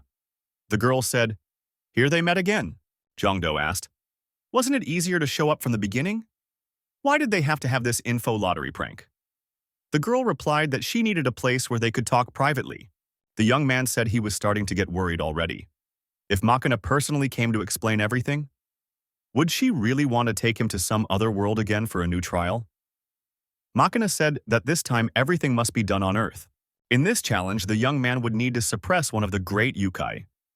Jong-do wondered if it was something like a monster. Makina said there's a difference. Monsters are the spawn of other worlds, while yokai are creatures born on Earth. Most of the yokai disappeared naturally as science progressed. However, some have lived to see these days. Some of them, which are the most harmless, decided to coexist with humans. But there are some that are too strong. They cannot be destroyed, only sealed. Makina said that the young man should overpower just such a yokai. Yokai are sealed all over the world, including in this country. You can choose anyone to do your test, but personally, she'd recommend the Korean. He's just recently had a weakened seal. Jong-do happily said that he's ready to go and doesn't want to waste any more time. He's ready to head out right now. The young man asked what would happen to Mount Fuji while he was gone. Makina said if you give the master key to the people who stay here, they can hunt, even if he's not here. The young man handed Makini the master key and said that he would do so. The user who takes the master key must pour his mana into it to register. Makina added that the great yokai he will meet this time is no weaker than Khalid, so one must be cautious. The people living in that area tried to prevent the yokai from going outside. They held the doors shut with all their might. The head of the local family inquired what was going on. Why did the seal suddenly weaken? Someone said there was an intruder in this place. He destroyed the guards and broke the seal. People were still trying to hold the doors open. And on the other side, someone was banging loudly and trying to open them. The doors flew open with a crash, and the people flew apart too. Someone's eye appeared through the ajar door, and there was a menacing growl. The warrior girl asked, "Since when has that monster been here?" She asked the head of the family what was going on. The head of the family asked her interlocutor what she knew about Pulgasari. It's a monster with the face of an elephant and the body of a hippopotamus. Yokai, also known as a metal-eating monster. The monster burst out and roared loudly and stamped its feet. The head of the family grabbed her head and said to be more careful. The warrior girl asked why it wasn't destroyed but sealed here.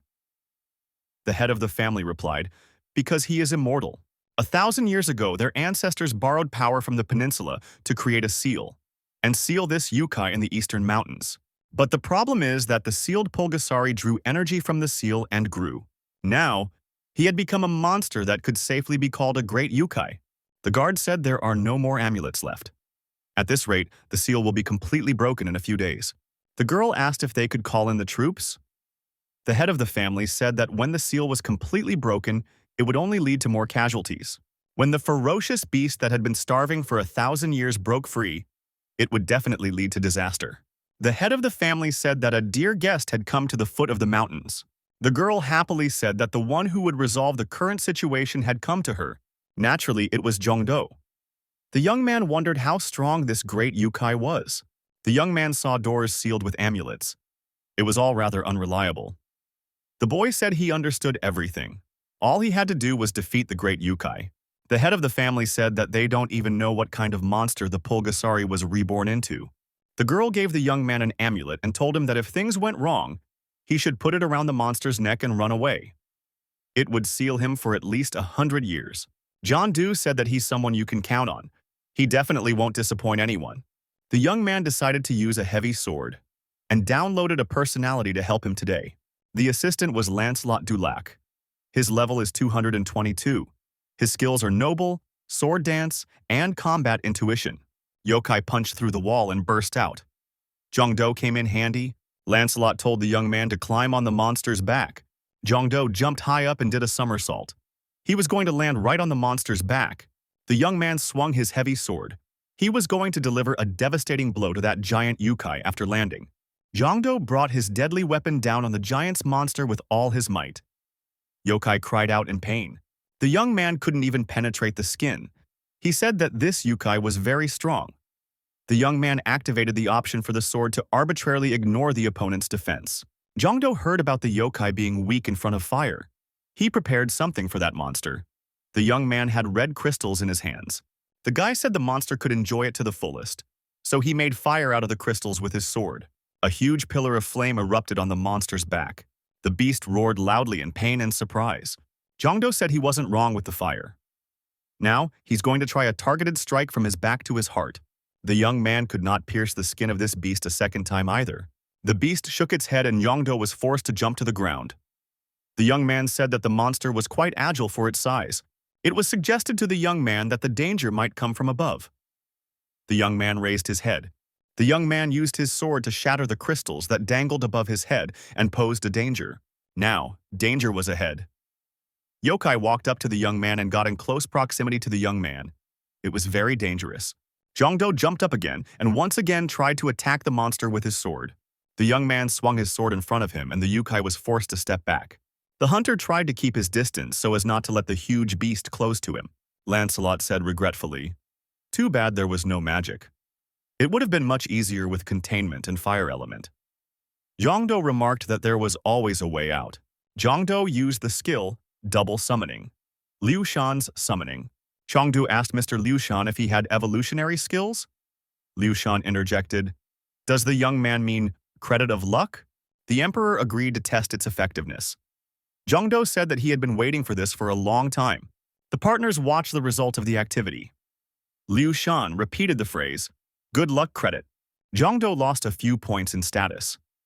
The young man was offended by this. But he said that for a great result, sacrifices were inevitable. The skill of combination was applied.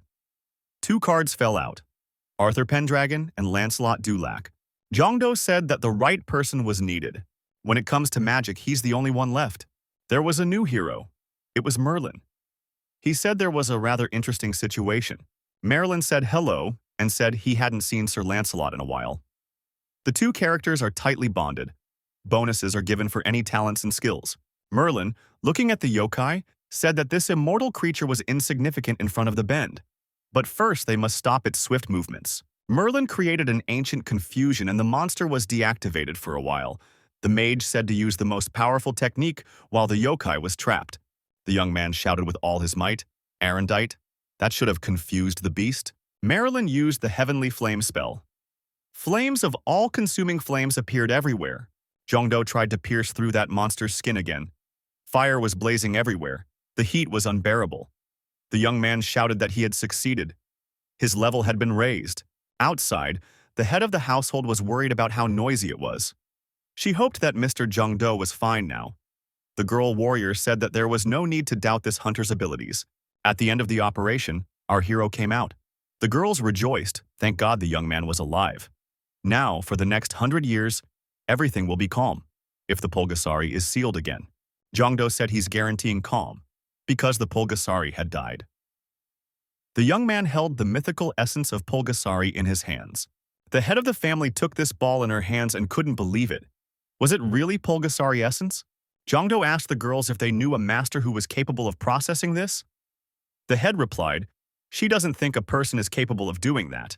The young man remembered about the dwarves and thought, could no one else do it? Zhongdo decided that he clearly needed better armor for fighting tough enemies. The young man asked the girls if they knew anything more about the great yokai. The head replied that they were not in this country now. The closest place to find them is Japan. The young man may have heard of him before, Yamato no Orochi. It's a nasty snake, better known as Orochi. The young man thought it would be the next material for his future armor. The young woman, the head of the family, said that it looked like the young man was going to make something out of the great yokai's offal.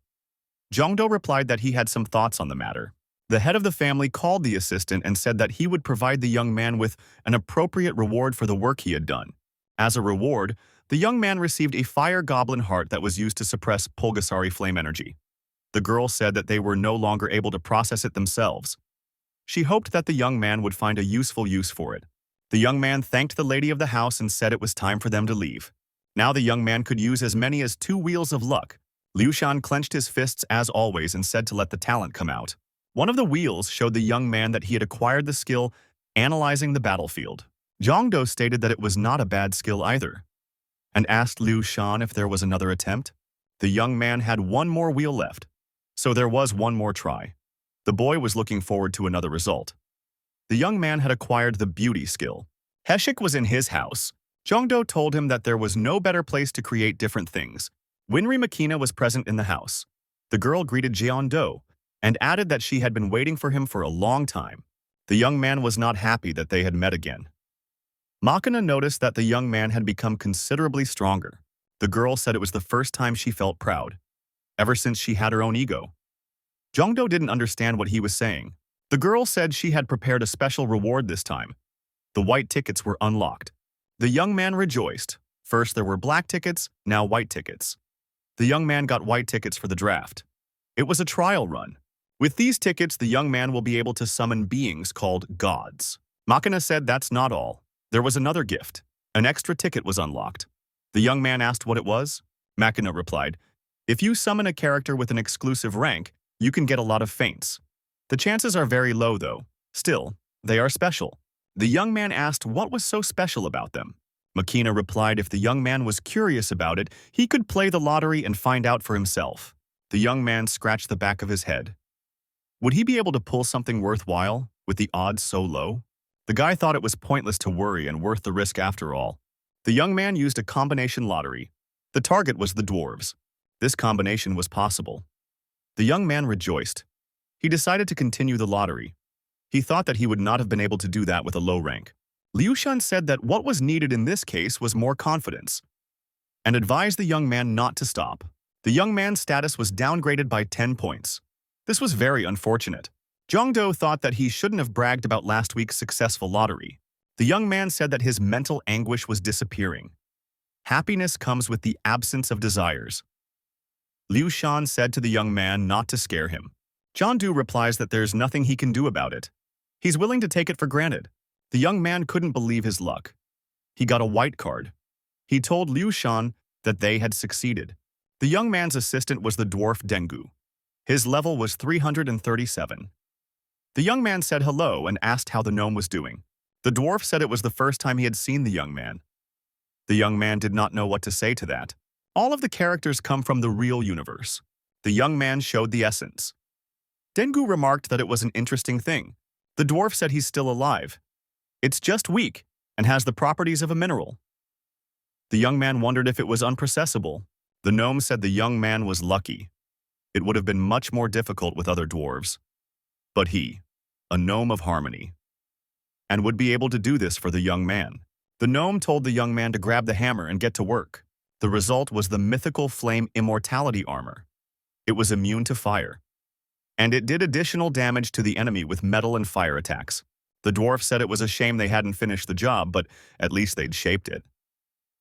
The young man wondered if that wasn't all she could do. The dwarf advised the young man to find 2 similar materials. After that, he would come from his world and finish the armor. Zhongdo said he's going to Japan to get a snake in that case, for an orochi. The guy saw that he was entitled to 2 lottery prizes. Are there really 2 awards on a white ticket? However, the young man was informed that he could only choose one of 2 awards. He agreed to that too. Liu Shan suggested that the young man should settle for harmony. He said that the word itself fit the universe very nicely. Ixia disagreed. She suggested choosing to ignore compatibility. You can't blindly choose a talent just because he can't use a skill. Liu Shan made excuses and said that it was only for the good of the master. The young man listened to Ixia and ignored the compatibility. Liu Shan was upset. His talent wasn't being used. Chongdo noticed that from the emperor's side, it was a bit selfish. The young man traveled to Mount Fuji. Heshik noted that the young man had very good armor, so he didn't go home for nothing. Zhongdo replied that he was glad to hear that. The young man looked at Haishik and Soyoung and said that their skills had probably improved too. Haishik said that he was still a long way from Mr. Zhongdo. Haishik pointed out that the power directly oozes out of him when Zhongdo is around. Liu Shan said that it's because of his talent. A message came in saying that the stable operation of the talent had been completed.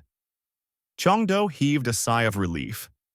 Liu Shan asked regretfully, was he no longer needed in battle? Suddenly, an evil, scary monster appeared, who swung his mace and was about to deliver a staggering blow to the young men. He roared furiously. Soyeon shouted to the young man to be careful. The girl was about to clash with this monster. The abilities of the allies were increasing.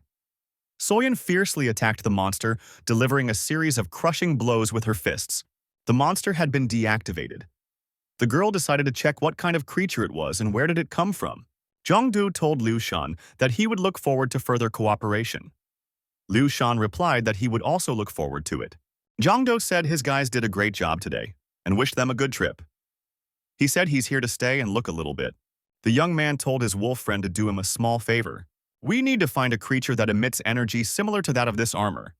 The wolf sniffed the armor carefully. Wolf said he could definitely sense something. The creature is out there somewhere. And he pointed in the direction of the mountain forest. The wolf rushed off in the right direction and told the young man to follow him. The young man could barely keep up. The wolf saw a cave ahead. From this cave came the odors he needed. The animal realized that it was moving in the right direction. The wolf entered the cave and told the young man that they had arrived. There were many amulets around the cave. The wolf and the man saw a strange vessel covered in amulets. It was firmly sealed. It gave off the odors the young man needed. Jongdo said that it was impossible to breathe. He coughed and asked what kind of poison could be in here. Wolf said, considering how many signs of damage there were here, he wouldn't be surprised if the seal broke at any moment. Jongdo sensibly remarked that it was better, in that case, to let someone who could stop it if the seal broke. The young man swung his spear.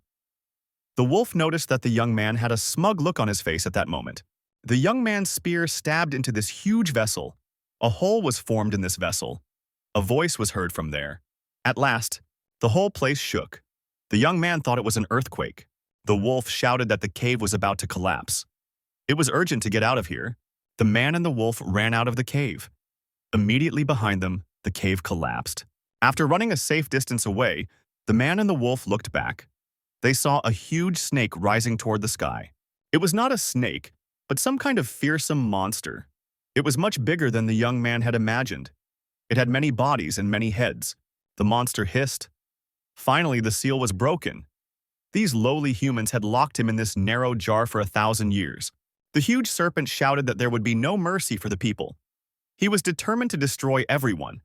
He said he would destroy every insect, leaving not even a bone behind.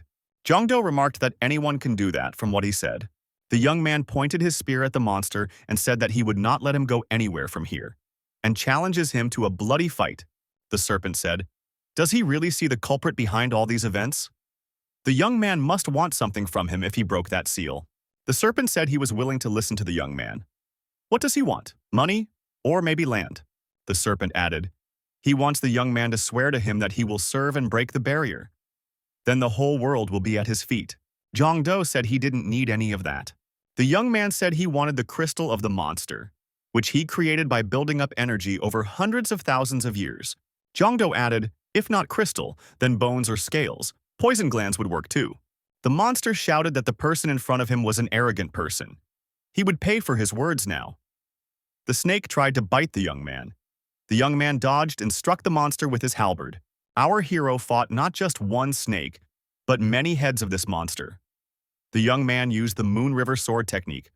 This technique helped him attack his opponent more effectively. Snake couldn't understand how this man could have such skills. Could he not be human? Jongdo wondered, haven't all 8 of the opponent's goals realized anything yet? The snake said that this man dared not challenge either. It once again opened its mouth and was about to swallow the young man. The snake released a venomous jet in the direction of the opponent. Jongdo tried to defend himself against this poison. The young man has activated immunity to all poisons. This option grants full immunity to any poison below mythic level. Jongdo told his opponent that it was too early to be surprised. He would still show his strengths. The young man and his assistant threw huge chains on the monster. Jongdo said, "Does that monster really think he just lured him here for no reason? After all, this is the best trap for him made with Joshin technology." The serpent said that these chains posed no danger to him. He would break them with a flick of his head. Jongdo jumped high up and was about to thrust his sword into one of the monster's heads. The young man slashed the snake's body with his sword. The Dragon Killer's sword technique detects the weak dragon blood of the enemy. All of the young man's abilities were doubled. The young man sitting on his opponent's body decided it was excellent. Jongdo continued his work. He ran along the body of the snake and kept dissecting that body with his sword. In this way, he wanted to reach the heart. The other head of this monster said that all this must be dangerous, and decided to apply the division. The snake shook the young man off its body. The young man in the fall tried to do as much damage to the monster as possible with his sword. Jongdo noticed that this monster was getting stronger. Could it be that its sealed power is coming back? Liu Shan said, "We need to get this over with quickly." The young man summoned a new hero. It was a mythical hero. He wondered, had the monster from the mythical era been resurrected? The young man's assistant said he could handle this monster. After all, that's the duty of spellcasters. It was Abe no Simi, a level 299 caster. The monster screamed that he was about to tear the young man apart. The young man applied the restraining slings. They began to envelop the monster's body.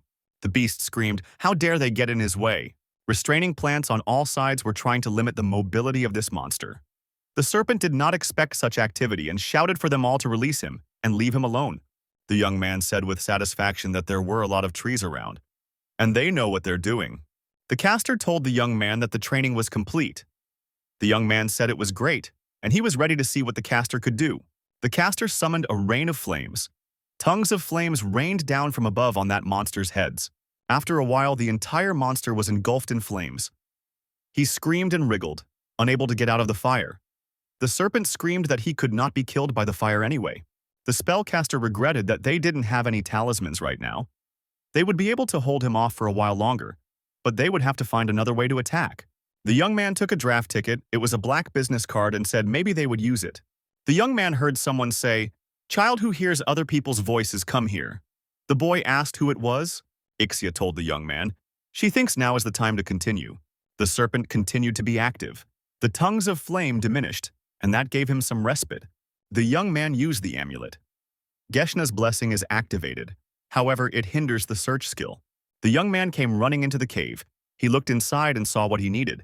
And he also saw a statue. It was she who called him. The statue said her name was Susanoo. Jongdo said that he didn't know about it. Ixia whispered that it was true. The statue split in two and inside was a sword. The statue called the young man a child who hears her voice. Susanoo asked the young man to seal the orochi with this sword for her. It was the mythical sword of Ameno Habaki. The caster said it was really cool. If you combine the divine sword and caster skills, you can reseal the orochi forever. Jongdo said with a smile that this sword could be used for a better purpose. Orochi, fighting off the trees, shouted for the man to show himself in front of him. The wolf, instead of the man, asked, "What is that snake doing here? Soon there won't be a living place here." The wolf realized that he had to stall until the young man arrived. Jongdo appeared with sword in hand. Snake was surprised that the man didn't run away after all. He must be brave enough. But he could barely walk here on his own 2 feet. The caster said you can't destroy the orochi with that sword. It might be too dangerous. The young man replied, "If the catalyst is perfect, it is almost analogous to a ticket." The young man used a double summoning, a yanking of fate. He wondered what would fall out this time. The young man had a new assistant. It was Susanoo. He said that very absurd situations happen in life. His level was 599. Orochi called the young man a scoundrel who couldn't be bothered. He suspected it would be much more difficult to deal with this man now. Jongdo stated that now Orochi will have no chance to split into pieces and disappear from here unnoticed. He intends to destroy him completely. The boy added that he would now rid this serpent of its indignation. The serpent only hissed in response. The young man swung his deadly sword at Orochi's head. It didn't have the desired effect. The serpent laughed.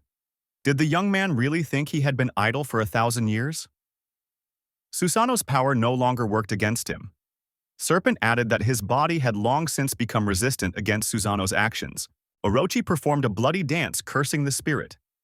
The damage reduction effect was 99% when attacking a divine creature. The monster said it would be better if the young man used the yin-yang technique. The resulting power would turn into poison. Susanoo noticed that the situation had reached an impasse. Jongdo, holding his sword at the ready, asked if Susanoo trusted him.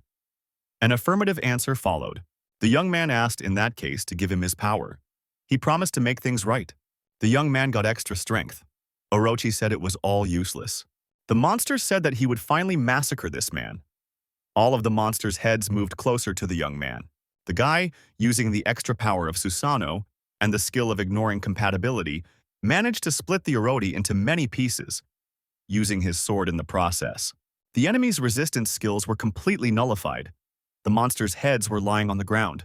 The last thing that monster said was impossible. How could a simple man defeat such a powerful monster? The young man's level had been raised. A helicopter with cameramen appeared in the sky. Journalists were delivering sensational news. A giant monster, which caused an earthquake in the vicinity of Mount Fuji and terrified the whole country by its mere appearance, was defeated by a hunter from a neighboring country. Citizens take to the streets, applauding and shouting Jongdo's name. Those watching the broadcast now witnessed the birth of the world's first SSS class hunter. The journalists wanted to interview the hunter. They asked him how he felt now. Is it true that he had received an offer of asylum from the Japanese government? Jongdo didn't want to talk to anyone. Heshik held back the influx of reporters. The young man told everyone to leave. He is so busy exterminating the remaining monsters on Mount Fuji that he doesn't have time for an interview. One reporter asked, So is the young man faithful to his duty, regardless of location? So-young said that now Jongdo, a worldwide celebrity. The young man only remained silent in response. The young man said the hunt was over for the day. It was time for him to go home. Haeshik noticed that it was a lot of fun. Youngdo looked at his friends and said that their rate of leveling up wasn't what it used to be. Haeshik replied that they would try harder. Jongdo said that his team was in charge of hunting and he would scout the neighborhood. Haeshik Yi So-young was just fending off the monster's attack. The young man said he didn't even have time to look around properly. Ixia said she could feel the energy. Something in this place was left behind. Ixia turned her master's attention to an object that was at the back of the cave. It was a chest of some sort, or a box. Jongdo looked inside and saw the contents of this chest. There were 2 swords and a manuscript. The young man took the book in his hands. It was a confirmation of possessing a first-class skill. The young man has acquired the skill of the 5 rings. Now, attacks can be given the properties of water, wind, earth, and fire. As the skill increases, the young man will be able to bestow a hidden distinctive trait, an attribute. The young man understood now why Musashi had asked to call him when he went to Mount Fuji. In any case, it was good that he realized how important attribute damage was. Ixia was feeling a little sick. She said it was because of the Arati. It's still digesting. Jongdo said that when he returns to his homeland, there's one important thing to keep in mind. The young man said they had gathered all the necessary materials. It's time to get serious about strengthening the subjects. Jongdo noted that Orochi's pupils and fangs are at mythical levels. It must be because of the poison glands. Ixia said the tail isn't so mythical. Is there really any use for it? She's willing to eat it if the young man agrees. The young man disagreed. The tail, he said, was a real treasure. Ixia took offense. According to Japanese mythology, there is a treasure hidden in the tail of the Orochi. The young man slid open his tail and pulled out a mythical sword. It was the murderously divine sword of the Arati. The famous sword made of Arati bones and scales. It has been tempered with magical power for millennia. The guy said he already has a king of guns. Does he need this thing? Suddenly, a portal formed near the young man. It was the entrance to the dungeon. How did he get here? It was the dwarves' treasure dungeon. Jongdo immediately entered this dungeon. The path seemed familiar to him. Nothing has changed here. The boy remembered that last time he'd barely managed to get out of the dead end. It seemed strange to the young man that he hadn't noticed this radiating energy last time. There was a very strong wall in front of the young man. He wondered if he would be able to break it down this time. The young man stopped. Just like last time, he saw the glowing outline of a door. The door opened and an old acquaintance, a gnome, appeared on the threshold. He asked why the young man was trying to break down an ordinary door. The young man said hello to Jeans and asked how he was doing. The gnome replied that he was doing fine, until the young man tried to destroy their house. The dwarves invited the young man in. They said they were glad to see him again. The young man was seated in a chair and offered a cold drink. The young man tried it and said it was completely different this time. The dwarves, smiling, said that now the young man could turn out his pockets and show what materials he had. The dwarves immediately began to examine the treasures the young man had brought. Some of the materials were 5,000 years old. One of the dwarves said that this sword contains divine power. But something about the function is not right. Did this man bring deadly poison here without any treatment? Jongdo said that judging from the gnome's reaction, he had done the right thing. He asked if they could make what he needed. The gnome says the young man has to take a test first, as always. They don't want that either, but there's no choice. It's all because of Gius. The young man realized that there would be no choice and said he agreed. What will this test be? A game or a battle? The young man recalled that this had happened to him before. The dwarves had told him that the battle would not become a test until 1,000 years later. The dwarves began to confer. The young man made a menacing appearance and asked how long he had to wait. Jean said they practiced hard to get back at the young man. The old man told the young man to follow him. This test would be a game. The guy thought that these dwarves had really improved their skills. They had a more advanced gaming console. The young man activated the talent of a level 3 player. All abilities were improved 3 times. The opponent, looking at the young man's hands, was surprised. How does he manage to wield the controller like that? After the game, the gnome stated that he again failed to hit the young man once in the game. The other dwarves panicked. The young man shouldn't look down on them. Now they will show him what they can do. After a while, the other dwarves were also in the status of losers. They could not understand why they had to suffer. The gnome said that the young man had won, and so they would honor his request. Jongdo handed the gnomes the bracelet and said that for starters, he would like them to improve the king of weapons. Several kinds, armor or dual swords could be used. The blacksmith said if the young man went up, he thought he could handle that level of equipment. Not all materials would be needed to improve the king of weapons, after all. The young man gave the dwarves his armor and told them to use this thing. The blacksmith said it's a very high-quality piece. You can immediately see that if you improve it, it will be indispensable. The blacksmith looked at this armor and said it was the first time he had ever seen such a thing. How is that possible? Jongdo was scared and asked what was the problem. The gnome said it wasn't a problem. The blacksmith replied that he had a sense of secret harmony magic that only he could handle. It's a shame, but it's clearly stronger than him. It feels like he did it from the future. Jongdo replied that that was correct. That blacksmith was the one who made that armor. He summoned it from the real universe. Upon hearing this information, all the dwarves began to reach out to the young man and ask that he summon them as well. Jongdo asked, "Didn't the gnome see his future when he created the king of weapons?" The blacksmith replied, he knew he had mastered something, but he didn't even realize it was real. Jeans turned to the young man and said they had a request. The old man has asked that the young man summon them to the real universe. They can't tell him the reason, but they promise that the young man will be rewarded handsomely. Jongdo said that it would take a lot of mana to do that. His limit wouldn't allow it. The dwarf offered the young man a great deal of elven tears that immediately restored mana. Such a thing, even for a fortune, could not be bought. But if they could meet themselves in the real universe, the young man would not regret anything. The gnome added, plus they have elixirs and gear that will increase luck. The young man uses his skills and they provide all the materials. The young man said he agreed, and he decided that now he had to choose a helper. The guy, as always, decided to do it by lottery.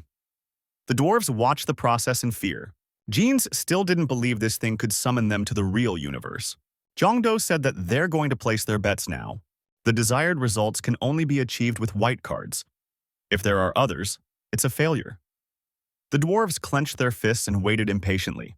The young man said he was starting. The dwarves tensed up and shouted loudly. They wanted this very much. So far, luck had turned away from the dwarves. They had become darker than a cloud. Jeans said, "Are they really all that unlucky?" A coworker punched Jeans in the jaw and told that hypocrite to shut up immediately. The dwarves got into an altercation. It turned into a scuffle. They shouted that no one dared to doubt their savior. It won't work if you pick on the young man. It's not his fault. At some point, the dwarves noticed that all the elven tears were gone. The blacksmith asked the young men if there was a better way. Maybe it's time to go another way. The guy replied that there was a skill that instantly increased luck. But if you use it, it will permanently take away status. He somehow doesn't want to abuse it. Jeans replied that he should have mentioned it sooner, and he told them to bring all the elixir from the warehouse. A young man can use as much as he needs. This is a status-boosting elixir for one bottle. One bottle is so valuable that it can buy an entire castle. The dwarves began to worry that the young man might use up all the elixir, but he wouldn't succeed. Guy asked the dwarves to imagine as if they were digging a tunnel in search of treasure. But suddenly they were exhausted and decided to go back. Those who surrendered did not recognize that there was only one step left to the cherished goal. If they took this step, they would have untold wealth. A great deal of treasure. The young man asked if the dwarves were going to give up the treasure that was a step away from them. The dwarves, all as one, shouted that they would not give up. They would trust the man to the end. The young man emptied the elixir bottle to the bottom. He thought he couldn't miss the chance to enjoy the lottery. The guy got ready and said that he was ready to start. Liu Shan was also in anticipation. The dwarves stood silent, holding their breath. They were watching the result. At one point, the old men said they got a good feeling. It felt like everything was going to work out. The young man has a new assistant. He said he sees a lot of great kids. At some point, the dwarves realized that the young man had only one chance left. He was being unreasonable. The boy said, not just one, but the only one. The young man's ability decreased by 10 points, and his luck increased significantly. The young man turned to the dwarves and told them to have faith in him, because he was lucky. The young man was dealt a white card, dwarf or Kawali. It was luck indeed. The young man's assistant was the lord of all minerals, Lily Bright. Level 599. The young man was meeting her for the first time. The woman said she was disappointed. She cannot believe that now those who refuse duty and challenge the truth are using such simplistic methods. The dwarves worshipped the goddess and said they had committed a mortal sin. The young man thought they were old acquaintances. You can't reach the truth using a shortcut. The young man covered his ears. He could no longer listen to these lectures. Jongdo looked at these dwarves and concluded that it was as if they had aged 100 years. The young man asked Jeans how he was feeling. Is he all right? The dwarf, with tears in his eyes, said that, as the goddess said, this task they must solve by themselves. In general, they are not okay. The blacksmith told the young man that in exchange for his labor, he could take a few items from the offering room. In the meantime, they would improve the armor and the king of weapons. Jongdo found himself in the room with the jewelry. His eyes were scattered. The young man saw a bottle of elf tears here. Turns out they weren't all out. The dwarf offered the young man to drink that bottle of tears as well. The boy thought that excessive gambling was a direct path to ruin. There was excitement in the Hunters Association. Recently, the report about this hunter had been constantly on television. It was the SSS class hunter, Jongdo. The young man appeared in the association accompanied by Haeshik and Soyoung. People came up to the young man and asked for his autograph. They recognized that they were fans of the hunter's talent. The girls wanted to take a picture with the young man. The young man didn't mind. Haeshik asked all the fans to get in line. Soyoung was clearly not pleased. An association officer appeared and told everyone to refrain from making excessive noise indoors. Haeshik told the young man that he could get in trouble now for making a fuss here. The girl asked, after all, didn't the young man come here with the purpose of starting a guild? Did she get it right? She showed the young man where to go. The young man went into a separate room. There was a man waiting for him, who said that the paperwork had already been completed. The only thing left to do was to check everything and sign his autograph. Jongdo thanked him. Haeshik asked who was that person. Jongdo replied that it was Cheolong. From now on, he would be in charge of running their guild. He agreed readily to help the young men. Haeshik shook the man's hand and said he was happy to cooperate.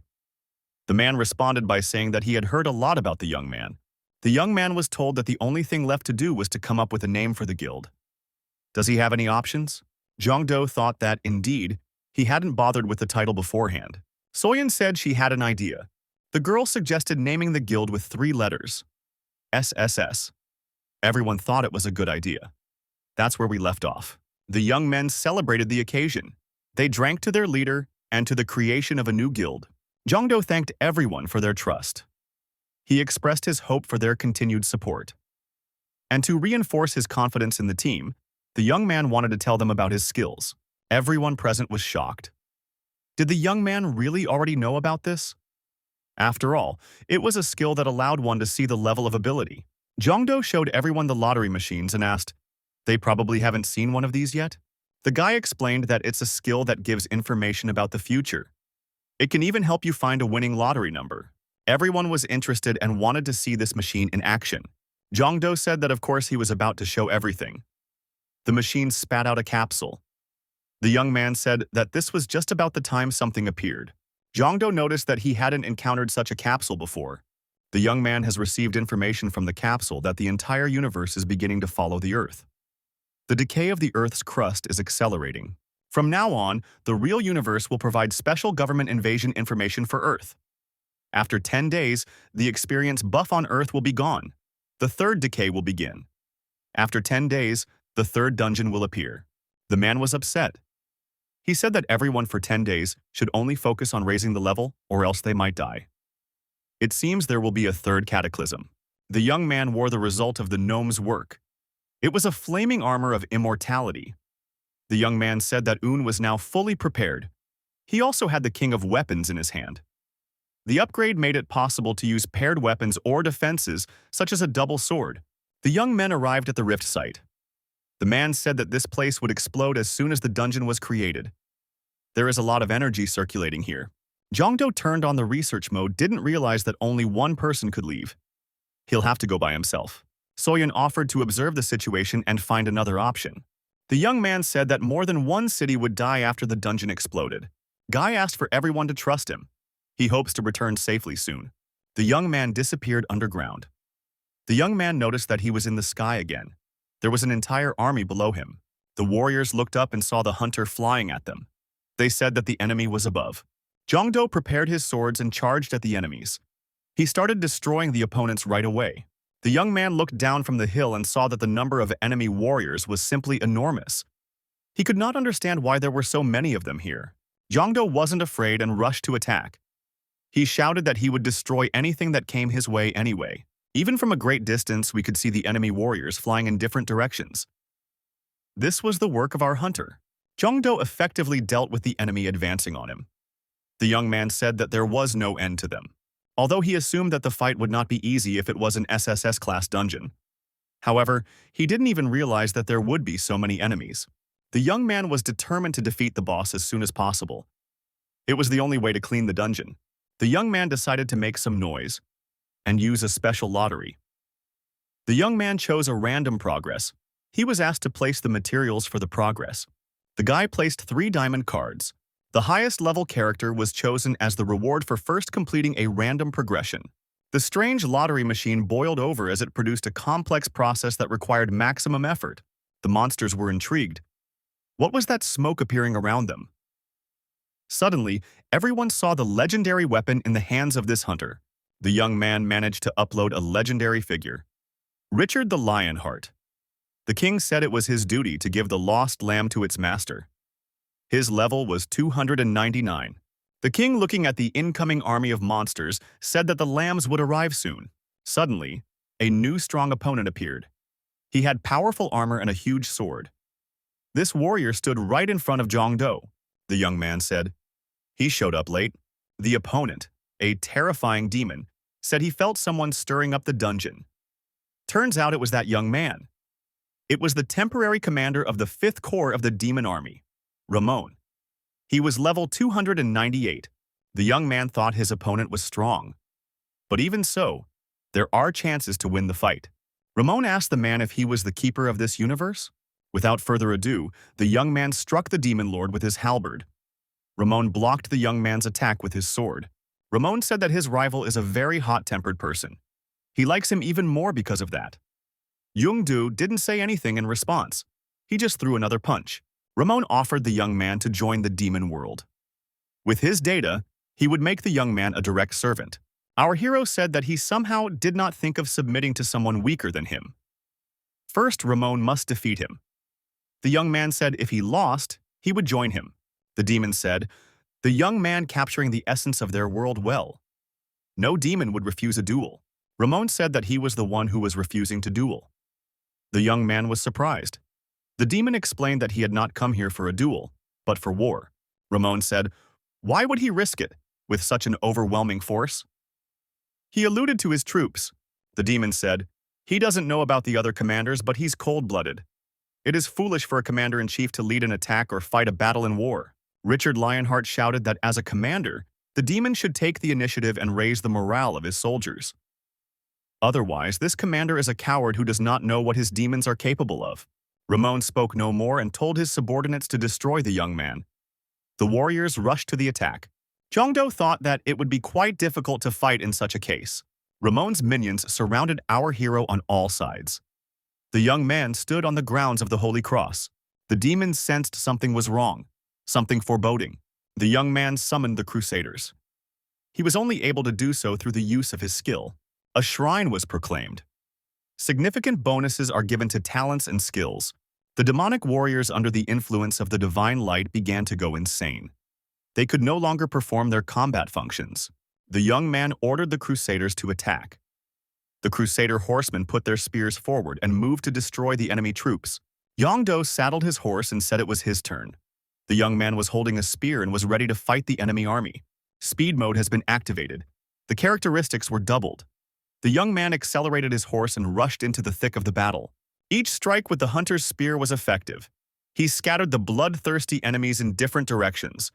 The young man was as impregnable as a rock in the wind.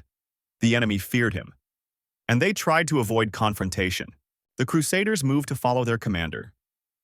The commander ordered a triangle to be constructed with him in the center. The leadership effect activated.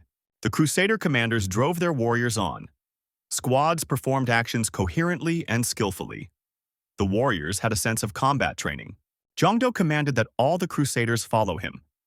The wedge slammed into the enemy ranks. The demons were discouraged. The commander has ordered that no one retreats.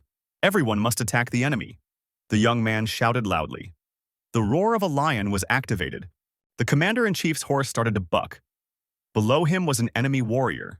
Jongdo swung his spear. The horse crushed the enemy soldier with its hooves and rode on. The demons tried to resist, but they had little success. The enemy was morally crushed. Jongdo was in the thick of it. He showed the crusaders by example how to behave with the enemy. The young man was brave and selfless. He had a lot of strength. The skill Orari Core was activated. Jongdo spread the poison to the enemies. The commander of the demon troops watched the events from the sidelines. The officer asked the older demon what they would do.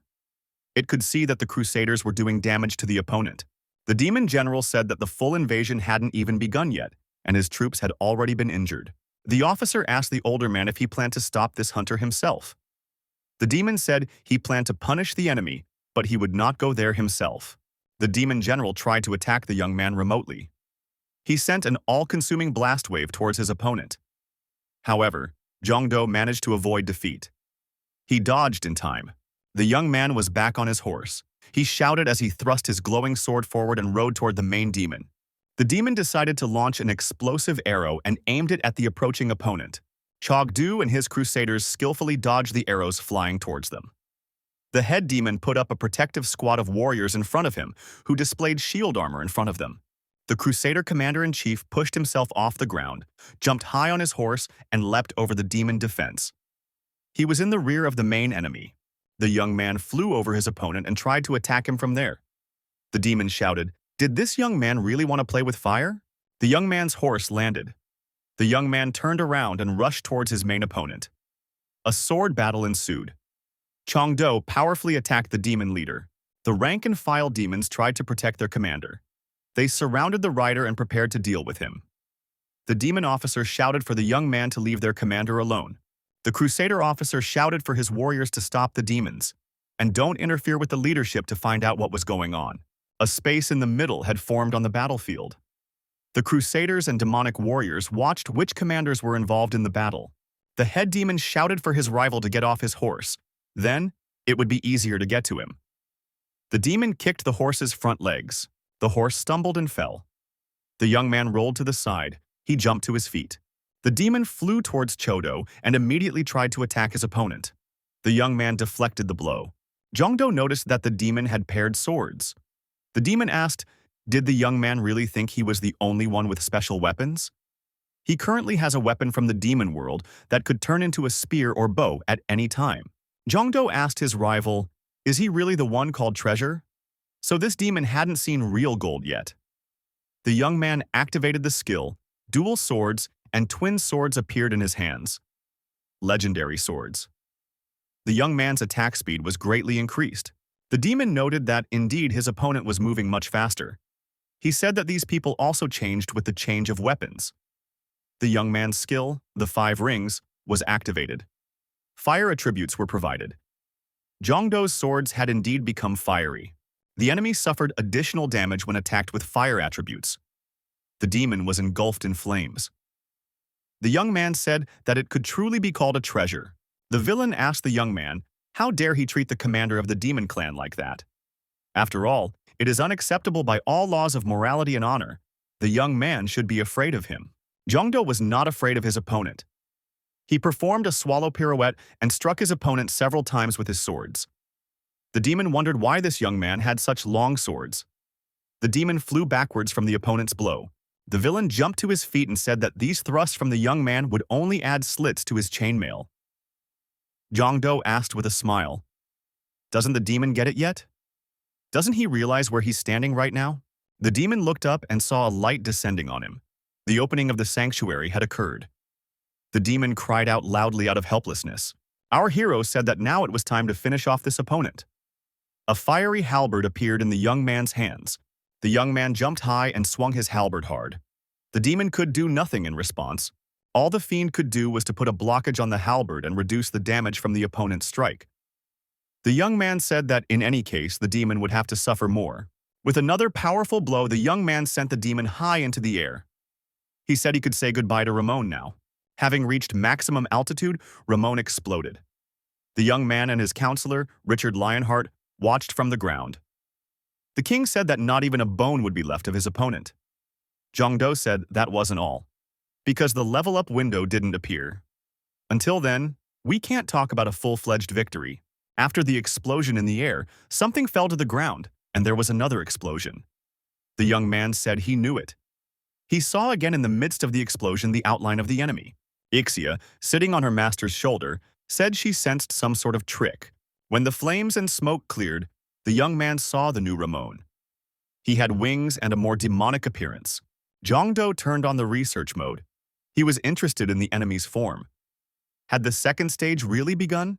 In front of the young man, there was a revelation of the essence of the new Ramon. His level was almost 300,000. This was something that Zhang couldn't even imagine. Ramon said he couldn't believe he would have to expend the essence that was sealed in the spirit vein. However, things were not so desperate. Ramon said that man had won. He lost because he used the devil's essence to save himself. The enemy declared that he would meet the young man during the next invasion. He ordered his warriors to retreat. Ramon added that the demon world never lets its prey out of its sight. The young man's skill was worthy of Mr. Khalid's attention. Zhang remembered which Khalid we were talking about. He suspected that there was a connection to that guy. Zhang didn't stop and tried to inflict maximum damage on his opponent. Using his fire halberd, the young man was destroying the rank-and-file demons. The young man said that he wanted to reduce the number of heads right now. Ramon said with hatred that the young man had proved to be very stubborn, and he ordered his troops to retreat while he detained the young man. Ramon pounced on his opponent. Using his enormous new strength and new skills, he tried to press the young man. Zhang decided to utilize the numerical superiority and ordered his crusaders to continue slaying the demons.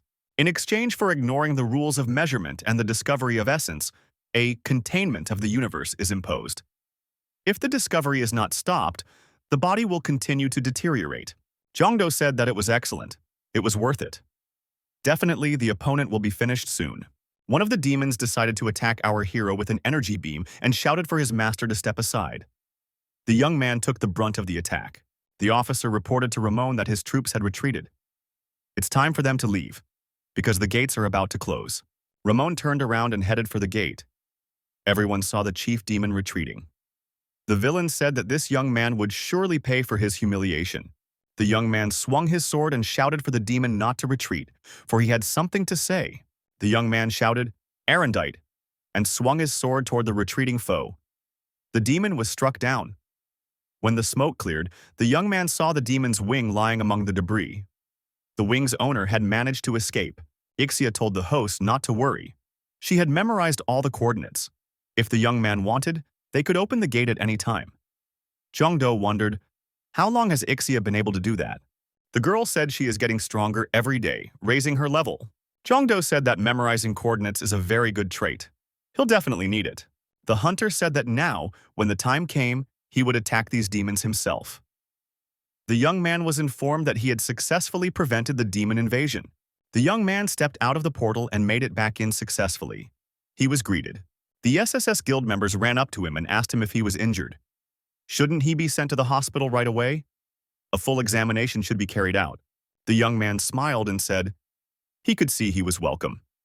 It was as if they hadn't seen each other for days. The companion said it had been 5 days anyway. The young man was surprised. By his standards, it had only been 5 hours. Zhang thought that among the dungeons were those with which there is a temporary break from reality. He didn't expect this break from reality to be so long. Zhang asked what had happened in the world without him during that time. The young man was afraid of missing something. The man replied that right after the young man left, a dungeon appeared.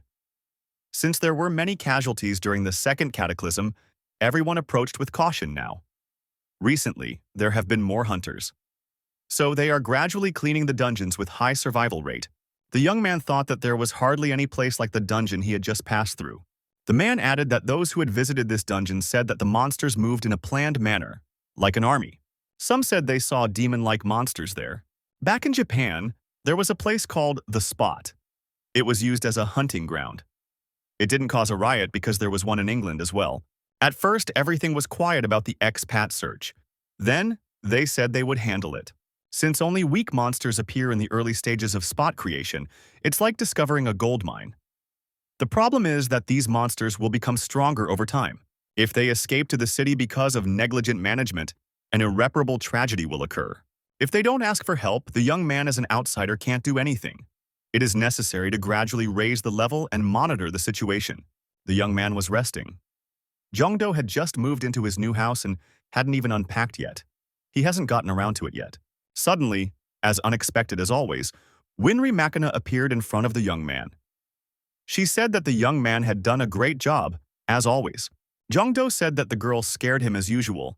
Why doesn't she make herself known in advance?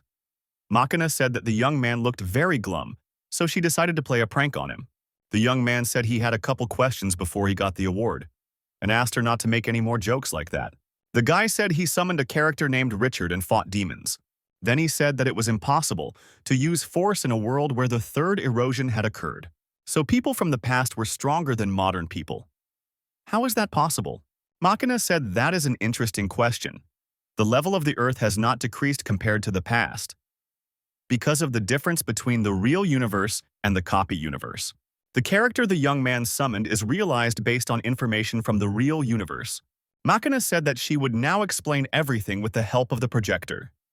If the picture inside this device, the real universe, that on the wall is a copy of the universe Mr. Jongdo lives in. The distance between the two universes is so great that it transcends not only space but also the concept of time. Only by bridging this distance can the real universe create a copy. Jongdo wondered why she was creating a copy. Isn't it the same thing? Makina said, perhaps the young man can't see, but there are small dust particles flying in the air.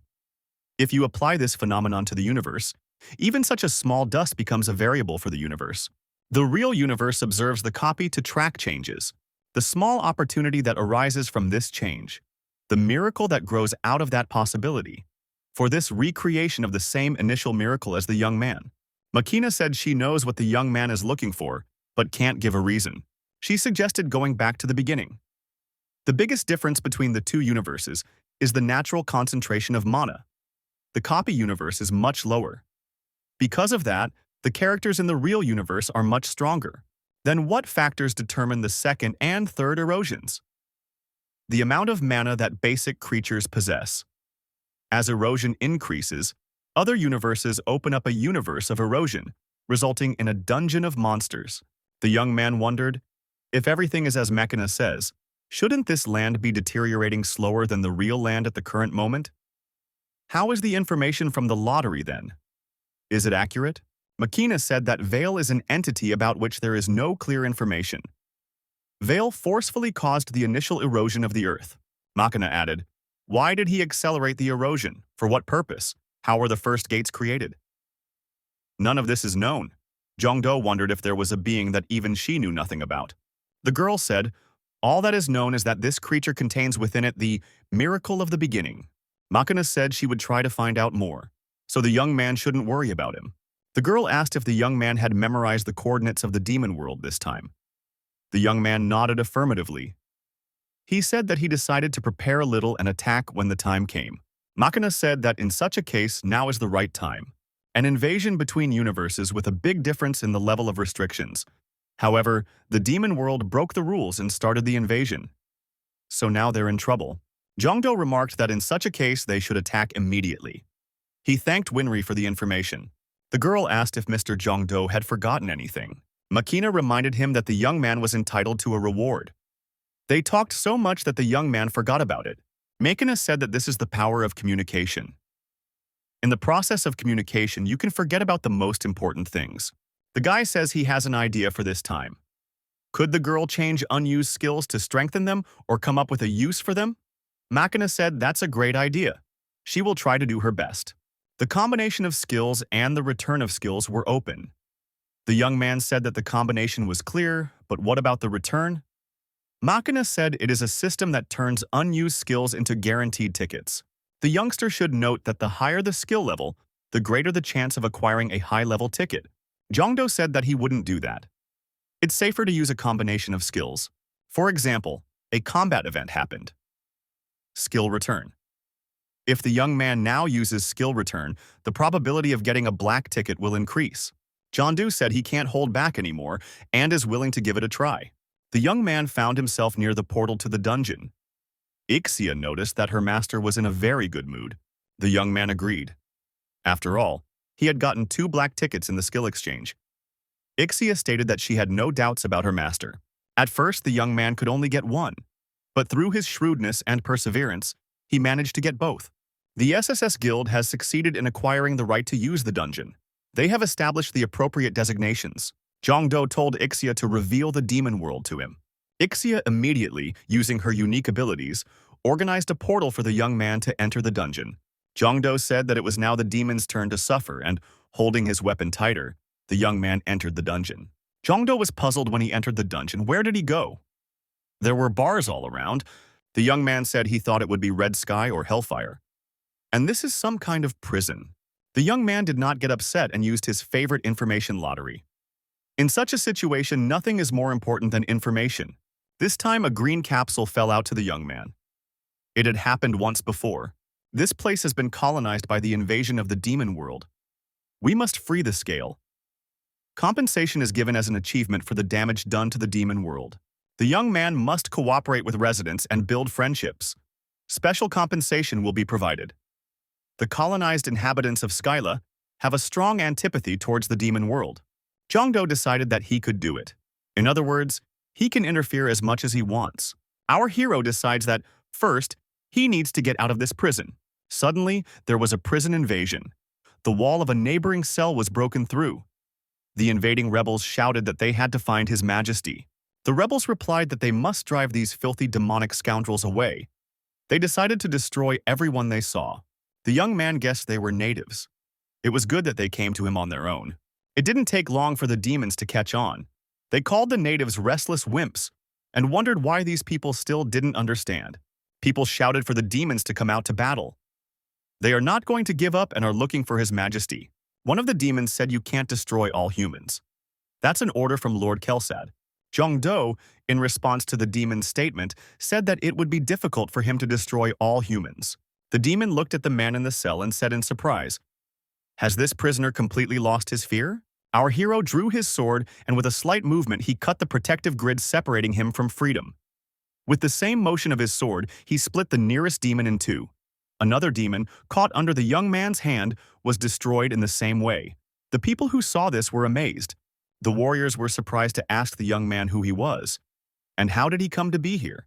The young man thought it would be strange if he said he came from another world to save them. The young man said his name was Zhongdo. He lost consciousness, and when he woke up, he was in a cell. After he woke up, he was in a cell.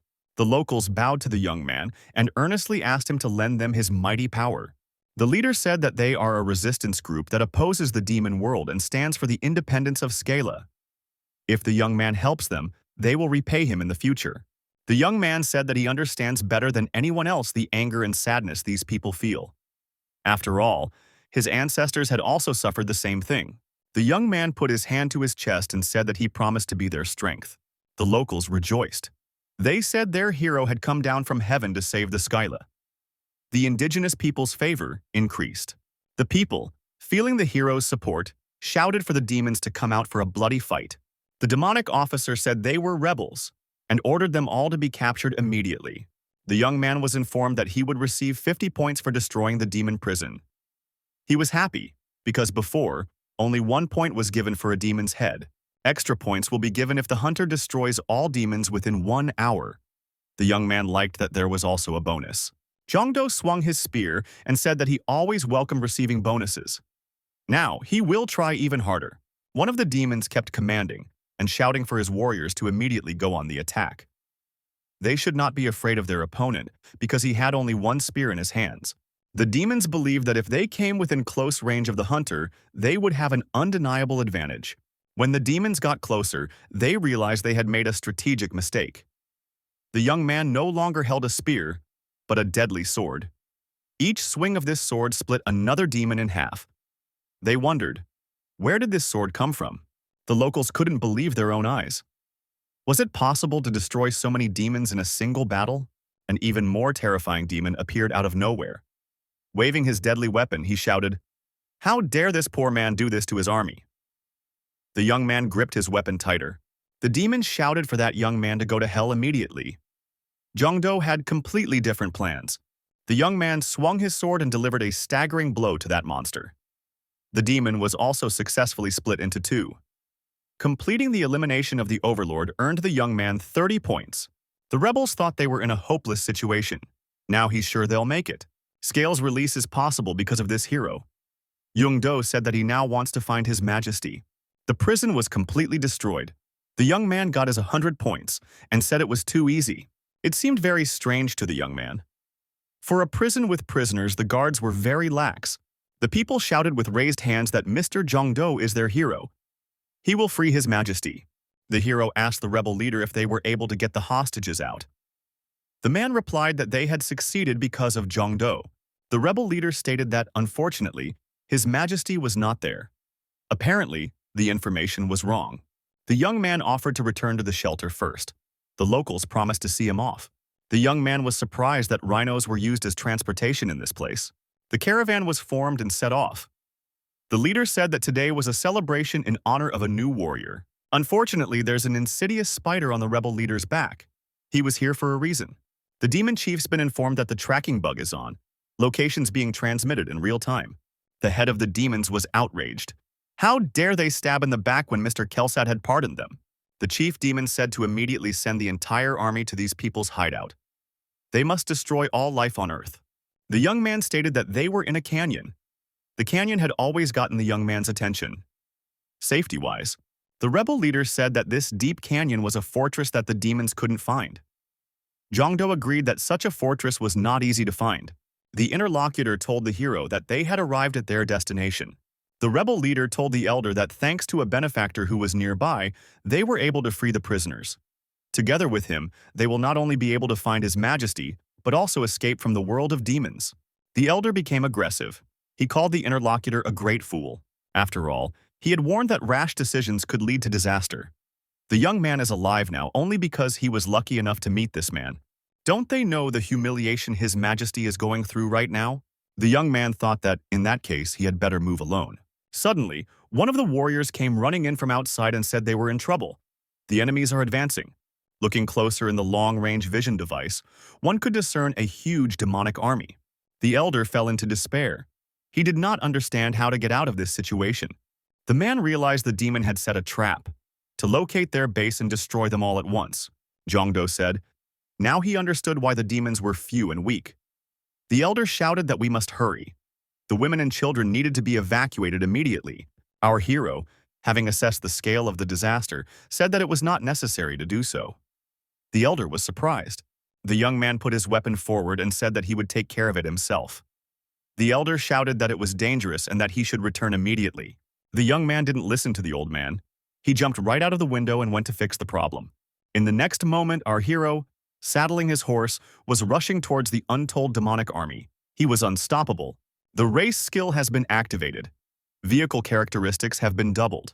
The demons who noticed the man approaching laughed. They said that the poor man had decided to do acrobatics. One of the demons wondered where the horse had come from. The top-level demon, Sinal, said that there are still useful warriors left in the fortress. It was probably their goal to buy time so that those who were left could escape. The demons saddled rhinoceroses and rode towards our hero. They decided to cut off his head. The demon closest to his opponent shouted for him to pull his head out if he wanted to die quickly. The young man pulled out his card and said it was time to use this one. The enemy came close to our hero and said that this man was caught. The young man continued to act.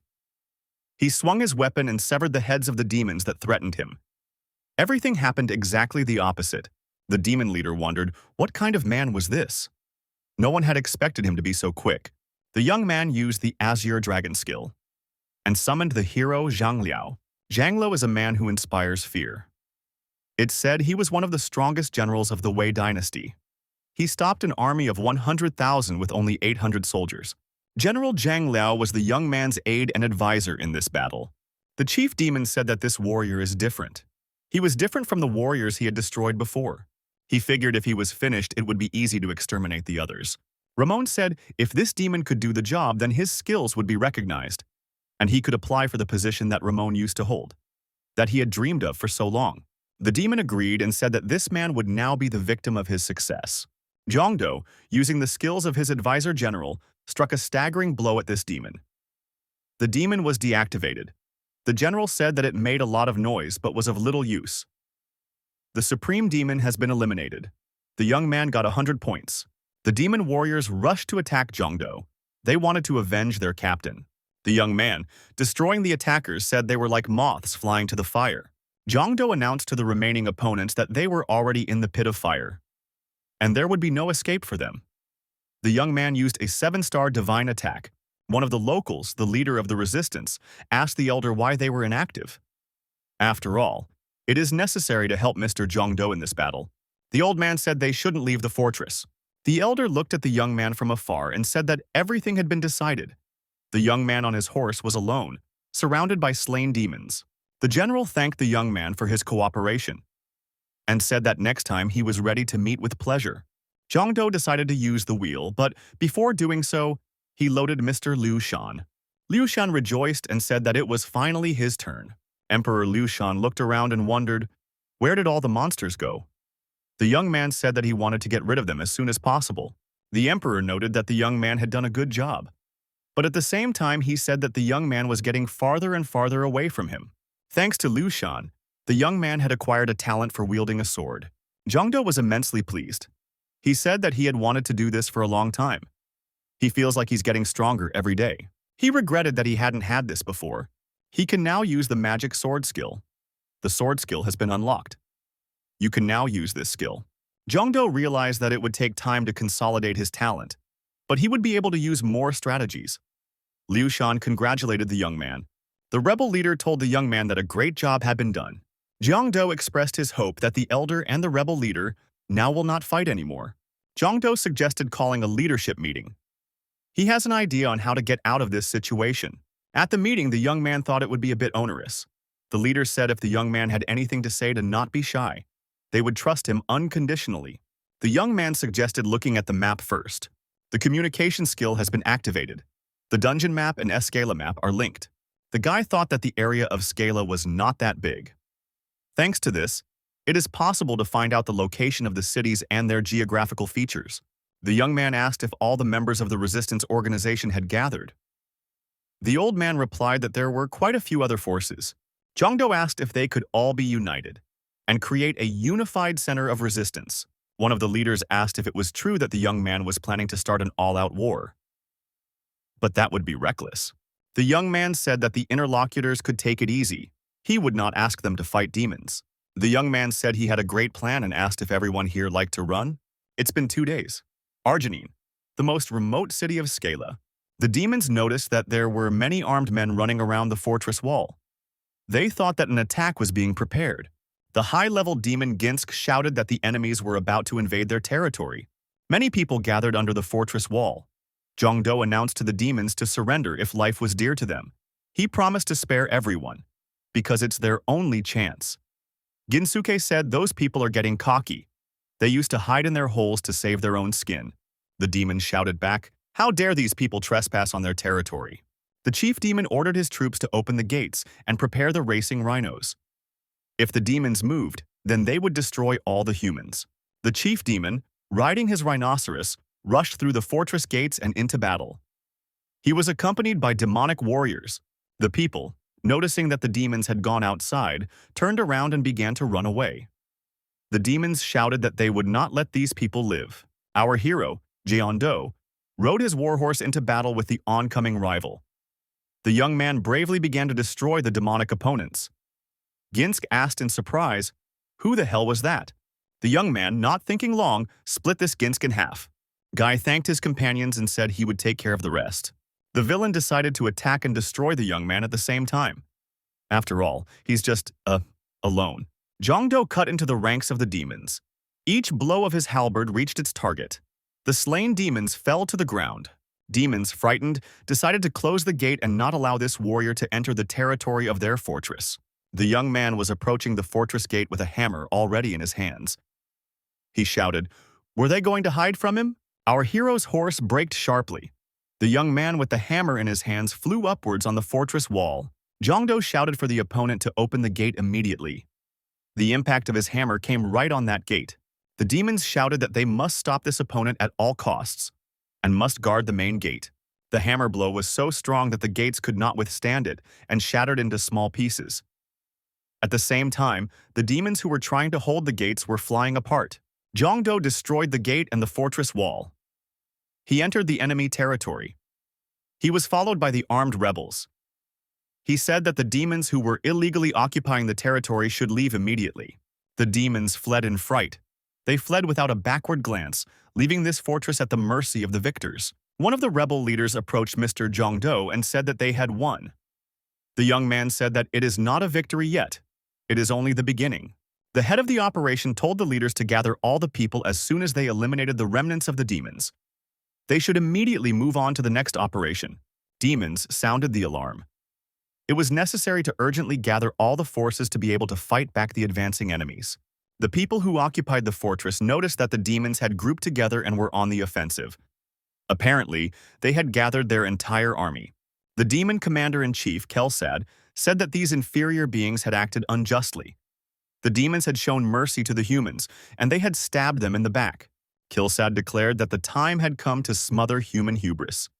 He was ready to launch an attack on the fortress captured by the humans. Nukes flew into the fortress wall, causing considerable damage to the structure. The demons decided to enter the fortress through the holes in the wall.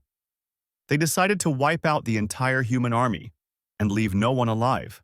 The armed demons boldly and decisively entered the fortress again. This time, they hoped to free it from the humans. Bursting into the fortress, the demons were surprised. The fortress was completely empty. There was no one inside. A surprised Kelsad asked where everyone had gone. He had expected a bloody battle.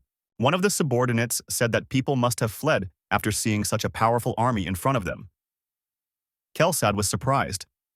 After all, they had had the courage to destroy Ginsk, and now they ran away without even engaging in battle. That seemed strange to him. One of the demons approached the commander and said they were having trouble. It turns out that the demonic capital was attacked by a detachment from the human army. They took advantage of the fact that all the troops were gone from there. The head demon shouted that their capital could be damaged. Could it be that there were so many humans that they were able to gather into an army? It was reported to Kelsad that there was only one man in the squad. One person was Jongdo. He continued to successfully split the demons in two, cutting them in half. Kelsad said there's a smart guy among these people. He needs to be dealt with immediately. The main villain said that his troops are following the enemy army and will try to destroy it. He, on the other hand, is returning to the capital to see the lunatic loner. Suddenly, a military warehouse in the city caught fire. Explosions were heard every now and then. The young man noted to himself that he had already destroyed the third warehouse in the city. The guard demons noticed the young man and decided to take the invader prisoner. Suddenly, an elder demon popped out from around the corner and said that this young man had finally been caught. The demon, waving his sword, introduced himself and said he was the leader of the guards, Guziel. The young man did not introduce himself. He swung once with his sword and earned another 100 points for himself. The leader of the demon guards was destroyed. The rank-and-file demons were outraged. How dare this boy raise a sword against their superior? The young man couldn't calm down. He continued to split into two all the demons he could get his hands on. No one was spared. Advancing forward, our hero finally saw the main castle in front of him. The young man thought that this castle must have a commander-in-chief worth 10,000 points. We should destroy it quickly, while most of them were busy putting out the fire in the military warehouses. The young man swung the center doors to the castle with his foot smugly. There was a huge hall in front of the young man, but it was empty. It seemed strange to the young man. Had the map lied? The young man noticed a rapid-fire arrow flying at him. The young man eliminated the threat. A menacing demon approached the young man. He said the young man's plan had succeeded. Was he going to shake up the empty house? He had heard rumors of a warrior walking around, but he hadn't expected to see this young man. Jongdo, he knew that bastard was still alive. Ramon appeared in front of the young man. He said it was hardly a coincidence. The young man must have been able to trace the coordinates? It turned out he was more cunning than one might think. The villain immediately attacked our hero and said that this time they managed to meet very quickly. The young man blocked the opponent's attack. The demon said that here he would be able to fully unleash his power without any restrictions, and he was looking forward to this battle. The demon struck his opponent with a powerful blow. The young man flew backwards, hitting the wall and destroying it. Guy sensed that his opponent wanted to make an immediate effort. He had an urgent need to buy a ticket as soon as possible. A helper was simply necessary. Ramon said that the young man had become very weak. Is he hiding something? Suddenly, a divine creature appeared in front of Ramon. The girl blocked the demon's blow and said that light existed only for those who sought salvation. It was a divine angel. The young man has discovered the magic of brainwashing. Gasun's defense blocks the brainwashing. The opponent's reaction surprised the young man. It had never happened before. It was crazy brainwashing magic. Ramon asked what an angel was doing in the demon world. The chief demon wondered if the young man was planning to start an all-out war. His appearance is a clear violation of the agreement, Angel asked. Hadn't the demons broken the agreement first? She had recently heard what those were up to on Earth. Thanks to that, she had entered the demon world without any problems. The girl thanked the earthly hero for his diligence in the fight against the evil world of demons. From now on, the heavenly world would help the young man. The demon said it's not help, it's just an excuse to take the land for themselves. They're worse than demons. The demon gently told this rascal to shut up immediately. Someone like him is incapable of understanding the ultimate truth of heaven. Jongdo apologized and told the angel that he had to decline that help. The young man added that he would figure it out on his own. Angel was surprised. The girl said she didn't see anything wrong with that. Many fools like this young man do not realize that they need rescue help. The angel added that their merciful God commanded to save a soul even through strength. Jongdo grimaced and thought he was dealing with a group of crazy people. The demon added that he had warned the young man. The angel said that the young man could rejoice. The place they had chosen for salvation was the land he was on.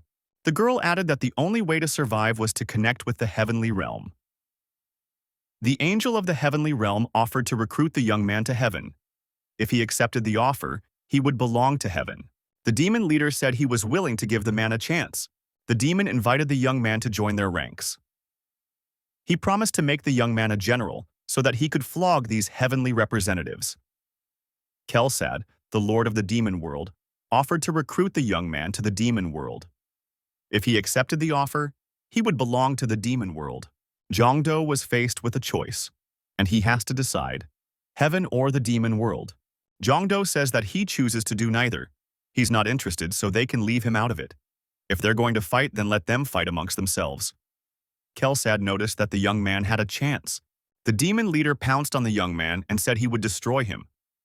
The angel pounced on the young man and shouted that the heretics must die. A demon and an angel simultaneously struck our hero. Nothing happened. The demon was very surprised. The young man blocked these blows with his bare hands. He held up the attacker's weapons. The demon wondered, is this really a human? The strength level of our hero increased by 1.5 times. With a confident movement, the young man threw the attackers off in different directions. Chongdo said that it was the first time he felt such power. The young man loaded his assistant. It was Xiang Yu. The power of this hero moved mountains. It was the only being that filled the world with overflowing energy. In China's 5,000-year history, all historians have rated him as the strongest man.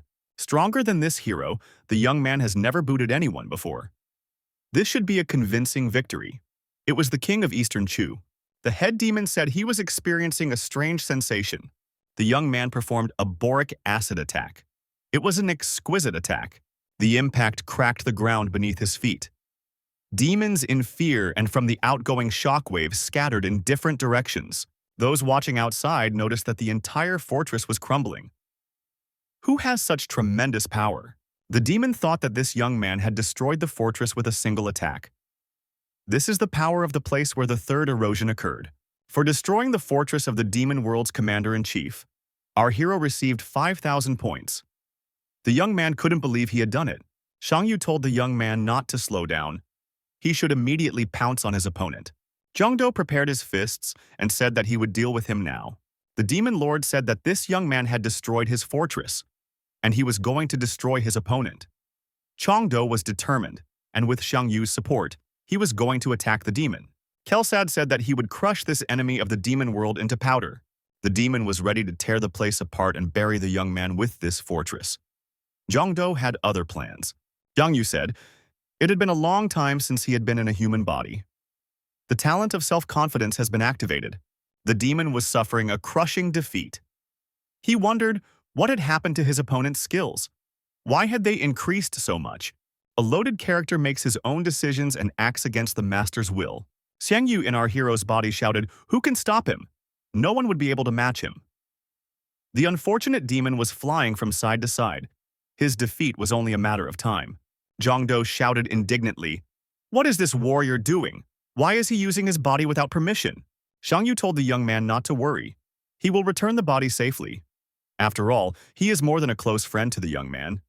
Changdu asked that the warrior return the body to him now. Xiang Yu said that friends are important, but his feelings come first. The demon's rival said that from now on, he was his personal enemy. He threw a magic chain with a sharp tip at him. The demon wondered, what kind of weapon was this? His body was pierced by that sharp tip, and the demon was hooked. The skill, enemy detection, was activated. The warrior told his opponent that he should fight until he died. Xiang Yu wrapped the chain around his arm, pulling the demon towards him. The opponents will deal damage to each other until a given target is killed. The great warrior, bringing the demon within striking distance of him, began beating his opponent viciously. The demon lost its horns. The young man did not want to stop. Xiang Yu landed a series of crushing blows to his opponent's body. It was hard for the demon to bear it. He flew backwards. The great warrior said not to let the demon get too far away from him, and he began to put the chain back on his arm. Xiang Yu continued to bully his opponent. He threw the demon from side to side. At the same time, he was destroying everything around him. The fortress continued to crumble. The impression was that soon there would be no stone left unturned. Angel thought she'd be screwed if she got involved in this. At the end of the battle, the great warrior emerged from the ruins. He was tired but unharmed. The demon has been defeated. Commander-in-Chief Kelsad was defeated. The protagonist received 10,000 points. The young man looked up at the angel in the sky and said she was next. Xiang Yu said that he was sorry to leave, of course, but he had managed to have fun. Angel breathed a sigh of relief. She'd been scared enough to think she was going to die. The rank-and-file demons wailed in fright that Mr. Kelsad was dead. They were afraid to go near the young hunter. Those who were bolder and more armed told the young man that he had made a mistake in destroying their lord. He would not return from this place alive. Ramon shouted that the man's strength had clearly weakened. He ordered him to be surrounded so that he could not escape. Xiang Yu didn't go far. He said with a smile that these demons were still not enough. Changdo stated that enough fighting. Time was already running out. With the demon commander destroyed, it's time to leave. Just as the horse-drawn wagon arrived, the crow horse skill was activated. The young man jumped into the wagon and grabbed the reins. He shouted for the horses to hurry up. The demons rushed in pursuit, hoping to capture the young hunter. They were even willing to cling to the horses and wheels. The great General Xiang Yu climbed onto the carriage and shouted for these demons to get out of the way. No one could stop him. Ramon ordered the young warrior to be caught.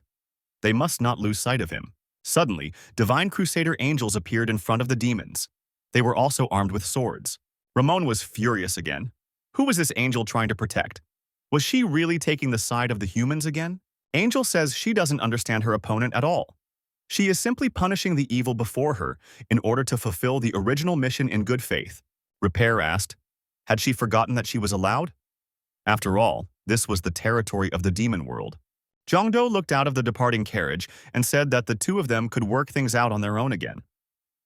He asked if he should help them do that. The young man activated the shrine unveiling skill. He could now sense the energy of the gods. Ramon became even more resentful. Zhongdo had outsmarted him again. He'd gotten away from him, causing irreparable damage in the process. The young man asked Ixia to move him to the secret hideout. The girl obeyed. The wagon with the horses and the young man disappeared into the portal.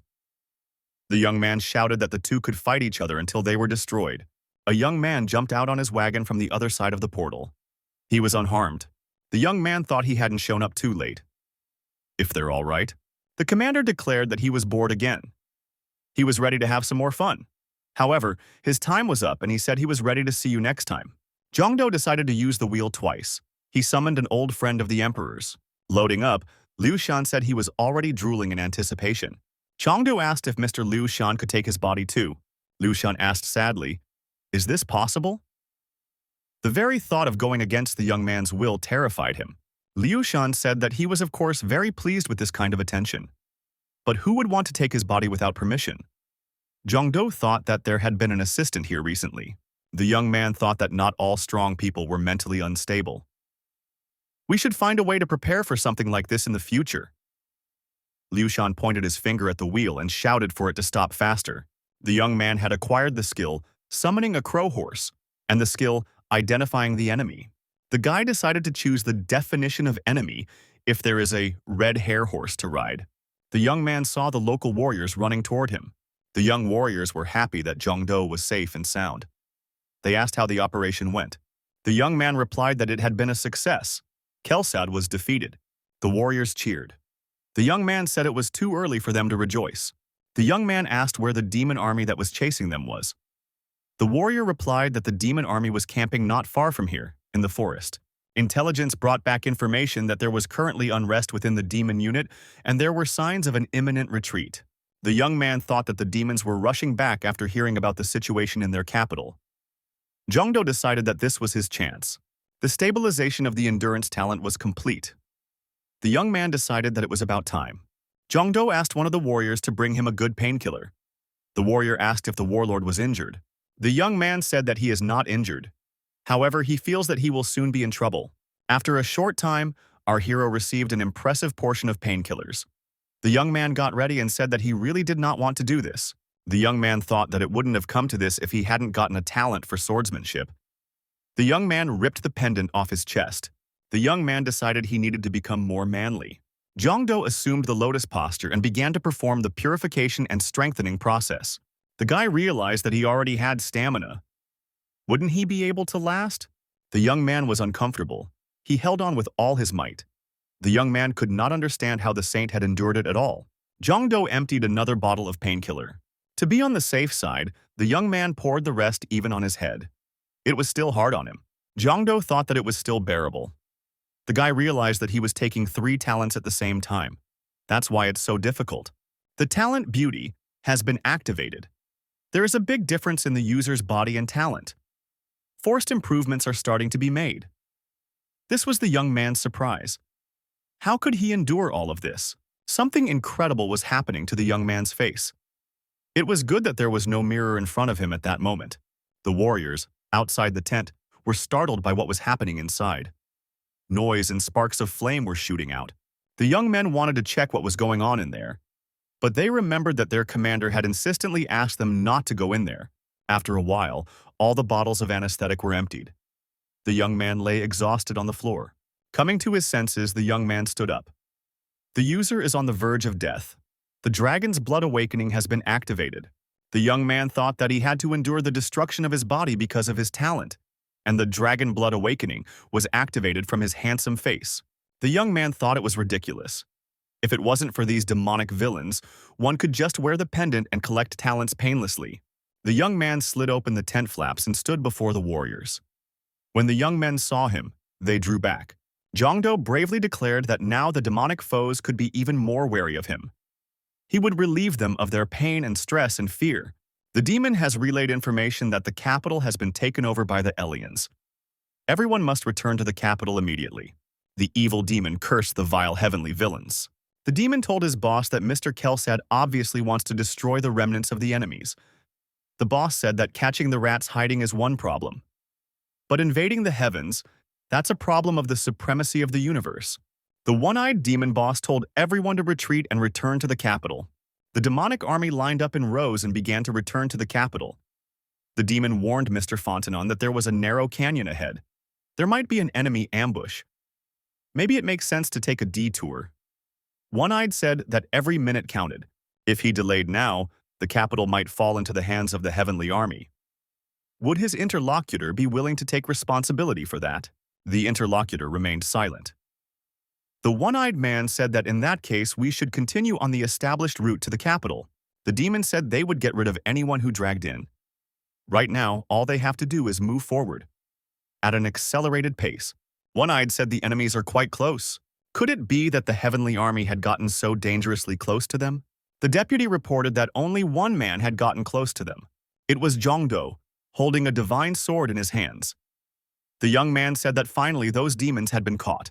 The one-eyed warlord saw the young man and said that his sword had a very powerful energy. He ordered his subordinates to quickly disperse. The demon officer reported to the warlord that over 90% of the troops had entered the canyon. They would not be able to disperse and escape if necessary. The young man held an Excalibur in his hands. With this sword, the young man was invincible. The young man attacked the enemy army. He collapsed the walls of the canyon, and the demonic warriors were crushed as they fell. The demons had nowhere to retreat. They were trapped in a mousetrap. The one-eyed warlord was depressed. How could a huge army be lost so easily? After all, it was just a boy against them. The young man looked down at the results of his activities. He was satisfied with the results he had achieved.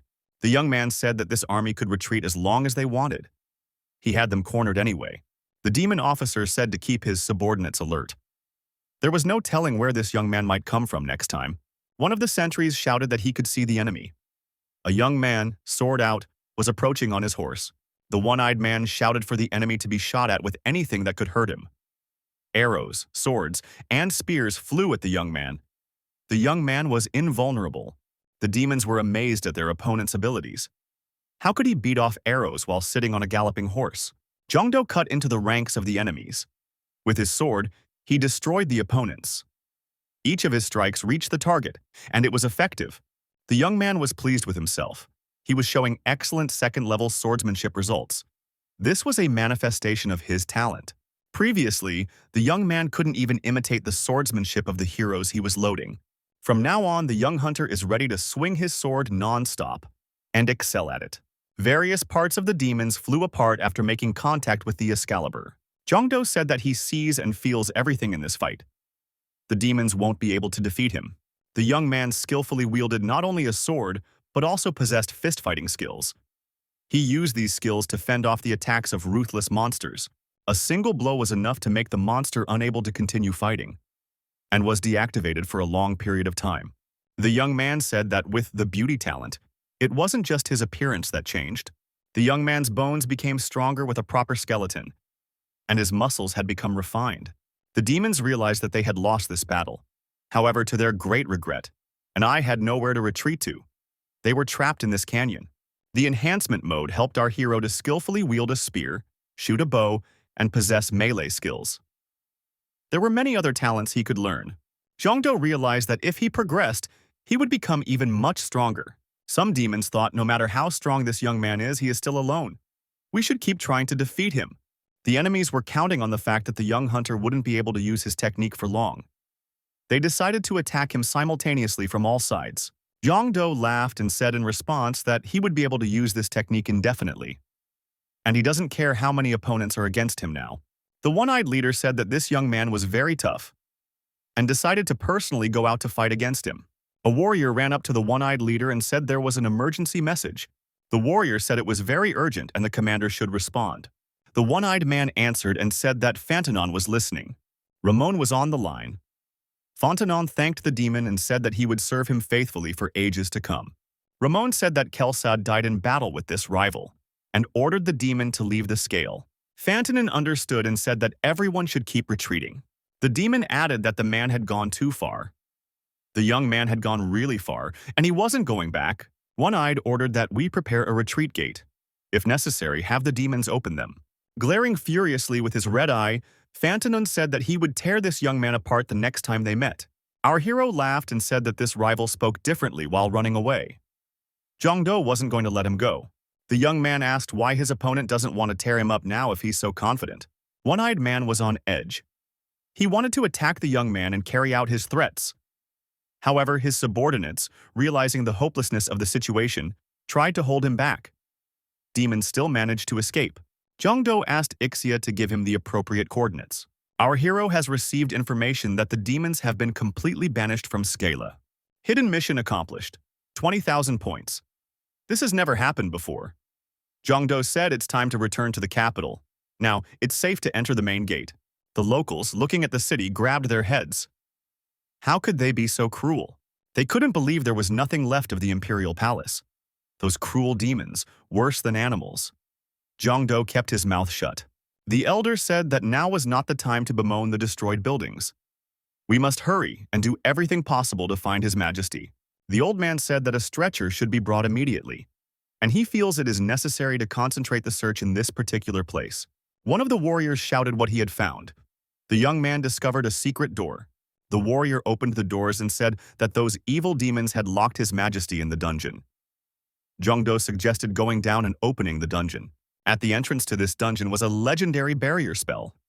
It can only be unlocked by a wizard of legendary level. Jongdo suggested that the warriors accompanying him should still go down into the dungeon. The young man turned on the examination mode. He realized that he had to make an examination. Legendary level magic. There has been a successful release. The young man opened the grate and told the warriors to come forward. The young men saw behind the bars a man sitting on his knees. He was shackled in chains. The old man addressed the man and called him, "Your Majesty." The young elf opened his eyes and thought he heard someone's voices. The old man asked, "How did Rosnal get here?" "They came here with the liberation." The girl heard the news that Scale was freed, and all the demons fled. The girl thought it was all thanks to that warrior. She looked at Jongdo. The girl rose to her feet and told everyone to leave her alone with this young man. She would like to talk to him. As the doors closed behind the warriors, the girl called the young man Mr. Heroes. Then she added that the word was not appropriate for someone who came from another world. The young man wondered, how could she have guessed that? The girl said that she could sense the young man's mana structure. It is different from their structure. But despite that, the young man is the greatest wizard of this world. The girl said she wanted to give something to her savior. The imperial family of Scala has been able to use subspace magic for generations. The reasons the demons kept her alive: royal treasures in subspace. The girl pulled out a treasure box from under the space. She said that it was a national treasure passed down from generation to generation by their imperial family. The girl said for the young man to accept this gift. Jongdo started to refuse. He said he couldn't accept a national treasure. The girl said that there was a legend that had also been passed down from generation to generation. One day, when the world is stained with evil, a savior will appear from heaven, and he will cast out all evil, and then he will suddenly leave. At first, the girl thought it was just a legend, but now, at the sight of the young man, she realizes it's true.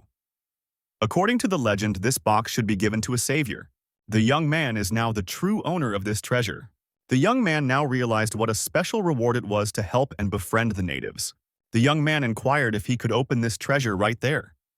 The young woman said she didn't mind. In this box was a giant bead. It was smoking and radiating energy. The young man took the bead in his hands and turned on the research mode. He wanted to know what this thing was. There was a glitch. The young person was informed that the inspection failed. Target information could not be determined. The guy was surprised. This was the first time such a thing had happened. After all, this skill easily overcomes the magic of defending mythical items.